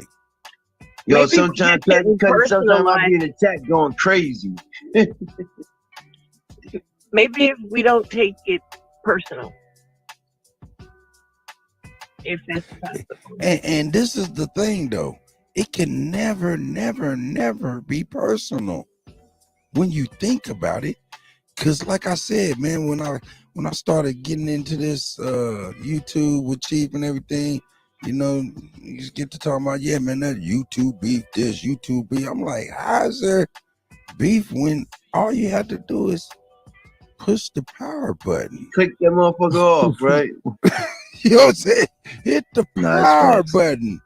You know what I'm saying? Ain't nothing, man, it ain't personal, none of this shit. So, I don't know. Bab, what say you, Bab, man? Come on with it, man. Let's keep it $1,000 with the God. Man, I seen your bill, man. You was on it today. To Harker, boy. Hey. Yeah, he was on one this morning, wasn't Hey, boy, to Harker, Trey. He was fighting back, though. Like, yeah, he was raised above me, nigga. Yeah, I know there's a couple more rounds coming, so we'll be exploring some of that conversation between them two brothers. But yeah, man. You was on one this morning. No doubt. Shout out to Bab.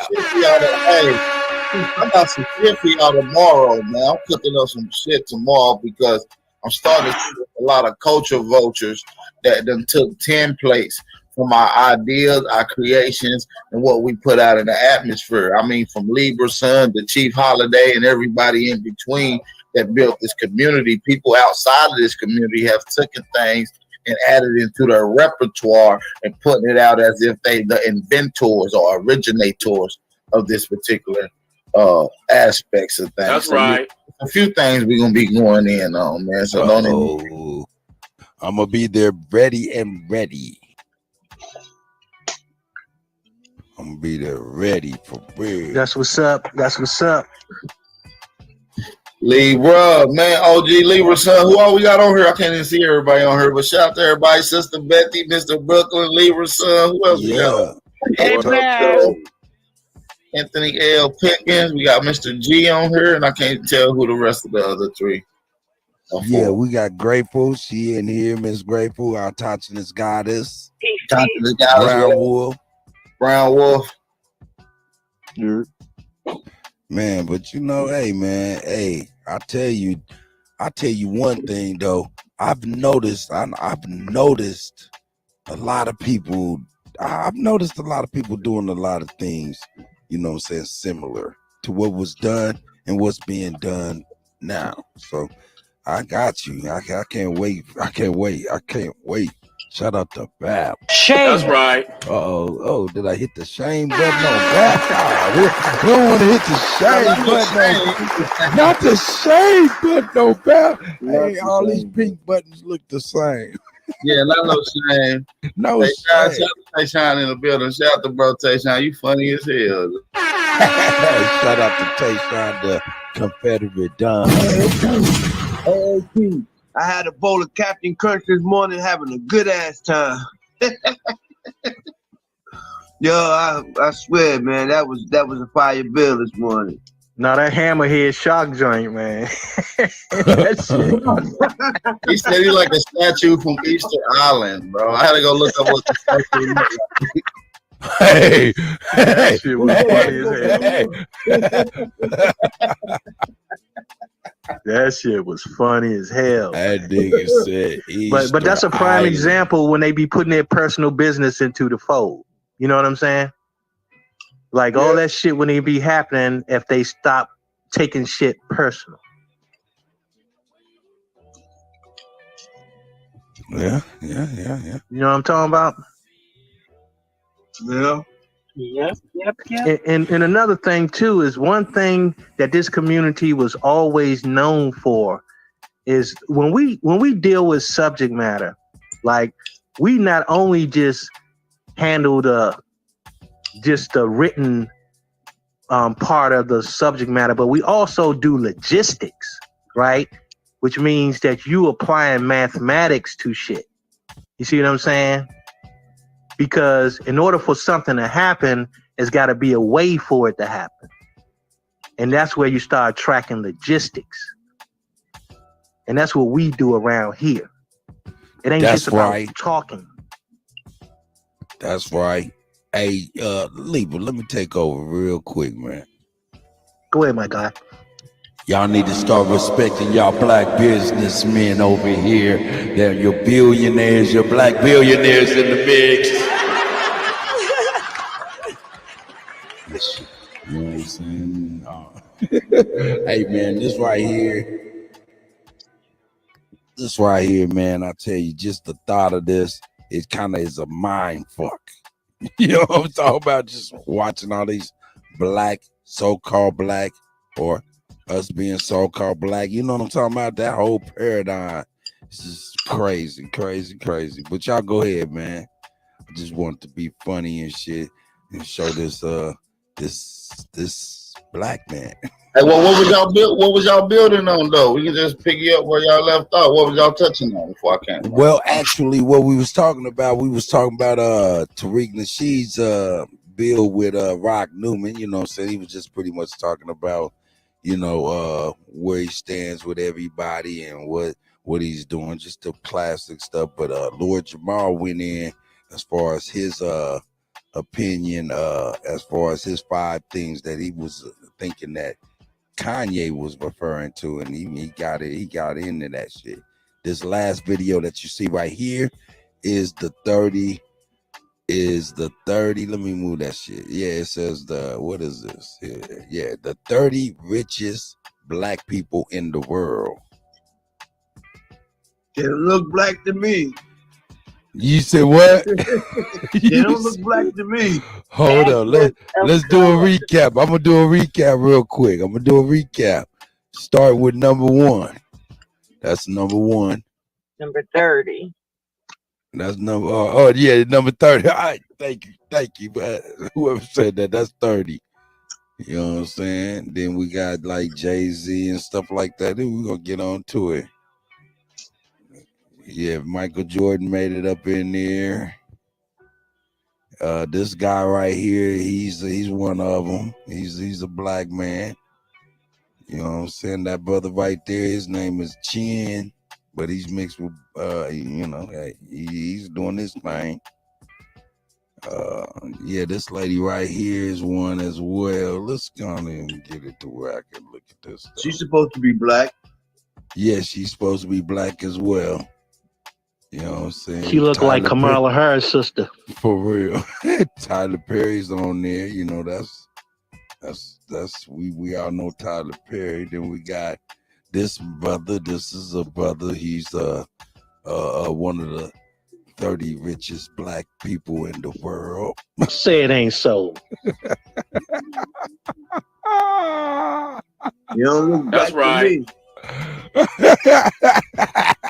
I use my Donald Trump voice. But what are they trying to tell you without telling you? Oh, that's the enigma.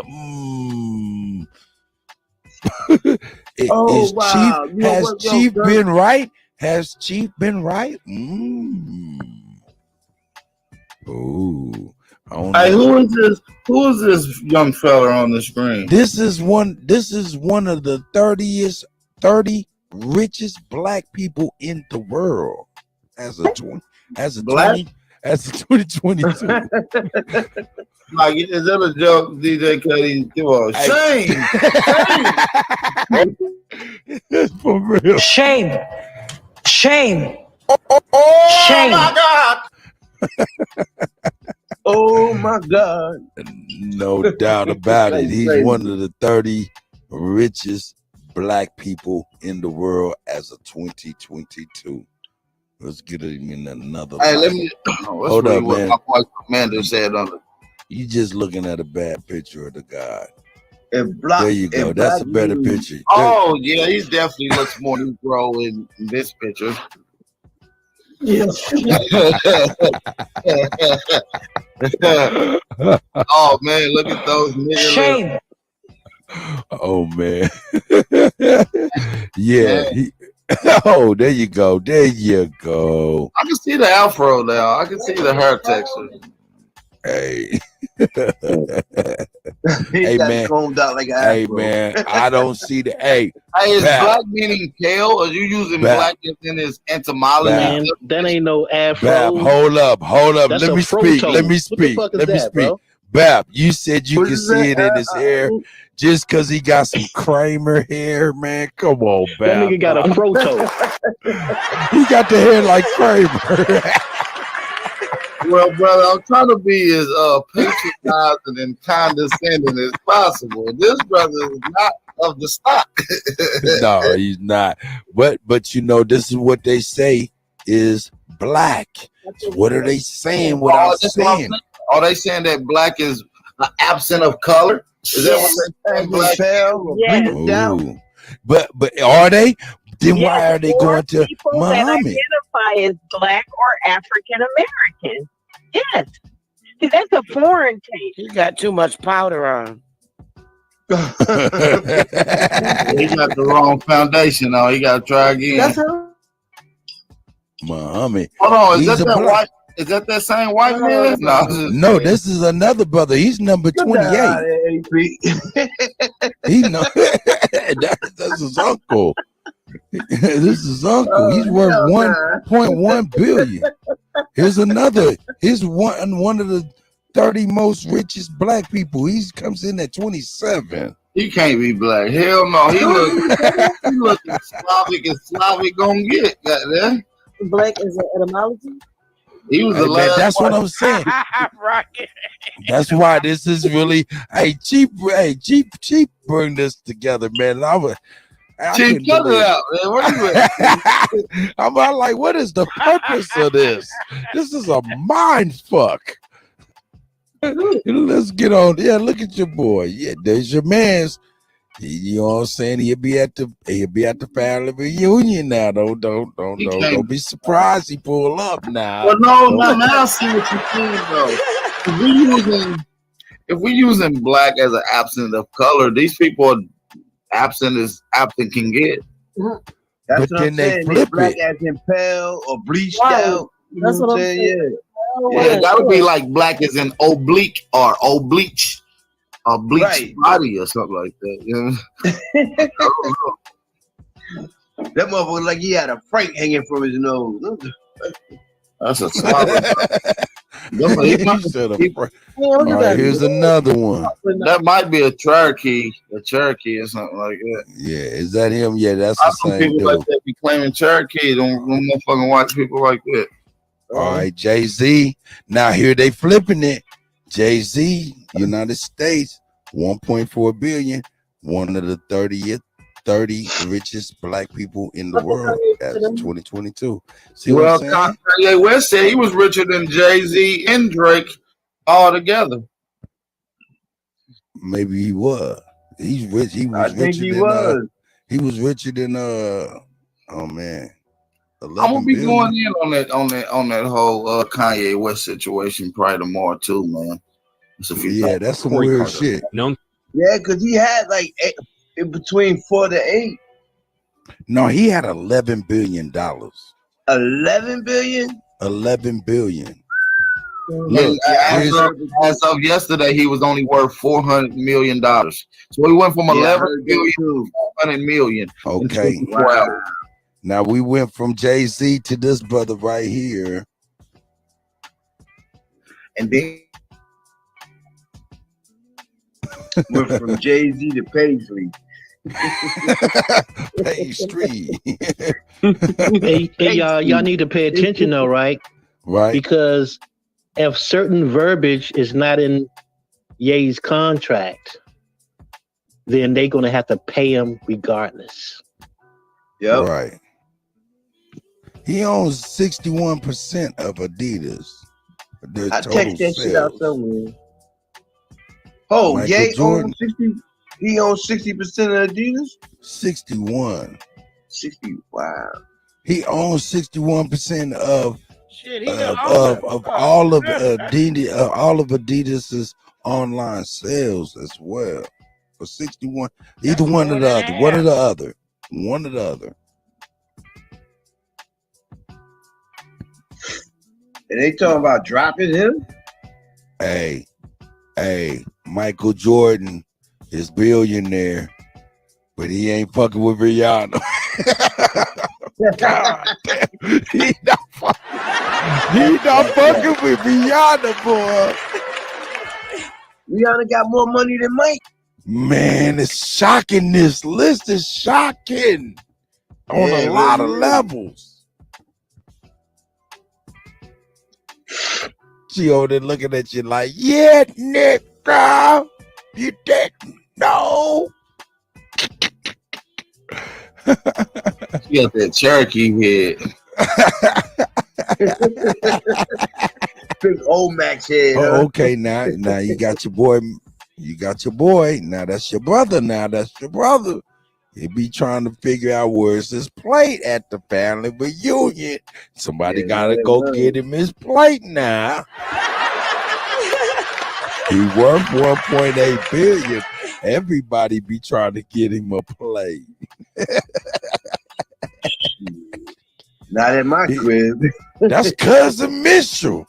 That's cousin Mitchell LaRoche. You don't remember his ass? Shit, everybody be like, nigga, shit, that's family. You at the wrong crib.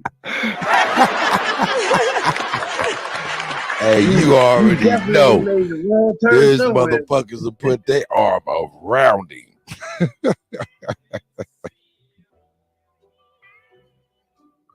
Yeah, we going through this list, Chief. You done gave us of all of these 30 richest black people in the world. Oh, that's still him. Okay, that's still him. Okay, here's another one. Shaboy. He worth $2 billion. He can't get a plate.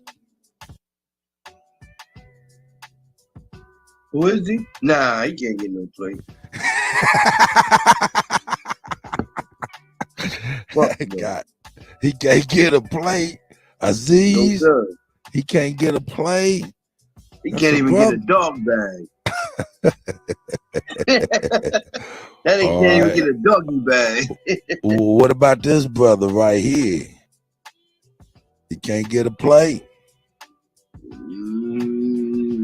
Man, he look like a Chinese Micah Jai White. So you gonna play the video?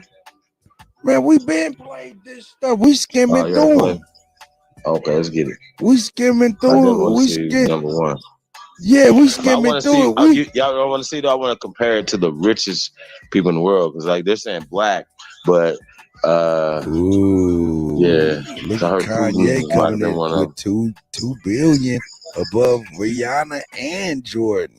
Ooh. But he had 11 billion. He spoke on it. Isn't that what he said? I don't know, Cuddy. Man, that's what he said in that first initial I mean, they really video don't know with what Nori. these people's worth is. So let's just keep that in the back of your mind. Right, because they could take that shit just as quick as they gave it to him. They just told him you ain't got no place to put it. Wow, that's crazy. Don't worry about where I put it, goddamn it. That's right. Cash me out. He said, "Cash me out." Excuse me, just give me mine. Don't worry about what I do after that. All right. We got Isabel dos Santos. You know, that's our sister right there. She in the Two Billy Club. She can't get a plate. Somebody said earlier that she looked like a young Kamala Harris. But she got that That's the Billy. lady who played in the heat of the night. Oh, she And do I'm look gonna like get the you wife. sucker. You talking about the wife? I'm asking. She looked like her. No, that is she not definitely her. got some East Indian in her ass. That hey, hold up, Sister Bethy. Let's be clear. We talking about the heat of the night with Archie Bunker. Oh, yeah, he was. He was Virgil's the captain. wife. I know who you're talking about. That right there was 20 years old. This is a vibrant chick right here. That's what two Billy do.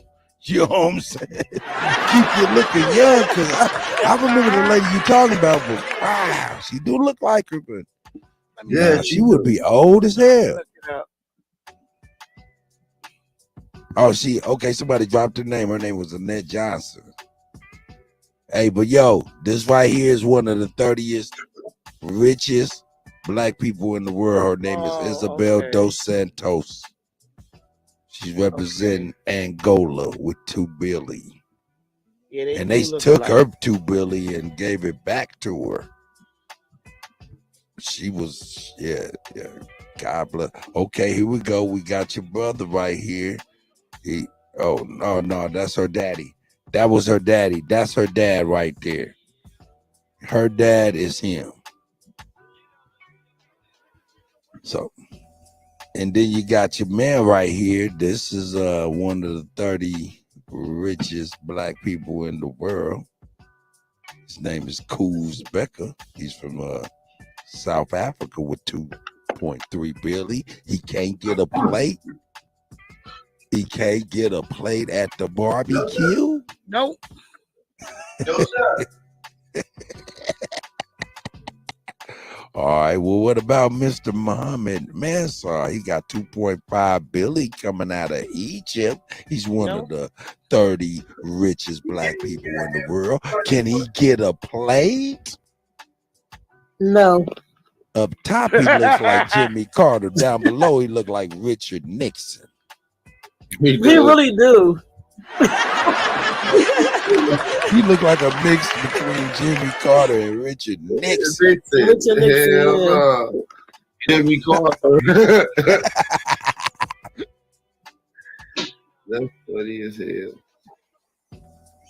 Oh, he a demon. Look at him. Damn. Goddamn.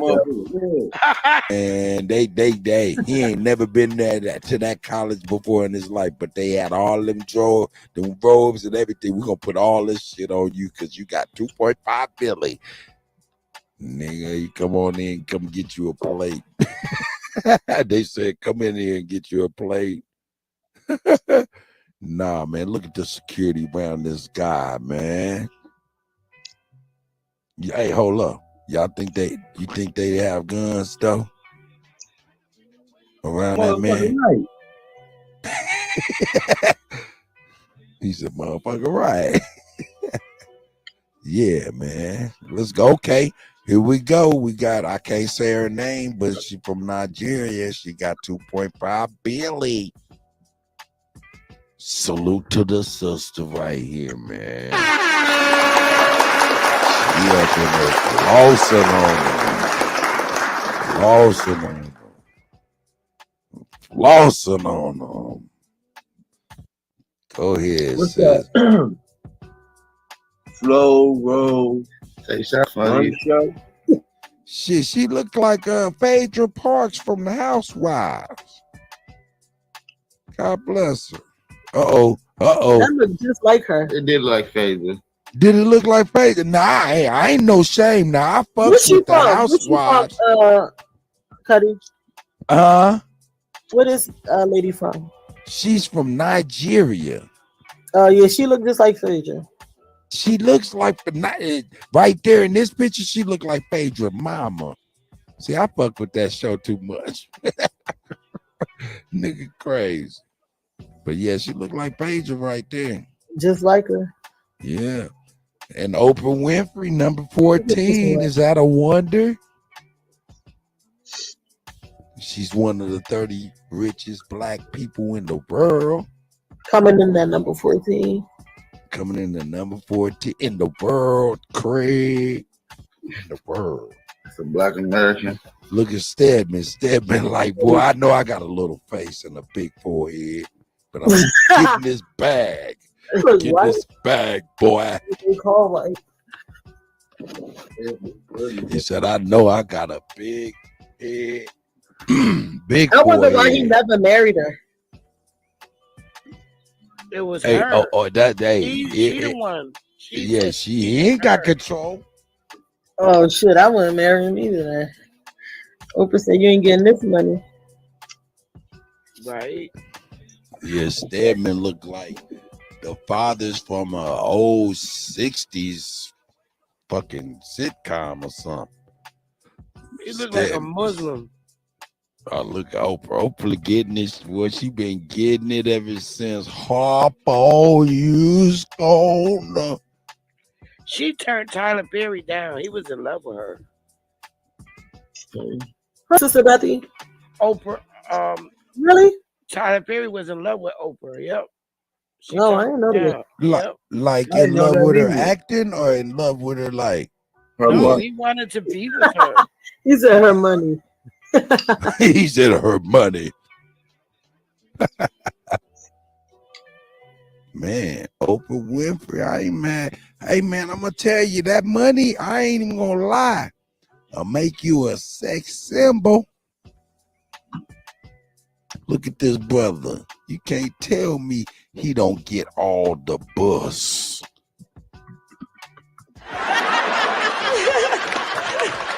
With a beat. Here we go. Shout out to the brother. He got 3 Billy. He married now, Cut. He married now. No, I'm just fucking with y'all, man. I'm fucking with y'all. I know. Man. I know. I don't know nothing about it. I caught it. The bus. Uh-oh, we got your boy from South Africa, Patrice. I don't even know why I even try. 3.3 Billy for the brother. The brother getting it how he live. They do not have our features. I'm sorry. He got that old shit. It's funny that he got that World Cup head.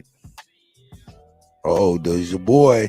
Now you telling me he one of the 30 richest black people in the world, 2022, with 3.4 billion out of Egypt, and he can't come get a little bit of your potato salad, Sister Bethy, at the damn powwow.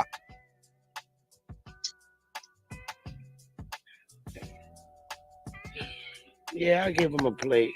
Hell yeah. We need some motherfucking funding in this bitch. I take Hey, donations. that's Uncle Squally. You know that motherfucker Squally from Egypt and shit. That's some get family from way back.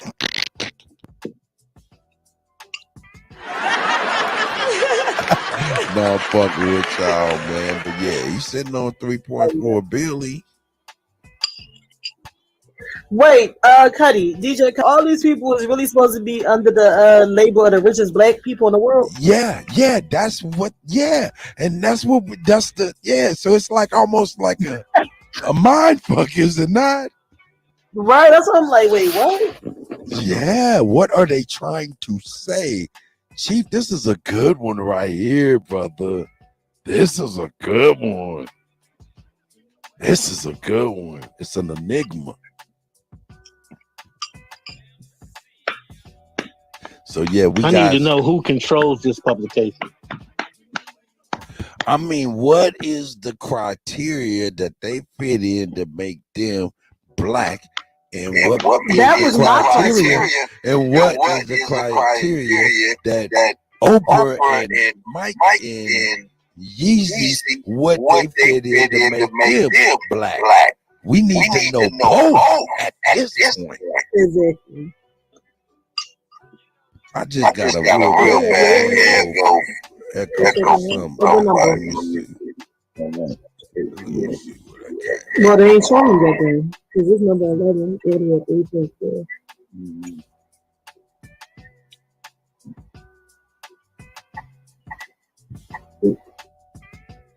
Yeah. Okay, yeah, so yeah, but here we go. Let's get on back over. I wonder what they do with their money. Yeah, this man should be able. Hey man, he can come get a play, man. Your boy from Algeria. Now come on, now they done jumped up. My man got 3.4 billion. My man got 5.1 billion. And you talking about he gotta turn his car around at the family reunion trying to come see you with 5.1 billion. Talk about y'all family. He can't get a play. Rocky, he can't get a plate at the family reunion. No, he can't get a plate. None of them walk into the cookout. Man, they gonna bring some stupid shit like some potato salad with raisins. No, man. Somebody said they don't like the potato salad with mustard. Oh shit. Yeah, but he's supposed to be one of the 30 richest black people in the world. You act like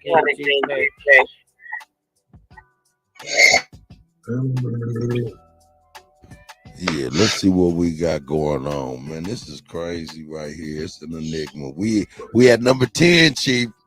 You can see it. We had number 10. That's your brother. He gonna be coming out to check you out. You know what I'm saying? Come kick it. Let's get it. Hey, can he come kick it with you? That's family, right? Hey, yeah, we do need to be getting these people's, you know what I'm saying, on their bumper to see what's up with this money. Yeah. You know what I'm talking about? Because they all black, you know. You know what I'm saying? They family, part of the family. Get a part of this here struggle. All right. Hey, Chief, let me ask you this, Chief. How we gonna get on these people bumpers, dude? Never. How we go about doing it? Hey, yo, you talking about Nathan Kirsch can't get no potato salad? Yeah, Chief. How we gonna get on their bumper? You said we need to get on their bumper about this cheese. Nigga, I'm intrigued. You got my ears there. Why we doing this? I think we gotta ask Two Hawks. Oh, well, you gotta say fuck niggas and become Narragansett. You need to pull up Jerry Lewis picture when you talk about Two Hawks. Jerry Lewis? What do you look like? Oh, look him up. The Nutty Professor. There we go. That's the original. I know that nigga talk just like him.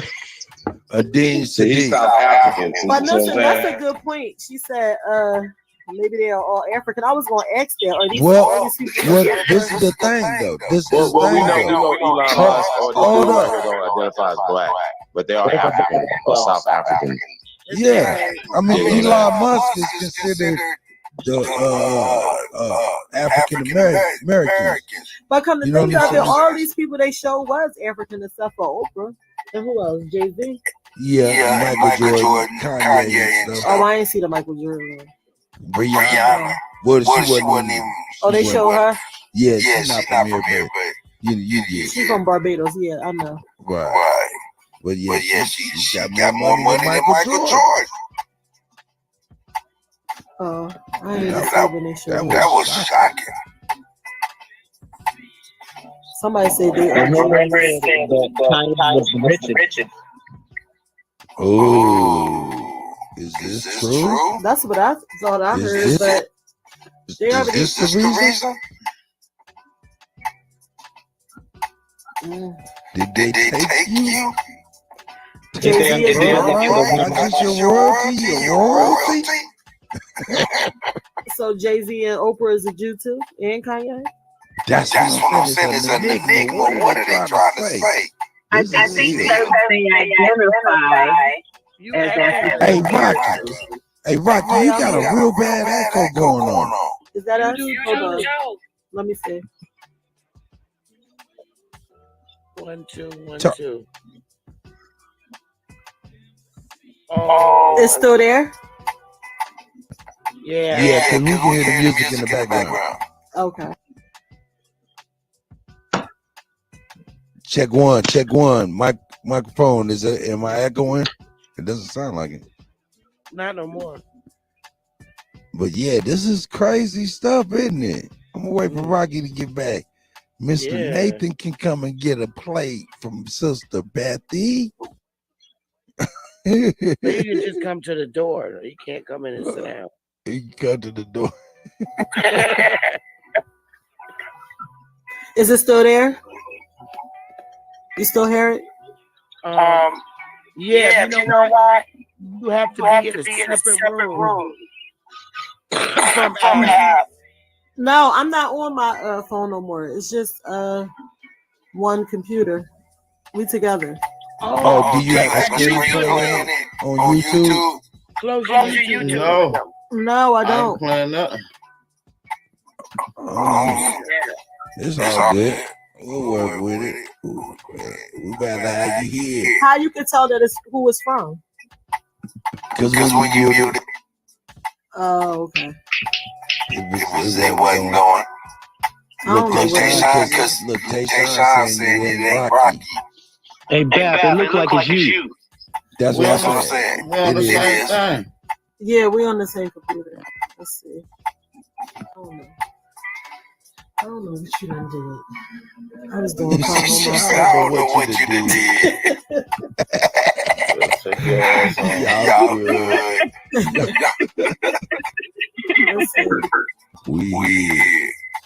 We got plenty of time. We're gonna go on through it. We'll deal with it because y'all tried. We'll push forward. But Nathan need to know if he can come over there and get a plate of potato salad from Rocky and Bap for real. Is he family? What? I don't hear it now. Somebody muted. Yeah, Bap and them muted real quick. Yeah, it looks like it's coming from that. Yeah. Yeah. Hey man, yeah. Hey man, now tell me this man don't look like Jerry Heller. You remember Jerry Heller? Three's Company? Oh, he looked like that dude too. Yeah, was it Mr. Furley? Yeah. Yeah, you know hey, those was the shows. I loved that shit. Hell yeah, he do look like, but he really looked like Jerry Heller. And Jerry Heller is the one who was back in Eazy-E and Ruthless Records. You remember that, anybody, by chance? Yeah, he looked like he belonged to the SIF Council as well. Yeah, I think whoever came up with this shit, there was some clickbait. Yeah. Well, nah. I think this was I think Forbes is clickbait anyway. They be bullshitting. Oprah ain't been no damn 2 billion as long as she been a billionaire. Really? Look, these are your brothers. They need a plate when they need to be able to come and eat at the barbecue. They trying to see you. They coming to see you. They got 5.3 billion. They ain't hearing none of that other shit. Make them a plate. His name is Nathan. He's found. One of the first guys that you showed, it says He was a black billionaire, but he identifies as white. There are Yes. Oh yeah. other people of color that identify as African American or as black. That's how they got included. The rest of these people are all blacks from Africa. Damn. This brother brawling for real. Shout out to David Stewart, United States. Now that's a black man as we know it. He's a part of the 30 richest black people in the world. Now I don't know about all these other people, man. You know what I'm saying? But yeah, he Am I fit still the bill. echoing? It's still there. Don Knotts. Yep.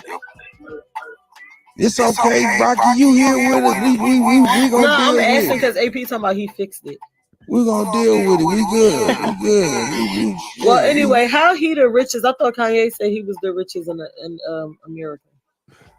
Hey, Kanye, if I recall correctly on Nori, he said he has 61% ownership of Adidas. He also said he was worth $11 billion. I don't know how he could lose that overnight like that.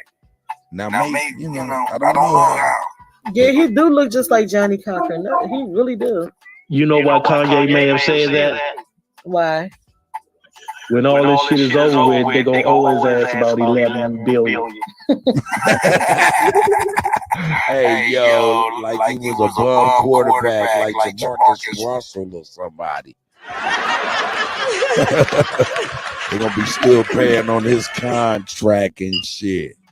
Like we're gonna be doing with Russell Westbrook. If we send his ass away, we still gonna be paying his ass. Yeah, I'm a Laker. I'm a Laker. If you didn't know, now you know. I'm a Laker. Let's go Lake Show. Hey, this brother right there, you got that Stephen A. You know what I can't understand though? Oh, he doing it. He got service and shit. He could have very easily shut them down if he made them put up the definition of a Semite. It would have shut all that dumbass shit down. Hey man, what's the definition? And that's real. Hold up. Let's go there right there. We're gonna go there right now. Where you want me to go? Etymology. Etymology.com. Got you. I'm always on that anyway. Let's go. Semite.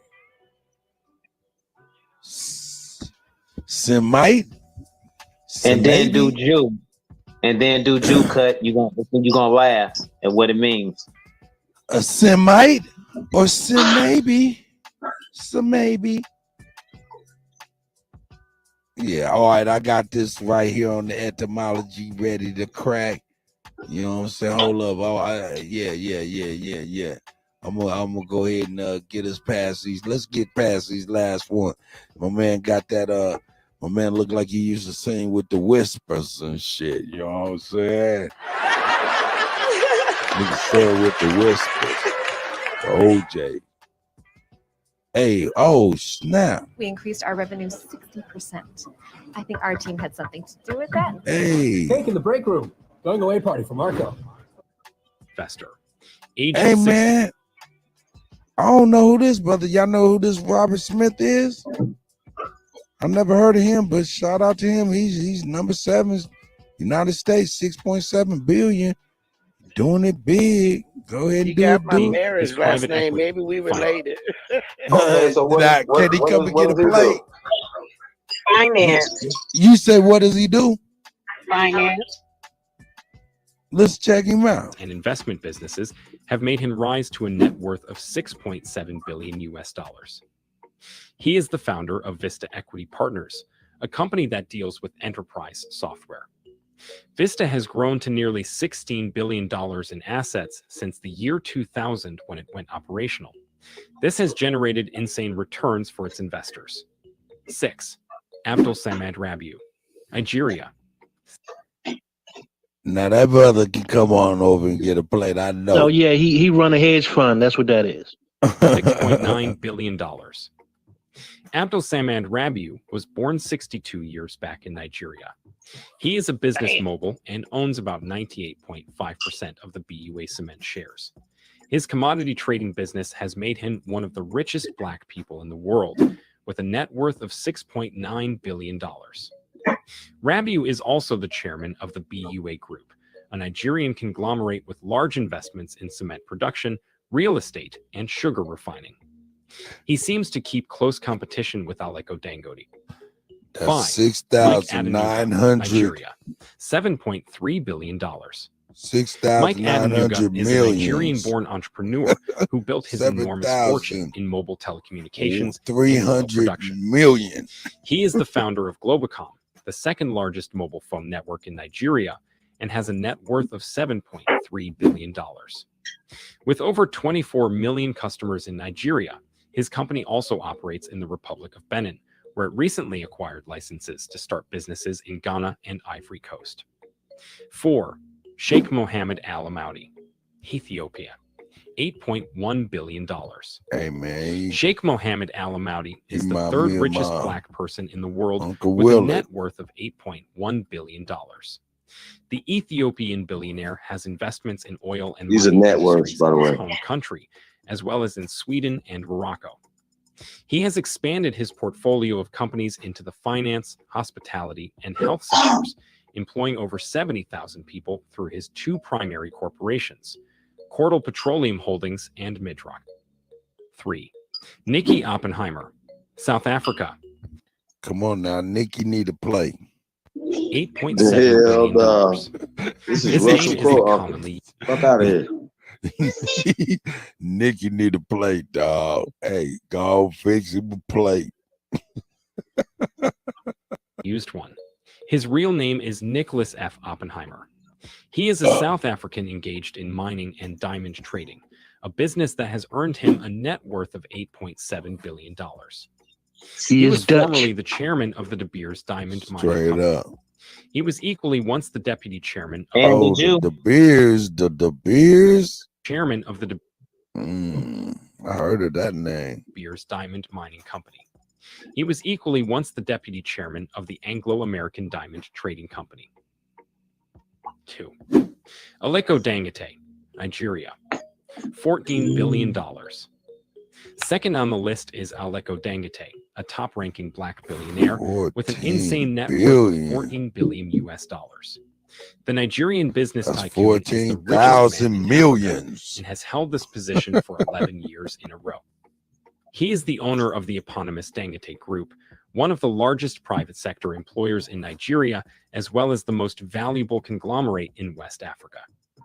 Dangote built his fortune primarily from his company Dangote Cement, although he started his business empire by selling commodities to such company. Hey, Dangote that Cement. meant he got it Although out he the started his dirt. business, he built his Literally, he got it out the dirt. Africa. Dangote built his fortune primarily from his company Dangote Cement, although he started his business empire by selling commodities such as sugar, salt, and flour. Based in Nigeria, he also does business in other countries, including Benin, Cameroon, Ghana, South Africa, Togo, and Zambia. Dangote Group accounts for 1/4 of businesses in the Nigerian stock exchange market. If Aliko Dangote is the second richest black person in the world, who holds the first spot on this list? For one thing, he is Africa's richest person and has held this position for more than 10 years in a row. Before we find out shit, who if the Africa richest had black sugar, what the person fuck they was doing all the way over here looking forward for it? For real. world is, take a second and hit the like button. At the top of our list of incredibly wealthy people of black origin, we have. Hey, you ever seen a wealthy person or Oh, wealthy they about family to or say jet owner, Elon like, Musk. I gotta They see better this not or- say You Elon. ever done I that? know Seen we that? didn't wait all this time. Elon Musk. God damn it, get God damn. He got 219 billion. Dog, I thought they was lowballing everybody. Whoa. Wait a minute. God damn. Wait a minute. God damn it, nigga. You trying to 14 billion? hold up. And you telling me he can't get a plate? Oh, he can get a plate. He get a whole Thanksgiving meal. He can get a plate and leave a Tesla. He can get one every Sunday. 200. Wait, though. Hold on. Go ahead. But it went from 14 billion to. You could put all the. I don't know. Could he put all 30 of them in there? You could put them all on 30, there. All 30 on the list. And they would together, not and be they able still to wouldn't add fuck up with to Elon. 219. And this is net worth. Let your net worth be your net worth. What is happening? $205 billion how do we scale it worth. back? How do we No, scale that's it back? 219 million billion. That just jumped up No, exponentially. I'm not compared to You guys. to the 14 billion. He has 205 billion more. yeah. Number two. Damn. I think collectively we seen everybody other than Elon Musk probably add up to about 20, 30 billion dollars. We seen a couple 14, 12, 11. Then it was like 7, 5, 2, 3, 1.5. You know what I'm saying? All that shit add up to probably about 30 million, 30 billion. This man got 219 billion. You know what? I'm fucking riding with smoke signals. Fuck this shit. Purge all this motherfucker. Everybody, I'm taking everybody's head. Fuck it. Let everybody purge this bitch. Everybody die. That's right. All this goddamn money they playing, they done had digging. We played Monopoly with these motherfuckers, and they was the banker, and they been cheating us from the beginning. Ah, damn. Elon Musk got all the bucks, huh? Y'all ever Elon seen Musk. people trade places? That's all they did. Shit, this is crazy. Elon Musk got all the bucks. That's what I'm saying. If they traded places, why can't we just trade places back? Get back in our rightful place and just, just do that. Shit. You gotta take heads right here. Well, I'm with that too. Hey, y'all wanted me to run up the etymology Semite, right? Chief Holiday. Yeah, I can't see it. It's really little for me, man. My shit. It is here. Let me see if I can make we still want to see. No, I haven't heard anybody explain what Kanye said or what Ye said that was anti-Semitic. So Any volunteers to read? Well, I don't know. From my understanding, we'll go back to the top there. Yeah, I'll do the honors. From my understanding, that we're supposed to be the real Semites anyway. So go ahead. I could read it. Well, I don't know if I'm echoing. I don't want to read it. You don't echo when you talk. Oh, I don't? No. Let everybody mute up and let Rocky read. Oh, you want me to read? All right, where you want me to start at? Where it say 1847? Yep. Yep. All right. 1847, a Jew, Arab, Assyrian, or Armenian. Wait, Aramean, whatever. And an apparently isolated use from 1797 refers to the Semitic language group. Back formation from Semitic, or else from French Semite, 1845.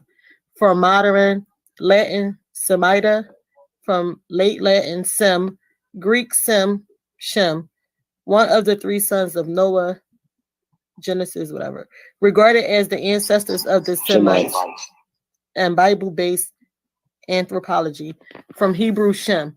In its modern sense, it is said to have been introduced by German historian August, whatever his name is. The credit, if such it be, of having originated the name Semitic from Noah's son Sem or Shem, from the Hebrew group, it is to be given either to Sholazar or Echhorn, to which of the two is doubtful. The first known use of the term is in Scholzer's article on the Chaldeans and Echorn's Repertorium, and he seems to claim the honor of its invention. But a similar claim is made by Echorn himself without mention of Scholzer and his Algemeen, whatever that word is, religious encyclopedia. Bibliothèque, whatever that says. That's the mean what Bible. There you go. Yeah. Let me see what we got.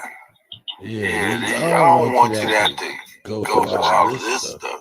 You need to keep on. No, we don't have to go through all that. The first sentence says it all. Yeah, go back. Let me see. The Jew, Arab, Assyrian, or what? Armenian? Armenian. Yeah, I thought so. Armenian. That's why I said look at the etymology of Jew. It's the time period. Okay, so when they say you anti-Semitic, they're saying you anti-Jew? Yeah, so we're going to the etymology of Judaism from here. Right. Well, just before we do that, okay, let's just analyze who a Semite is. Well, what jumps out to me is the Shem. No, just read what it's saying.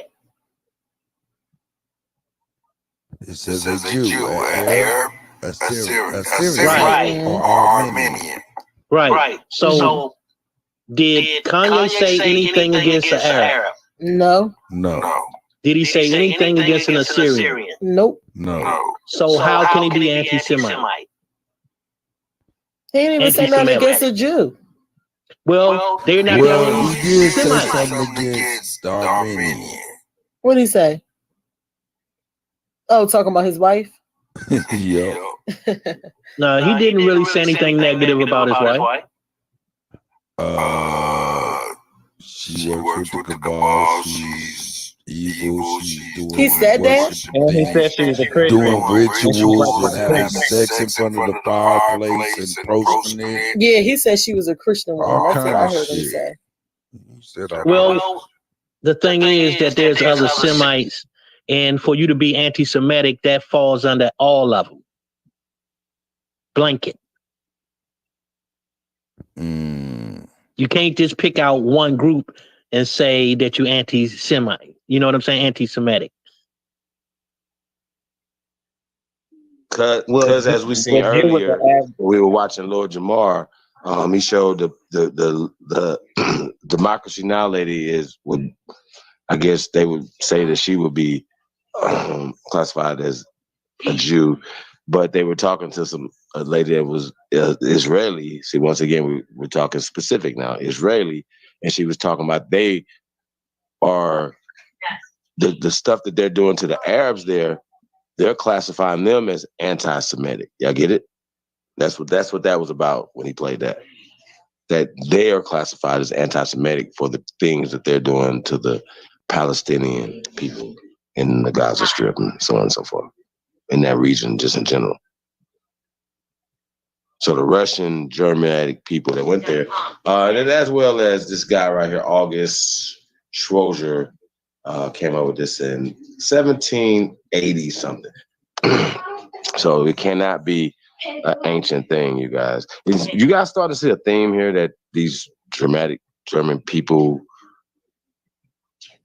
Jewish people are creating everything. Y'all paying attention? Just want to point that out. You gonna put another? All right. That's facts, Chief. And Jew was an adverb before it was a noun. Let's go to Jew.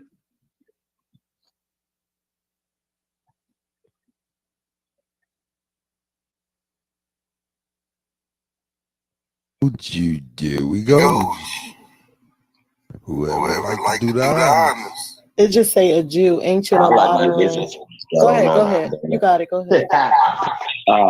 Late 12th century. G-I-W, Jew, J-E-W, or J-E-U, Jew. Quote, a Jew, ancient or modern. one of the Jewish race or religion. Now, I push back on the race of people named Jewish. That's not true. From Anglo-French, you, Old French, Jew, or Jew, Modern French, Juf, from Latin, Judaism, nominative, Judas. Oh, that looks like a Judas. From Greek, yeah. From Aramaic, Semitic, Judea, Hebrew, Yehuda, a Jew. From Yiddish, Judah, literally celebrated, name of Jacob's fourth son of the tribe descended from him. Spelling with J predominated from 16th century. So that lets you know that that's a 400-year turnaround because the J wasn't in use, they said, until the 16th century. Replaced Old English Judas, the Jews, which is from Latin as a offensive or opprobrious term. Quote, person who seeks gain by sordid means. 16th century. I got to say that one again. Person who seeks gain by sordid means. Is that a race? Is that y'all race? Yeah, people like, okay, so no. All right. Jews, what does that say? Harp, simple mouth harp is from 1580s. Earlier Jews, trump, 1540s. The connection with Jewishness is obscure unless it is somehow biblical. Wow. In uneducated times, which is all the time, inexplicable ancient artifacts were created to Jews based on the biblical chronology of history, such as Jews' money, 1570s, Romans coins found in England and Greece. After Christianity had erased the memory of classical glory, ruins of pagan temples were called Jews' castles. And in Cornwall, Jews' houses was the name of the remains of the ancient tin smelting works. It's really interesting. Yeah, So and this is what you call reconstruction. That's what it's all about. Read the verb. Read the adverb. Read the adverb. The adverb. Okay, let's get to it.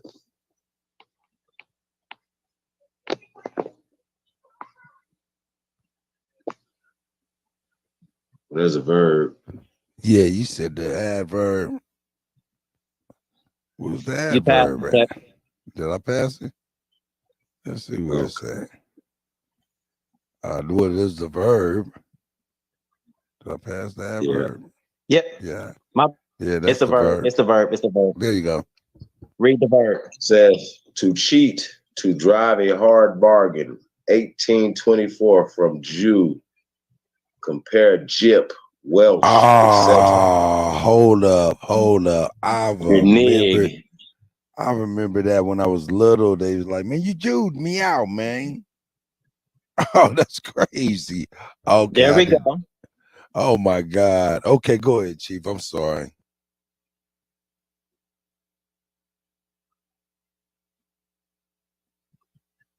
Chief, you on mute or something. Oh, okay. I'm gonna keep going.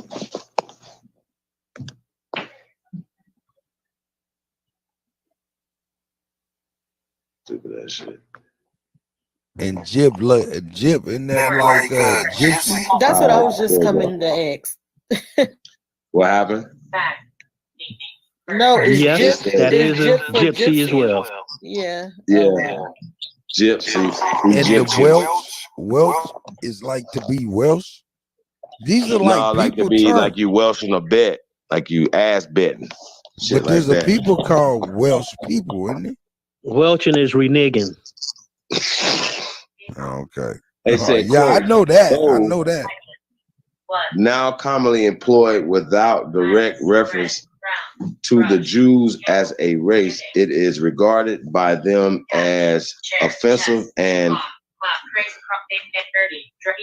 what is this word right here? I want to say this It right. looked like it say opprobrious. I don't know, but Opprobrious. I know people say like, "Oh, you jipped me, like you cheated me." Right. You ever heard that? And that comes from 1902. So it says the campaign to eliminate it in early 20th century was so successful that people also began to avoid the noun and objective using Hebrew instead. Interesting.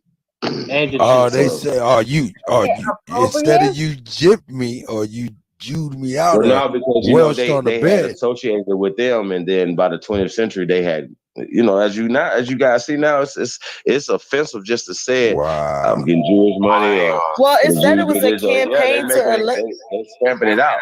a campaign to eliminate it in the early Absolutely. 20th century. So Was if you so speak it, you're successful. anti-Semitic. Well, why do they call themselves that then? They replaced it with the word Hebrew. Hebrew is not ancient. I learned that growing up. Well, I've never said nobody. Well, we know Jew ain't ancient. I never heard nobody say, "Hey, man, you Hebrewed me out of this bet." This is what I'm saying, man. This is craziness, man. We've been on some enigma shit, or either that or I'm tired. They got some splaining to do. Man, this is crazy. They got some splaining to do.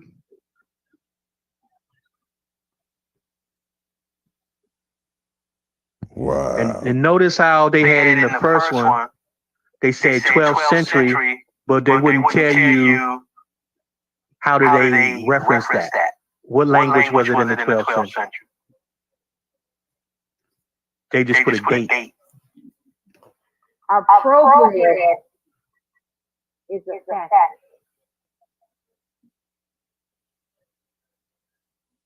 So is it offensive if you say if you use Jew like this, like to cheat or drive a hard bargain? Yep, it's offensive. Yeah. That's why they don't like the word Jew. Is it offensive? Well, no, I guess not. They're saying that the word is offensive. I know that we used to say that, and it faded out. But look though, they're saying that the word is offensive. How the word? But don't they call themselves Jew? That's my point.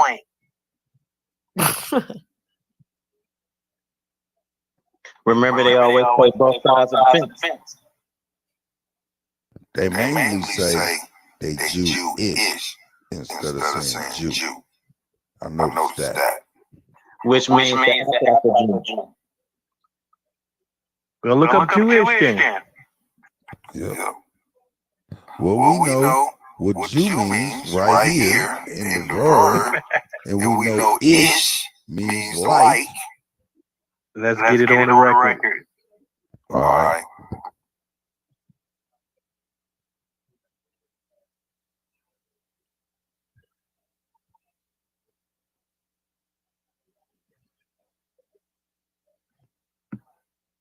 There it is.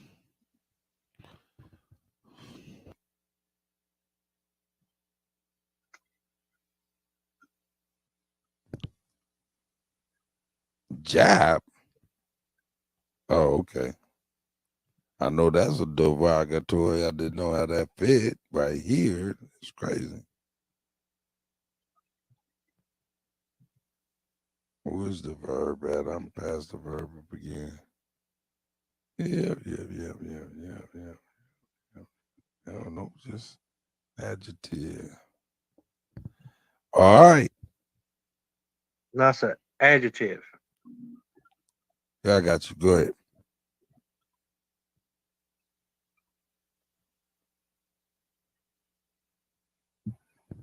Yeah. Figurative use in reference to exonerate or extortionate money lending interest. I don't know what none of that shit means. I don't know what it means, man. They extort money.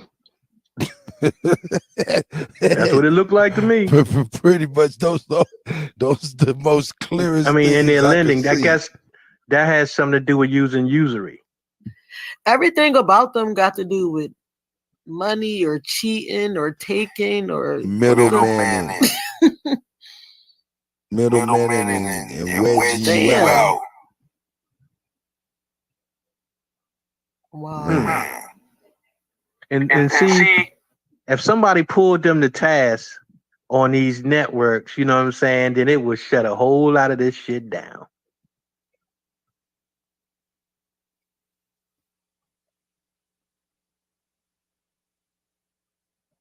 It is offensive to tell the truth.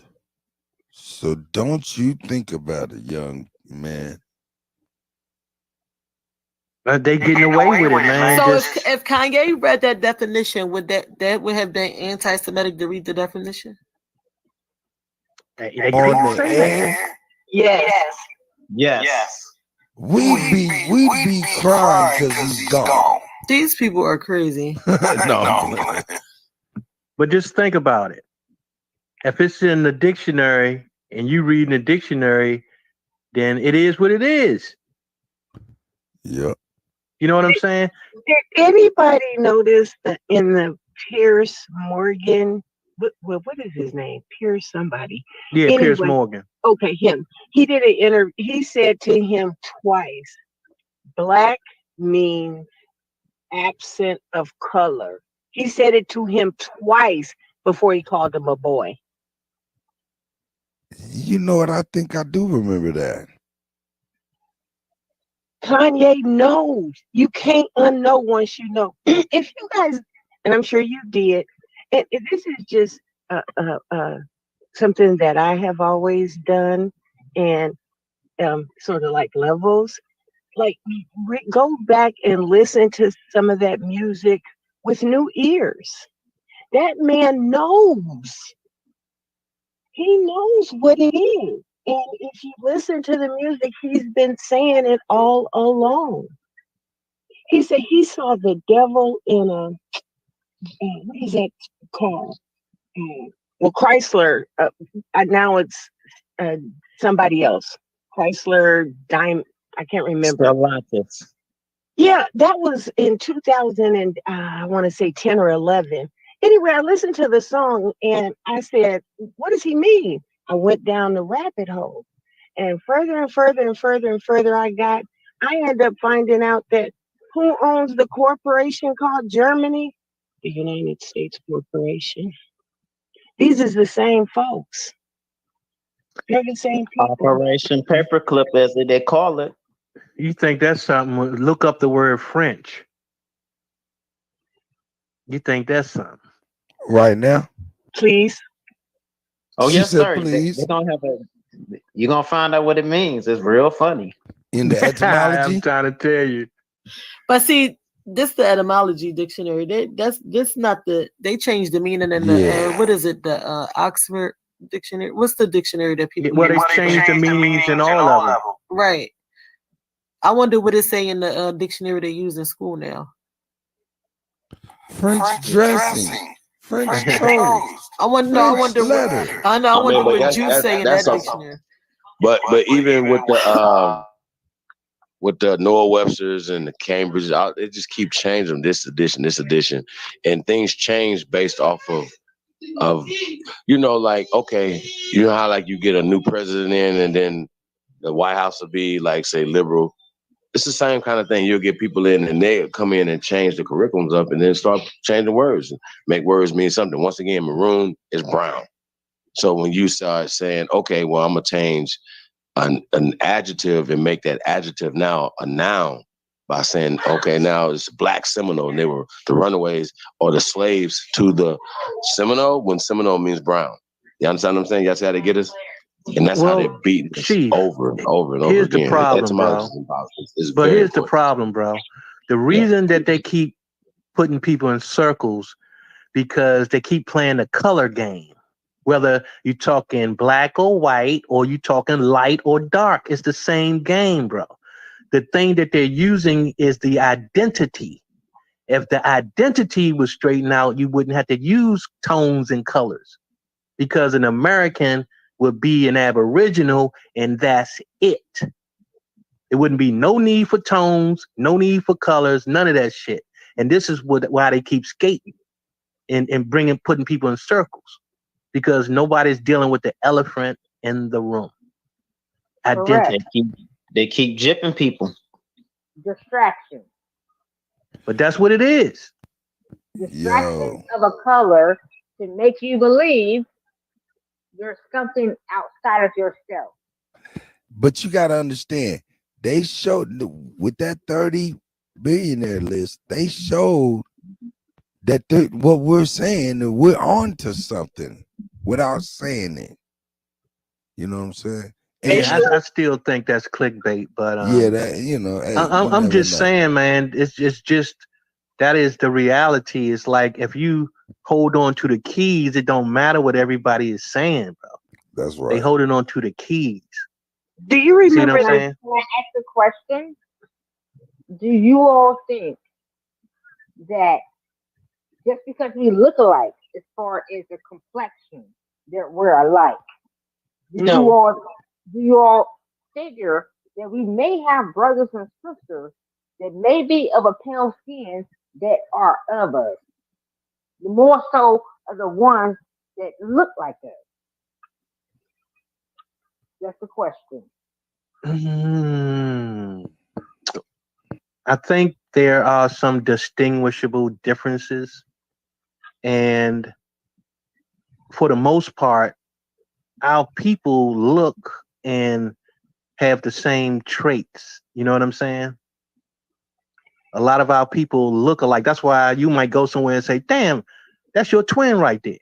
You know what I'm saying? It's like we be having a bunch of twins, you know, people that look like us have our, you know what I mean, that you can say, damn, this motherfucker look just like so-and-so. But we know for a fact, and some people may even have family members that maybe they know or don't know who are right now passing today.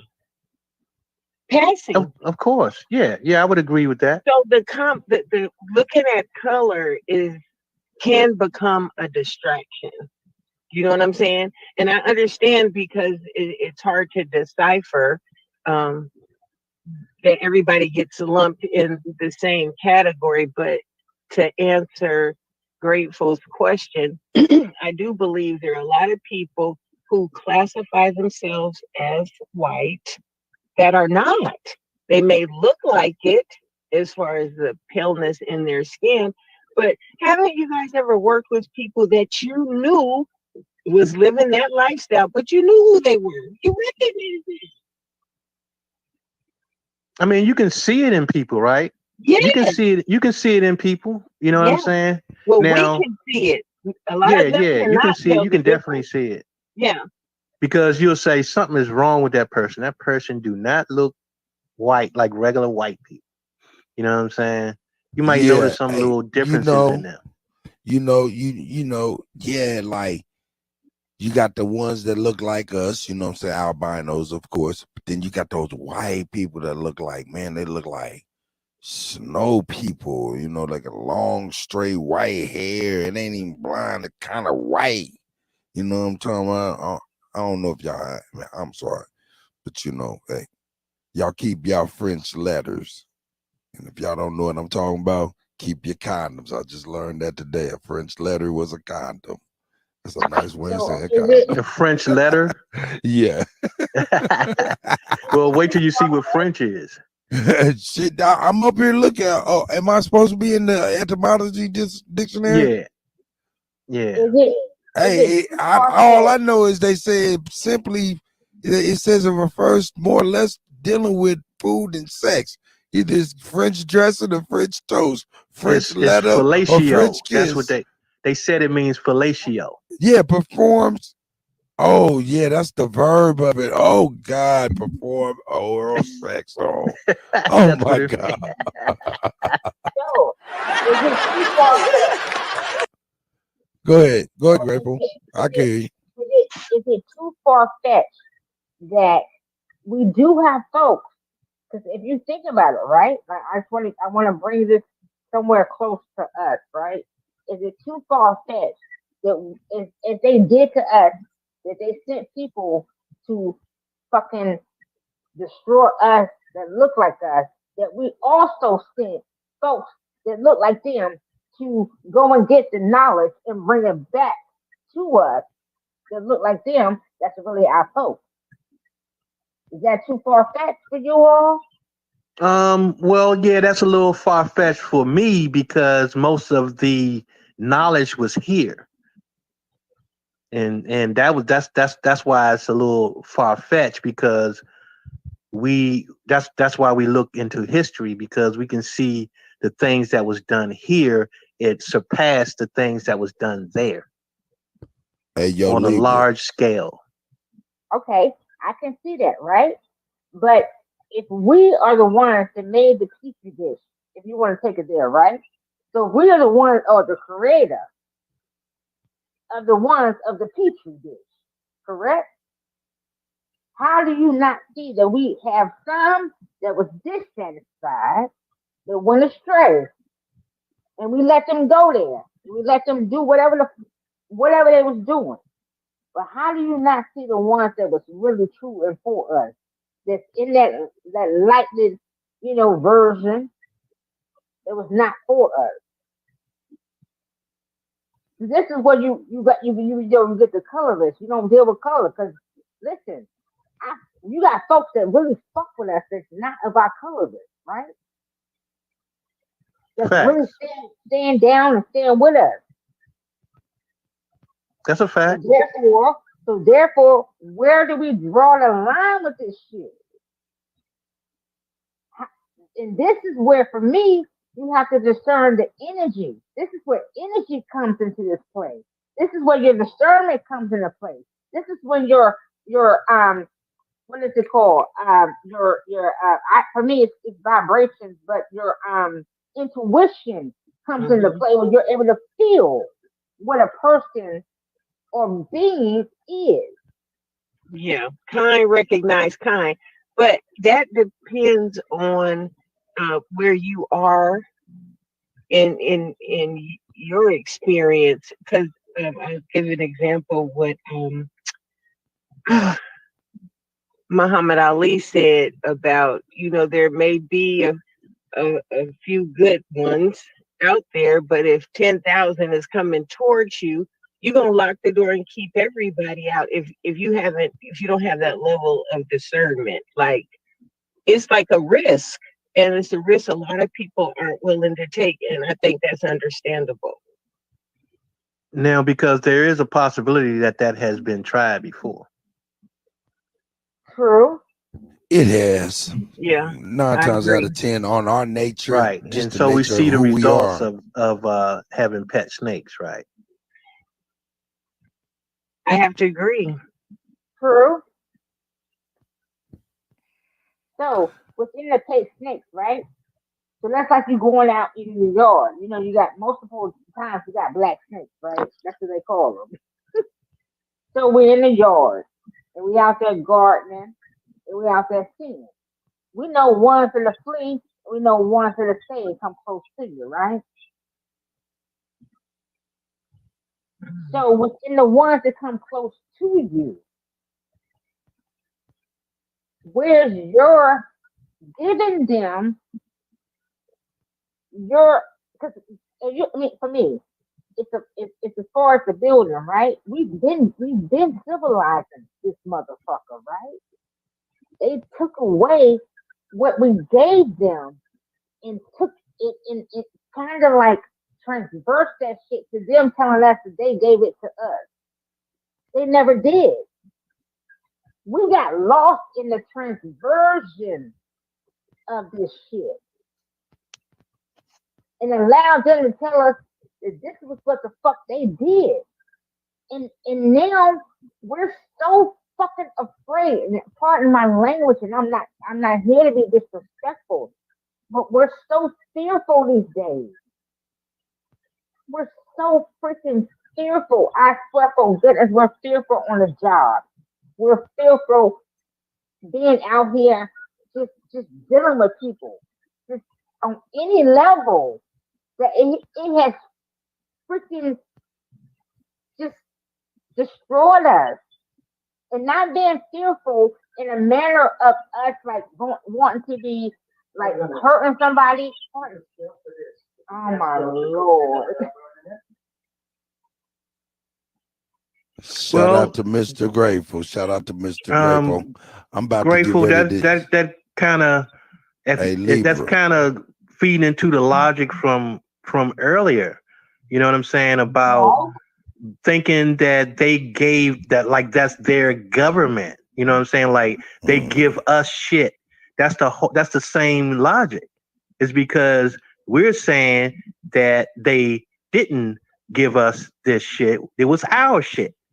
And we need to take our shit back. This is the logic.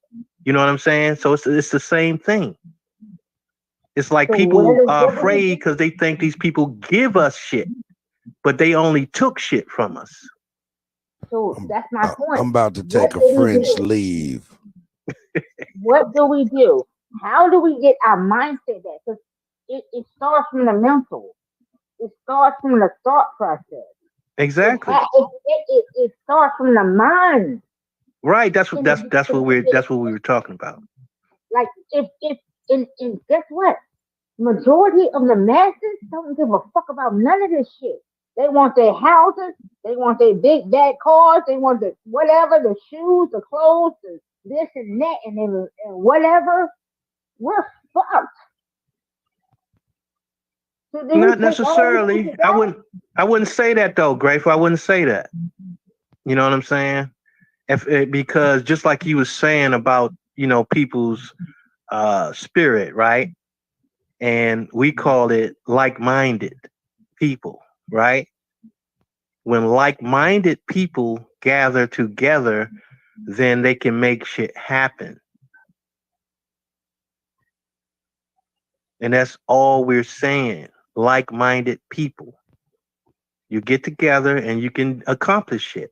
And it won't be like overnight that everything changes, but you take steps toward change. You know what I'm saying? But if we can't even envision ourselves in the future, how are we going to be in the future? How are we going to exist in the future if we can't even see a future? And how are we going to see a future if we too scared to even deal with this regular shit? True. So, my brother, this is what I'm saying. Where the fuck? I don't have balls, but I got balls. Where the fuck did everybody grab their fucking balls and say, fuck all this shit and let us fucking do this shit? Let us not look at the money. Let us not look at the cars. Let us not look at the houses. Let us not look at none of that shit. No, we're not struggling, but we on our shit.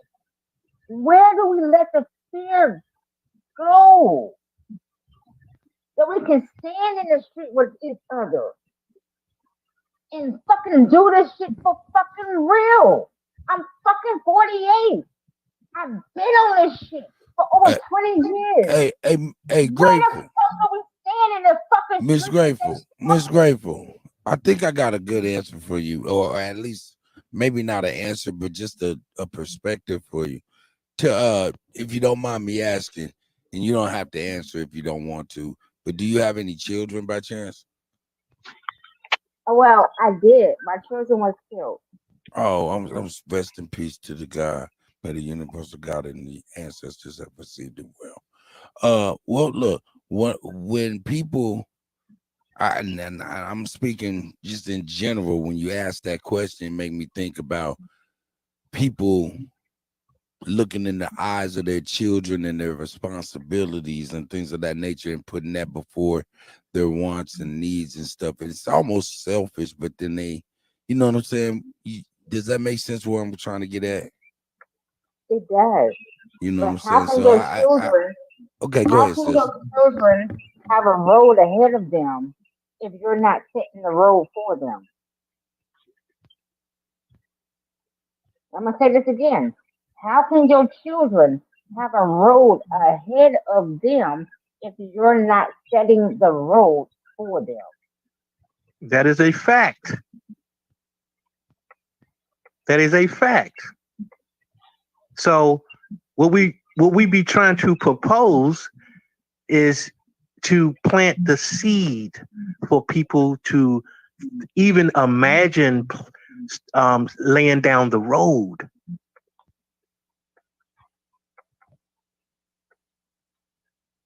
But if people don't want to even imagine that and they withdraw from it, then what you think is going to happen? What has been happening for how many years? It doesn't matter. It doesn't matter what has been happening. That all that is irrelevant. What is relevant is, do we have the same mindset today? That's what's relevant. Do we have the same mind today? What mind do we have today that's going to get us into the future, closer to the future? Because everything is a building block. Correct. Okay. So how do we lay down some bricks and inspire the next generation to build on top of the bricks? So what do we do? It's a foundation. Because if me, I'm born in the 70s. The bricks have been formatted, right? Militant, Mason, whatever, however, right? They gave us that, right? They really did give us this. They taught us a lot. Whether we want to, we went astray, because we really did go astray. They really did show us, because they wasn't playing. And y'all know they wasn't playing from the 60s and 70s and 50s for our people. The 50s, 60s, and 70s of our parents was really on a shit. Well, let me suggest something to you. I'm sorry to cut you off, sis, but at the turn of the century, our people owned over 190 something banks. At the turn of the century, this is not no new shit. We've just gotten to the place where we forget what we are capable of. Hold up. If we own the banks, what happened?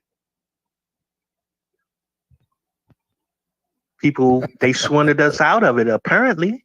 Wait a minute. Who? See, now this is where I'm gonna start applying the logic. This is where I go ahead and apply the logic, son. I have to start applying the logic. Go ahead. Turn of the century, we own the banks. Then they, no longer us, but they started to swindle us out of them. Now let's deal with this they, because this is the last presentment. Who are the they? The foreigners, of course. Okay, how were the foreigners able to swindle us? Because we're not the they. They are the they. We have made this determination. How did the foreigners swindle us out of ours? Mostly by intermarriage. With a French letter. I'm sure the Federal Banking Act was probably the tool that they use to get us out. You know, the National Banking Act. I think that's probably what was used. 1913 or was it 1913, 1933? Did we not review this presentment? Was it reviewed by the people who was having the banks? Did they review? Yes, we do. 1933. You're right, Libra son. Executive order.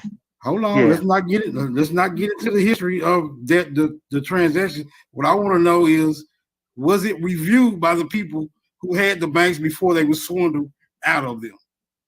I mean, we can't really say exactly what was done because we weren't there. But we but one thing we do know. Wait a minute. Let's stick to the logic. This is where we get grind. This is where we get gritty. Okay, we had the banks though, right? We can say that for certain. Right. And we can also say for certain that somehow we got swindled out of them. Right.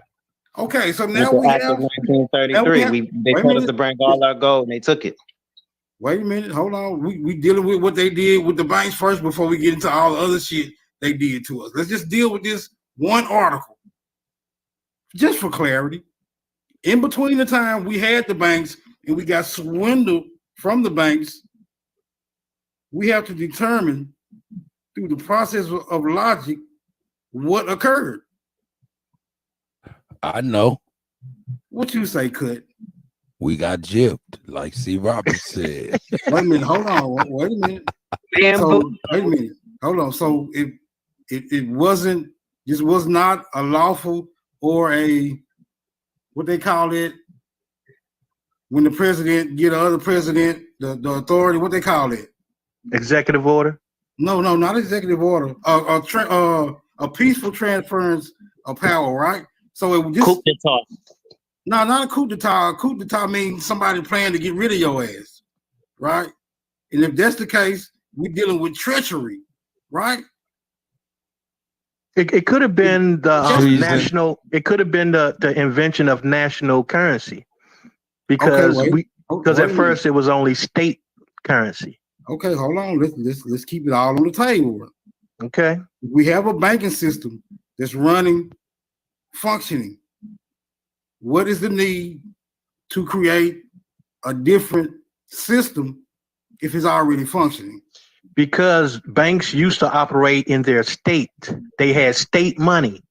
They didn't have national money.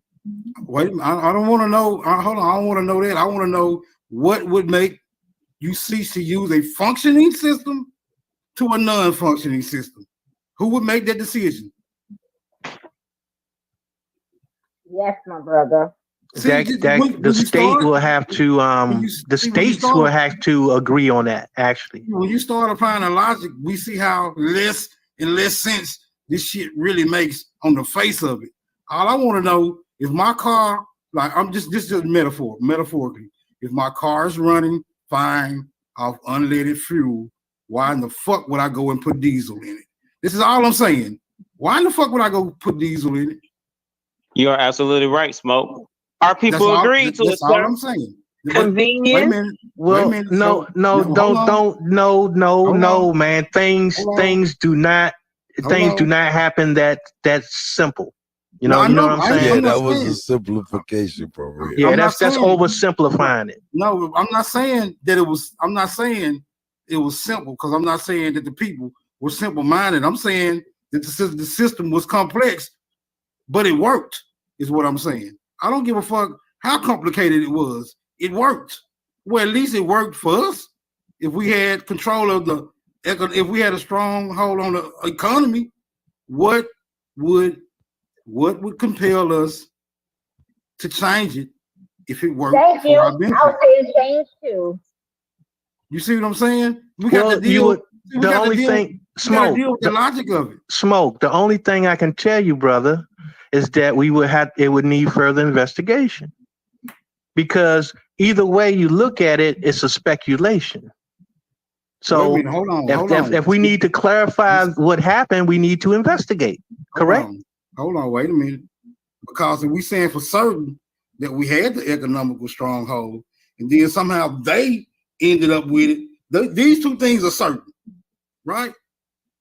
Us and then them. These are certainties. Yeah, but these things happen over time. Right. These things happen over time, Smoke. It wasn't like the one day we had it, the next day we didn't. Come on, bro. Okay, but one day we did have it, right? Right.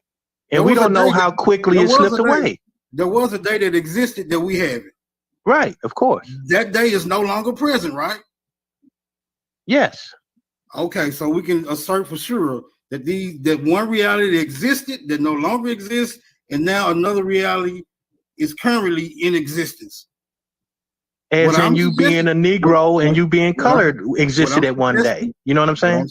Let's not hold on. Let's just stay All right. with the logic. Let's just stay with. See, if we can stay with the logic, I believe we can put our heads together and just figure this shit out, because it has to be a logical process for you to end up with my shit, right?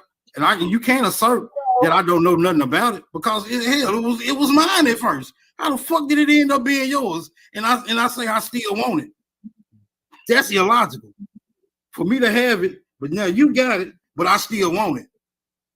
That is only a reference point. You see what I'm saying? I understand. Right. So, like I said before, we need further investigation. If we really want to know how it was done, we would have to investigate further. Anything else would be considered speculation. So may I interject? So with you saying anything else to be further like discovering, because you're basically saying we have to go discover something that was ours, right? Because that's what you're saying.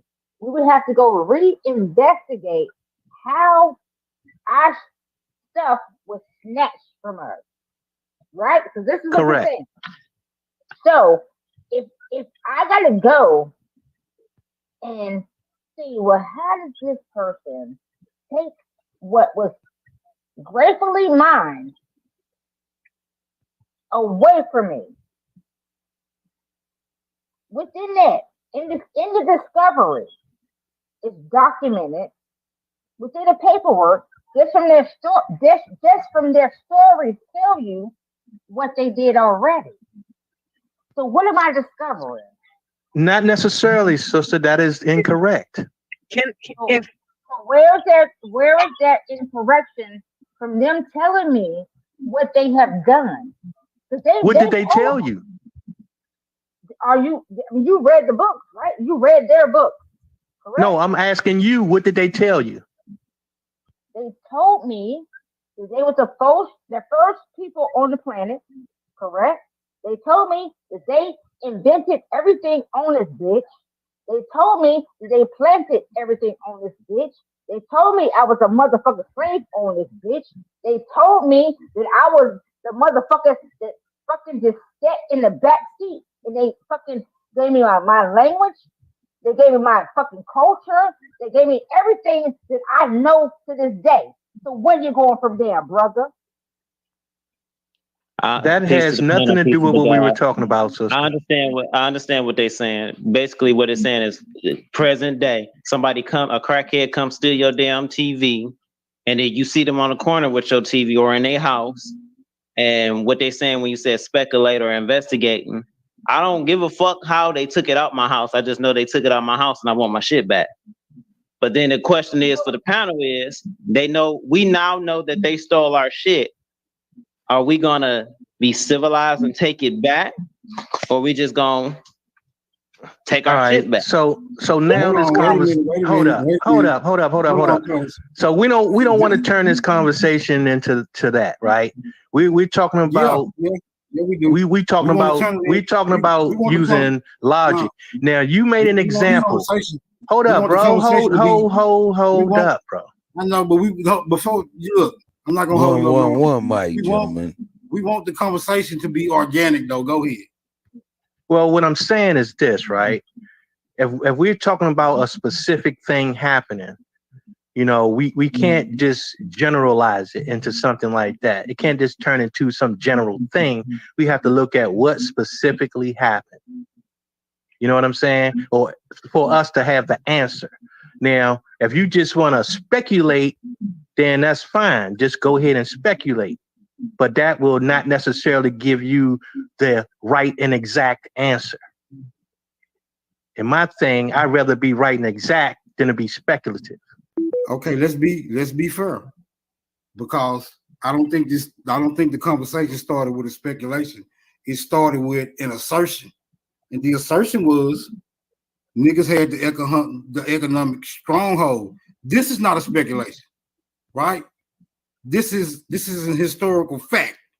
Niggas had the economical stronghold over what you say, 190 banks. That would be something like that.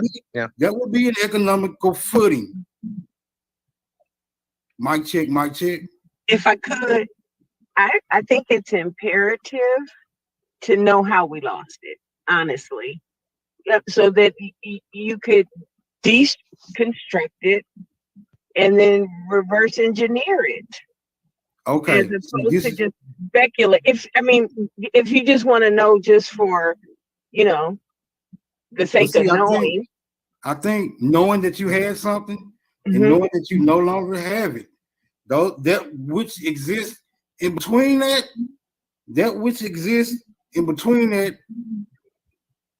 to me is like, I'm not gonna say irrelevant, but it's not the primary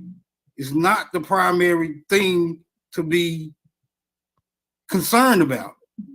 Well, the primary thing to be concerned about is knowing you had something, not remembering how it ended up, not knowing how it ended up, not knowing how it's no longer yours anymore. That's cool. But if you won't get back, I think your primary concern should be, how the fuck do I get that back once you know that it's yours? Right? One way is to know how we lost it. I believe it was Rocky who said, why don't we undo what they did? In order to undo what they did, we need to know what they did. Unless folks just want blood running in the streets. Hold on. I'm glad you brought that to the table, because as a disclaimer, the views that I may express may not be shared by anyone else by any means. Fair use. Me myself, I don't shy away from a good old fashioned bloodbath.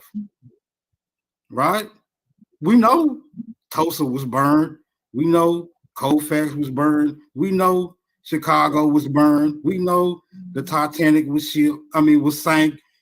We know lynchings. Right. We know we had over 4,000 lynchings. We know there's still police brutality and murders. We know that there's plenty of blood being shed. Right? So let's not act like we are shy of a little bloodshed. All I'm saying, if it's gonna be some bloodshed, why is it always gotta be nigger blood? Is all I'm saying. If blood has to be shed, just don't let it all be nigger blood. Now let's get back to the topic at hand. These things that we lost and want back. Right? Because once I find out something is mine, bro, I want that back. I don't know how they took it. But if we say the historical fact is that niggas had over 190 banks, unless we saying niggas is too stupid to operate in an economical setting, then I guess we could just bow down and let these foreign groups do all the banking with their deplorable activities, right? And I wouldn't suggest that by any means. But if we are asserting as a historical fact that indeed we did have this economical stronghold and we no longer got it, and would no longer benefit from no longer having it, something must be done. I land right there. And I'm gonna build on that. My brother, I'm gonna let you go, my partner. I'm sorry, goddess. Go ahead, and I'll just build on after you. I wanted to add on to Smoke Signal always wanting to smoke, because goddamn it, he got me wanting to smoke too, goddamn it. Shit. At this point, I'm like, fuck every last one of you motherfuckers. I want to burn every last one of you hoes, and I'm going to set the fire with you. Because at this point, it's like, how do we not see ourselves sitting at the table that we built? You understand me? We built this table. How are we not sitting there that we're forever questioning? We're forever arguing. Do you gather me? How come I argue with my brother or my sister? How come my sister calling me a bitch? Huh? I ain't calling you that. I ain't asked you it that way. I want to sit with you. I want to break bread with you. I want to get back to where the fuck we was always at the greatest versions of ourselves. You know what it is? It's indoctrination. They told us we need to make paperwork. Listen, I got a man that I sit with. You know how I married my man that I'm with? Under our own covenant that we are to each other. So are we not to that each other? What are we doing? Y'all playing out here. I'm not playing with you. I ain't playing with now one of you sons of guns. Ever. And I love you at the same fucking time. That's right. Thank you. I love that. And I'm gonna build on to that. Oh, I'm sorry, Libra. Just to add on to that. Guess what? I'm a Libra too. And if we know, and I feel you too, Libra, we do find out the speculation. We figured out how we lost it. What if they say, just like if y'all saw the Deontay Wilder and Tyson Fury fight, it was confirmed that he cheated and he told Deontay Wilder, so what you gonna do about it? So we find out how they took our stuff. We attempt to be civil and give it back. What is our next step if they say we ain't giving it back? Well, then I would say that you're suffering from a lack of knowledge, because number one, people are getting it back. That's number one. And number two, a lot of people, they just don't know that we ever had it. So how can you inspire somebody to do something if they didn't even know that we were capable of doing it in the first place? So it's a lot that goes on to this. It's levels to this shit. And I keep on trying to explain this, that your level of understanding belongs to you. And stop trying to project this shit on other people. If you do not understand what it takes to do a certain thing, then you don't understand it. And that's fine. There's nothing wrong with that, because everybody has a part. You stay in your lane and you do that. And for people that can do more, we do that. And that's all I was trying to say this whole night. Agreed. I agree with you. But I'm also say this though. I'm gonna build on that as well. I've been through the paperwork. I am a lawyer. I tell people that I'm a lawyer. I'm not a part of the bar though. And even with me being a part of that and then fighting and doing things the right way, being kidnapped, my sister being arrested, no charges and things of this nature. Our people are falsely being held and we just letting them hold our people. But when their people did shit, or quote unquote, we were blamed for doing things, they would come to the jails and take their people out. And I understand some people don't want to fight. I understand that. But at the end of the day, I was correct with the paperwork, had my case dismissed after, fighting over 3.5 years. But at the end of the day, they only respect violence. That's facts. Because if that's not true, they say North Korea is the smallest little part, but they got nuclear bombs. They don't fuck with North Korea because North Korea can defend themselves. We have to get to a point where we have to be able to defend ourselves on all levels: law, hand-to-hand combat, munitions, artillery. We can't even get it. Well, we got a lot of smoke for each other, but we ain't got no smoke for their asses. We gotta balance it out. It's going. I know some people don't want to see it, but I'm sorry. I've synced it. At the end of the day, I was right on this paperwork and the being lawful and follow their own rules. But at the end of the day, I didn't have a gun bigger than theirs, and they say, "What you gonna do about it?" Even if you got the bond money, we don't have to accept it to let you out. When we gonna say fuck it? Why are we trying to play fair with people that are cheats, liars, and thieves?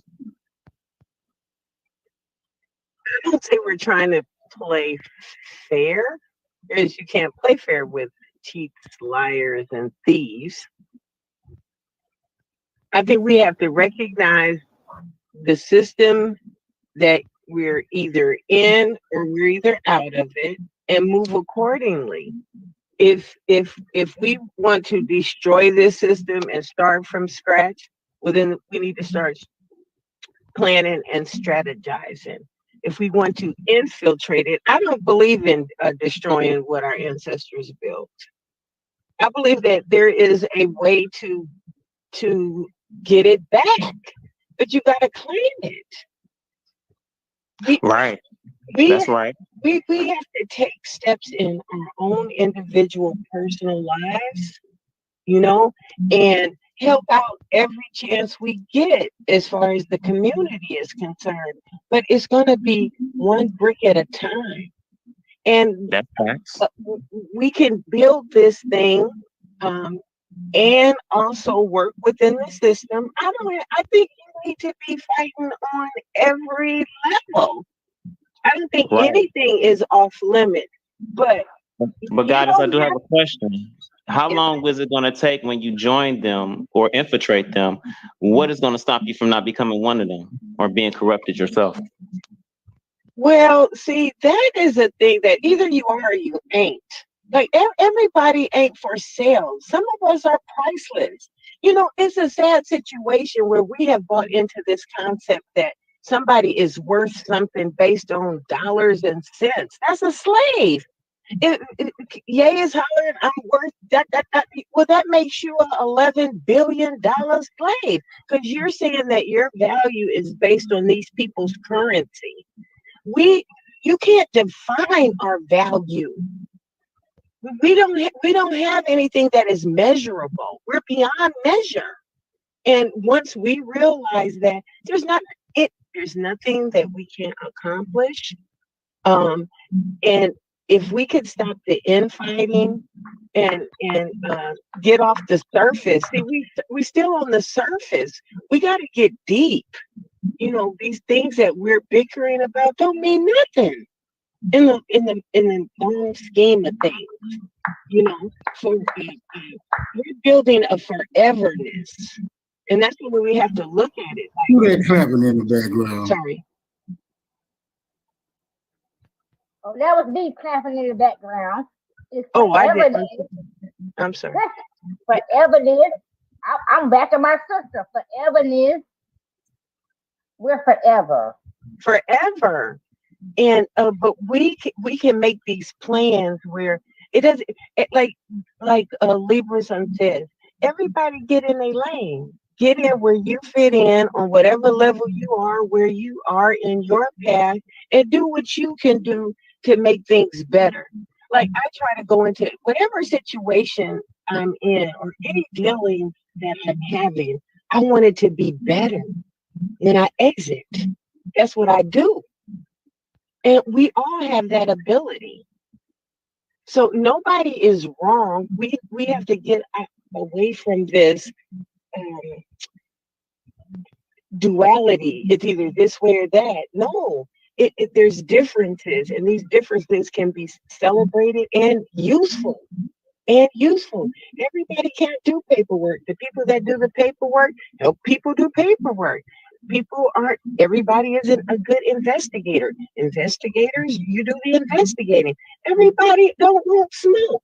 For those that want smoke, get on the front line. I think that everything we need, we already possess it. It's just a matter of planning and recognizing that for the most part, we're all on the same team. No matter where we are or what level we are on. And that was my thought. That was my thought. Let go. Beautiful. Let's do a quick process of elimination then, because there's no need in constantly revisiting trails we've already walked down, only to realize that we've gone the wrong way, right? constantly retrying systems that haven't produced anything tangible, workable, or beneficial. Now, by a process of elimination, I think we can weed out strategies that have been tried and failed utterly. But were those strategies tried with the mind and the sight, the knowledge and the wisdom that this group possessed? Yes. Hold on, wait a minute. Yes. Hold on, wait a minute. And I give my example after Smoke finish. Let me address the issue real quick. Let's revisit one of those areas. Religion, right? That's a no-go. I understand, but we still have those who adhere to it, right? Even though we know it's not a workable system, right? But those who still behold will tell you you should pray harder, or you should tithe more, or you should offer more, right? Or you should wish more goodwill. All this ideologies that keep niggas stagnant, that keep niggas off-centered, that keep niggas from addressing what really must be done, right? And I don't mean to frighten anyone, but I'm of the opinion that what must be done is dirty work. I mean, it's a dirty job. It's grudge work. It's trench work. Everybody doesn't have the stomach for it, but it's necessary. Y'all can meditate. Go ahead. And I'm gonna build on that Smoke. I'm gonna build on that Smoke. Now, when Matasha Goddess stated, have it been tried with minds like ours on this panel? I have a question for the panel. How does everybody feel about Martin Luther King? Do we feel that he was a traitor? Because he did work with Lyndon Baines Johnson. Now, just by that logic, did he not infiltrate? And look what happened to him. So by her just making that statement, because I was like, yeah, he said. Hold up. How did he infiltrate? Be more clear. He infiltrated as far as joining the political party, as far as telling his people to not be violent, to work with them, to integrate. I'm sorry. I meant to say, what office did he hold? He was leader of the Southern Baptists, correct? No, what office did he hold? Office? Are you talking about political office? Yes, governmental office. He was the mouthpiece or the middleman between the civil rights movement and the United States government. And so he did not hold government office, bro, is all I'm saying, right? Yeah. And I understand what you're saying. You can have, but there's been plenty of people that have held government offices. But but you asked about that, brother. No, I agree with that. But I'm saying he did get along with them. He didn't fully go to them and say, hey, I want to be vice president. I want to be president. Even in that context, Barack Obama, we can say that about Barack Obama. He had an office, but at the end of the day, Congress had to tell him what to do. So we can play the game all we want to, but we ain't gonna never get nowhere. Bro. Just burn the whole fucking game down. Bro, hold up for a second. Did I not explain the numbers game to you? To everyone? I understand. Putting all your eggs in one basket is not a plan, bro. Oh no. I understand what you're saying, but listen, let's talk about a bully for layman's terms. What's the only way to stop a bully?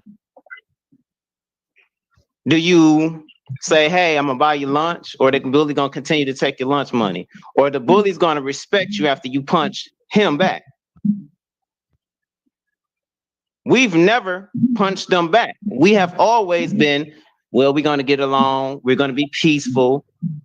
How many times we got to get knocked upside the head from the 60s? That avenue was visited. Bro, that's speculation, bro. Can I just say that? So my mother and father was in the 1967 riot in Detroit. I wouldn't say that's speculation. That's fine. I was born in the 60s, you know what I'm saying? I lived in DC and we had one of the worst riots too, you know what I'm saying? And I'm here to tell you there wasn't none of that shit going on in DC. I will guarantee you that. Wasn't no policeman knocking nobody in no goddamn head. I guarantee you.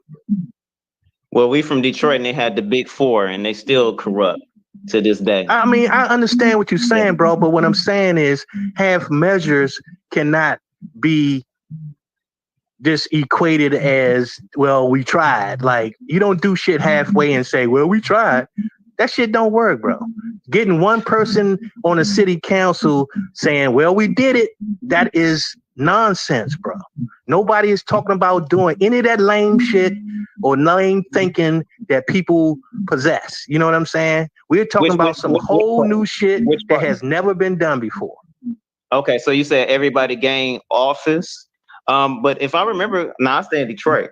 Our whole council is black, supposedly. I understand that, brother. I understand that. No. I was just answering as far as the infiltration portion. And well, what I'm saying is, listen, I get all that. You know what I'm saying? But this today is not the same time as it was 20 years ago. It is different. My whole council is from the last 5 years is black. That's what I'm saying. That's what I'm saying. The infiltration. We've been playing along. I get but that. Are we progressing? That's all I'm saying. I'm just saying. When can I see the progression? When more people get involved. I don't want to wait till my grandchildren. Bro, it ain't even up to you to wait for anything. It's like it might not even happen in your lifetime, and you have to be able to accept that.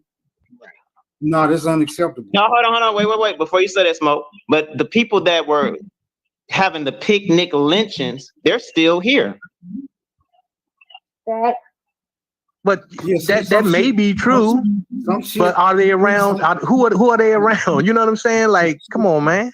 Some shit is. Hold on. Wait a minute. Hold on.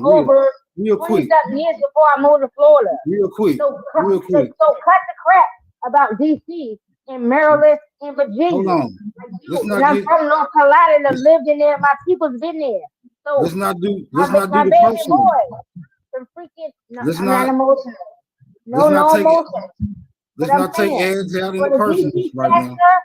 DC, which is not a state, which is not even a state now, and the state has been taken away. I don't know what y'all know about DC, but that thing has not been removed. And guess what? I understand it, but we were talking about we was talking about a situation. President Biden ain't president. Man, just let her get through. She lit right now. Let her get through. All right. Okay. Look, we got to assert that there are instances where sometimes things were just unacceptable, right? We've got to be willing to come to that determination. If not, then anything that's shoved in our face, we will find that we have to accept them. And I'm not talking about conditional acceptance. I'm talking about completely unacceptable. And yeah, there are instances when some shit is just completely unacceptable. So when I hear those, I'm gonna have to object, but carry on. Well, I would say this to you, brother, because I feel what you're talking about. I feel that. You know what I'm saying? And all I can tell you is that go ahead and build it. Go ahead and build it. Nobody is stopping you from doing that. Find some like-minded people as yourself and build that thing you're trying to build. You understand what I'm saying? Oh, what I see that needs to be built, it's already You don't built. have to listen, bro. You don't have to say it. I'm just saying, build that thing that you're trying to build. You know what I'm saying? Well, everything ain't have to be said. I'm just saying it's already built. Okay, that's what's up. Yep. Certain things don't have to be said. It's understood. The only But I'm you know, I'm smart, right? I'm not the type of nigga that's scared to say nothing. I understand that, bro, but I'm just saying some things don't need to be said. I'm the type of nigga tell King Kong you growling too loud. You know what I'm saying, nigga? You shut up. I feel you, bro. You making too much noise, bro. I'm trying to sleep. You feel me? I don't think what needs to be said should be withheld from being said if it's gonna be helpful. You see, I don't suggest any. What word can I use here to be diplomatic? I don't suggest any complacency when it comes to those things that are necessary to be done at those moments that they must be done. See how I said that without really saying something? But you understood it. Go ahead. I get you. That's why, you know, it's going to be a time when that may need to be said and done at the same time. You know what I'm talking about? Until such time. I have a suggestion that especially for people with school-age children, they're saying that a lot of these school boards and a lot of these positions, people have abandoned them. And that's a wonderful place to start. In your community, run for office. Run for the school board. And then you can kind of have a say-so on the things our children are being taught if they're still in those systems. Well, that was the whole point, sis. The whole point is instead of complaining about what somebody else is trying to give you, you go and you do the shit. You see what I'm saying? And that's the crux of the whole thing. I got it. We ain't got to wait on no goddamn body. Yeah. Go out there and take them motherfucking jobs. Just like people complain about the police, but don't nobody want to take their place though. But motherfuckers complain. If they say, all right, we quit. If they turn around and say, okay, we quit and we got jobs available, who the fuck is going to take those jobs? You see what I'm saying? That's going to change the condition. But once you join their organization, you have to follow their rules. I was also in the police academy of Detroit before they went bankrupt. Was you in a fraternal order? Hold on, don't wait a minute. Was you in a fraternal order? Be cool. I did not join the fraternal order because if you join a fraternal order, you take an oath, and if you break that oath, they will kill you. So why would you join something when you know that if you attempt to if they break that oath, they will kill you? They did. Well, that's why you don't. That's why you get rid of them. That's why you get rid of them. And how are we going to get rid of them? Are we going? You don't have to join them, like you said. So if you're in a city that has a police department, you know what I'm saying? You can get rid of them. All right, let's start talking. Let's just talk about fruits and vegetables then, because this going nowhere. Right? No, this is absolutely going nowhere. I love fucking Smoke. I fucking love that nigga. Yeah, I mean, so you're saying it's going nowhere based on what? Based on the fact that every point being brought to the forefront is objectionable. That means you're always going to end up at a Mexican standoff. And the only way to settle those type of discrepancies is one side must fall.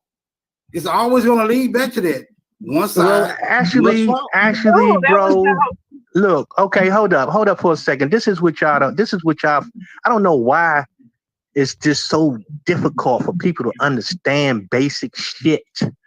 You break it down, then, bro. Break it down. Because it's not about you. Let him break it down. Let him break it's not about you or I or everybody on this panel. We're not the only ones in this discussion. You know what I'm saying? You got thousands of people may hear this shit. Millions of people might hear this shit.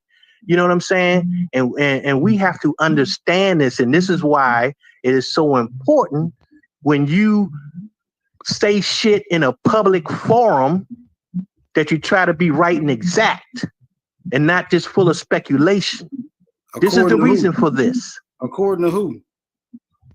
According to anybody. What you mean? What kind of, according to who? Yeah, you said in a public forum. Right, you in a public forum where anybody can hear you, right? Who agrees on what's right and exact here? Is it us? Well, what I'm saying is without speculation. You know what I'm saying? Like, now I'm not saying that you never speculate, but okay, well, let me rephrase it. Just because you have a difference of opinion doesn't mean that it's settled. You know what I'm saying? That it has to be settled between us. That's not what it's about. Like, we don't have to settle it between us.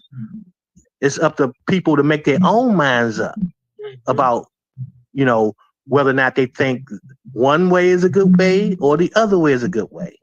That's up to the individual. We can't settle that. We just voicing our opinions. Put it that way. All right, go on, get back to the breakdown. That's what I meant to say, bro. No, you was going somewhere else at first. I was just wanting to know, you know, when you said shit got to be right and exact, I wanted to know according to who. But if you talk about according to us, then yeah, I concur with that. Well, I'm just saying, I guess I don't concur with you suggesting things got to be right and exact according to any other standards besides the standards we set for ourselves. But go ahead. Well, really, the standard you set for yourself. You know what I'm saying? Like, when I say shit, I can only go by the standard that I set for me. You know what I'm saying? So it's the individual's standards. You know what I'm saying? But it just had to be understood that you're not just the only one that's listening. You know what I'm saying? So we having a conversation. It's not like just me and you talking. That's all I'm saying. Or that there's only one way to get things done. Yeah, that's to do it. That's the only way to get things done, to do it. So to bring it all the way back. So the only way to get one to do it, right? As you said, it's the only standard of you seeing yourself in one way, and Smoke seeing himself as one way, me being grateful seeing myself in one way, Empress seeing herself as one way, right? Yeah, doing it of course. In our own version, okay? Seeing it in our own versions of seeing it in one way, right? So where is it?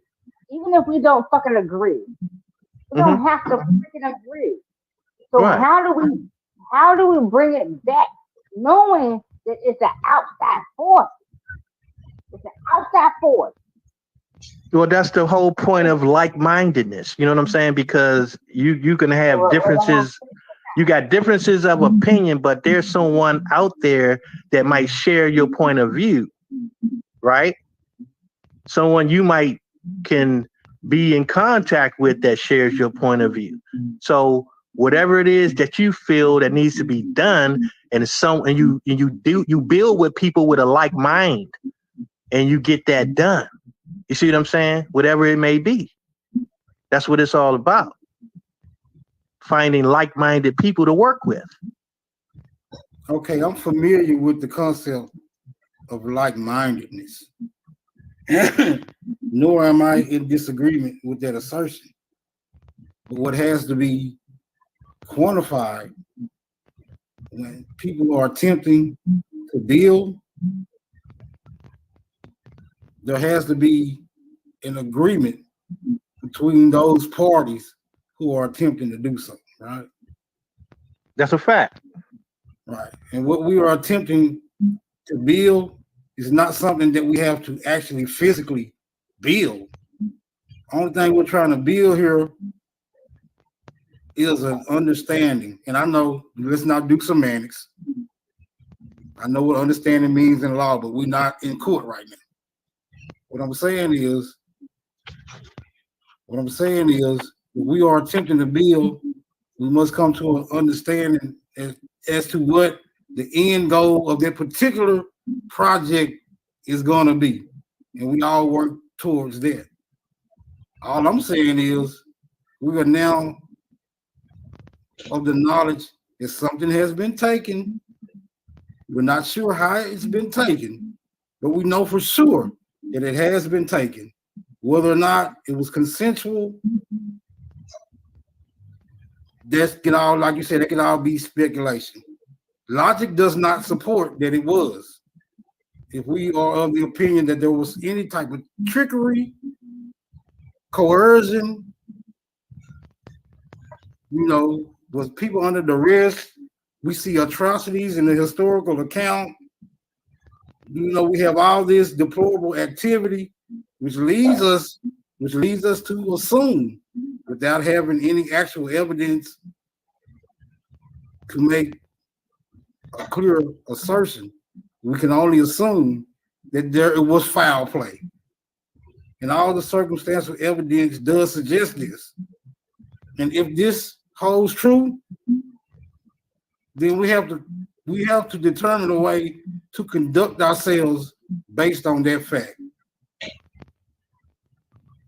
And I don't think playing the game of those who we are accusing has taken from us is a wise idea. Just my opinion. Go ahead. So listen, I'm gonna inject I want to inject because guess what? You know how we've been going back and forth, right? But this plays into what the goddamn Kanye been saying, right? Semitic. Semitic is a verbiage. Semitic is a verbiage. So hear me when I say Semitic is a verbiage wordplay. It's a verbiage of the word playing of words. Now hear me again. I said Semitic is a verbiage wordplay. They tell you can't say this verbiage or speak this way or that way. It's a Semitic. Semitic is only a verbiage of wordplay. And I fucking digress. I'm gonna let y'all sit on there. Well, put it this way, right? People can make claims all day. And right now, the situation that's going on with Ye, you got a bunch of people making claims. That doesn't mean any damn thing. You know what I'm saying? So it's your response to those claims that make them what they are. Now, as far as semantics go, word. What's that? I was stating that verbiage, wordplay. Exactly. That's what I'm talking about. I don't know what you. Did you not understand what I was saying? Well, I wasn't being facetious. I wasn't being facetious. Was you being facetious to me? No, ma'am. No, okay, ma'am. So I was only saying the verbiage. So so go right. ahead, baby. I got you. I understood what you were saying. What I'm saying is just like, all right, I'm gonna give you the example then. So they're running around calling Kanye saying that he made some anti-Semitic statements, right? The problem is that most people have no idea what a Semite is. They can only go by what they're speculating it to mean. And that is the word play that they're using, because nobody bothers to check them on what they're saying because it's nonsense. But if you don't know any better, you take it and run with it. And that's what a lot of these people are doing. Taking speculation and running with it without having the knowledge of knowing that that's not what it doesn't mean what they say it means. And calling them to task.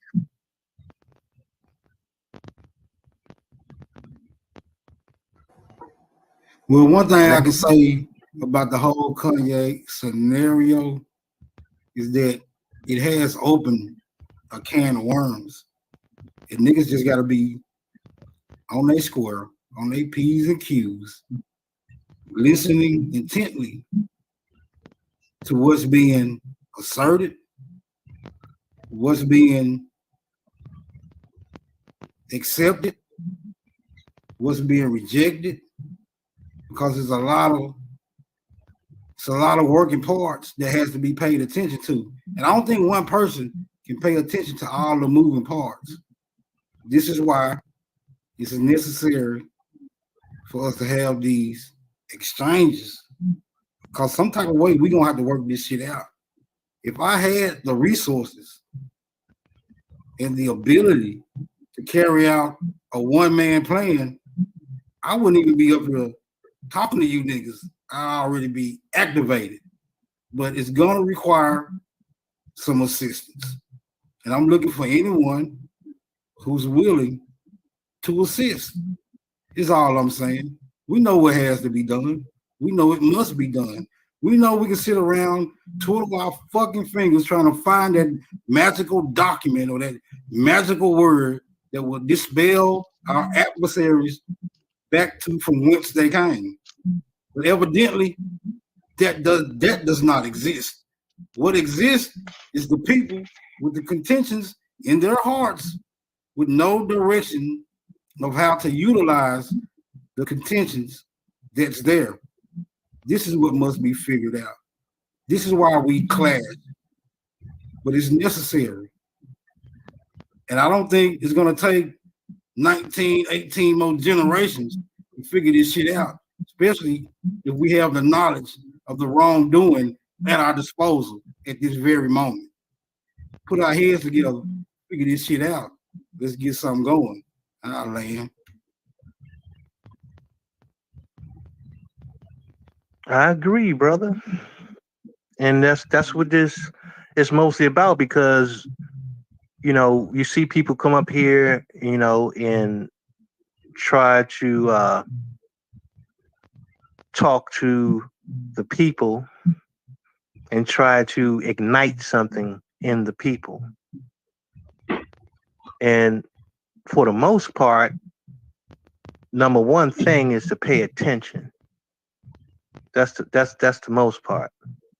Secondly, don't believe everything you hear and you see. Right? But we have conversations online all the time. Doesn't mean that we're not working in the background doing shit. Oh no, because everything will not be televised. Right, I wouldn't suggest that. Right. I wouldn't suggest that by any means, that no one's active. Right.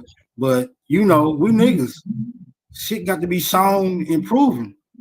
Right. Yeah, I mean, things don't happen overnight. I got you, bro. Right. I ain't mad at you just because you say you're gonna step on my shoes. I'm just gonna say I wish a motherfucker would.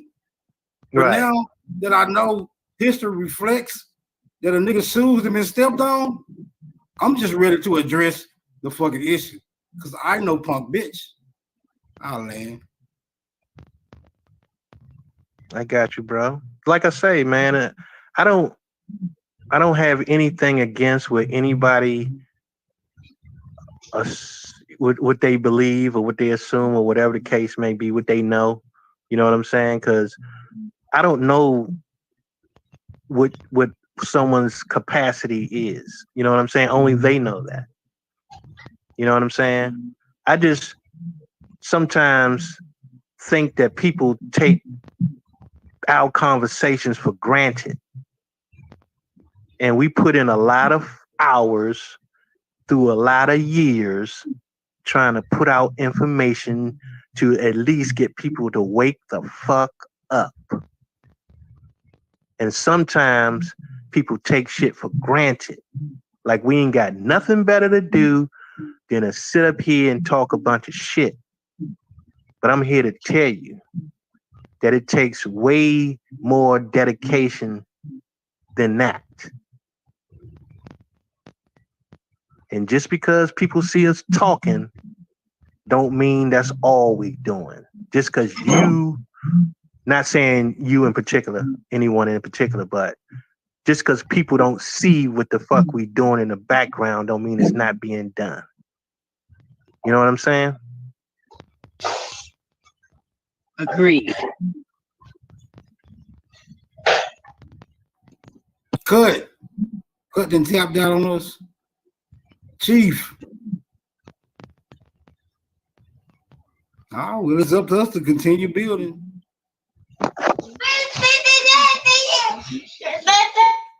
Oh, there go Chief. He's still in the building.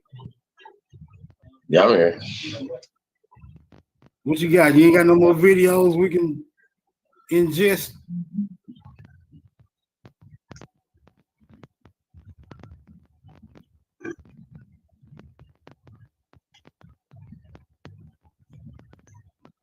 Damn, where you go? Microphone check.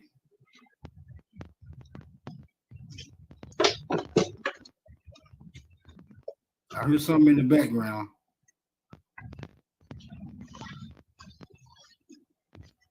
Where Lieber son go? I'm still here. Oh, okay. Ant, you still with us? Ant done tapped out. Mr. Brooklyn, you still up there? Mic check 1 2 1 2.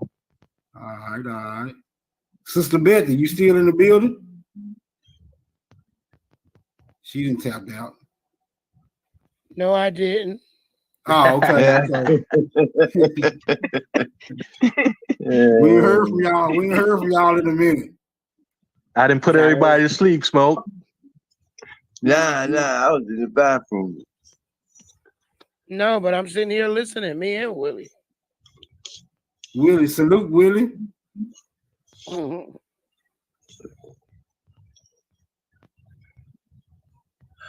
I was trying to get cut to play a tune or something, man, while we reflect on our thoughts. I think cut out. Yeah, he gone. He ain't responded. Sound like Chief tending to some chilling in the background, so he indisposed at the moment. And I can't carry a tune properly, so That's two of us. Hey, Chief. You still there, Chief?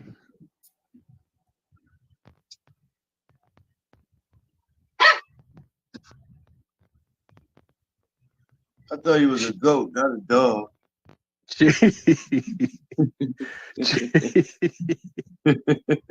Pardon my pup. Hey, Chief. Damn, that was quick, bro. Yeah. Oh, so you've been listening all night, man. Go ahead and give your spiel, man. What's good?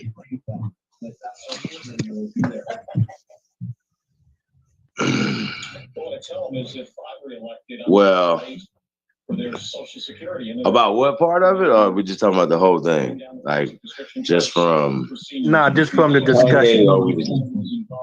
The discussion? I'm gonna say the last hour.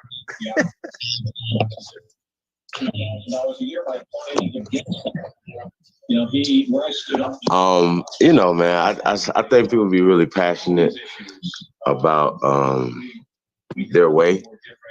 You know what I mean? I think I heard somebody say there's a lot of different ways to skin this cat. You know what I mean? Would you say stay in your lane? I don't think people know how to stay in their own lane. Or they don't know what lane to be in. Your lane is your lane. Do what you do. You know what I mean? So, yeah.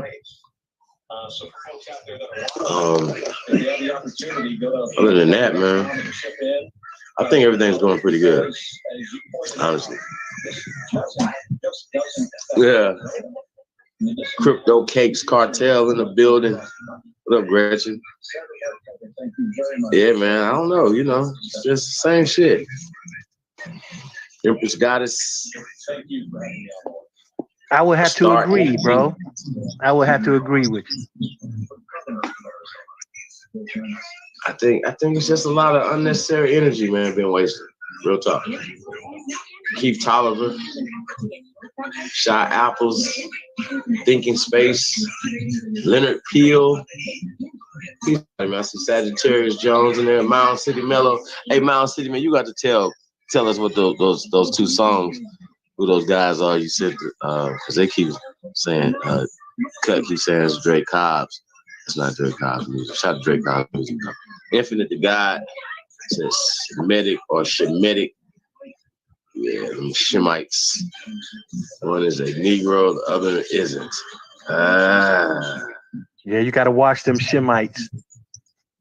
Yeah, man. Damn Decepticons get you.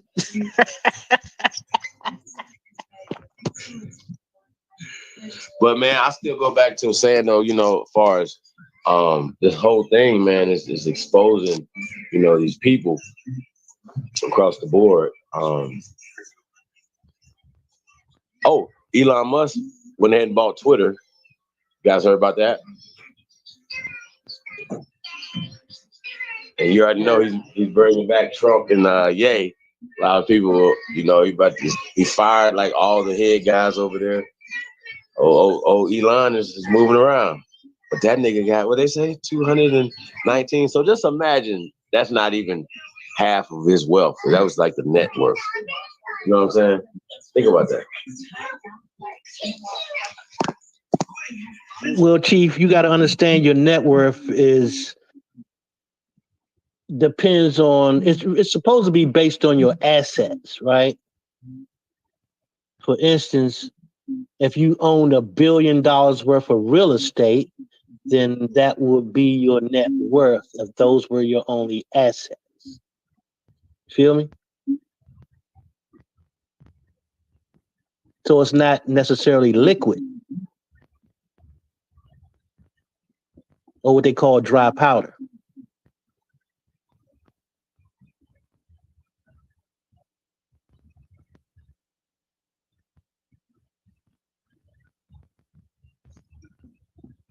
Do everybody understand that? Hold on, run that back. Like I said, your net worth is based on the assets, and it's not necessarily how much liquid capital that you have or money that you could, that you have to spend, right? Available money to spend, put it that way. Right. Things like endorsements, property. Right. Shit like that, right? You talking about assets and shit. Okay, go ahead. Yep. So your dry powder would be the money that you can actually put your hands on. Right. And spend. That would be your liquid capital.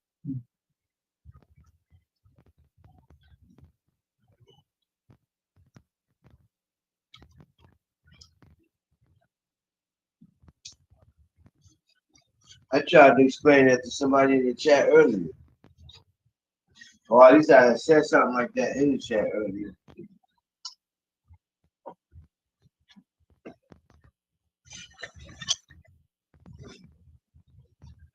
And it's a funny thing too, because you got trillionaires out here for real. You know what I'm saying? Yeah, they talk about the billionaires, but they also got trillionaires. That's right.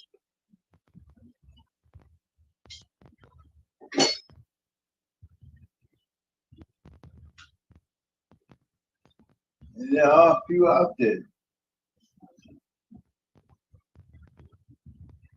Yeah, the owner of Samsung, he recently died, and he had, his net worth was worth trillions.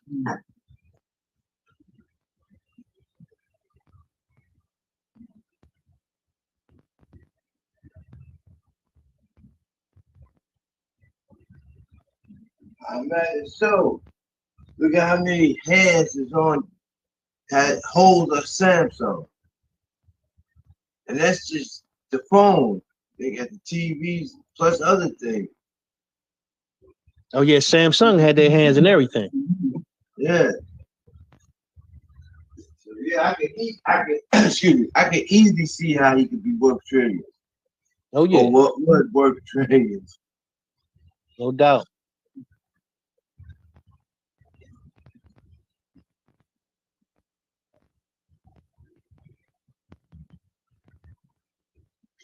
It's almost, man, what I be trying to get people to look at is that, you know, things are attainable, even though it might appear to be abstract. But if you got the roadmap,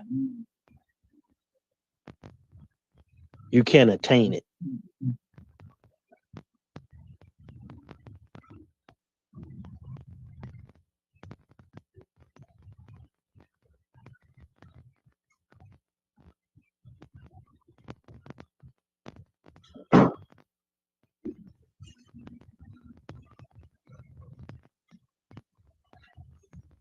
It's absolutely true.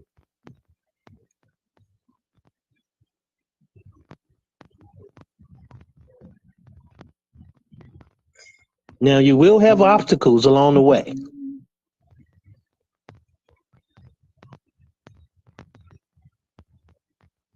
Just got to overcome those obstacles and keep moving.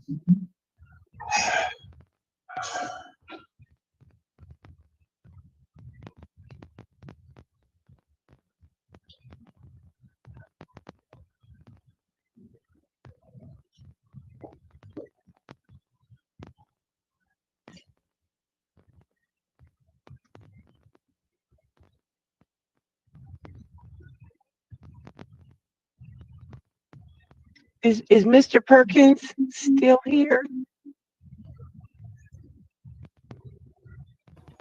Yes, ma'am. Oh yeah, there you go. Hey, I think of you as the consensus man.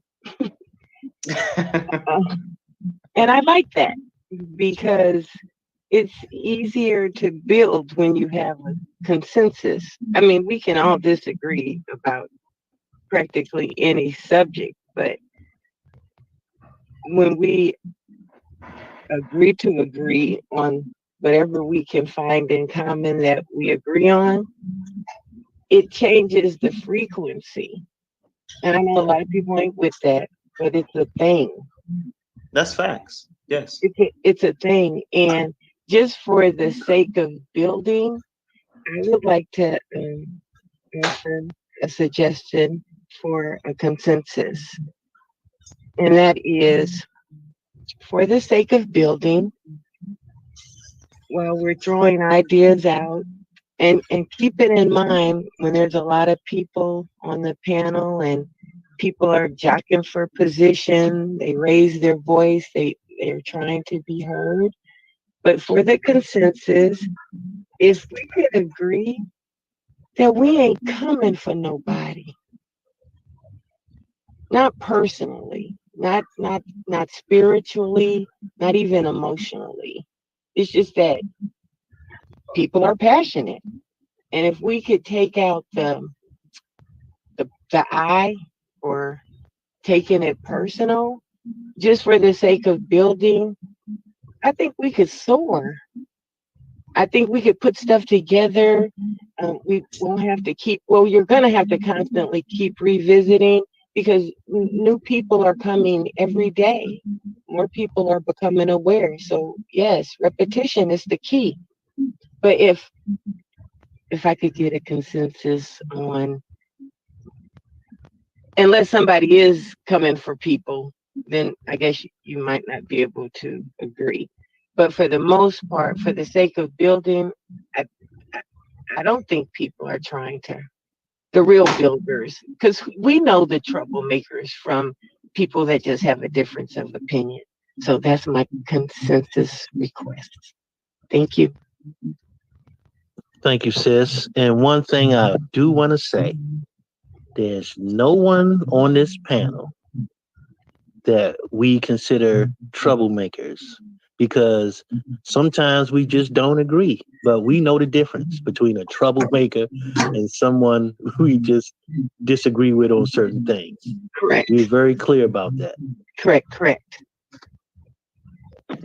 Remember, I said at the end of the day, it's all love. That's a fact, bro. That's a consensus. That is a consensus. That is a consensus.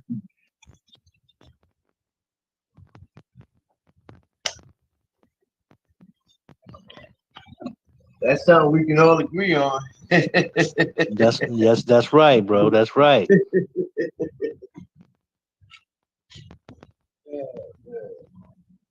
Because all right, just put it this way, right? Though I have disagreements with a lot of people, right? Probably too many for me to count. But at the end of the day, I know what they're trying to accomplish. I don't have to question whether or not they'll sell us out. You know what I'm saying? Yeah. Yes. Because that's what matters to me. Just because I don't agree with somebody doesn't mean that I don't trust them.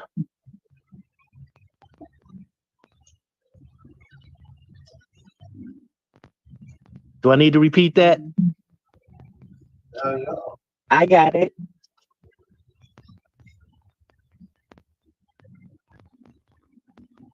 But repeat it, please. Just because we don't agree don't mean we don't trust each other. You know what I'm saying? Because we're really working for the same goal. Right. And as long as I understand that, then I don't have no problem with you.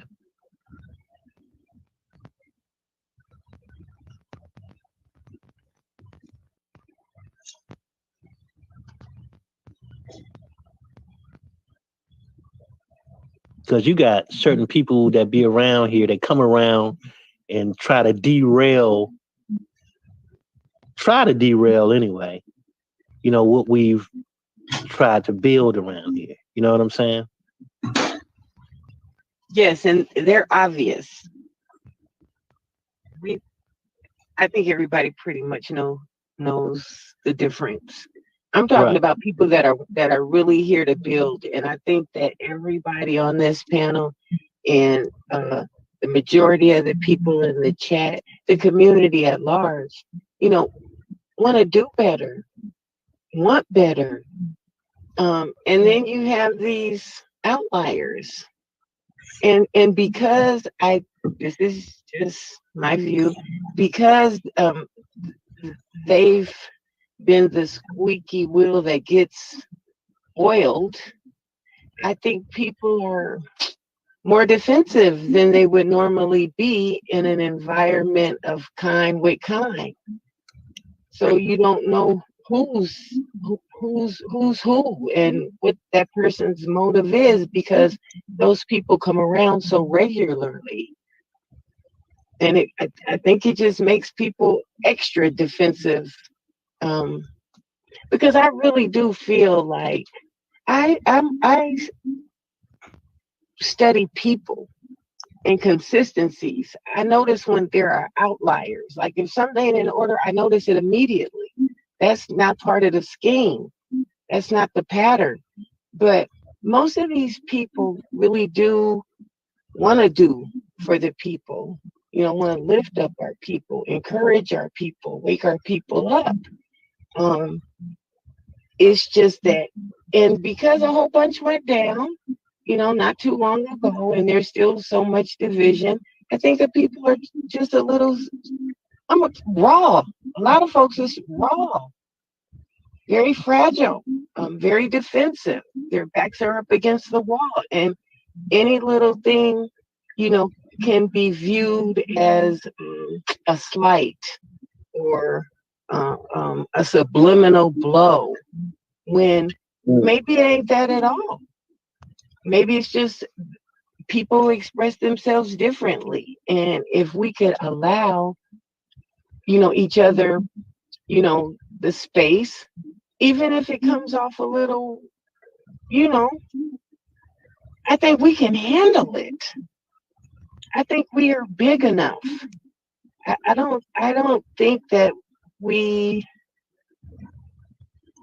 have to punch on each other.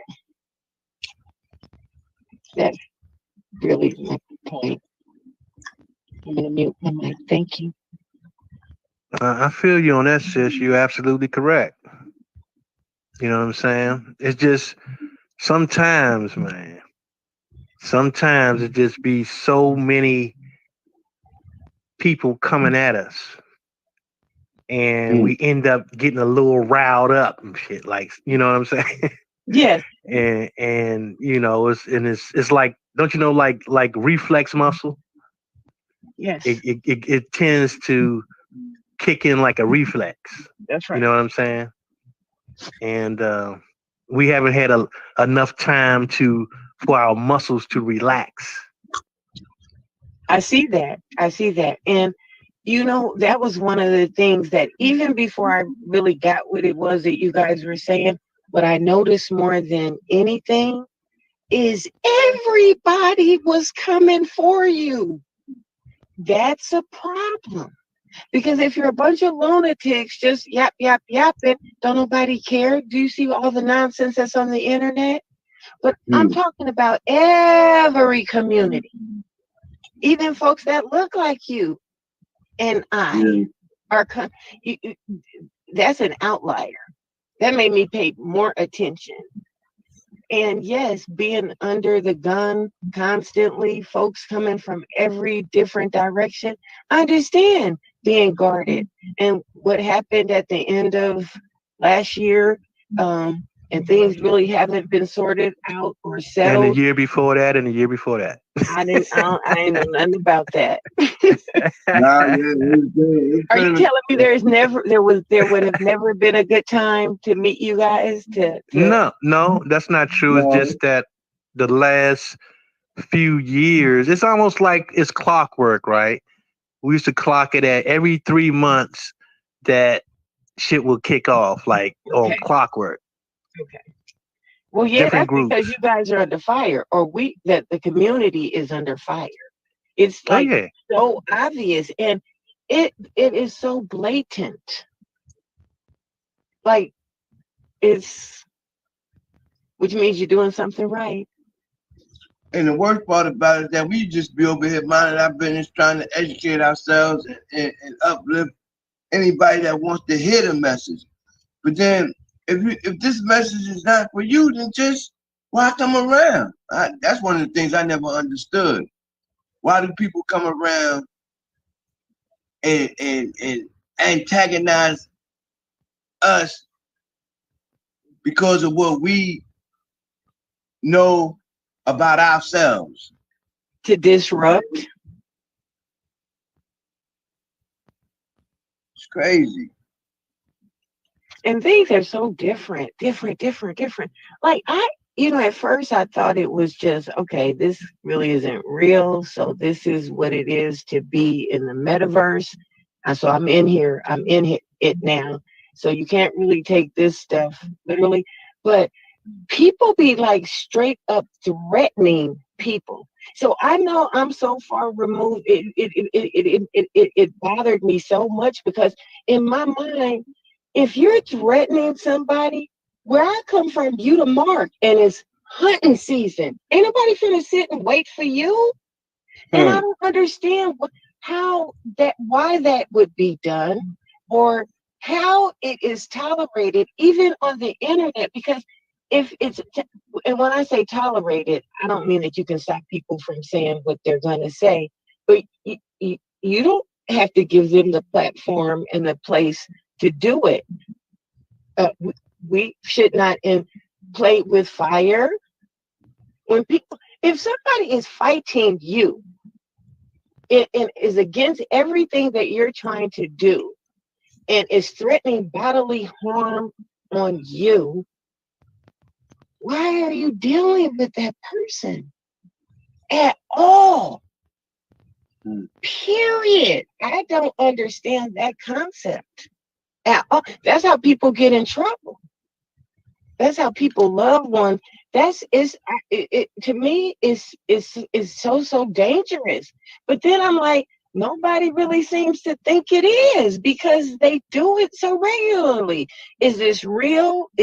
Or is this just the metaverse? And that's a real question. I think it's a lack of respect in the metaverse. Yeah. They think that because they're not face to face with you, they can say and do whatever they feel without any repercussions. But who's to say that there's not going to be repercussions behind what you say? Just because you might think that you're removed from someone doesn't really make it so. Because you could be talking and a person can know exactly who you are and exactly where you're at, and you not even know that they know. So well, you got my point is like, if that's entertaining danger, because nobody wants to be threatened. Exactly. And like, if and can you imagine how if say for instance the host of the show or the person you're listening to the lecture, this is somebody that you admire or you respect or you appreciate their knowledge, gift, or whatever it is that it is, and people are being blatantly not just disrespectful, but threatening, like threatening. How safe does the community feel? Can the women and the children really feel safe? If that is something that people think is acceptable, that they can come to the place and just say things that I don't know. It doesn't make sense to me. It doesn't make sense. Weirdos do weird shit. Yeah, but I mean, it's just something that you deal with. You know what I'm saying? Because we all know real life situations, people wouldn't be doing that shit. We know that. You know what I'm saying? Hmm. So, I mean, that's why you can only take it so much. You know what I'm saying? Like, it's like, yeah, all right, whatever, because you already know. You know what I'm saying? That when people do shit like that, you know they're not real. You know what I'm saying? I don't know. Because certain people, you can't move like that in real life. That's all I'm saying. And if people think that they can move like that, then they living in bizarro world some motherfucking way. Or, I mean, I can't really say. I'm just saying where I come from, you ain't moving like that. You know what I'm saying? Yeah, like the studio gangsters. They get on them records and talking all that junk but ain't really about that life for real. That's what I'm saying. Like you know if somebody is authentic or not because you know how niggas move in real life. You know what I'm saying? So, motherfuckers that don't know no better, that just be looking at some music videos and shit, you know what I'm saying, or watching TV, and they on that type of time, then they don't know no better. They really don't. Okay.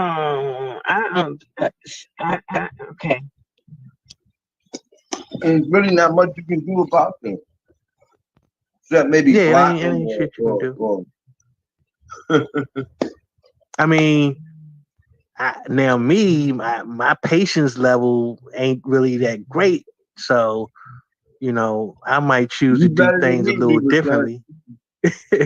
I might choose to do things a little differently because I just be banning motherfuckers on a constant basis and shit. You know what I'm saying? Right. But sometimes people be hungry and they want some food, and they just want to chop it up with them sometimes, So sometimes you give them that little food to work with, you know what I'm saying? But if they come around too much, you know what I'm saying, then they don't deserve a voice. You know what I'm saying? Because now you're just coming to antagonize. Right. You know what I'm saying? That you ain't really trying to learn nothing. You ain't trying to build off nothing. Then you're useless. You know what I'm saying? Useless energy. So you're not allowed to come in. A question. Do you believe that there are things that are just unforgivable? from my vantage point now, I do believe that. Not saying that I am, supposed to be like that, but that is the way I am at this point. Yeah. Okay. Unforgivable shit. Yeah. Yeah. You know what I'm saying? Really, for me, it only take one time, but I mean,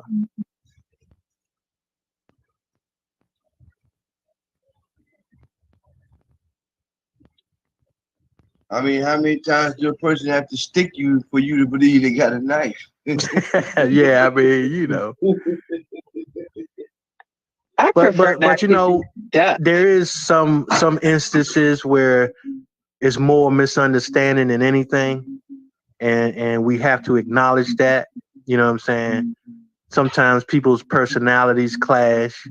You know what I'm saying? And so we have to acknowledge that. You know what I mean? Like over the years, I wasn't used to being on the internet. You know what I'm saying?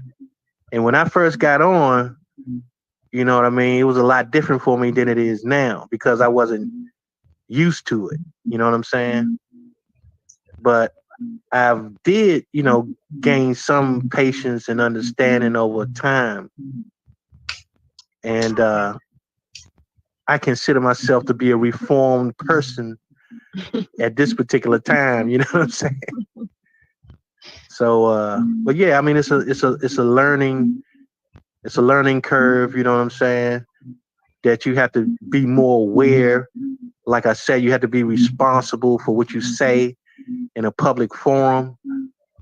You know what I'm saying? Like you just can't be reckless because if somebody follow your recklessness, then it's your fault.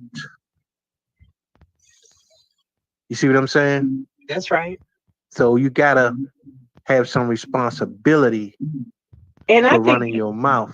I think that the public forum thing is important because if you're going to be representing the community, I guess we all are in one way or another representing the community.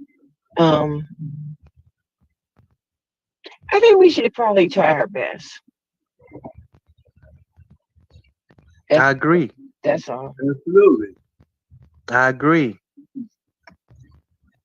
You know what I'm saying? And you should be held to a higher standard. You know what I'm saying?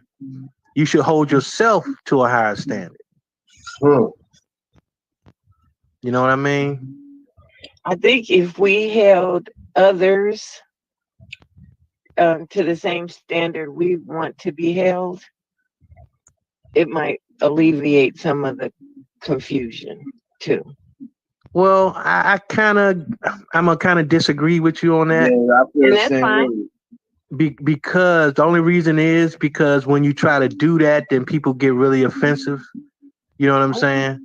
And like I say, I think it's the individual's responsibility to hold themselves accountable. Because people are never going to come up to your expectations. Right. No. People might What not I'm ever saying, do that. no, maybe it didn't come out properly. But like, if just say for example, if I am expecting this, that, or the third, whatever it is, then that's what it ought to be for the next person as well. Even if we don't see eye to eye on everything, is what I'm trying to say. Like, if I want you to hear or value what I have to say, then I'm going to try to hear and see what I can find in not everything that I have to say, find what I do have in common or what is like-minded, as opposed to nitpicking the sometimes I think we get caught in they say it's the weeds, but I don't even think it's that. With little minor things based on these words. So it's having the public platform. Yes, we should try our best to be the best representative. Somebody said, I don't know who said it, be the best Aborigine you can be. And I think if we try to practice that, like intentionally, try and practice that, especially when we're having these exchanges with each other, we're going to get more out of it. That's what I was trying to say. Right. I agree. You know what I'm saying? I mean, because that's just how it should be. Because nobody should feel like they can't say what they need to say. You know what I'm saying? But at the same time, like I say, there's responsibility that comes along with those words out of your mouth. I agree. And if we all try to be responsible for for what we say, then I think it would work out better anyway. Because sometimes we forget people, other people are paying attention to what's coming out your mouth.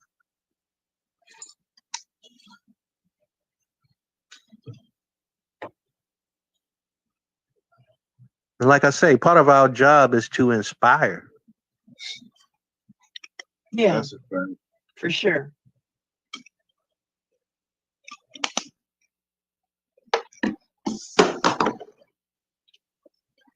And I think we also should be open to, I don't want to say criticism, because that's not what it is, but whether it's constructive or not. But like, like we should hold each other accountable. Like not be, I can't be responsible for what comes out of your mouth or this, that, but like we should have expectations of how or we should conduct ourselves. Like just if we're trying to build, like if possible, I'm not sure. Yeah. I mean, that goes back to like I said before, be the example. You know what I'm saying? If you try to be the example, then that should help in that way. You know what I mean? Yes, because we are the example. It's not realistic to think that not just children, but anybody that you want to inspire, people are going to, if they feel a connection, emulate the things that they are connected to, and especially with young people, children, as elders. And I think I'm old enough to be everybody's mama on that panel. I think I am. But who, you? Yes. Are you serious? I think I am. I think I don't know. Ain't most of y'all in your 40s? No, sweetheart. I'm 57. I'm 56. Okay, so me, Bethy, and Mr. Brooklyn around the same age, pretty much. Well, biologically, maybe. But at any rate, what I'm saying is, people do what you do. It's your behavior. Kids don't do what you say; they do what you do. So if we really do want to inspire, the best Aborigines, because that's what it's going to take, right? For other people to want to be like Mike, right? Nobody wants to be a bum. Well, that may not be true, but that's not most people's aspirations. You know what I'm saying? But like, right. if you call yourself a god, walk like a god, talk like a god, handle yourself like a god. See, because this is the way, to me, if it's balanced, the way you lord over others, and if you lead or so-called teach, basically that's what you're doing, is the way you will be lorded over. You see, it is a responsibility, because people are looking at us. People are looking at these so-called leaders in the community, and then sometimes you have these troublemakers who come specifically just to poke the bear and get folks to acting out. out of character. See, we're fractured, right? And we're trying to come together, not just individually, but as a community. See, in order for that to happen individually, we want to have integrity. Well, that means that we got to integrate the different parts of us that have been fractured.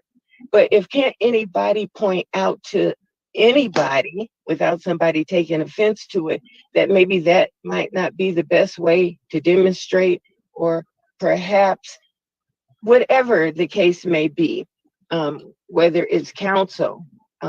That's what I would like to say, counsel, not criticism, but in love. Like if you see me out of order anytime, anywhere, any place, oh, please pull my coattail. See, because you might know something I don't know. I'm not going to feel no kind of way. I rejoice every time I am wrong. That meant I learned something. I don't take offense to it. Well, I can't be offended, honestly, because that's just somebody else's thought and opinion, and who are they in my universe? Or anybody's. So there's a saying that the Muslims say, and it's just to be a mirror to your brother. Be a mirror to your brother. And I always thought that was an interesting concept, because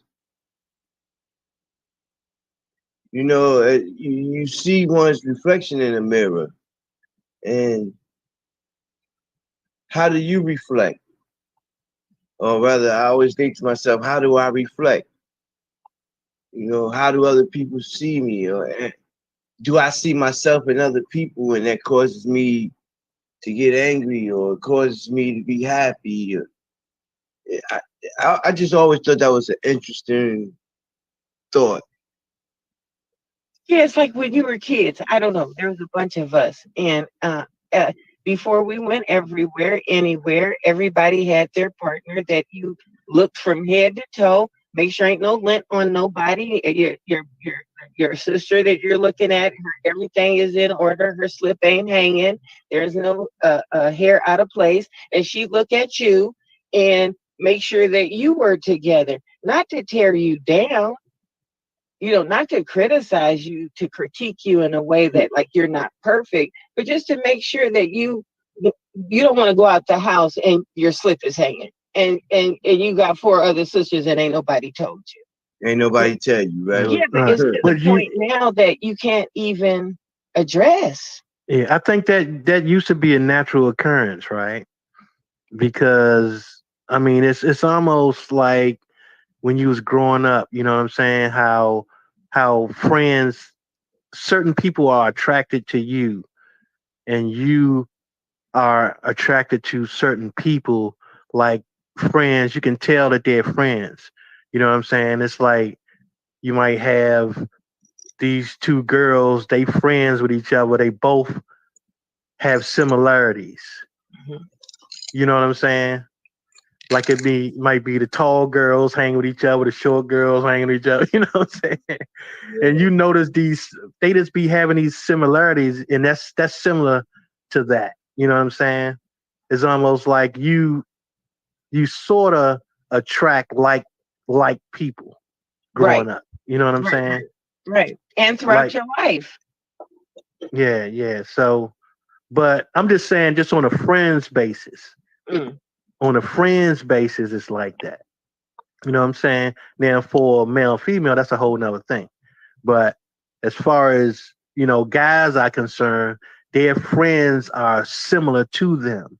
So you have like if you got a group of boys that's getting in trouble doing shit, they normally birds of a feather. You know what I'm saying? So they attract each other in that way. You know what I mean? And the guys are doing positive shit, they be together. You know what I'm saying? So to me, it seemed like that was just a natural occurrence. It's like that's not even taught. Yeah. Time with time. That's what Yeah. Birds of a feather. Yeah. Mm-hmm. Birds of a feather. So that's been an old saying forever, right? Mm-hmm. So And yeah, all those sayings, I mean, we've been told. yeah, they've been around forever. Yeah.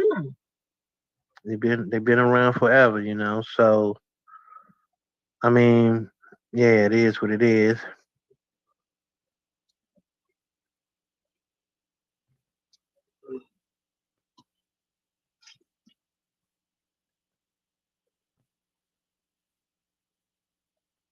I was going to say something else about something you said a few minutes ago, but I forgot what the hell it was. I was going to say. You know, feel free to cut me off at any time so you can interject. I can